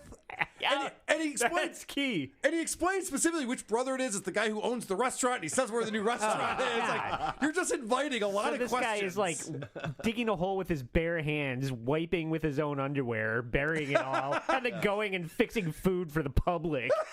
I feel like that's a problem. Wow. The episode I listened to, by the way, just before I forget, is called Biden and Trump Both Stink. Hot takes. Yeah, hot Bold take. stance. Hot take right there. He's like, politicians, man. Okay, we get it. Although he's getting very aggressive with his ad reads all of a sudden. Ooh. Take back your financial freedom today by visiting ptsdebt.com/Opie. Do it now. I need your help, you bitch. Whoa. Whoa. All right, you fuckers. Newcom is where you gotta get. You motherfucking assholes. You better order some fucking Newcom. You want Serenity now? I'll fuck your shit up. That's weird. Daddy needs a new case of White Claw. Buy some Newcom, motherfuckers. Actually, I'm stocked, but thank you. Okay, yeah, there you go. Thanks for your concern. All right, so again, Opie's getting triggered by things people are just writing in the chat. Opie, what's up with your voice? What's wrong with my voice, Bob? Is that the thing? Is that the new thing? No, that's the new thing right there. There's something going on with his voice. Shut up, Bob White. God, what an idiot. Are we laughing with him or at him? I can't even tell. I think I'm laughing. I think he's pretty funny at this point. Andy loves the voice. Andy's all in on it. Me too. Opie made $5 and thinks Patreon is bullshit. This is number 24. Thanks to Husey Entertainment. He gave me 5 things. I think I made 5 things today. Things? As I try to keep my live streams and my podcast free. The Patreon people have been at me for a while now. Why aren't you on Patreon? And I'm like, because I don't believe in the concept. If you really need to know, and I know they're a huge company, and I know a lot of comedians and people use the Patreon, but I'm like, if you're into a show and also like, we got a special episode on for the Patreon members. I'm like, there's nothing special about it. It's just another fucking another show like the free shows. He just admitted he can't create bonus content that people would pay for. Yeah. That's literally what he just said. Oh, yeah. There's no way I could create an episode people would pay for. They'd want their money back. Yes, that's why you're not on Patreon, Opie. That's correct. Well, also, like, if you're successful at this, if you do a good show, people want to support you. You know what I mean? The people who are really into it are like, yeah, I actually want to support this creator. That just blows his fucking mind. Why the fuck? Somebody gave me $5 and that's all I need because I'm keeping everything free. 5 things. Well, that was Husey though. That's my buddy Adam Hughes he was talking about. Is Husey giving Opie money actively? Oh, boy. I need to talk to this guy about this. Traitor! What's he doing? Fucking Redcoat. So I have a couple clips that I want to play all about him stopping mid-sentence to talk about money coming in. So he's on a couple different platforms. He's on Facebook, he's on Instagram, he's on YouTube. And all of these platforms now allow people who are watching a video to give that person money. Yeah. And it's ruining the internet. Yeah, absolutely. Here are a couple examples. They were paying about $600. We were paying actually around $650 for ours. Hold on. Now I got to stop for the money. Brian Bernard, Chloe sent you $100 in stars on the Facebook. I thought that deserves an honorable mention. Damn. Holy shit, that makes me so happy. Thank you, Chloe, and thank you to Brian Bernard for letting me know on that. All right, so someone just gave him $100 in the middle of him talking about how parking in New York City cost him $650 a month, and it's going up to $1,000. Here's $100 a month. Neat. Wow. I live in New York City. Yeah. And parking's expensive. Whoa. But he gets very excited about this money coming in, and of course, our friend Benjamin Tucker just cannot stop giving him money. I moved to New York City for the big Opie and Anthony show because I couldn't handle the commute anymore. It was just terrible. I was wasting 3 hours a day. Benjamin Tucker, you all right? Are you dying and you're just giving me all your money before you go? Another $20, fine. I will find something in Short Hills. All right, so $20 came in from Benjamin Tucker. He's excited about that. This next example, he gets distracted by a compliment, and then more money comes in. And he decided also to put $100,000 in. I think I'm a genius. Sorry. Instagram's calling me a genius. And I made $10.47 on Instagram. I will be live on Instagram again tomorrow. Oh, my God. I'm a genius, and I made $10.47, said the genius. All right, last example I have of this. Now, Benjamin Tucker gives him some more money. What the fuck is this guy doing? I don't know. I wish Honestly, he was does he know that other podcasts exist? No. What the How fuck? could he possibly know that? What? He's actively watching Opie live stream. Do you think he knows that the other podcasts exist? There's no way. So what's good about this clip, though, is that Opie, yes, he gets distracted and it stops what he's doing, but he turns into the comedy gold. Which, I mean, that's what you got to do. You got to roll with it, right? They love the power down there in Washington. Benjamin Tucker just gave me $50 fucking dollars. Are you serious? Politicians are playing a little game called divide and conquer.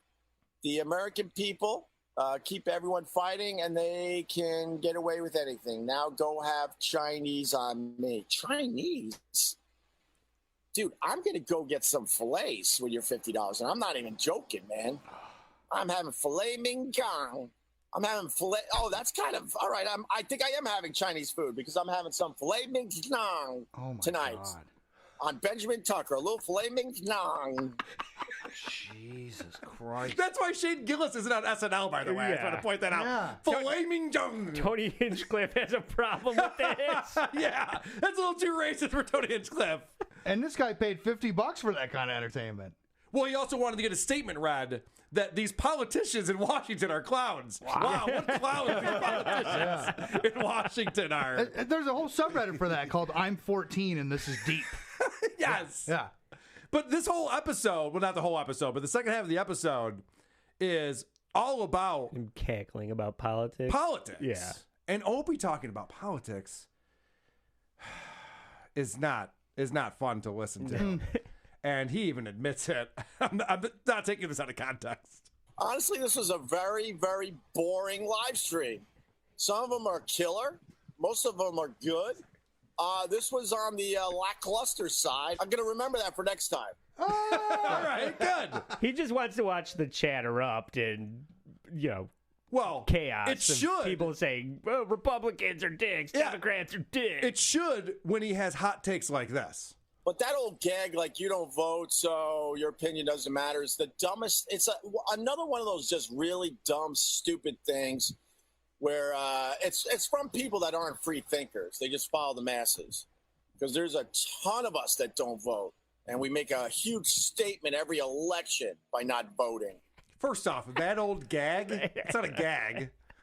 Secondly, has people not voting ever made a statement? Yeah. It's a statement that you're too lazy and stupid to find an opinion If you want to make a statement, vote for a third party. Right. That's how you make a statement. Yeah. There's two parties, and they're the same people. That's the problem. Opie goes, yeah, so I don't vote. And then they continue to fucking trot out the worst people possible, and they all get elected. Fucking good job. Octogenarians running for president next election. Well, good job, Opie. I keep forgetting he's a free thinker and a feminist. Yes. Yeah. Good point. This is the dichotomy of Opie. It's hard to keep up with. Although he did do a great job of describing himself, which I appreciate him doing for me. I think his time passed him, I don't know, at least 10 years ago.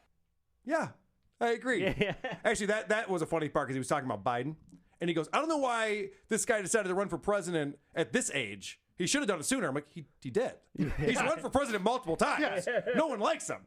That's the thing. He's been running for president since like 1980. Right. Yeah. He continues to try to run for president. I don't know why he did it this time. I don't know why people voted for him. Fucking moron. What else you got from your episode there, Crush? So, my number 25, he goes off on a rant and then catches himself, and I was highly entertained by this. I don't know. I just know everyone's doing the same thing out there now. This used to be what I did, and now everyone's doing what I used to do. So now I'm like, oh, God, now I got to try to figure out how to do this, differently than everybody else. That's been my curse in life. I see one thing, and I'm like, oh, now everyone's doing it, so now I got to figure out something new. They're ripping me off, Robin. Yeah. He goes off on a whole I invented that Robin spiel and then catches himself at the end. Oh, yeah, I invented that, Robin. He didn't invent bad podcasting. It existed long before Opie got involved in it. But he goes on for 5 minutes about how everyone came from him and Opie and Auntie invented all this shit and everyone is a disciple of me and I invented everything and now I sit here. Anyway, this is I one hope of the... that airplane that's overhead starts carpet bombing him. Would make for a better show. So I got 2 clips. This first one is from the title of the show. This is called I Do Not Have a Beef with Joe Rogan. Hey, can you clarify for accuracy, do you have a beef with Rogan? People are saying this and that, and I'd rather just go to the source. Thanks. I have no problems with Joe Rogan. None whatsoever. There was a time I was very, very disappointed when I was getting my podcast together. I wasn't sitting in the big seat anymore, and you learn who gave a real shit about you and who didn't. Everybody left me. Everybody. Anyway, my next clip is called I Do Have a Beef with Joe Rogan. Of course. That would have been a huge get for me, and it would have really, really helped me when I needed it. And not only did he not do my podcast, he never fucking even wrote me back. You didn't have his number. And that really bummed me out. Then I made a stupid, silly video that, the haters have grabbed onto and made fun of, and that's okay, And I kind of moved on from that, I guess. Wow. Yeah. He's still upset that Joe Rogan didn't do his show. I want to remind everyone, when Opie debuted Opie Radio on Westwood One, he was number 2 on the charts. He probably had hundreds of thousands, if not millions of listeners. He lost them all. You blew it! Yes! Having Joe Rogan on wouldn't have gotten you more listeners now because you had all the listeners. And they don't listen to you anymore because your show fucking sucks. And he goes off on this long rant, and you heard the seeds of it there. Oh, all of a sudden I'm not in the big seat, and nobody wants to talk to me. Everyone talks to everyone else you worked with all the time. They're all still close friends, but let's not bring that up. It's all because of anyway. So that's the whole thing. And then the last story that he goes on, and this is lengthy. I only clipped a little bit of it. He congratulates Brother Weeze on getting in the Radio Hall of Fame. This is he's already done this multiple times. He's still talking about this. Anyway, I thought this was funny. I try to be more myself, and no one has come close to doing that like Brother Weeze. Brother Weeze is exactly the same guy on air and off air. I think this version of me doing these daily live streams, I'm getting close after all these years. And I've been at this a really long time at this point. But Brother Weeze, from day one, this guy had an amazing personality. Think Carl Ruiz. Before Carl Ruiz, he's like an older version of Carl. That's why I wanted those two guys to meet.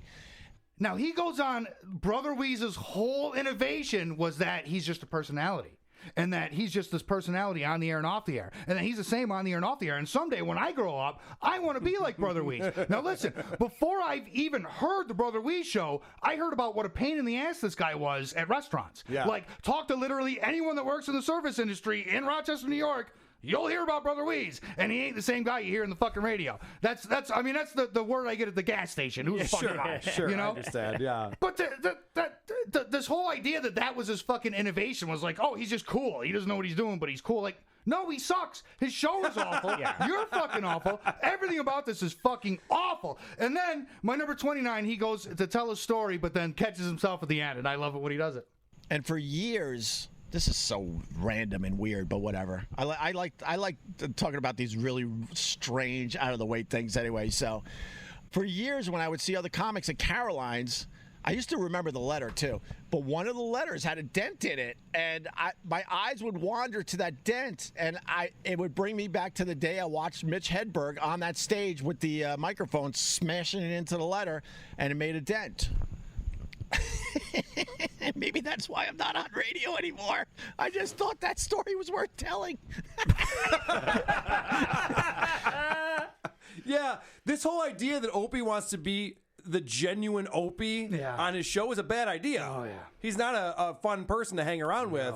Nobody's his friend anymore. And you wonder why when someone brings up Voss and he decides to just start bashing Rich Voss. I wonder what Voss is up to. Oh, my God. I haven't heard about him in years at this point. Golfing, is probably. He still doing it? What does he do? What does Voss do? What can he possibly be doing without the Opie and Anthony show? A lot of those guys thought they were bigger than the actual Opie and Anthony show. Wrong! Whoa! Holy shit! I wonder what Voss is doing. Everyone else's show. Yeah. He's still a touring comic like he always was. He does his own show, which sucks. But it was funny, though, because then Opie goes on to say, yeah, when Voss would come on the show, he wasn't great at conversation. You know, he would have his quick quips and he'd be funny, but he needs to stay in his lane. He couldn't carry on a conversation. I'm like, Opie, like, this is why no one talks to you anymore. Wow. You do understand that, right? Opie talks about how much he hates New York City. But this New York City, which I hate with all my being, they got us by the balls. They make believe we're the greatest city on earth, and it's just a shithole, to be completely honest with you. And they just take advantage of the people, especially the people that stayed behind during the pandemic and try to make something of it. He spends 20 minutes explaining that New York City is a shithole and he hates it. He owns 2 other houses. Yeah. He does not have to live in New York City, and it's ridiculous he's complaining about it. And then he even goes on to say, well, the reason why we live here is because my kids have friends in school. Now, Opie, I'm going to let you in on a secret. Everyone I went to elementary school with, I am no longer friends with. Your kids can meet new friends. Yeah. It's fine. Why are you spending $1,000 a month to park? Oh, he's not. He won't pay for parking anymore. I'm back to doing alternate side of the street parking, which is going to be fun in the fall because I'll turn this on while I'm doing that because you got to sit in the car for an hour and a half. So rather than pay the money, he'd rather spend an hour and a half in his car every day to move his car across the street living in New York, in Manhattan. That's going to be a great podcast when you're just like sitting in your car and then, oh shit, there's a spot, and then the podcast grinds to a halt while you try and There's a red car. There's a blue car. Yeah. Oh, hi, doggy. Parallel park and 8 inches of snow. And this was a guy who was driving a couple hours a day to go feed his fish, remember? Right. Instead of just hiring somebody for $10 a day to go feed the fish once a day, he was making a 3-hour round trip. He's literally waiting to die. He has nothing but time and nothing to fill it with. Life has no meaning. There's nothing to accomplish. It's just he's sitting on the beach, talking into his microphone, waiting to fucking die. He's creating his own hell, though. Yeah. Because this whole episode, he's ranting about New York City and how terrible it is and how he never wanted to live in New York. It was only because he had the Opie and Anthony gig and the commute sucks, so he got a place there. And he could leave anytime he wants. Oh, easily. Yeah. Way easier than anyone else who lives in New York. That's right. It's so bizarre, like, to think what I would do if I had the resources that he has. What, math? Yeah. God, I hate New York. I'm so mad because, you know, I moved to New York City for the job, the big Opie and Anthony show. I never really wanted to live in the city. I'm a suburb guy. I'm a beach, ocean guy. What? He's a suburbs guy. He likes the beach. Right. He likes the ocean. Why are you in New York then? Why are your children? It's got to be his wife. Move to Florida and buy a fucking boat. That's all he wants to do. Move to the fucking sun, Opie. That's what I say. Move to the sun and die. Yeah. This guy hasn't been the same since Joe Rogan left him spinning in the street. All right, so this is the last thing that I'm going to play. And again, people are fucking with him in the chat. And he just starts lying through his teeth, his crooked fucking teeth. Oh, and then they try to say that I'm losing my hair, and I had what else? What are all the lies? Opie is losing his hair. He literally said... The lies. He literally said, oh, yeah, okay, my hair's thinning out, but I used to have too much hair. Yeah. I remember an episode a month ago where I had too much hair. Of course I'm losing my hair. It's good. It's a good thing. I fucked up my career. What else? What other lies? Well, he was showing it on camera. He was lifting his head and showing it on camera, and then a month later, he's like, what are you talking about? That's bullshit. How could you fucking say that to me? Wow. He does have some advice for Stuttering John that I should play. Stud Joe, I hope you're listening. You're taking your last breath and you're going to say to yourself, oh my God, I wasted 30 some odd years arguing about politics. I wish I would have spent my time more wisely. Yes. Wow. Getting earwax removed. Now, speaking of Jackie Martling, yes, he was a guest on Opie Radio recently.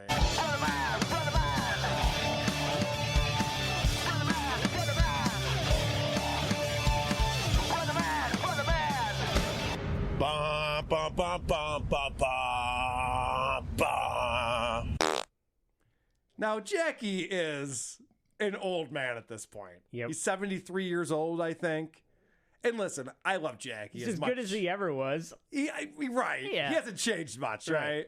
I love Jackie as much as any other Howard Stern fan loves Jackie. Like, there's a special place in our memories for Jackie Martling and everything he contributed to the old Howard Stern show. And I love now this Jackie version where he's Grandpa Simpson. Yeah. You listened to this episode, right? Did you pick up on this? Yep. All right. This is Jackie telling a story because they're talking about getting vaccinated. And that reminds him of Jenny McCarthy, right, who was the anti-vaxxer, OG. And he goes, that reminds me of the time that her and I hosted a Playboy party. Now, I sped this up because it's long. It's a long story. But listen to this. It's all to get to the point where Jackie tells a joke that he's so proud of. So me and her are hosting this Playboy party. And the only reason Patty Davis Reagan was there, she was a VIP, is because that year she had posed naked for Playboy. Right. And what's her name? Jenny McCarthy was Playmate of the Year. So me and Jenny are going to host, we're co-hosts of this big party at Webster Hall. And like every Playboy party, they invited like 700 or 800 people, and 900 of them were men. And everybody's VIP, so everybody thinks they're getting treated special, but there's not enough booze, there's not enough anything. It's just a dip pump, but it's great fun. But on the way in, I said, all right, I got to have something to say. And there were a lot of B-level celebrities going to be there. So I said, let me write a joke about each of these people. So I wrote a joke about Grandpa Al Lewis and Gilbert Gottfried and Patty Davis Reagan and Bill Boggs. I forget who else, just so I have something to say. So I can say, hey, look at so-and-so out in the crowd and say a joke, And I said, on the way here, I wrote this great joke, but I don't know. And they said, well, let us hear it. So I told the joke to Jenny and my friend Eric Milliman and the crew, and they went wild. And they said, let's do that. You can repeat it. We'll pretend we never heard it before, and we'll do it on the show. So I did it on the show, and they went crazy. We go up. There's no way to do anything on stage. We just said, thank you to everybody for coming. And we walked into the VIP bar, and the first person I ran into, nose to nose, was Patty Davis Reagan. It's the funniest joke in the world to everybody in the world except for Patty Davis Reagan. And nobody knew, none of us knew that in the past couple of months, she had made up with her family. They were back lovers again, and she was back accepted into their family. The only reason she was at the Playboy party is because she did Playboy to say fuck you to them, but they had made up. I said, Patty, it's nice to see you. I just wrote a joke about you on the way in here. I said, you were the first one to know that your father had Alzheimer's because he started returning your phone calls. So all of that story build to explain he told this joke about Ronald Reagan's daughter. When I was listening to that, halfway through it, I was convinced that he couldn't remember the joke. I know, he got there. Tell the fucking joke. I was thinking that too, because he kept saying it was the funniest joke, and everyone was loving this joke. I told this joke, and he's not everyone's laughing at this joke. So he finally tells... Start with the joke, then tell the story. And I wore an onion on my belt, which was the fashion of the time. So he finally tells the joke, and then he goes on to explain that the next time he was on the Howard Stern show, that they got wind of this amazing joke, but it was so offensive that Robin and Howard were coming down on Jackie about it, but he knows how funny it was. And Howard says, all right, Jackie, tell the joke. And I told the joke. And Howard was literally biting his lip to keep from laughing because it was so funny. And him and Robin are trying to yell at me for my bad taste. And meanwhile, it's so funny, and the listeners are calling up and saying how funny it was.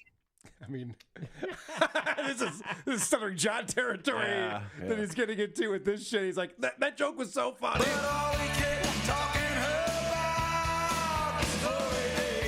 This is where Stuttering John learned it, probably. This mentality. Yeah, there's a lot of guys like this, I've noticed. Andy, anything from this show that you want to point out? Well, right off the bat, Opie's waiting for Jackie to figure out the internet. Yeah. And clip 17, they come to realize why he's having so much trouble. Yeah, and you could hear all of the noise that's going on. Jackie's not wearing headphones, so slap back from the speakers. They both sound like shit. It sounds like two boomers farting into a coffee can. It's terrible. I'm trying to get my stupid computer out here in the garage to bump up, pull up the messages and the AOL, and they're always a day behind. And I came in just in time to hear you talking about somebody wrecking somebody's career, and I couldn't figure out if it was yours or mine. You go through this same shit, Jackie. Well, first of all, I got to say, stop with the AOL. It's 2021. Stop with the AOL. It's everybody says that. And he's freezing up already. That's because he's using AOL. You're on dial-up, Jackie. Well, that was a great interview with Jackie the Jew. Oh, there, you're back now. See, you're on AOL, I bet, because now, you're on like dial-up. You're already freezing on me. I know. And by the way, Jackie was one of the first guys on the internet. I got to give him credit. He was on there. He had that animated character telling his jokes and stuff like that. Yeah. And this was going back before there was a lot of like Flash animation and stuff like that online. He was an early adopter, and now he's still on AOL. Yeah, it's insane. That's kind of stupid. I had no idea anybody. I didn't know AOL was still functioning. I don't think it is. Apparently it is. And Opie's giving him advice. I was telling my wife about this, and she's like, "Are you sure it wasn't just like a joke?" I was like, "No, Jackie's not savvy like that. He's more deliberate with his jokes. It's not a slow troll about AOL." Yeah, I'm sorry, StreamYard doesn't work with Netscape for some reason. I'm having some issues over here. So this is Opie just with bad interviewing skills. So near the end of the episode, they're having all these conversations. And when you talk to someone, you want to get stories out of them. You should introduce concepts or information that will get them thinking about things. So if you want to get a story about Howard Stern, you might say, man, when the movie came out, that had to be crazy times for you guys because you were doing the radio show all morning and then you're going off to the set and you're recording the movie and you had to get up and do it again the next day. And, all these celebrities, like there's ways to get information out of people. This is not how you do it. I was gonna try to get like a Howard Stern story out of you, maybe one you've never told before, but which one is amazing. It's on my YouTube channel. You don't have to do it again, obviously.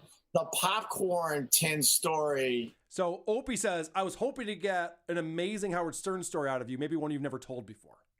That's not a question. That's how you interview somebody. Give me exclusive content and go. Yeah. You do the show for me. Yeah. Go. So that's what he says, but he doesn't even give Jackie a chance to think about something. He goes, but I loved the story you told about the popcorn. And then Opie inserts that into the show. And he plays the old episode. The last time he was on the show, right? I was going to say, I've heard this story. It was Jackie and Stuttering John explaining that as a Christmas gift from Howard, they got a tin of popcorn instead of a bonus check. Opie's show. And it was from Opie's show. That's why Opie remembers this. It's because he was there for this. And Opie's obsessed with Howard Stern. Mm-hmm. So he loves shitting on Howard Stern. So he loves that story because it's shitting on Howard Stern, which is his favorite thing to do. And he's also completely out of it. He doesn't understand the dynamics of Howard and people who used to be on the show. Howard doesn't talk to anyone who used to be on the show. I doubt it has people who are on the show currently, outside of Robin and maybe Gary. But I thought this was funny. Just Opie fell for this at first. Have you heard from Howard lately? Yeah, he called this morning. He asked me what I was having for breakfast, and I told him. Nice. I told him his wife. Whoa, Jesus. No, I never hear from him. I got Have you heard from Howard? Like, oh, yeah, he called me this morning. They don't talk to each other, you moron. I don't know why you think that. Yeah. So I'd love to have Jackie on this show. I was thinking when I was listening to this that it's probably plausible. I would imagine so because he doesn't talk to Stuttering John anymore. If Jackie has something to plug, he would come on this. That's true. Yeah. That's true. So we should probably reach out to Jackie and get him on the show. One of the things I love about his appearance with Opie is non sequiturs into jokes. Like Jackie just tells jokes regardless of what they're talking about. Opie's talking about how he hurt his back because they're doing this over Zoom and they wanted to do it. They're both Long Island guys. They could have done this together. And Opie explains, my back hurts because my dog, I was walking my dog and it runs over towards another dog and it pulled out my back. And Jackie just turns this into telling a joke. You love stealing other dogs' assholes. What's that about? I'm sure you heard my new joke. I'm sure you heard this, but if you haven't, the wife says, "Harry, does this dress make me look fat?" Yeah. And he said, "You promise you won't get mad no matter what I say?" She says, "I promise." He says, "I'm fucking your sister." Whoa! Hey! I love Jackie. Yeah. Just out of nowhere. There's one person laughing at that joke. Oh, let's talk about the other jokes he tells. This, again, just out of nowhere and over-the-top laughter at the end. You got to love Jackie. He knows the punchline. He's heard this 1,000 times. Right. And he acts like it's the first time he's ever heard it. The kid says, he sees his mother come out of the shower and he points between her legs and says, "Ma, what's that?" And she says, "That's my beaver." And he says, "Okay." And then his grandmother's lying on the couch taking a nap and her dress is up and she's got no panties on, her legs are spread. And the kid says, "Ma, I think Grandma's beaver is dead. Its tongue is hanging out."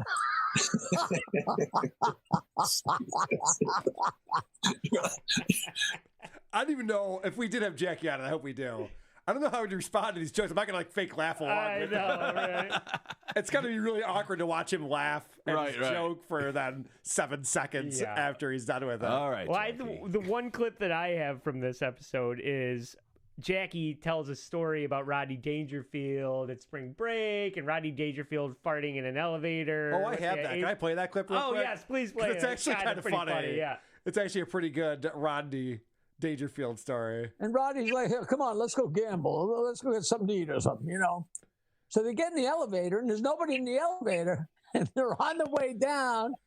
And Fox said Rodney cut the most disgusting, loud, vicious fart he's ever heard, and it just was just terrible.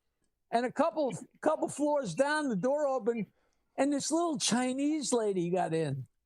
And the doors closed, and they went down to the lobby. And, of course, when they got to the lobby and the doors opened, there's like 100 people waiting to get in the elevator. Right. So the doors open, and as Rodney and Fox and this little woman are walking out of the elevator, Rodney looks down at her and says, "You're really fucking disgusting, you know that?" That's a good Rodney story. Because I can totally picture that happening. So then, of course, Opie has to have a Rodney story. Oh, God. Opie's story is not on par with Clip that. 18. You know, recently on my podcast, I talked about Rodney Dangerfield. When we were at WNEW, he would come in and we would get him high. And he was old at this point, and he still was enjoying his pot.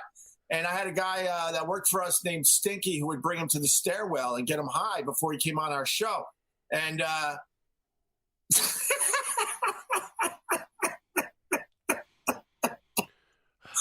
hope he did that on purpose. I pray he did that on purpose. It's a train wreck. Oh, this Jackie. Oh, Jackie. Is that any better? What, you just decided in the middle of my story to try to switch it up? I didn't stop. The thing stopped. That you were going, hey.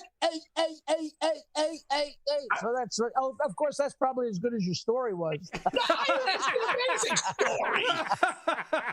God damn it, Opie. No control over his own show. He's telling a boring story. This Jackie hung out with Rodney. He talks about how they used to go on the road and do coke and drink and smoke weed. And like these guys have war stories. Opie's like, yeah. We had a guy on our show who got him high in the stairwell before he came on the show. Yeah. And Jackie, you there? Yeah. Are you still there? Let's talk about more of the random jokes that just come up out of nowhere during the show. That's why I don't want to mention her name, and she is really a big producer now because these are... Oh, Opie's finishing up a story about this Fox News producer who only had one arm and was trying to fuck Opie. And Jackie just goes from that story into his joke telling. That's why I don't want to mention her name, and she is really a big producer now because these are all true stories, man. A smart Polish guy and a good-smelling Italian guy and a British guy with a big cock walked into a bar, and a Jewish guy bought a round of drinks. That old chestnut. I love that crap. You're crazy. You're nuts. What the fuck? He's like, Opie, shut up. Yeah. He's like, you're boring, everyone. I'll take over from here. I got this. He does it again. A porn star moves to suburbia, and he's sitting on his front stoop smoking a joint, and his neighbor comes out. And the porn star says, "Hey, neighbor, what are you doing?" And the neighbor says, "Oh, I'm going on a date." "Oh, really?" Yeah, first date." "Wow." Porn star says, "Good luck." He says, "Thanks, man." And he comes back a couple hours later, and the porn star says, "How'd your date go?" And his neighbor says, "Oh, I only got the first space." And the porn star says, "Well, at least you got your asshole licked."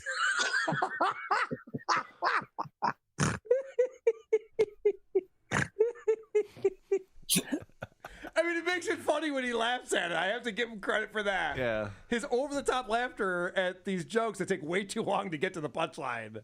So then he's telling a story about he was at Les Paul's 85th birthday. And Les Paul, I guess, is a big Howard Stern fan, right? So it's a Les Paul concert, this venue that they're at. And Keith Richards is right in the front with his mom or something. Right, yep. And Jackie's there. And Les Paul sees Jackie and he's like, "You got to come up here and tell some jokes." So Jackie comes up and tells jokes. And of course, Jackie's telling the story. So he crushed it. And everyone thought he was the funniest person to ever live. And then Opie says, "So you told dirty jokes at this Les Paul show. What was the dirtiest joke that you told?" So we know how funny it was if this was the dirtiest joke he told. Now, I wanted to back up a little bit because you said you told 5 of the dirtiest jokes that night. What was your best one that night? "Pop, what's a vagina look like? Son, before sex, a vagina's like a rose with soft pink velvety petals and the aroma of perfume."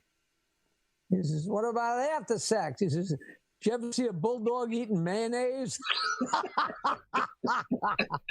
I never. No. I've never seen a bulldog eating mayonnaise. Jesus Christ. It's so bizarre. All right, so let's get back into Opie's obsession with Howard. So Jackie is complaining about how disconnected celebrities and news media people are, lecturing everyone about how they should live their lives with the vaccine and with whatever is going on in the news. And so Opie takes offense to this because he's broadcasting from his apartment in Manhattan, and you can see out the window. Oh, right. Right? Yes. So he's like, whoa, let's not call people out who are disconnected from reality. Jackie, Ixnay on the Ivory Tower, A. As you see my view, I'm higher than every building in New York City right now. I know. I've been to that apartment building. It's beautiful. So then Opie goes on to brag about how he can see Howard's apartment building from his apartment building.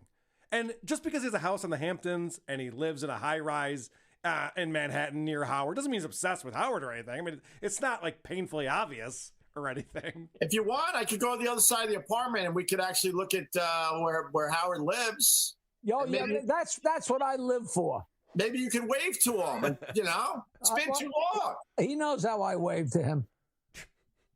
Do you want to see where Howard lives? Jackie's like, no. Yeah. Not really. Also, I don't think Howard lives there anymore. I think he lives in Florida. Right. In a replica 2,000 apartment. cats. Yeah. This is true. Let's talk about the sponsor of the show. Okay. Yeah. I don't know why, but Opie, for some reason, when he's reading Blue Chew spots, it's outstanding. Nobody else could pull this off. It makes me so repulsed. Okay, let's talk about boners. Okay. And then let the boners begin. Oh, yeah. The fuck is wrong with this guy? Gross boner talk. It's really gross. All right, then we talk about Norm Macdonald. Oh, yeah. Nobody's talking about this. Well, I mean... Norm Macdonald passed away. Yeah, Norm Macdonald passed away, so the question comes up. Opie's has some real sincere thoughts about it. Well, he asked Jackie, what are your thoughts on Norm Macdonald? This is Jackie's answer. No, Artie Lang told me that, Norm loved my jokes, so that just always made me feel good, I mean, way to make it about you. Yeah, right. Artie Lang told me that Norm thought I was really funny. Yeah. Oh, okay, because he's the one who just died. Maybe we should talk about how he was funny. Oh, no, but you want to talk about how you're funny. Okay, well, that's fine. I guess you could do that.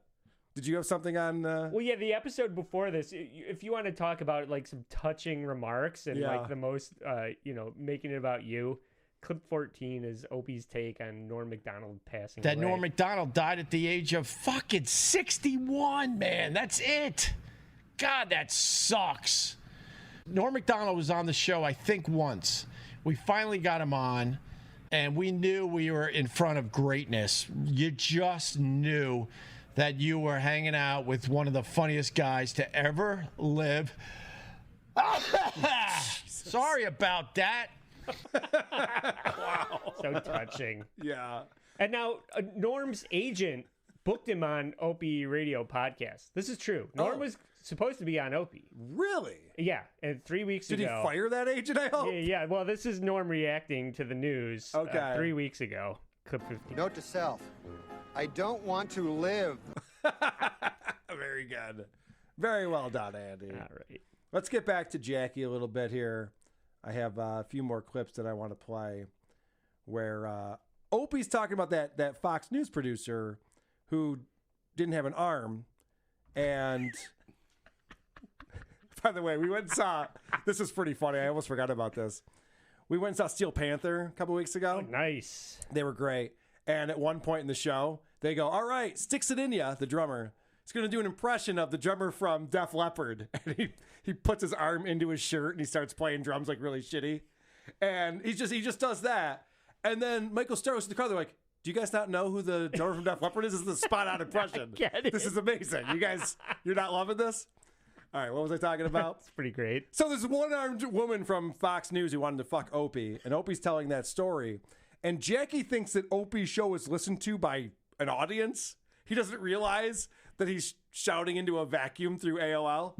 And so he explains. AOL. so he explains that she's going to hear about this because Opie's talking about it. So my last memory of her is with one arm in a bathrobe, soaking wet, screaming at me to get In her all ass back fairness, upstairs. with the amount of people you know that are listening to this show, somebody knows this one-armed lady, and you're going to hear from her one way or another. And I think it's.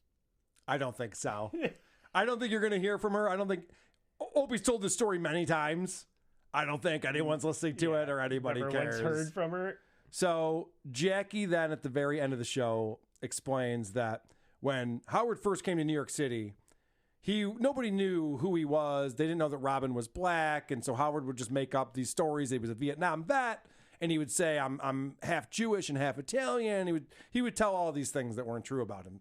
And so Jackie's doing a Stump the Joke Man live event, and he says, "You can ask me any questions you want." And someone asked about the show, and he came up with his best ad lib ever. So I'm doing a show at Chuckles, and people were so enamored with the show. And I always played Stump the Joke Man. So I'm playing Stump the Joke Man, but I tell people, listen, if you got a question about the show, you'll go, feel free. So I'm standing up there, and the guy raises his hand, and he says, "Jackie, is Howard really half Jewish?" And I said, "Yes." And the guy said, "What's the other half?" And I said, "Even more Jewish." And the place went nuts. And it was exactly right. That's amazing. Absolutely amazing. Maybe my best ad lib in my entire life. That's amazing. Every story that Jackie tells ends with, and everyone went crazy. Yeah. I told this joke, and people lost their minds. You think that if you do acid too many times, you'll go nuts? No, if you listen to my jokes too many times, you fucking lose your mind. You will leave Pink Floyd. They'll write albums about you Right. if you hear enough of my jokes. Jesus Christ, dude, Every relax. audience loved Wish you it. were Howard. Yeah. And every fish I ever caught was 3 feet long. Before Jackie comes on, Opie addresses. So he talked about the Greg Shells thing on a previous episode. And so somebody says, "Oh, way to own Greg Shells." You know, Greg Opie Hughes. His real name's Greg Hughes. Right. And Anthony's talked about how working with him was like walking on Greg Shells because he's just always in a shitty mood and you never knew what you were going to get. And Opie is prideful about this. Way to own the Greg Shells thing. Of course. Why is it a dumb thing? That just means people were scared of me. That's embarrassing for people. It's not embarrassing for me. It's embarrassing for the people that were too scared to speak up when they had a problem with me. And instead they went behind my back and called me Greg Shells. That's embarrassing on their end, not mine. He thinks that makes other people look bad? No. It means that people were means you're an uncomfortable asshole. around you. Yeah, it means you're an because asshole to be around. They didn't know whether you were going to be a dick to them or not. And you had power. You could fire people. Mm-hmm. And he's like, what's their fucking problem? Just because I'm in a shitty mood every day? Of course. And I treat people like crap and I snap at them when I want a coffee? They're the assholes. Like, Greg, I know you said you've gone to therapy and you're working out your things. It didn't work. It didn't It didn't Get work. a new therapy. Yeah, the things are still there. Yeah, like you're not understanding. You're not fixing anything. If you're looking back at this and saying, every single coworker I ever worked with thinks I suck, and now all they do is talk about how much I suck, and they're the assholes. Like, okay. I don't know if that's true. I was just watching Anthony Cumia this week, and Bob Kelly was a guest. Bob Kelly used to be on Opie and Anthony all the time. Haven't seen Bob Kelly on Opie Radio. There isn't a single guy who goes on Opie Radio. He used to be a regular on Opie and Anthony. Why not? I don't know. Maybe they don't like his talking. What is wrong with these people? You should see a speech therapist, I think. And you got one more clip on here. Oh, sure. This is a throwaway thing. Opie presumes to, he spends half this episode. Well, he doesn't even spend it. He just downloads SiriusXM's content of an interview with Anthony Bourdain, and then afterwards says that he could see Anthony Bourdain's suicide coming. Oh God, really? Oh yeah, he could tell. What a fucktard. Yeah. I'll never forget. I'm paraphrasing, but I asked him. I saw sadness in his eyes, especially on the last couple appearances on the Opie and Anthony show, or maybe it was just me at the time. Whatever, I don't know. I was just doing radio with whoever I could find. And I asked him if he had hope for humanity because he travels the world. And I remember his answer, and I'm paraphrasing that. I don't want to live. Very well done.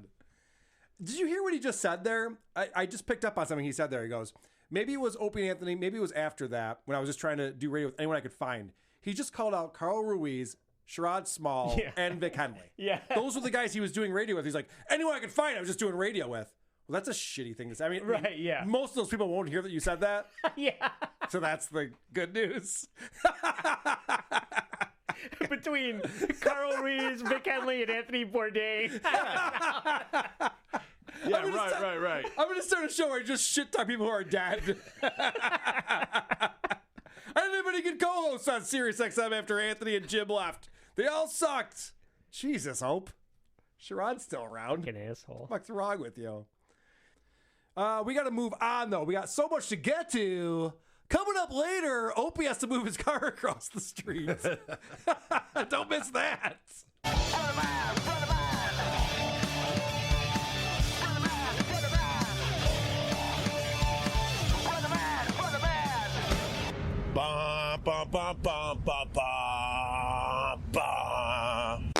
All right, so Opie cannot afford the garage anymore at his apartment building.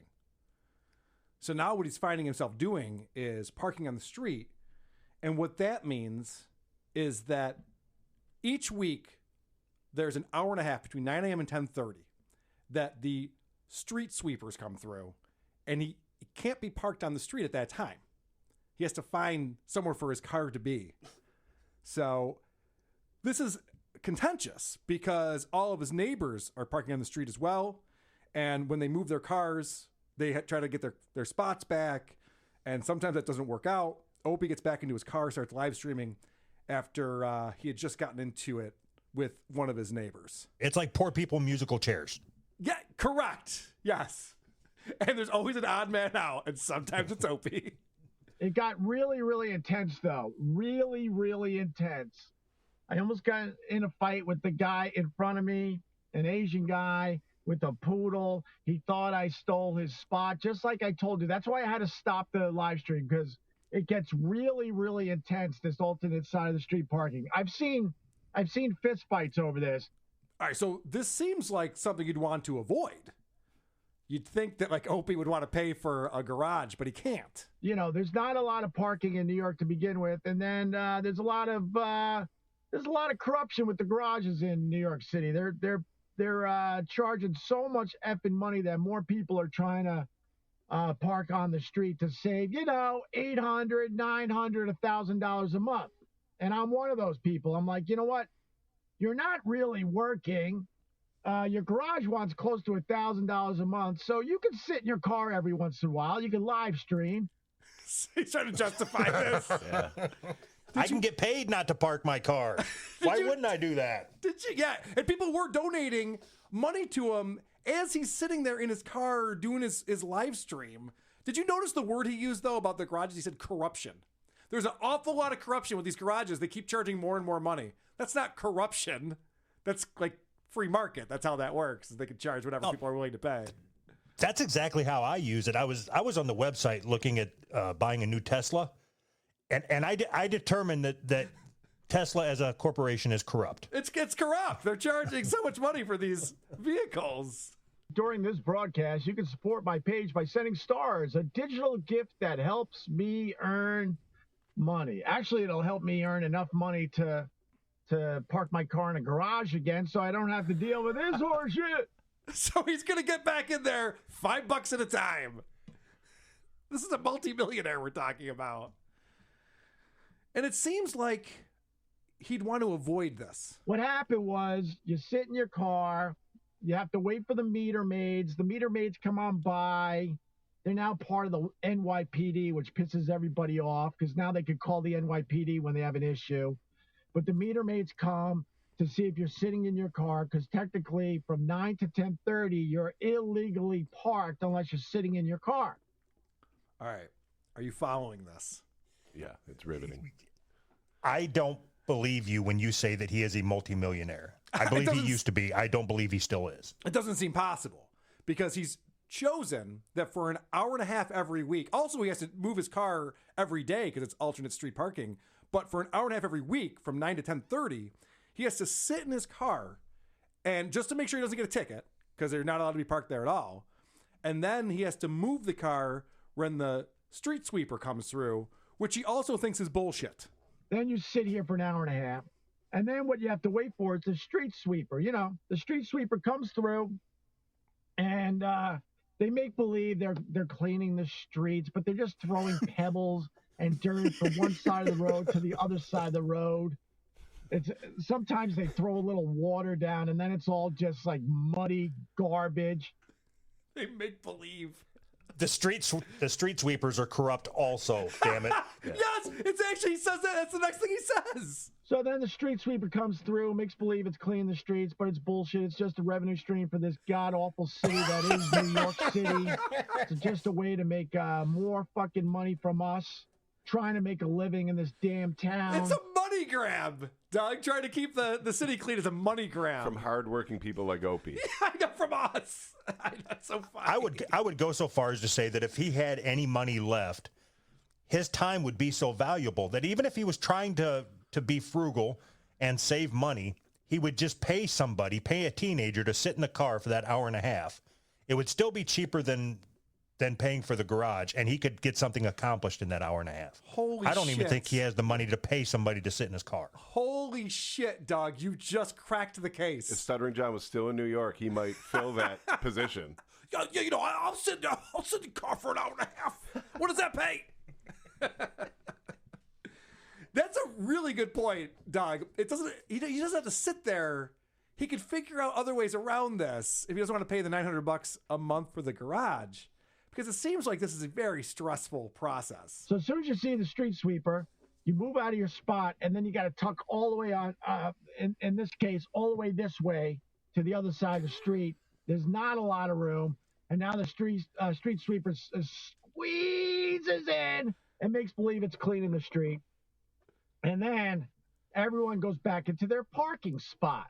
I like what Jody B says. If starting John, it would be Beer in the Buick would be the name of his new show. I would love to get a hold of the guy driving the street sweeper on that street and get his side of the story. I would love to talk to a meter maid, who normally I'm not a big fan of, but in this case. Look, I'm just trying to drive this thing down the road, and you got all these cheap cocksuckers running around playing, what is that, Chinese fire drill, trying to get in and out of the car and move it over to the other side. Just pay the $60 for the fucking garage and get the fuck out of my way. Well, that's the whole thing, too, because you know the street sweeper, he has to wait till he sees it in order to move his car. And there's a line of cars that are all doing the same thing for some reason. God, you would think on a weekday, 9 to 10:30, people who live in New York City would have better things to do. But apparently not. So must be slowing down the whole process. You have to wait for all these fucking cars to get out of your way. And then Opie explains he gets back into his car. He just had a confrontation with this Asian guy. This Asian guy rolls down his window because he was the guy and points and goes, "It's the car behind me." I jump up red hot. I go, "Don't start that shit. You don't want to start that shit." And then the lady looks at me, "Was it you?" And I'm like, "No, it wasn't me."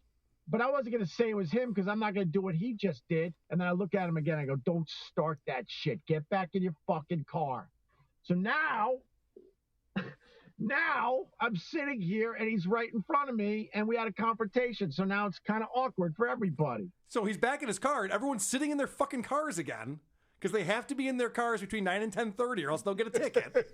And he's sitting there and he just had this shouting match with this guy who wanted to throw down.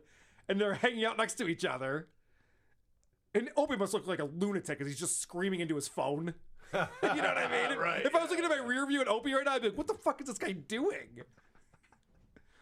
So then Opie almost admits he got real close to admitting a crime.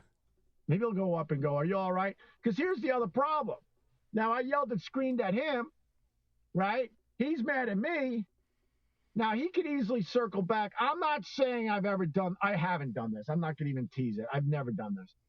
But people have been known to come back after everyone leaves and do a little something to the car because they were that mad. Well, I'm not saying I've ever. No, I'm actually, what I'm saying is I definitely have not done this. This thing that I'm about to describe to you, definitely not something that I've ever done.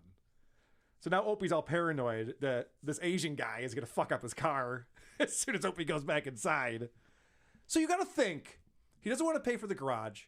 He's living in New York City. He doesn't have a job. There's no reason for him to live in Manhattan. There's all this stress and everything going on. He must love the city. Because why else would he put himself through all of this? Chris says he couldn't handle that parking. That's why he moved to the suburbs. Yeah, it's one of the many problematic things of living in this damn city that they call the greatest city on earth. It's a shithole. It's a piece of crap.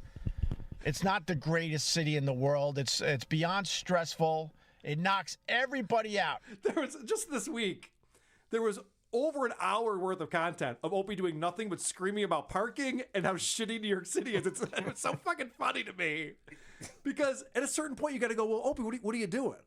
Why are you putting yourself through all of this? It seems silly. I bet you get two different versions. So you talk to somebody that can afford parking in New York, and they're going to say New York is the greatest city in the world. And the people that can't afford to park their vehicle, New York sucks. Right. Well, the other thing, too, I have friends who live in New York and have lived in New York. None of them owned a car. That's the dumbest thing you can do when you live in New York is own a car. Yes. He can leave it at his house in the Hamptons. He doesn't need to have his car there. It's causing a lot of problems. It's exhausting to listen to, let alone fucking live through. I know. Can you imagine that shit? But at least the people in the city are all great. I fucking hate the city. I think it's garbage. The people are miserable. What I've noticed on the streets lately is that everybody wants a confrontation. You could see it in their eyes. They're pretty much saying, "I dare you."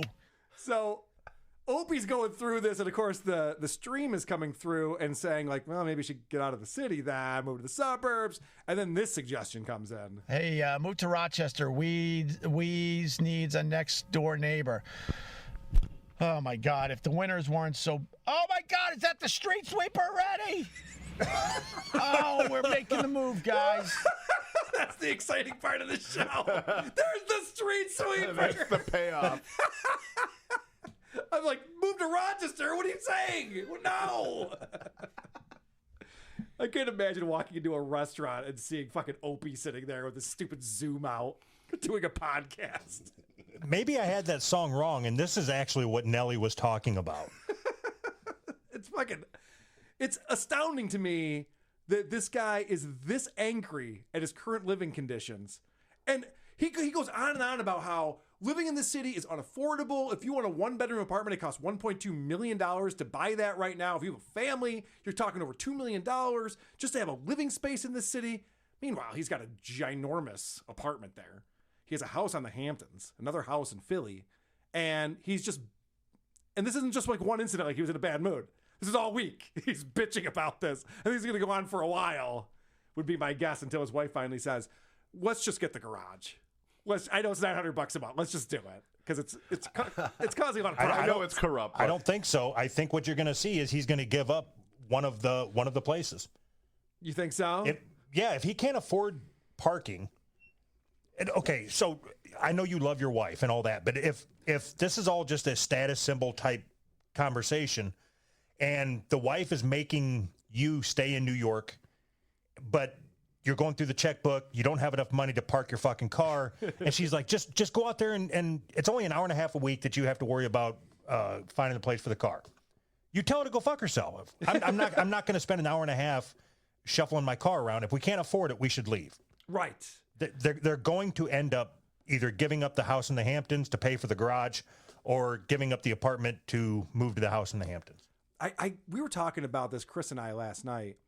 What is keeping him in New York? Because he claims it's his kids. His kids go to school and have friends at school, which is a retarded reason. It's all about status. See, that's what people in the Discord are saying too, because that's why he moved where he moved to, because it's near where Howard Stern lives, and he loves to do his live streams from the view that he has out his window, because he's tall, he's higher than any other building around him, and he's got, his amazing apartment. So I got to think that is the case, but it's really stupid of him to do that, to live in New York for no reason at all. It seems like a bad move, and he seems like he's losing it. I don't know. It's not a bad investment. You spend, what, $10 million on an apartment to collect $15 in super chats a week? That's not bad. And I make my money from bacon. What's the problem? All right. I do want to talk briefly about Dr. Steve going on Opie Radio.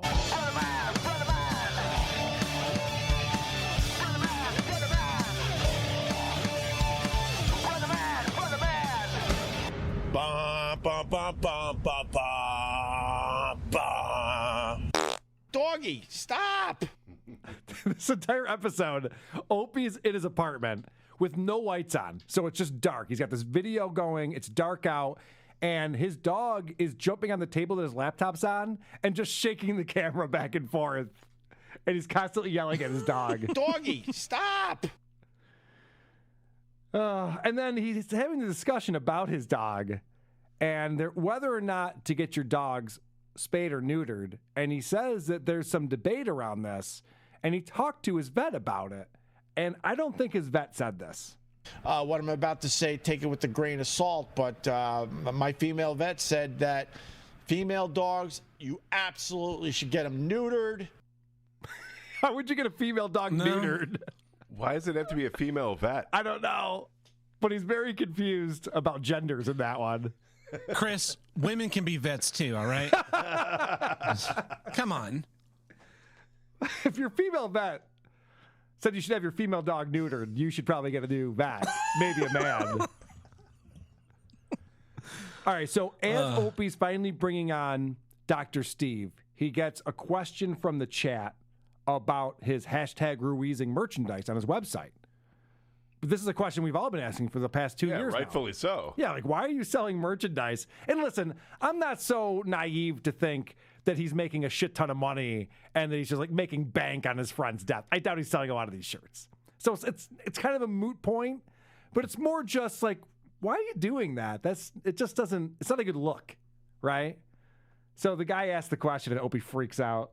Where's the money from Carl's merch go, Ope? GoFundMe at $16,000 with no update in 2 years.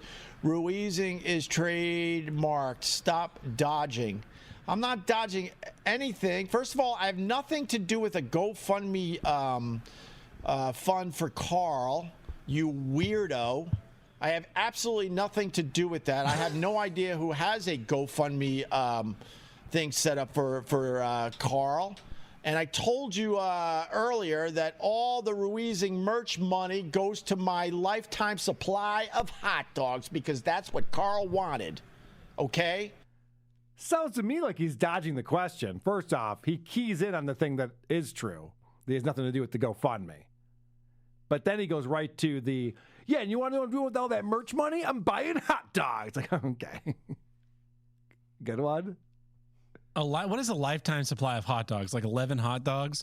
It might be 10, yeah. How many hot dogs do you need for the rest of your life? This guy's 60 years old.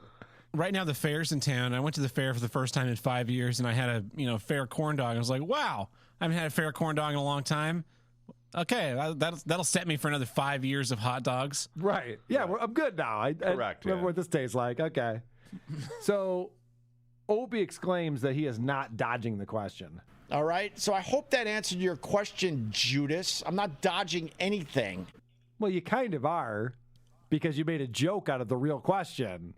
You're buying a lifetime supply of hot dogs. All right. So now we bring on Dr. Steve, and Dr. Steve fumbles right out of the gate, which is so Dr. Steve of him. I love this because it's a video cast, and Dr. Steve has the wrong video. It's to an empty room. Here he is. Dr. Steve, am I just looking into your empty house now? Oh, shit. I got the wrong camera. I'm sorry. Oh, my God. Just kick the ball right out of bounds on the kickoff. All right. So now we have Dr. Steve on the show, and this guy Judas is still on there fucking with Opie, and Opie is just not going to answer this question. Hold on. I'm getting threatened by this guy. Are you serious? You pocket the money? See you soon. No, I'm not serious, you idiot. That's a joke. No. And now I'm getting threatened.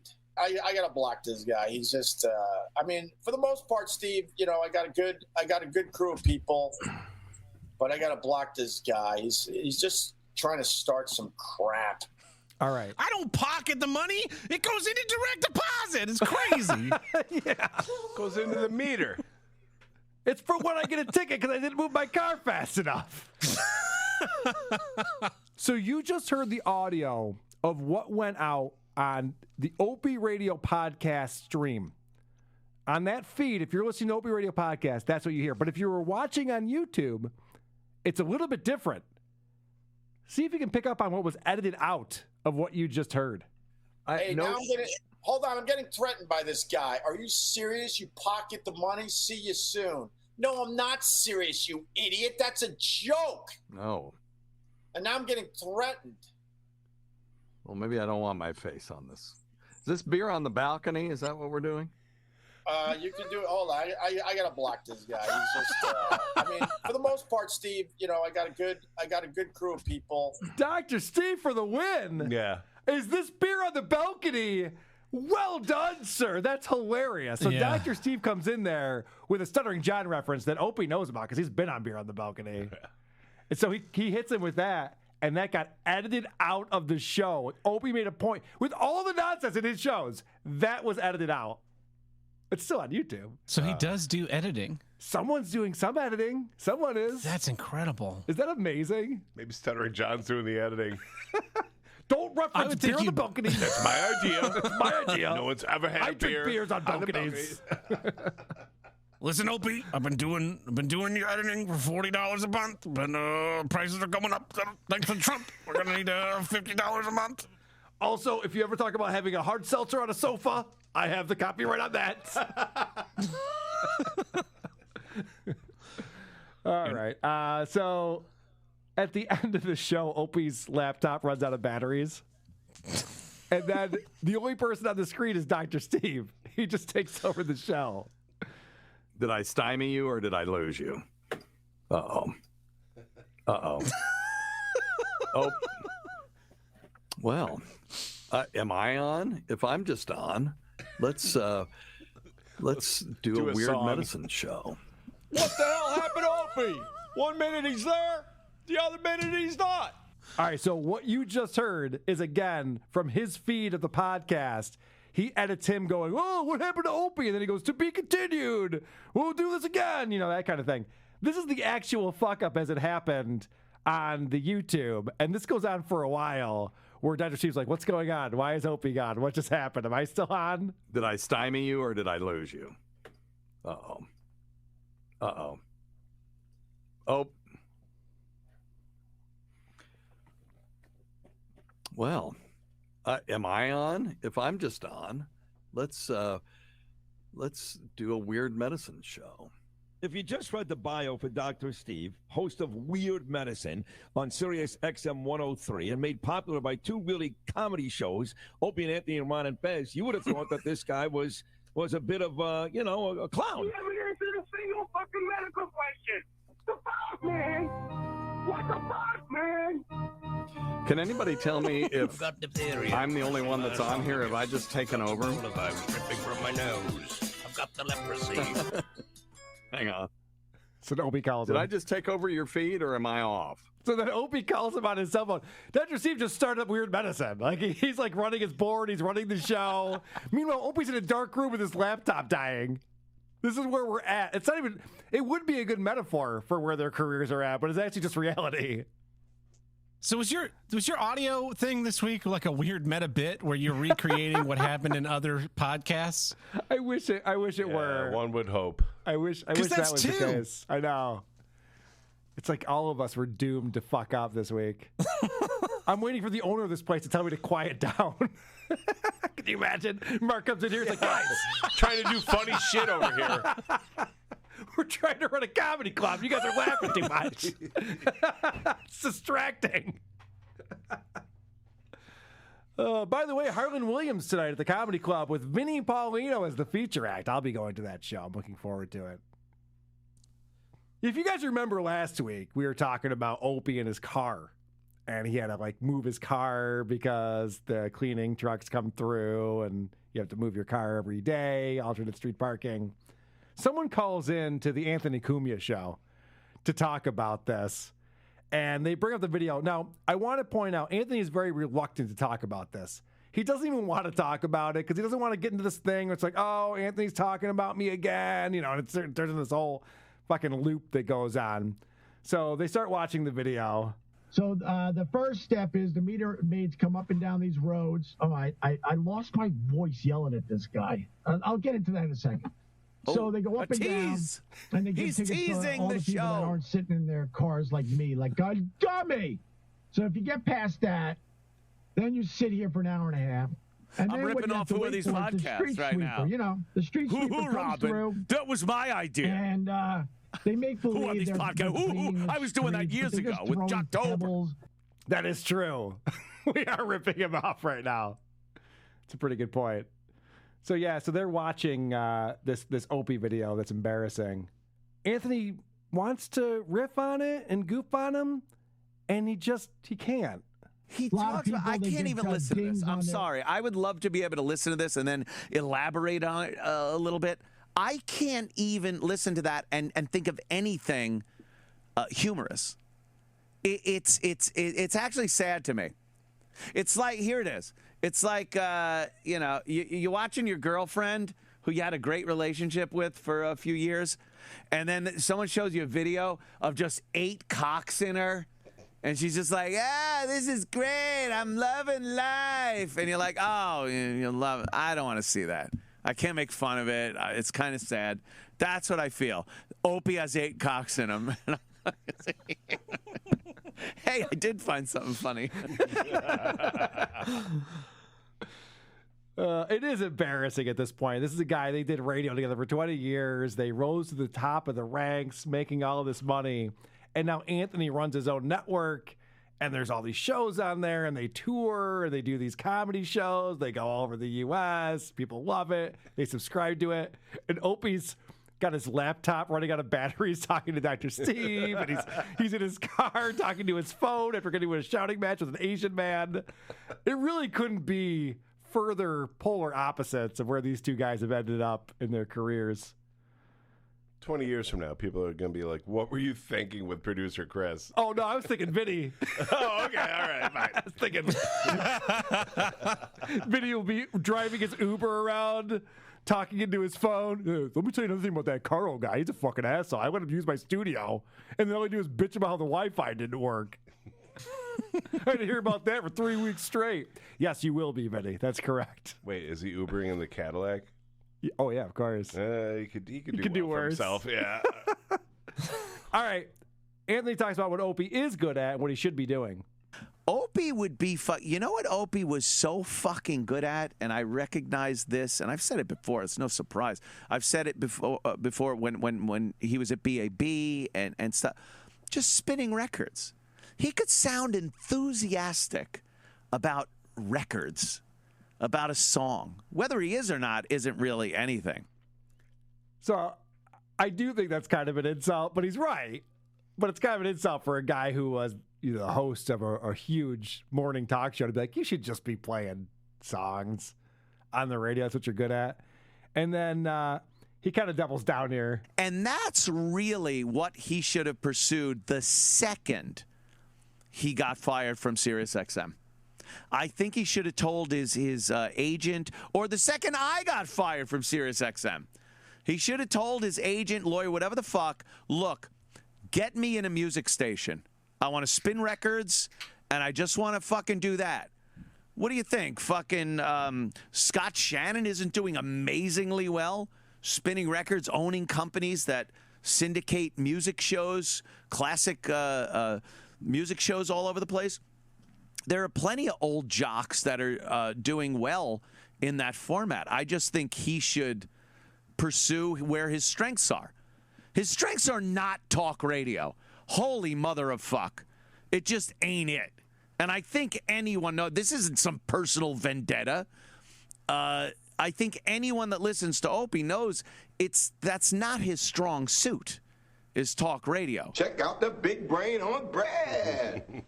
You're a smart motherfucker. That's right. All right, Anthony, I understand you're trying to dish out some good advice, but let's keep Opie doing a talk show, please. That would really suck if he got a gig like Don Geronimo is now just like spinning records in a radio station. Like, that's not fun for us. We can't do anything with that. You're all screwing me. Take away my meal ticket. How dare you? And then Anthony realizes that him talking about Opie will turn into me talking about Anthony, talking about Opie, which then gets back to Opie, and then he gets upset. There you go. There's my obsession for the day. Greg Opie use. You could take that with you. You could send it to him, and he'll comment on it. And Carl will play it on Who Are These Podcasts. That's the life cycle of me and Opie and Carl. We just go around and new shit comes out, and we're like Locust. So don't worry, Ant. I happen to know that Opie's never even heard of Who Are These Podcasts. What do you mean? I've never even heard of that. I don't know it. I don't know, Carl. You've become too predictable. Yeah, no shit. When I'm watching a show that I enjoy with the host telling me what I'm going to do and then I do it. And I was thinking, too, I'm like, I'll prove him wrong. No, I got to play that. Never mind. I am a bit too predictable. Speaking of sucking tons of dick.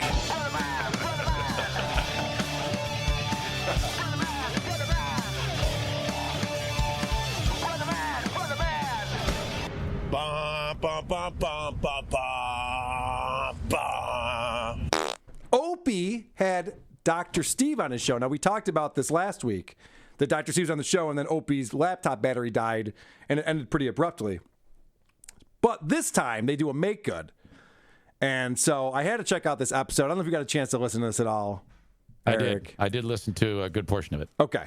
So in the beginning, Opie tells a joke. Now, he's watching some YouTube video where a guy, I guess it's a YouTube channel where they help him with his back problems. They help him learn how to stretch it out well and things like that. But before he discovered that channel, he was watching this other channel that's a little more homoerotic. And Opie tells a joke. He tells it twice. Dr. Steve gives him a pity laugh, and then he takes a victory lap.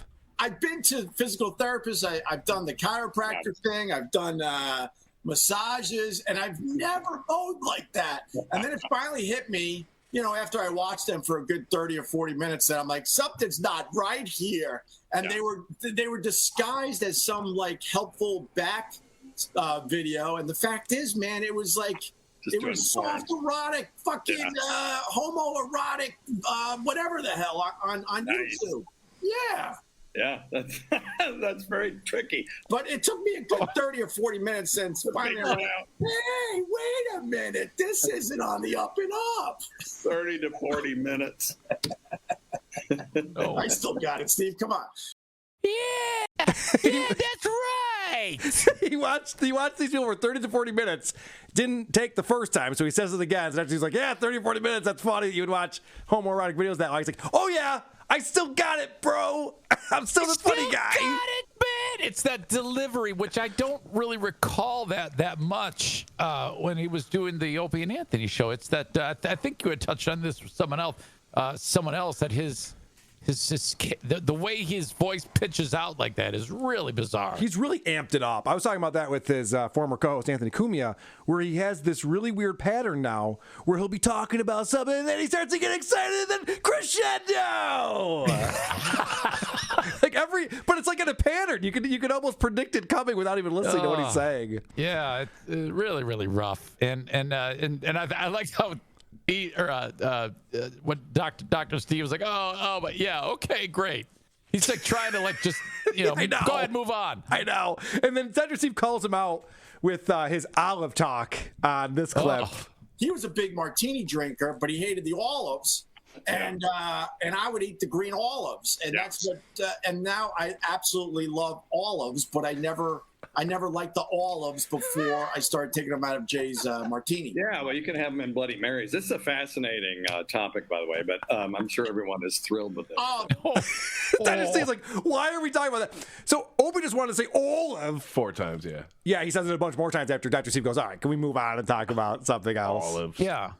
He went on to say, hey, I bet you're wondering why I'm saying olives. That's because, and he explains, I guess he went on a trip. He didn't like that they kept talking about olives all the time and olive trees and olive oil. So he's like getting back at them through this podcast by saying olives. Is that what I'm understanding? Yeah, he went to Greece, where olives are very important to them.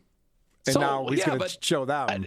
By pronouncing it wrong. It's the whole idea. I'm going to stick it to him by saying it weird. What the fuck is that? I mean, he's only fucking over his listeners, which is just me. Yeah, Greece isn't listening to your show. Right.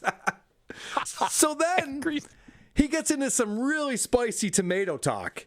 And this is one of those takes that I'm like, Opie, save this one for the stage, my friend. This should go right up into your stand-up routine. A tick and a spider should just be called insects. I don't give a crap why they're not. They're insects. And just like tomatoes should just be called a vegetable at this point. Shut up.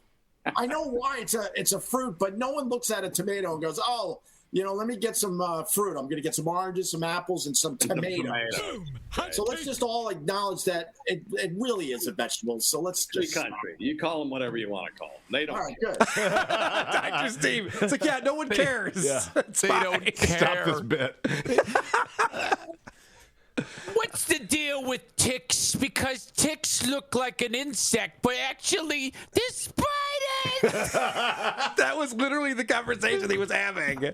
He's going, Dr. Steve, what's up with scientists telling me they're not insects? And Steve's like, yeah, I know. Well, technically they're not, but whatever. You can call it whatever you want. I don't care.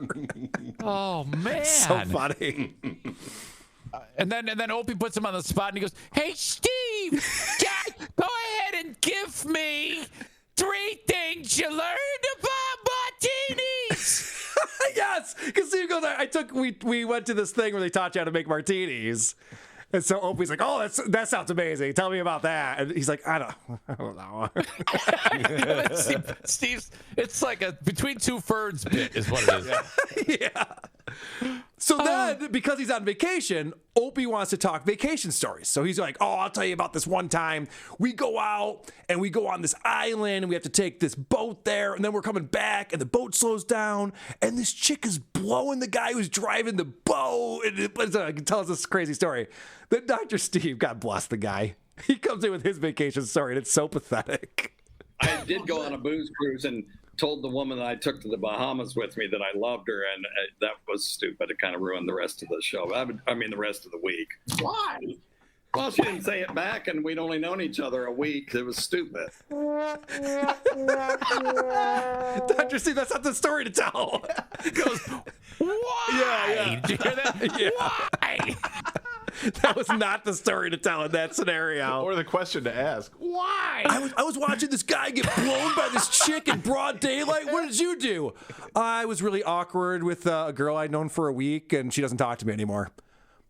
Yeah. Okay. If Opie was any good, he would say, "Yeah, that's fucking horrible. That's a stupid." He'd bust him on it. Right. Instead he wants more info. Why? Who doesn't love Dr. Steve?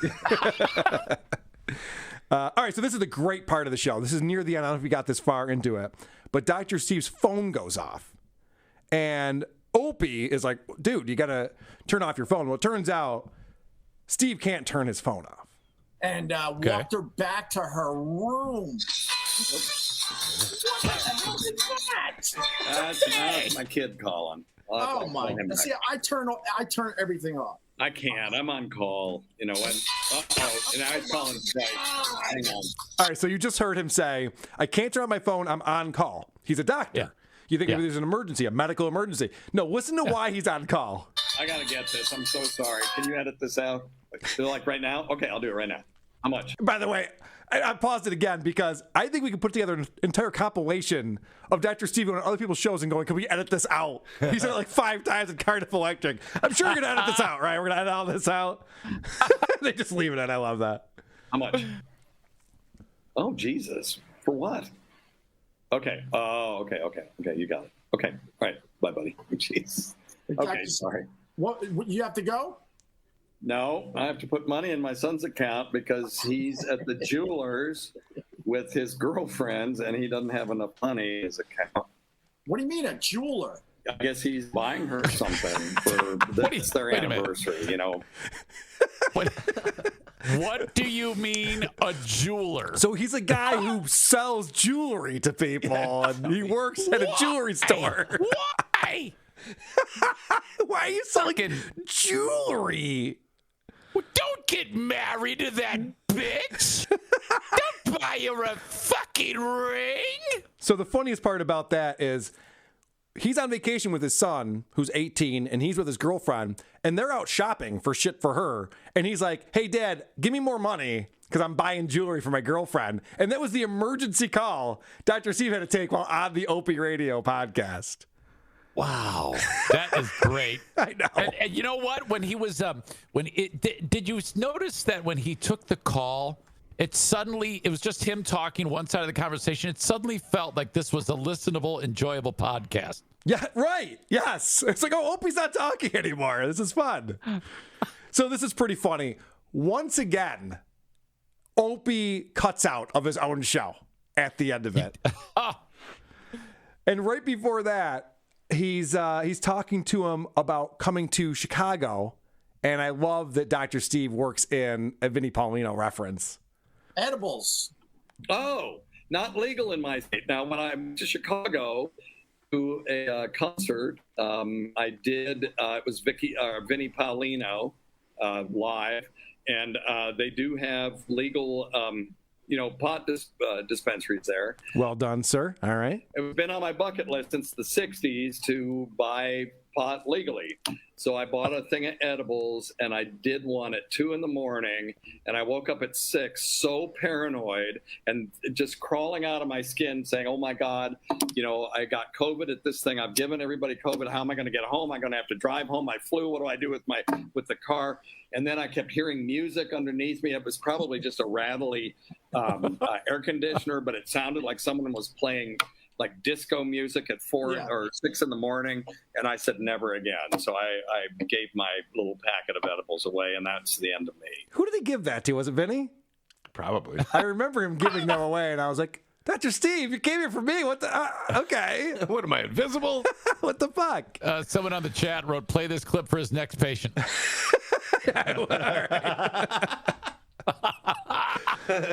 All right, so Opie goes away, and Dr. Steve sees this as an opportunity. He's already thrown in the Vinnie Paulino reference, which is great. Love that. You don't have to do anything more than that, but he does anyway. I gotta go, y'all. That's hilarious. Hello, John Field. Okay, Joshua. Thank you, my friend. Send in those super chats. I got to go to D.C. and talk to all those dotards. Come on. Oh, What the hell, dude? And this is from Opie's show, so he left this in this time. Wow. Because I pointed out last week that he cut some of the stuff out that was references to Stuttering John, and he gets one more in, too. Hey, thanks, Jamie Lynn. I got to go, y'all. I'm late for my daiquiri thing, so I'm just going to close out this thing. Thanks for coming to Beer on the Balcony, I guess. All right. I'll see you. Jesus. Oh, nice. Beer on the Balcony reference. Hope you left that in. Good on you, Op. That's remarkable that this all happens, and then he takes the recorded material and posts it. He truly doesn't give a fuck. Or doesn't know any better. I don't know what it is, because he did cut it out of the last show. It seemed purposely, but maybe he left it in there because I ragged on him for editing it out. So now he's just like, I don't edit anything out. I don't care. There's something about his lack of care on this presentation that's somewhat enviable. I will say that. It sounds like shit. It always has. But wow, he does not give a shit about anything. And I just want to know. What are you talking about?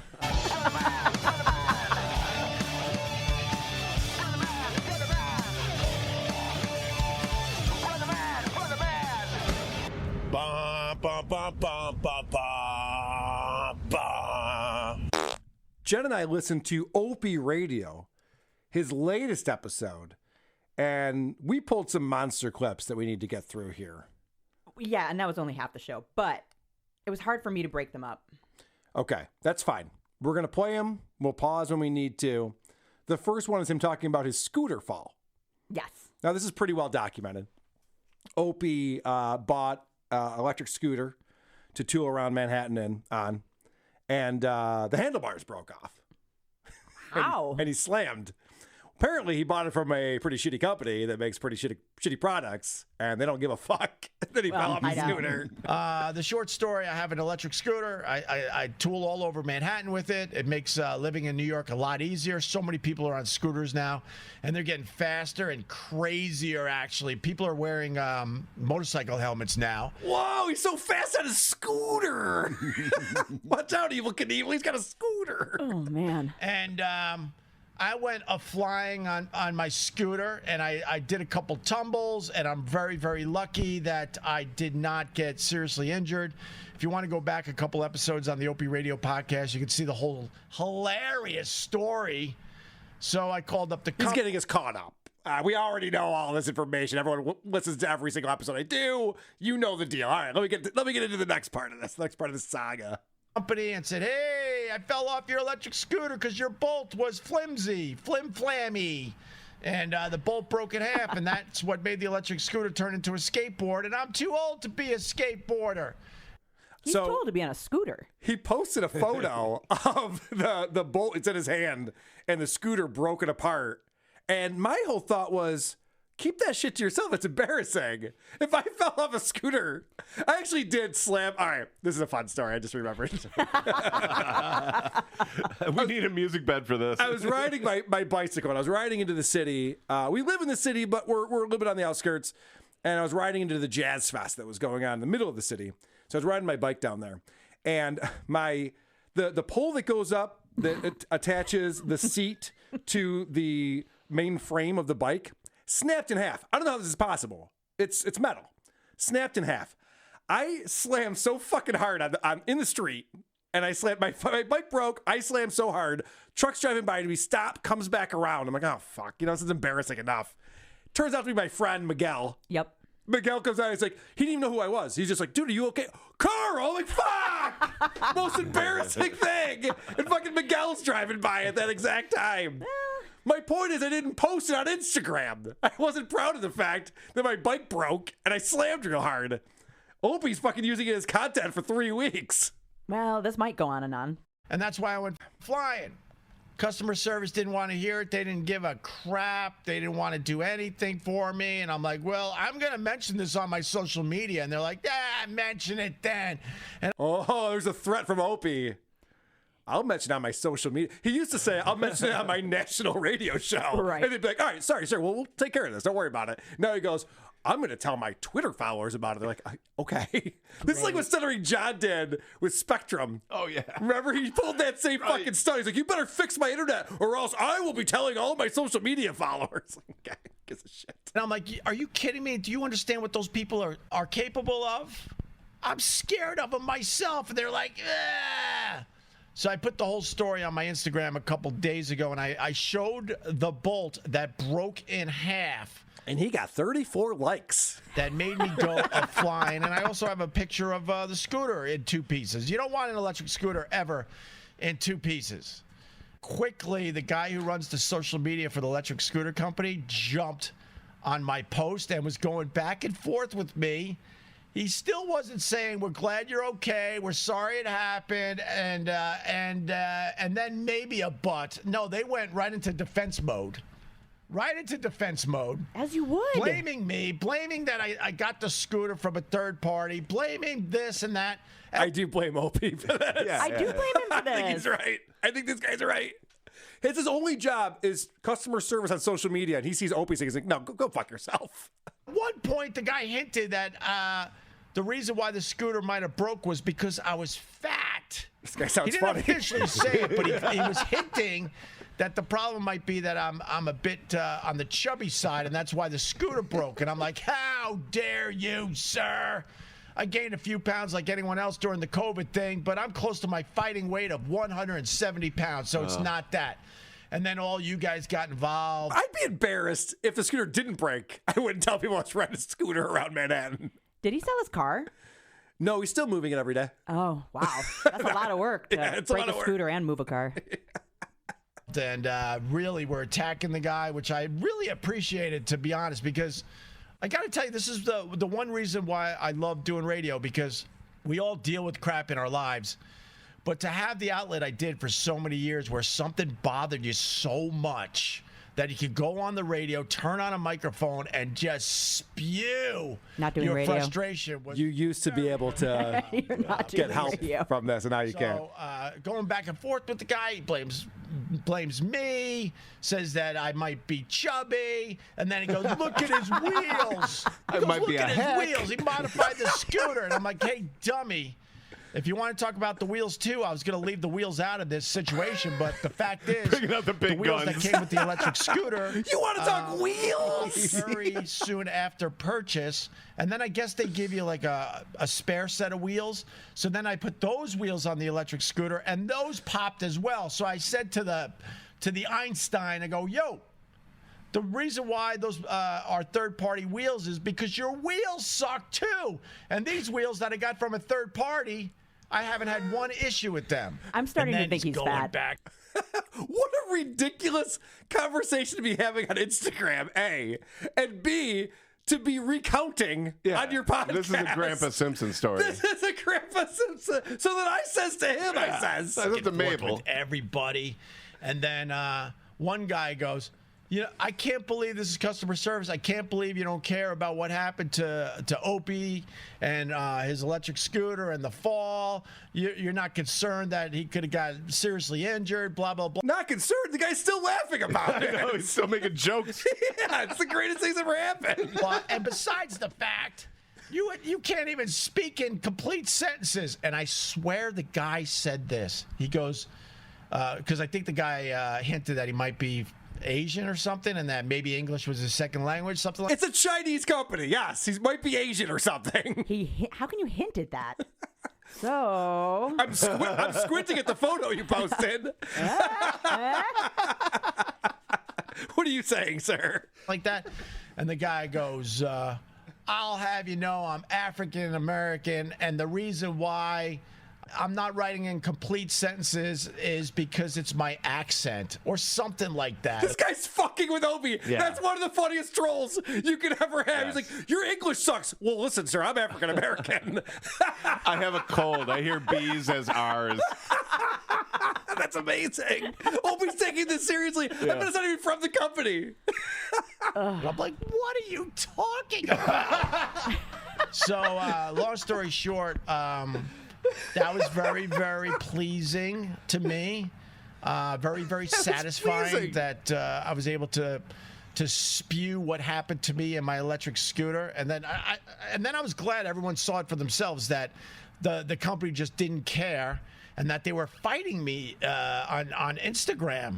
Instead of taking the high road and going, hey, I'm really sorry this happened. Let's take this offline and we'll figure something out. They're like, no, man. They kept blaming the victim.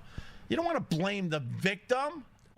There's no way he was talking to someone from the company, right? That is my favorite part of this whole thing. Yeah. Where he's like, they're blaming the victim. They don't even want to talk to me anymore. I'm like, nobody wants to talk to you anymore. Nobody wants to engage with you, The Opie. way you treat people. Yeah, that brings me to a point. He's still married, right? He is, and yeah. lives with his wife, presumably. Presumably, yep. Is she employed? I don't think so. I mean, does she ever leave the house and get away from this maniac? I think she forces him out. Don't you have to move the car? Don't you have to move the car? Isn't there a street cleaner coming through? Maybe the guy who runs the scooter company is the Asian guy that he yelled at going back a couple weeks. That's that Asian guy. And then what happened was some of the responses of this guy, from this guy, were hilarious. And then I was just using dry humor and sarcasm back at the guy. Then he started deleting all the comments. And then he started blocking everybody, and then he ends up blocking me. It was Stutter that John. fell off his electric scooter because of a flim-flam bolt that made me go a-flying. So then in the end, he blocks me like I'm the problem.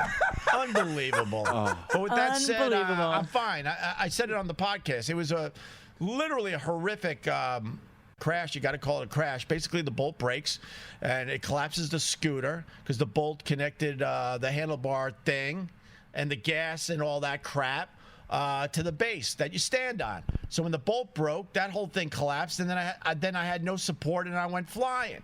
And then I was laying there on the ground after someone said, "Holy shit, did you see that?"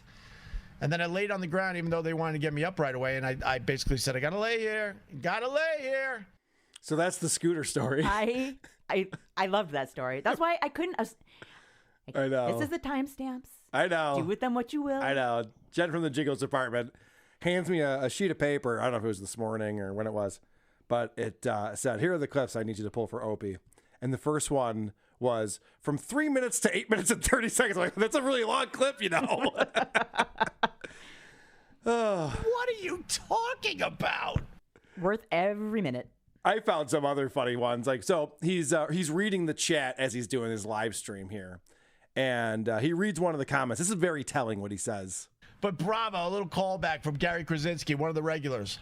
One of the good guys. Did everyone wait to see if someone else would go help you? Very, very good. So he goes, bravo, from this commenter. He's one of the good ones. So in other words, like half the shit that he reads is people goofing on him. He's like, right. He's like, okay, this is one of the guys that I actually trust who isn't just trolling me and goofing on me the entire time. Or giving him money, maybe. Well, and probably a guy who's giving him money. Yeah. Because Opie makes it very clear that he used to be poor when he was growing up. He had a big family, a lot of siblings, didn't have a lot of money, then hit it big in radio, became very rich, and now he's at a different stage of his life. And now he's got a listener who is buying him a bolt. Here's $5 for a new bolt. Benjamin Tucker's going to buy me a bolt? Benjamin! I went from being extremely poor to having a lot of money to watching my money go away very quickly. Living in a car. He's watching his money go away very quickly. Well, maybe you don't need 3 homes, unemployed Opie. I just throw that out there for you. And stop buying scooter tires, goddammit. My scooter tire bill is outrageous. Does he have to move cars in other cities too? Like he's got a car in Philly, a car in Long Island. And move his car. What is it? Wednesday? Fuck! I gotta get to Philly. He should just get a job as a valet if he likes moving cars so much. Yeah, live your dream, Hope. I can sit in it for an hour and a half. I can drive it around. Now, another reason that I know that Opie is poor is because he doesn't go to a good barber. By the way, breaking news. I got a haircut and it stinks. I gotta get it fixed. I finally got a haircut and it stinks. And I really got to get it fixed. So I'm still going to be wearing hats. It's not that difficult to get a good haircut. It's not for a guy. It's actually really easy. Or a smart human. Right. Yeah. To get a good haircut. It's pretty easy. Just tell them what you want and they'll do that. Now, if you go to Supercuts, you get what you get. You get what you get. Stuttering John has had some bad haircuts over the years, too, and his supercuts. But you would think that Opie would be able to afford something, you would a hope. reputable barber or something. But apparently not, because he's also on a mission for cheap gasoline. I drove home from the ocean last night, and all I was in search of was gas that was under $3.40. That was my goal. $3.78, $3.82, $3.65, $3.68 and 9/10, $3.74 and 8/10. And I want to thank the fine people at 7-Eleven for coming in with the $3.36. No, not $3.36 and 4/10 per gallon. First off, there's no such thing as 4/10. There's always 9/10. That's the scam that they're doing. So they can make it look like it's a penny less than it actually is. It's not. It's always 9/10. 4/10. Why would they do that? That would just be stupid. This is leading me to believe that he's writing this down on a notepad and can't read his own numbers. So it was 9. He thought it was a 9. He thought it was a 4, but it was actually a 9. Yes. Okay, that makes sense because that's really stupid. He should know better than that. I can't believe that A, he's driving around looking for the cheapest gasoline that he can buy. Wasting gas? And B, admitting it. That's insane. This guy's got a giant apartment in Manhattan, and he's worried about $3.36 versus $3.47 for gasoline? And talking about it. That's the least of your worries, buddy. Anthony Cumia had Stalker Patty on the show on Thursday.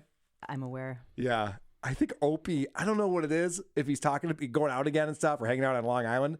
Listen to his accent. I don't think he's doing this on purpose either. Man, I walk these streets all day long. I'm dropping kids off. I'm dropping the kids off. I'm walking all day long.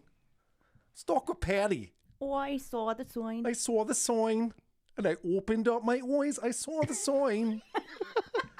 What is that accent that's going on?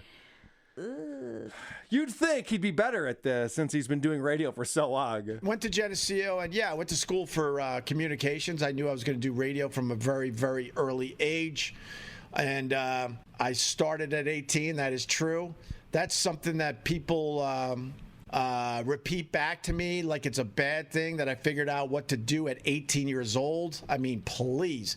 No, it's not that, Opie. It's that you're so bad at it. You talk about how I've been doing this since I'm 18 all the time, and you still suck at it. That's what we point out back at you. Yeah. I've been doing this since I'm 18. Get better then. Why aren't you good at this yet? You should be more proficient, is the joke. Not when you started. Right. When I spoke pot at 13, I knew I was going to do that. Yeah. And I'm pretty damn good at it. Yeah, I got to say. Thanks, guys. Thanks. Yeah, I mean, 10,000 hours is what they say to really master a skill. All right, let's talk about the bagel story. You ready? I'm ready. This is another long one, but we got to we got to do it. I actually was riveted by this one. So, spoiler a little bit. This entire story, the whole point of it, is that Opie doesn't want to pay too much money for bagels. He's so concerned about the amount of money he's spending on things. Makes me nervous for him. So 4 bagels. Oh, it starts out. I took out some of this stuff, Jen, but it starts off with we like the everything bagel. My wife gets the everything bagel. My son does. My daughter's not there yet. She gets the plain bagel. We all get sometimes I get the salt bagel. The something bagel. But then the salt bagel has too much salt on it. Then you got to scrape the salt off. This conversation is fucking sick. I mean, can we go back to JTD? Yeah, right. You should be talking to Jackie about this shit. What, you threw an apple core? So 4 bagels, all cream cheese, and everybody wanted a slice of tomato. I'm like, no problem, I got this. Hey. Missy B says, Opie Berg. What are you implying there, Missy? I won't have that kind of talk on this show. Hey. I drive into town. I get the 4 bagels with the cream cheese and the sliced tomato. And to be honest with you, I had to leave the bagel store because they wouldn't let me use their bathroom. It's a COVID thing, supposedly. A lot of these businesses, they now don't let you use their bathrooms because of COVID or whatever. I had the green apple splatters really, really bad. Really bad. Because I had some very greasy chili the night before. So as they were preparing my bagels, I'm feeling the... Like my stomach sounded like a cellar door. That's actually kind of a funny line. Go ahead. He said this is a place he goes to regularly. Yes. He probably blows up their bathroom regularly. So like, oh, well, I'm sorry, it's COVID. You can't use our bathroom. I was thinking the same thing. They were looking for any excuse for him to not blow up their bathroom. Yeah, I'm sure he just does it every day. Right. Bagels? Bathroom. So now he's talking about how he goes to this other establishment and blows up their bathroom. So I bailed out of the bagel place, and I went to the nice coffee shop next door. And while they're making my bagels, I blew up their bathroom. Nice, right? Oh, yeah. And then I was praying. It was so bad. I was praying as I opened the door that no one was waiting. That's the worst, because everyone knows it's you. You can't blame it on anybody. I'm picturing the two people that are working these two stores, and the bagel woman sticks her head out the door, and she's like, fuck you. Giving a finger like, ah. You're like, God damn, you said Opie over to us? We'll get you back at you guys. That's what happened. And I just want to point out, because the three of us all grew up here in Rochester, this is a Brother Wease story, right? This is exactly what Brother Wease would be saying on the radio. Brah, I had to go so bad, brah. So I'm blowing up this toilet, brah. You know, like he loves doing shit. I don't even know if it's to that depth. No, but, yeah, it's definitely reminiscent. It was repulsive. Yes, and producer Chris. Let's meet after the show and discuss your role.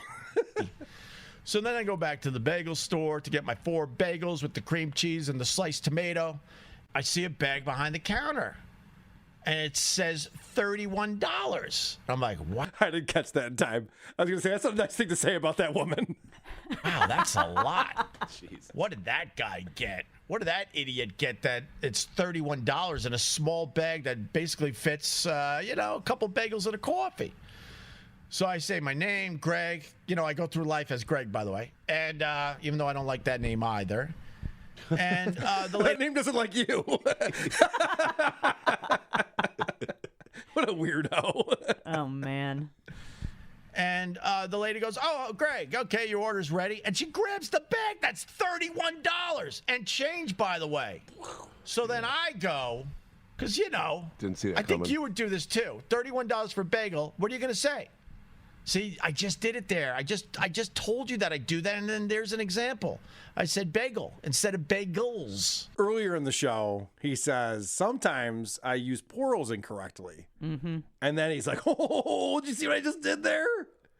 It's a little fun Easter egg for everybody. Watch for that. You'll hear it a lot, and you'll feel like you're an insider. Anyway, she goes, that'll be $31 and let's say 79 cents. You don't even get Opie on the level that I get Opie. He said bagels, drink. He's like, bagel. $31 for 4 bagels? And every single one of you guys would have done the same thing. You would have questioned that, right? Yeah, there's an Opie tax. Opie, you come in here, you blow up our bathroom every fucking day. You're obnoxious to everyone. You say coffee, which is really annoying. Yes. You look homeless. You have a stinky haircut. What the fuck? It stinks. I hope you would have. And I was annoyed, but I was also surprised. I'm like, $31 and whatever cents for 4 bagels? And instead of being apologetic and explaining, she goes, haven't you been reading what's been going on? Now she's supposed to be apologetic for the prices of their bagels. Yeah. We were just supposed to say, I'm very sorry that we're trying to make a profit here. I mean, they're on Long Island. I'm sure the rent's very high. And it's also cream cheese and tomato slices. Tomato slices, that'll get you every time. There's a bagel shortage. It's in my face. Yeah, you know that everything seasoning is very hard to get now. Yeah. I don't know why everyone gets in my face when I have the real issue. I don't get that. So she goes, you haven't been reading about what's been going on? Or she said, I assume you've been reading about what's been going on. That's exactly what it was. And, of course, she's talking about the container issue with the tankers, right? We have a supply problem in America. We all understand that now. I go, wait, we get our cream cheese and tomatoes from China? I think she's talking about inflation. Inflation, food is one of the major things that inflation is through the roof on. Gasoline, food. It doesn't matter what she's talking about. I don't think she's talking about. They were probably shut down for months at a time. I don't think she's talking about international supply chains for tomato slices. Opie's reading into this because he's a moron. From China? I said that to her. And then she's huffing and puffing. it'll be $31. I'm like, that is crazy. I'll be honest, I wanted to tell her I ain't paying the $31 for the bagels, but we were in a house because summer's kind of over, that we don't have a lot of supplies in the house. So I had no choice. I had to buy the $31 worth of bagels. He had no choice. First off, and I'm not trying to big shot Opie here, but if I get something that costs $31 and I feel like that's too much, I'll just pay for it.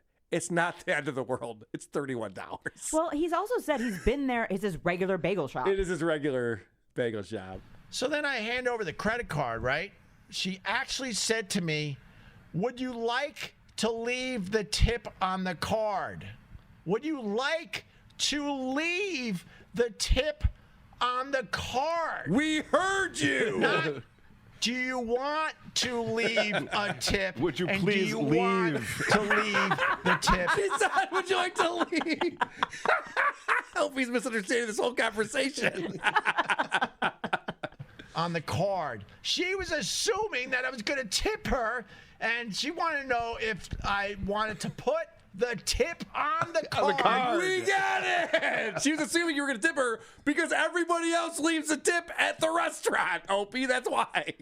Or give them cash. I'm like, no, I'm not leaving the tip on the card. Doggy just jumped up on my lap. You all right, Doggy? I'm in the middle of talking about the bagel story. You remember that story? Yeah. Oh, all right. Yes, You're not we interested? heard it. Oh, all right. You could jump over there? All right. The camera's going The dog just rolled its eyes. Jesus Christ. The bagel story again. Okay. to shake because Doggy's trying to get up into the Glassbox Studios. So she assumed that Someone wrote, holy shit, he has a guest? In a studio. I was going to tip her after $31 for bagels. I'm like, you got to be kidding me. So I go, no, I'm not leaving the tip on the card. And then, you know, the little paper comes out that I got to sign, and she aggressively rips it and aggressively hands it to me. She's annoyed with you, Opie. You're annoying her. You're making her day difficult. Do you not understand this? He's actively being banned. Isn't it funny how every story From he the has bagel is shop. like the people who should be like treating me nice with customer service are assholes to me? It's like, yeah, there's one common denominator here. I'm just picturing him telling this exact story at a bus stop soon, you know, like next year. Oh, yeah, for On a sure. bench. Yeah. In a sleeping bag. Right. And then I said it's 50% off today. I don't have to pay full price. He's going to victimize himself right into the streets. To me, he goes, there's pens over there. So I take the pen, right? I take the pen, I sign my little name, and I write, no, I didn't write, sorry. I said very loudly, because I can't help myself, I go, Liar. no tip. And then I go, haven't you been reading what's been going on? Haven't you been reading about what's going on? You mean you getting fired for videotaping someone in the bathroom and losing your multi-million-dollar a year gig? I did read about that. Yes, I did read about that. So I get it. You don't have to give me a tip. I make $15 an hour, but you're fine. You go. It's fine. Just hang on to what you have, if you can. Bring your own toilet paper next time. Fucking bagel story, man. Holy shit. It's a guy who lives in Manhattan and is complaining about the price of bagels. It's insane. It's crazy.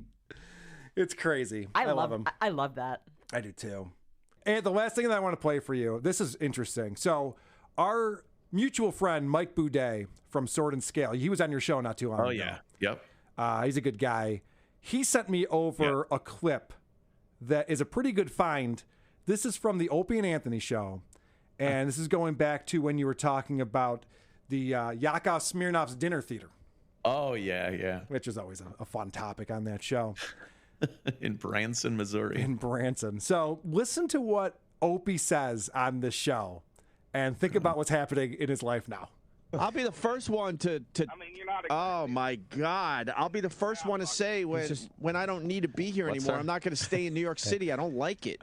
I don't like living in New York at all. I love it. I'd be the first one to admit that. New York's the best. I hope fucking Branson blows into the ocean. It's the fucking best city in the world. It sucks. I might even be in New York arrogant. It's great. I wouldn't mind visiting and maybe having a little place eventually, but I don't want to fucking live here at all. Dude, I never fucking hate it. I love it here. I fucking hate it. Love. Well, thank you, fucking hate it. Now, he still hates New York. I'll give him that. But he said he'll be the first one to tell you he doesn't need to be there anymore. I'll be the first one to tell you, Opie, you don't need to be there anymore. Yeah, and he's like, I hate it so much, and I don't need to be there. I'll buy 2 places, one in the city and then one out on the Long Island. Yeah. And he could live out on Long Island if he wanted to. Yeah. And he insists. Well, he drives out there, says, because someone sent me a clip of his last podcast, and he's just talking about how I just needed to, take a day to myself. Get out here and do it. It's like a day to yourself. What pressures are you under aside from the trolls? And he needs to drive fucking 5 hours out to the Hamptons and talk to his Facebook fans with his dog. The other thing he does when he's driving, because I heard this on a recent show, is he looks for the lowest gas prices. Oh, yeah, I heard that. Yeah. It's so sad. Which has always been ridiculous. Unless you're paying $10 a gallon and you find a place that's $1 a gallon, it's not going to be worth driving around for a few 9/10 of a cent or even 2 cents. Like 2 cents a gallon. All right, I have a 20-gallon tank. I'm saving 40 cents.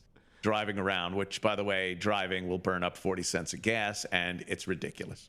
And also, it's embarrassing to admit that. I just want to point that obvious thing out, too. Is if I were doing that because I was that poor or getting that poor, I wouldn't, admit it on a show, I don't think. I think the Opster's trying to do this thing where he's trying to relate to his audience. He's an everyman now, He's not, I'm not millionaire Opie. Opie still has his communion money, believe me. We made insane bank back in the NEW days and whatnot, and even during the Sirius XM days. And I can't imagine that even with a wife, kids in private school, 2 houses, shit like that, that he's worrying about money at this point, Yeah, I do think that he is a lonely guy. I was talking to someone who knows him a little bit, and it seems like he's just gotten really lonely. One of the things he's doing lately, which is bizarre, is he's sending people. So he autographs Sudoku puzzles that he completes. Yes, and sends them to people. Still doing that. And now he's putting sand in a baggie and sending that to them too, so that they have the sand from the beach that he was on while he was podcasting with a Zoom recorder. I saw that. What are you gonna do with that? It's so fucking weird. Thanks, Hope. I would take it. Find that bar that he goes to. Yeah. Which one is that? There he is. And then just throw the sand in his eyes. Keep your fucking beach dirt, dummy. I also don't understand the signed Sudoku puzzle. Is he a world-class Sudoku player or something? Am I unaware of his fame in this area? Dude, he thought anything he signed would be valuable. And back in the Sirius XM days, especially during the point where me and Jimmy were really doing the bulk of the show, he would play Candy Crush and he would do a Sudoku puzzle. We'd be sitting there doing a bit about whatever's in the news or with a caller, whatever it would be, me and Jimmy. And he would be sitting there doing Sudoku. No shit. And then he'd sign it, and somebody, he'd be like, I'm done with my Sudoku. And people would call in or do the instant feedback thing and say, dude, can you send me the signed Sudoku? It's probably the 10 people that are still clamoring for his podcast. Coming up after the break, we're going to give away a Sudoku puzzle. You're going to get some sand in the mail. Stick around for that. 14th caller. Sand. Fucking beach sand. And then he was selling prints of pictures he took on his second generation iPhone through a foggy apartment window, thinking they're amazing pictures of the GWB or the sunset or something. And he was signing those too. Yeah, he's signing those. Like he's a photographer. Shitty pictures that you'd find in your phone. We all know that Ant's the photographer of the two. Yeah, I should fucking be selling Beavis pictures. Actually, yes. I was thinking more Times Square, but the Beavis pictures are good as well. Oh, they're adorable. They certainly are. By the way, I think it's funny talking about him doing Candy Crush and Sudoku during the show. The way he spins that now is he goes, well, that's when Anthony would go on his racist tirade. So I just, so I would protest it by playing Candy Crush. I'm like, I don't remember it that way. Am I off on that? But he actually does remember things completely wrong and believes that that's the way it really happened. Right. That's the hardest thing to deal with, or was the hardest thing to deal with the Opster. You'd bring something up from a while ago, and he'd insist that it happened a certain way, and it just wasn't that way at all. And that's one of those things. No, of course I would talk about race, especially when Obama was elected. He is remembering this stuff like it was of the utmost seriousness. Like Jimmy's sitting there. It was all a lot of times I'd be yelling and then I'd start laughing and go, what am I yelling at? And Jimmy's just laughing his ass off at me. Or I'd talk about race stuff and then Drew Boogie would cut it into a hilarious song. I'd argue with a caller and then just start horribly insulting him personally because it's funny if, you know, anyone but Stuttering John's doing it. Yes. And that was part of the comedy and the bit. He actually thinks everything I was saying on there was Hannity type turning people seriousness. off. Right. Yeah, right wing. He turned into a right wing talk show host. It's like, really? Listen to any one of those bits where Patrice is on and we're talking race, or Bill Burr, or just me and a caller, me and Jimmy, a movie that came out, Obama. There's so many instances where it's funny. And yeah, I was pissed off at a lot of things that were going on, but I understood what the fucking show was about. I understood my own show. So someone in the Discord just wrote it, but I was going to say, Bowling for Behave is still one of the greatest, most catchy songs that still gets stuck in my head to this day. I was going off on some bullshit about Bowling for Columbine. Yeah. And that fat fuck making a movie. And my whole thing was like, just behave. And Drew cut that apart. It was great. He put it together in a song. And sorry I was talking about it. And made a great, memorable bit with Drew Boogie. That song and Minnie Beardsley, the Jim Mimi Norton. Beardsley. That's my other favorite. Mimi Beardsley was fucking JFK. She was an intern for JFK. And Jimmy went off on this rant about how they were probably at the pool and he's asking Mimi to suck Teddy's cock, and it was just hilariously funny. And yeah, Drew made a great song out of that. And Opie just takes it again, literally. He had no, the guy's got no concept of parody, satire, things like that. Irony. No, he just doesn't understand these things. I'm not going to go along with you on that. He does, because he brought you on the show in the first place for that reason. I think what happened was the show got away from him. And so now he's got this revisionist history that you ruined the show, when in reality, he was the worst part of the show. Because it got away from the shock jock stuff to comedy, and he couldn't keep up with that. He could shove wiffle ball bats in people, but he couldn't make with quick, witty one-liners, I think is the problem. Yeah, and that's what really upset him. He felt like he was becoming the third wheel of the show, which he was. Yeah. He was becoming the third wheel of the radio show. And so we would sit there and play Sudoku and Candy Crush and leave us to our own devices and resent the shit out of it. So steering the ship. A lot of jokes. And Titanic jokes made about that. Let's get into a little bit more of this babble.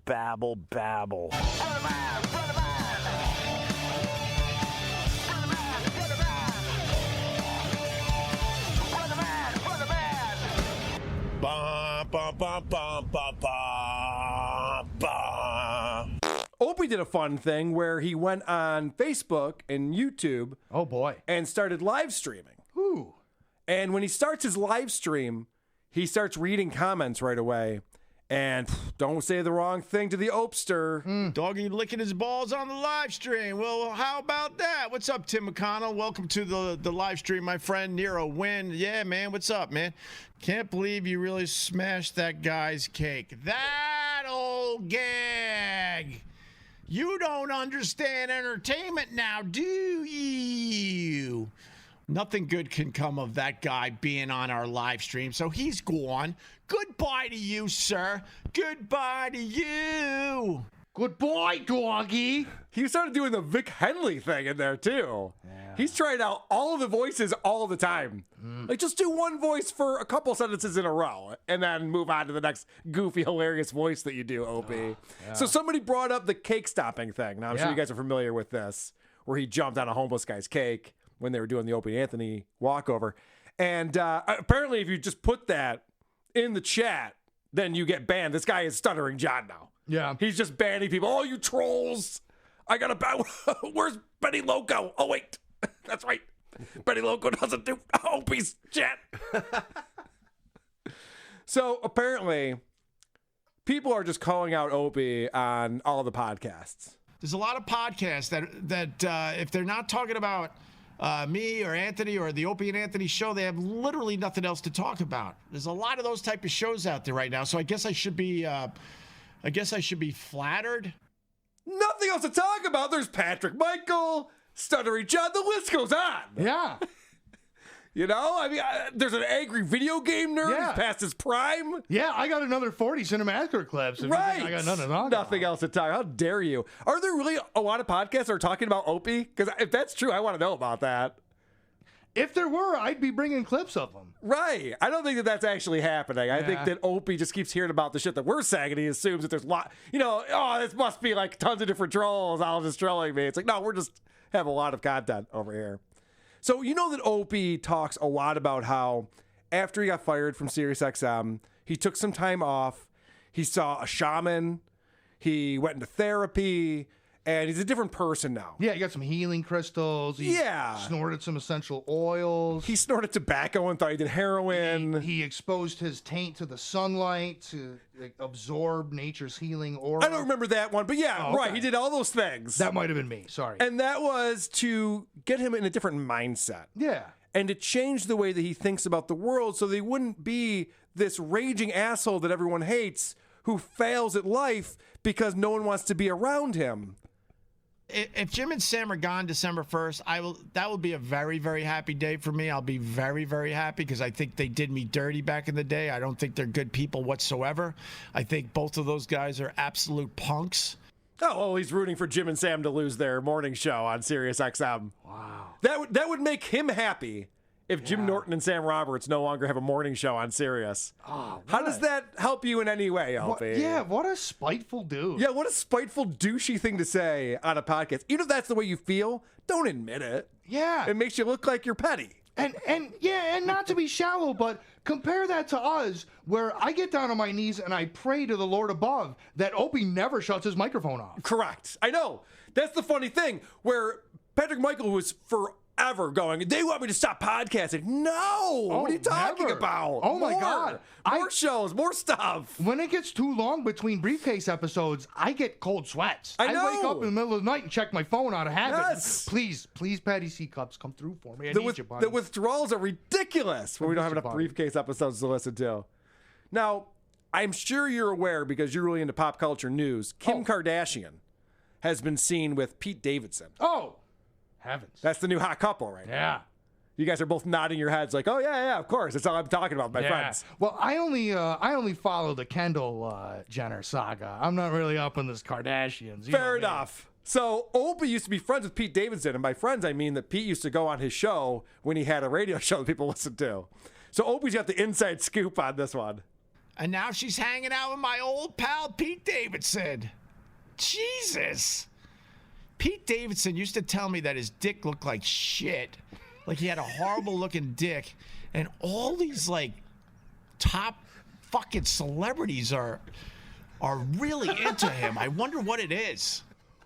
Wow!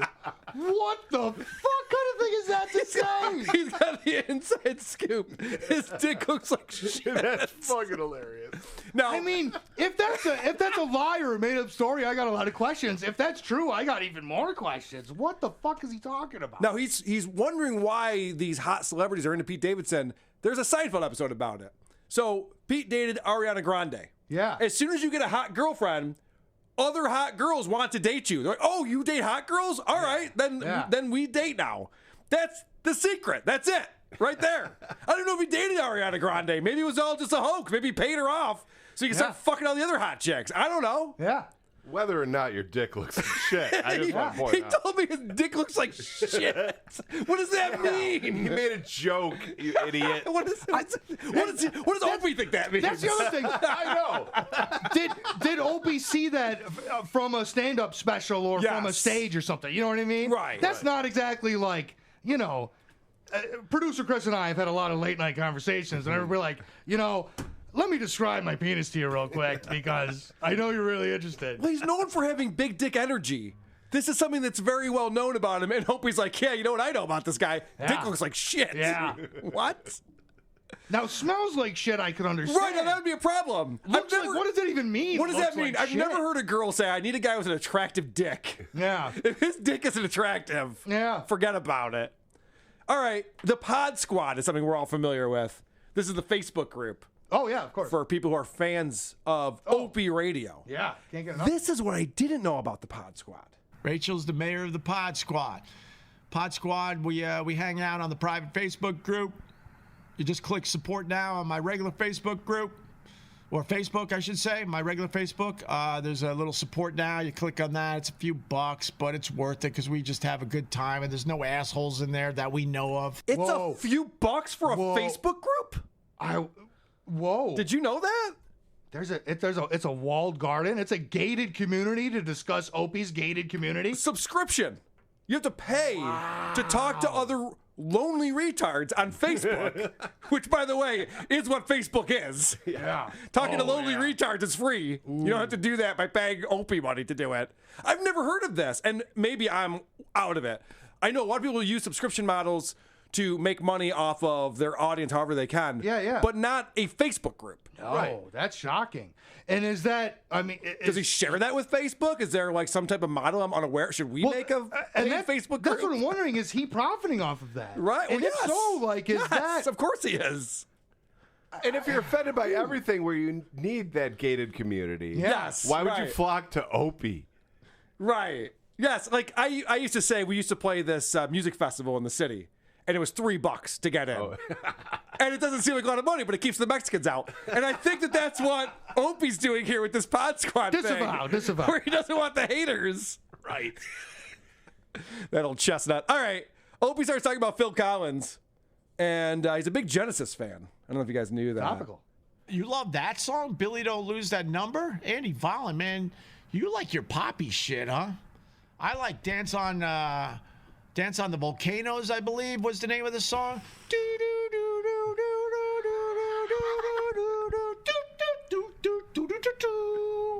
I think I got it. I think I got the drum beat right on that one.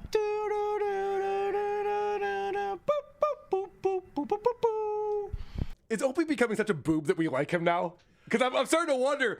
For a while there, I was going, what is this guy doing? He's a professional broadcaster. And now that he's so far removed from being a professional broadcaster, I'm like, this is actually ridiculous. That was like Ralph Wiggum. Yes. Do you like Ralph Wiggum as a character? Yes. Okay, then you like this. Well, and that's the thing. If you had a movie or a show and that was a fictional character, it would be written off immediately. You'd be like, that's way too far. You would not. No one would like ever that. act Nobody like would that. ever, right. Yeah. He called it a drum beat. Yeah. All right. Did you guys pick up on that? That was noticeable. I think I got the drum beat right, and then he's singing notes. Yeah. So this is the actual song, just so everybody knows what we're talking about. Dance on a Volcano. Good drum beat.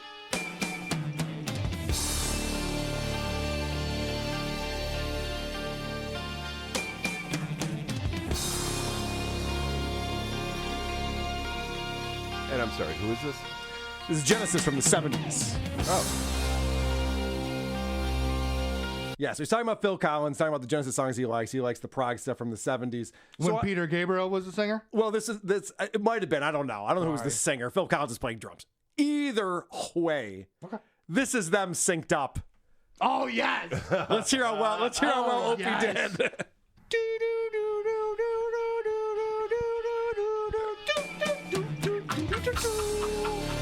He's got the key right. He's got the fucking key right, man. Yeah. I gotta give him props. How funny would it be? Opie's had perfect pitch this entire time. It's amazing. Yeah, right. Like, yeah.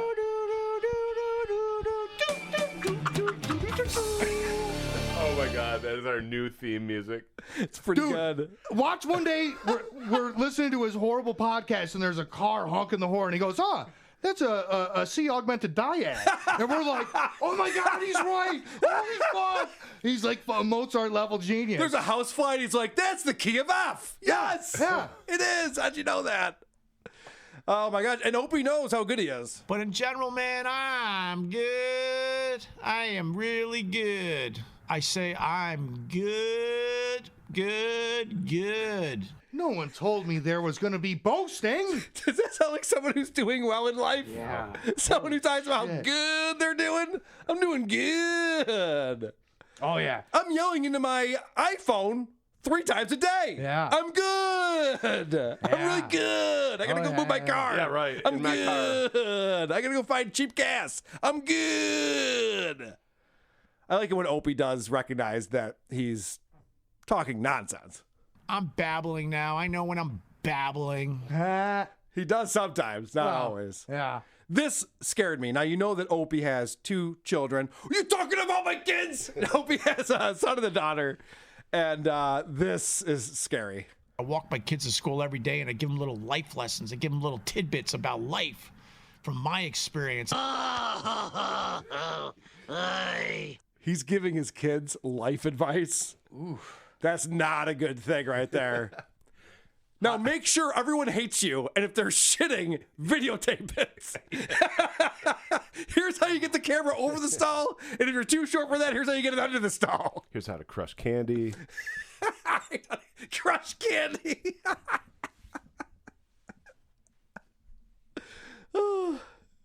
Jesus, I gotta go. This is getting stupid. Bye, guys. Goodbye. Yeah, that's a new closer for us right there. Oh, I wish he was talking about his career. So I don't know what to make of this. I'm going to call it right now. I'm finding Patrick Michael boring and I'm finding Opie funny. What's going on? Yeah. This is not good. Yeah. This is not good right now. What's happening? The tide is turned. The tide is turning. I might start listening to Opie on purpose. I'm joking, guys. Come on. I know. That's silly. I'm being overly ridiculous. You know, like sometimes sarcasm and like you exaggerate things and then it's funny. I took it too far. All right. Yeah. Okay. I only get comedy when Patrick Michael explains it to me. Yeah.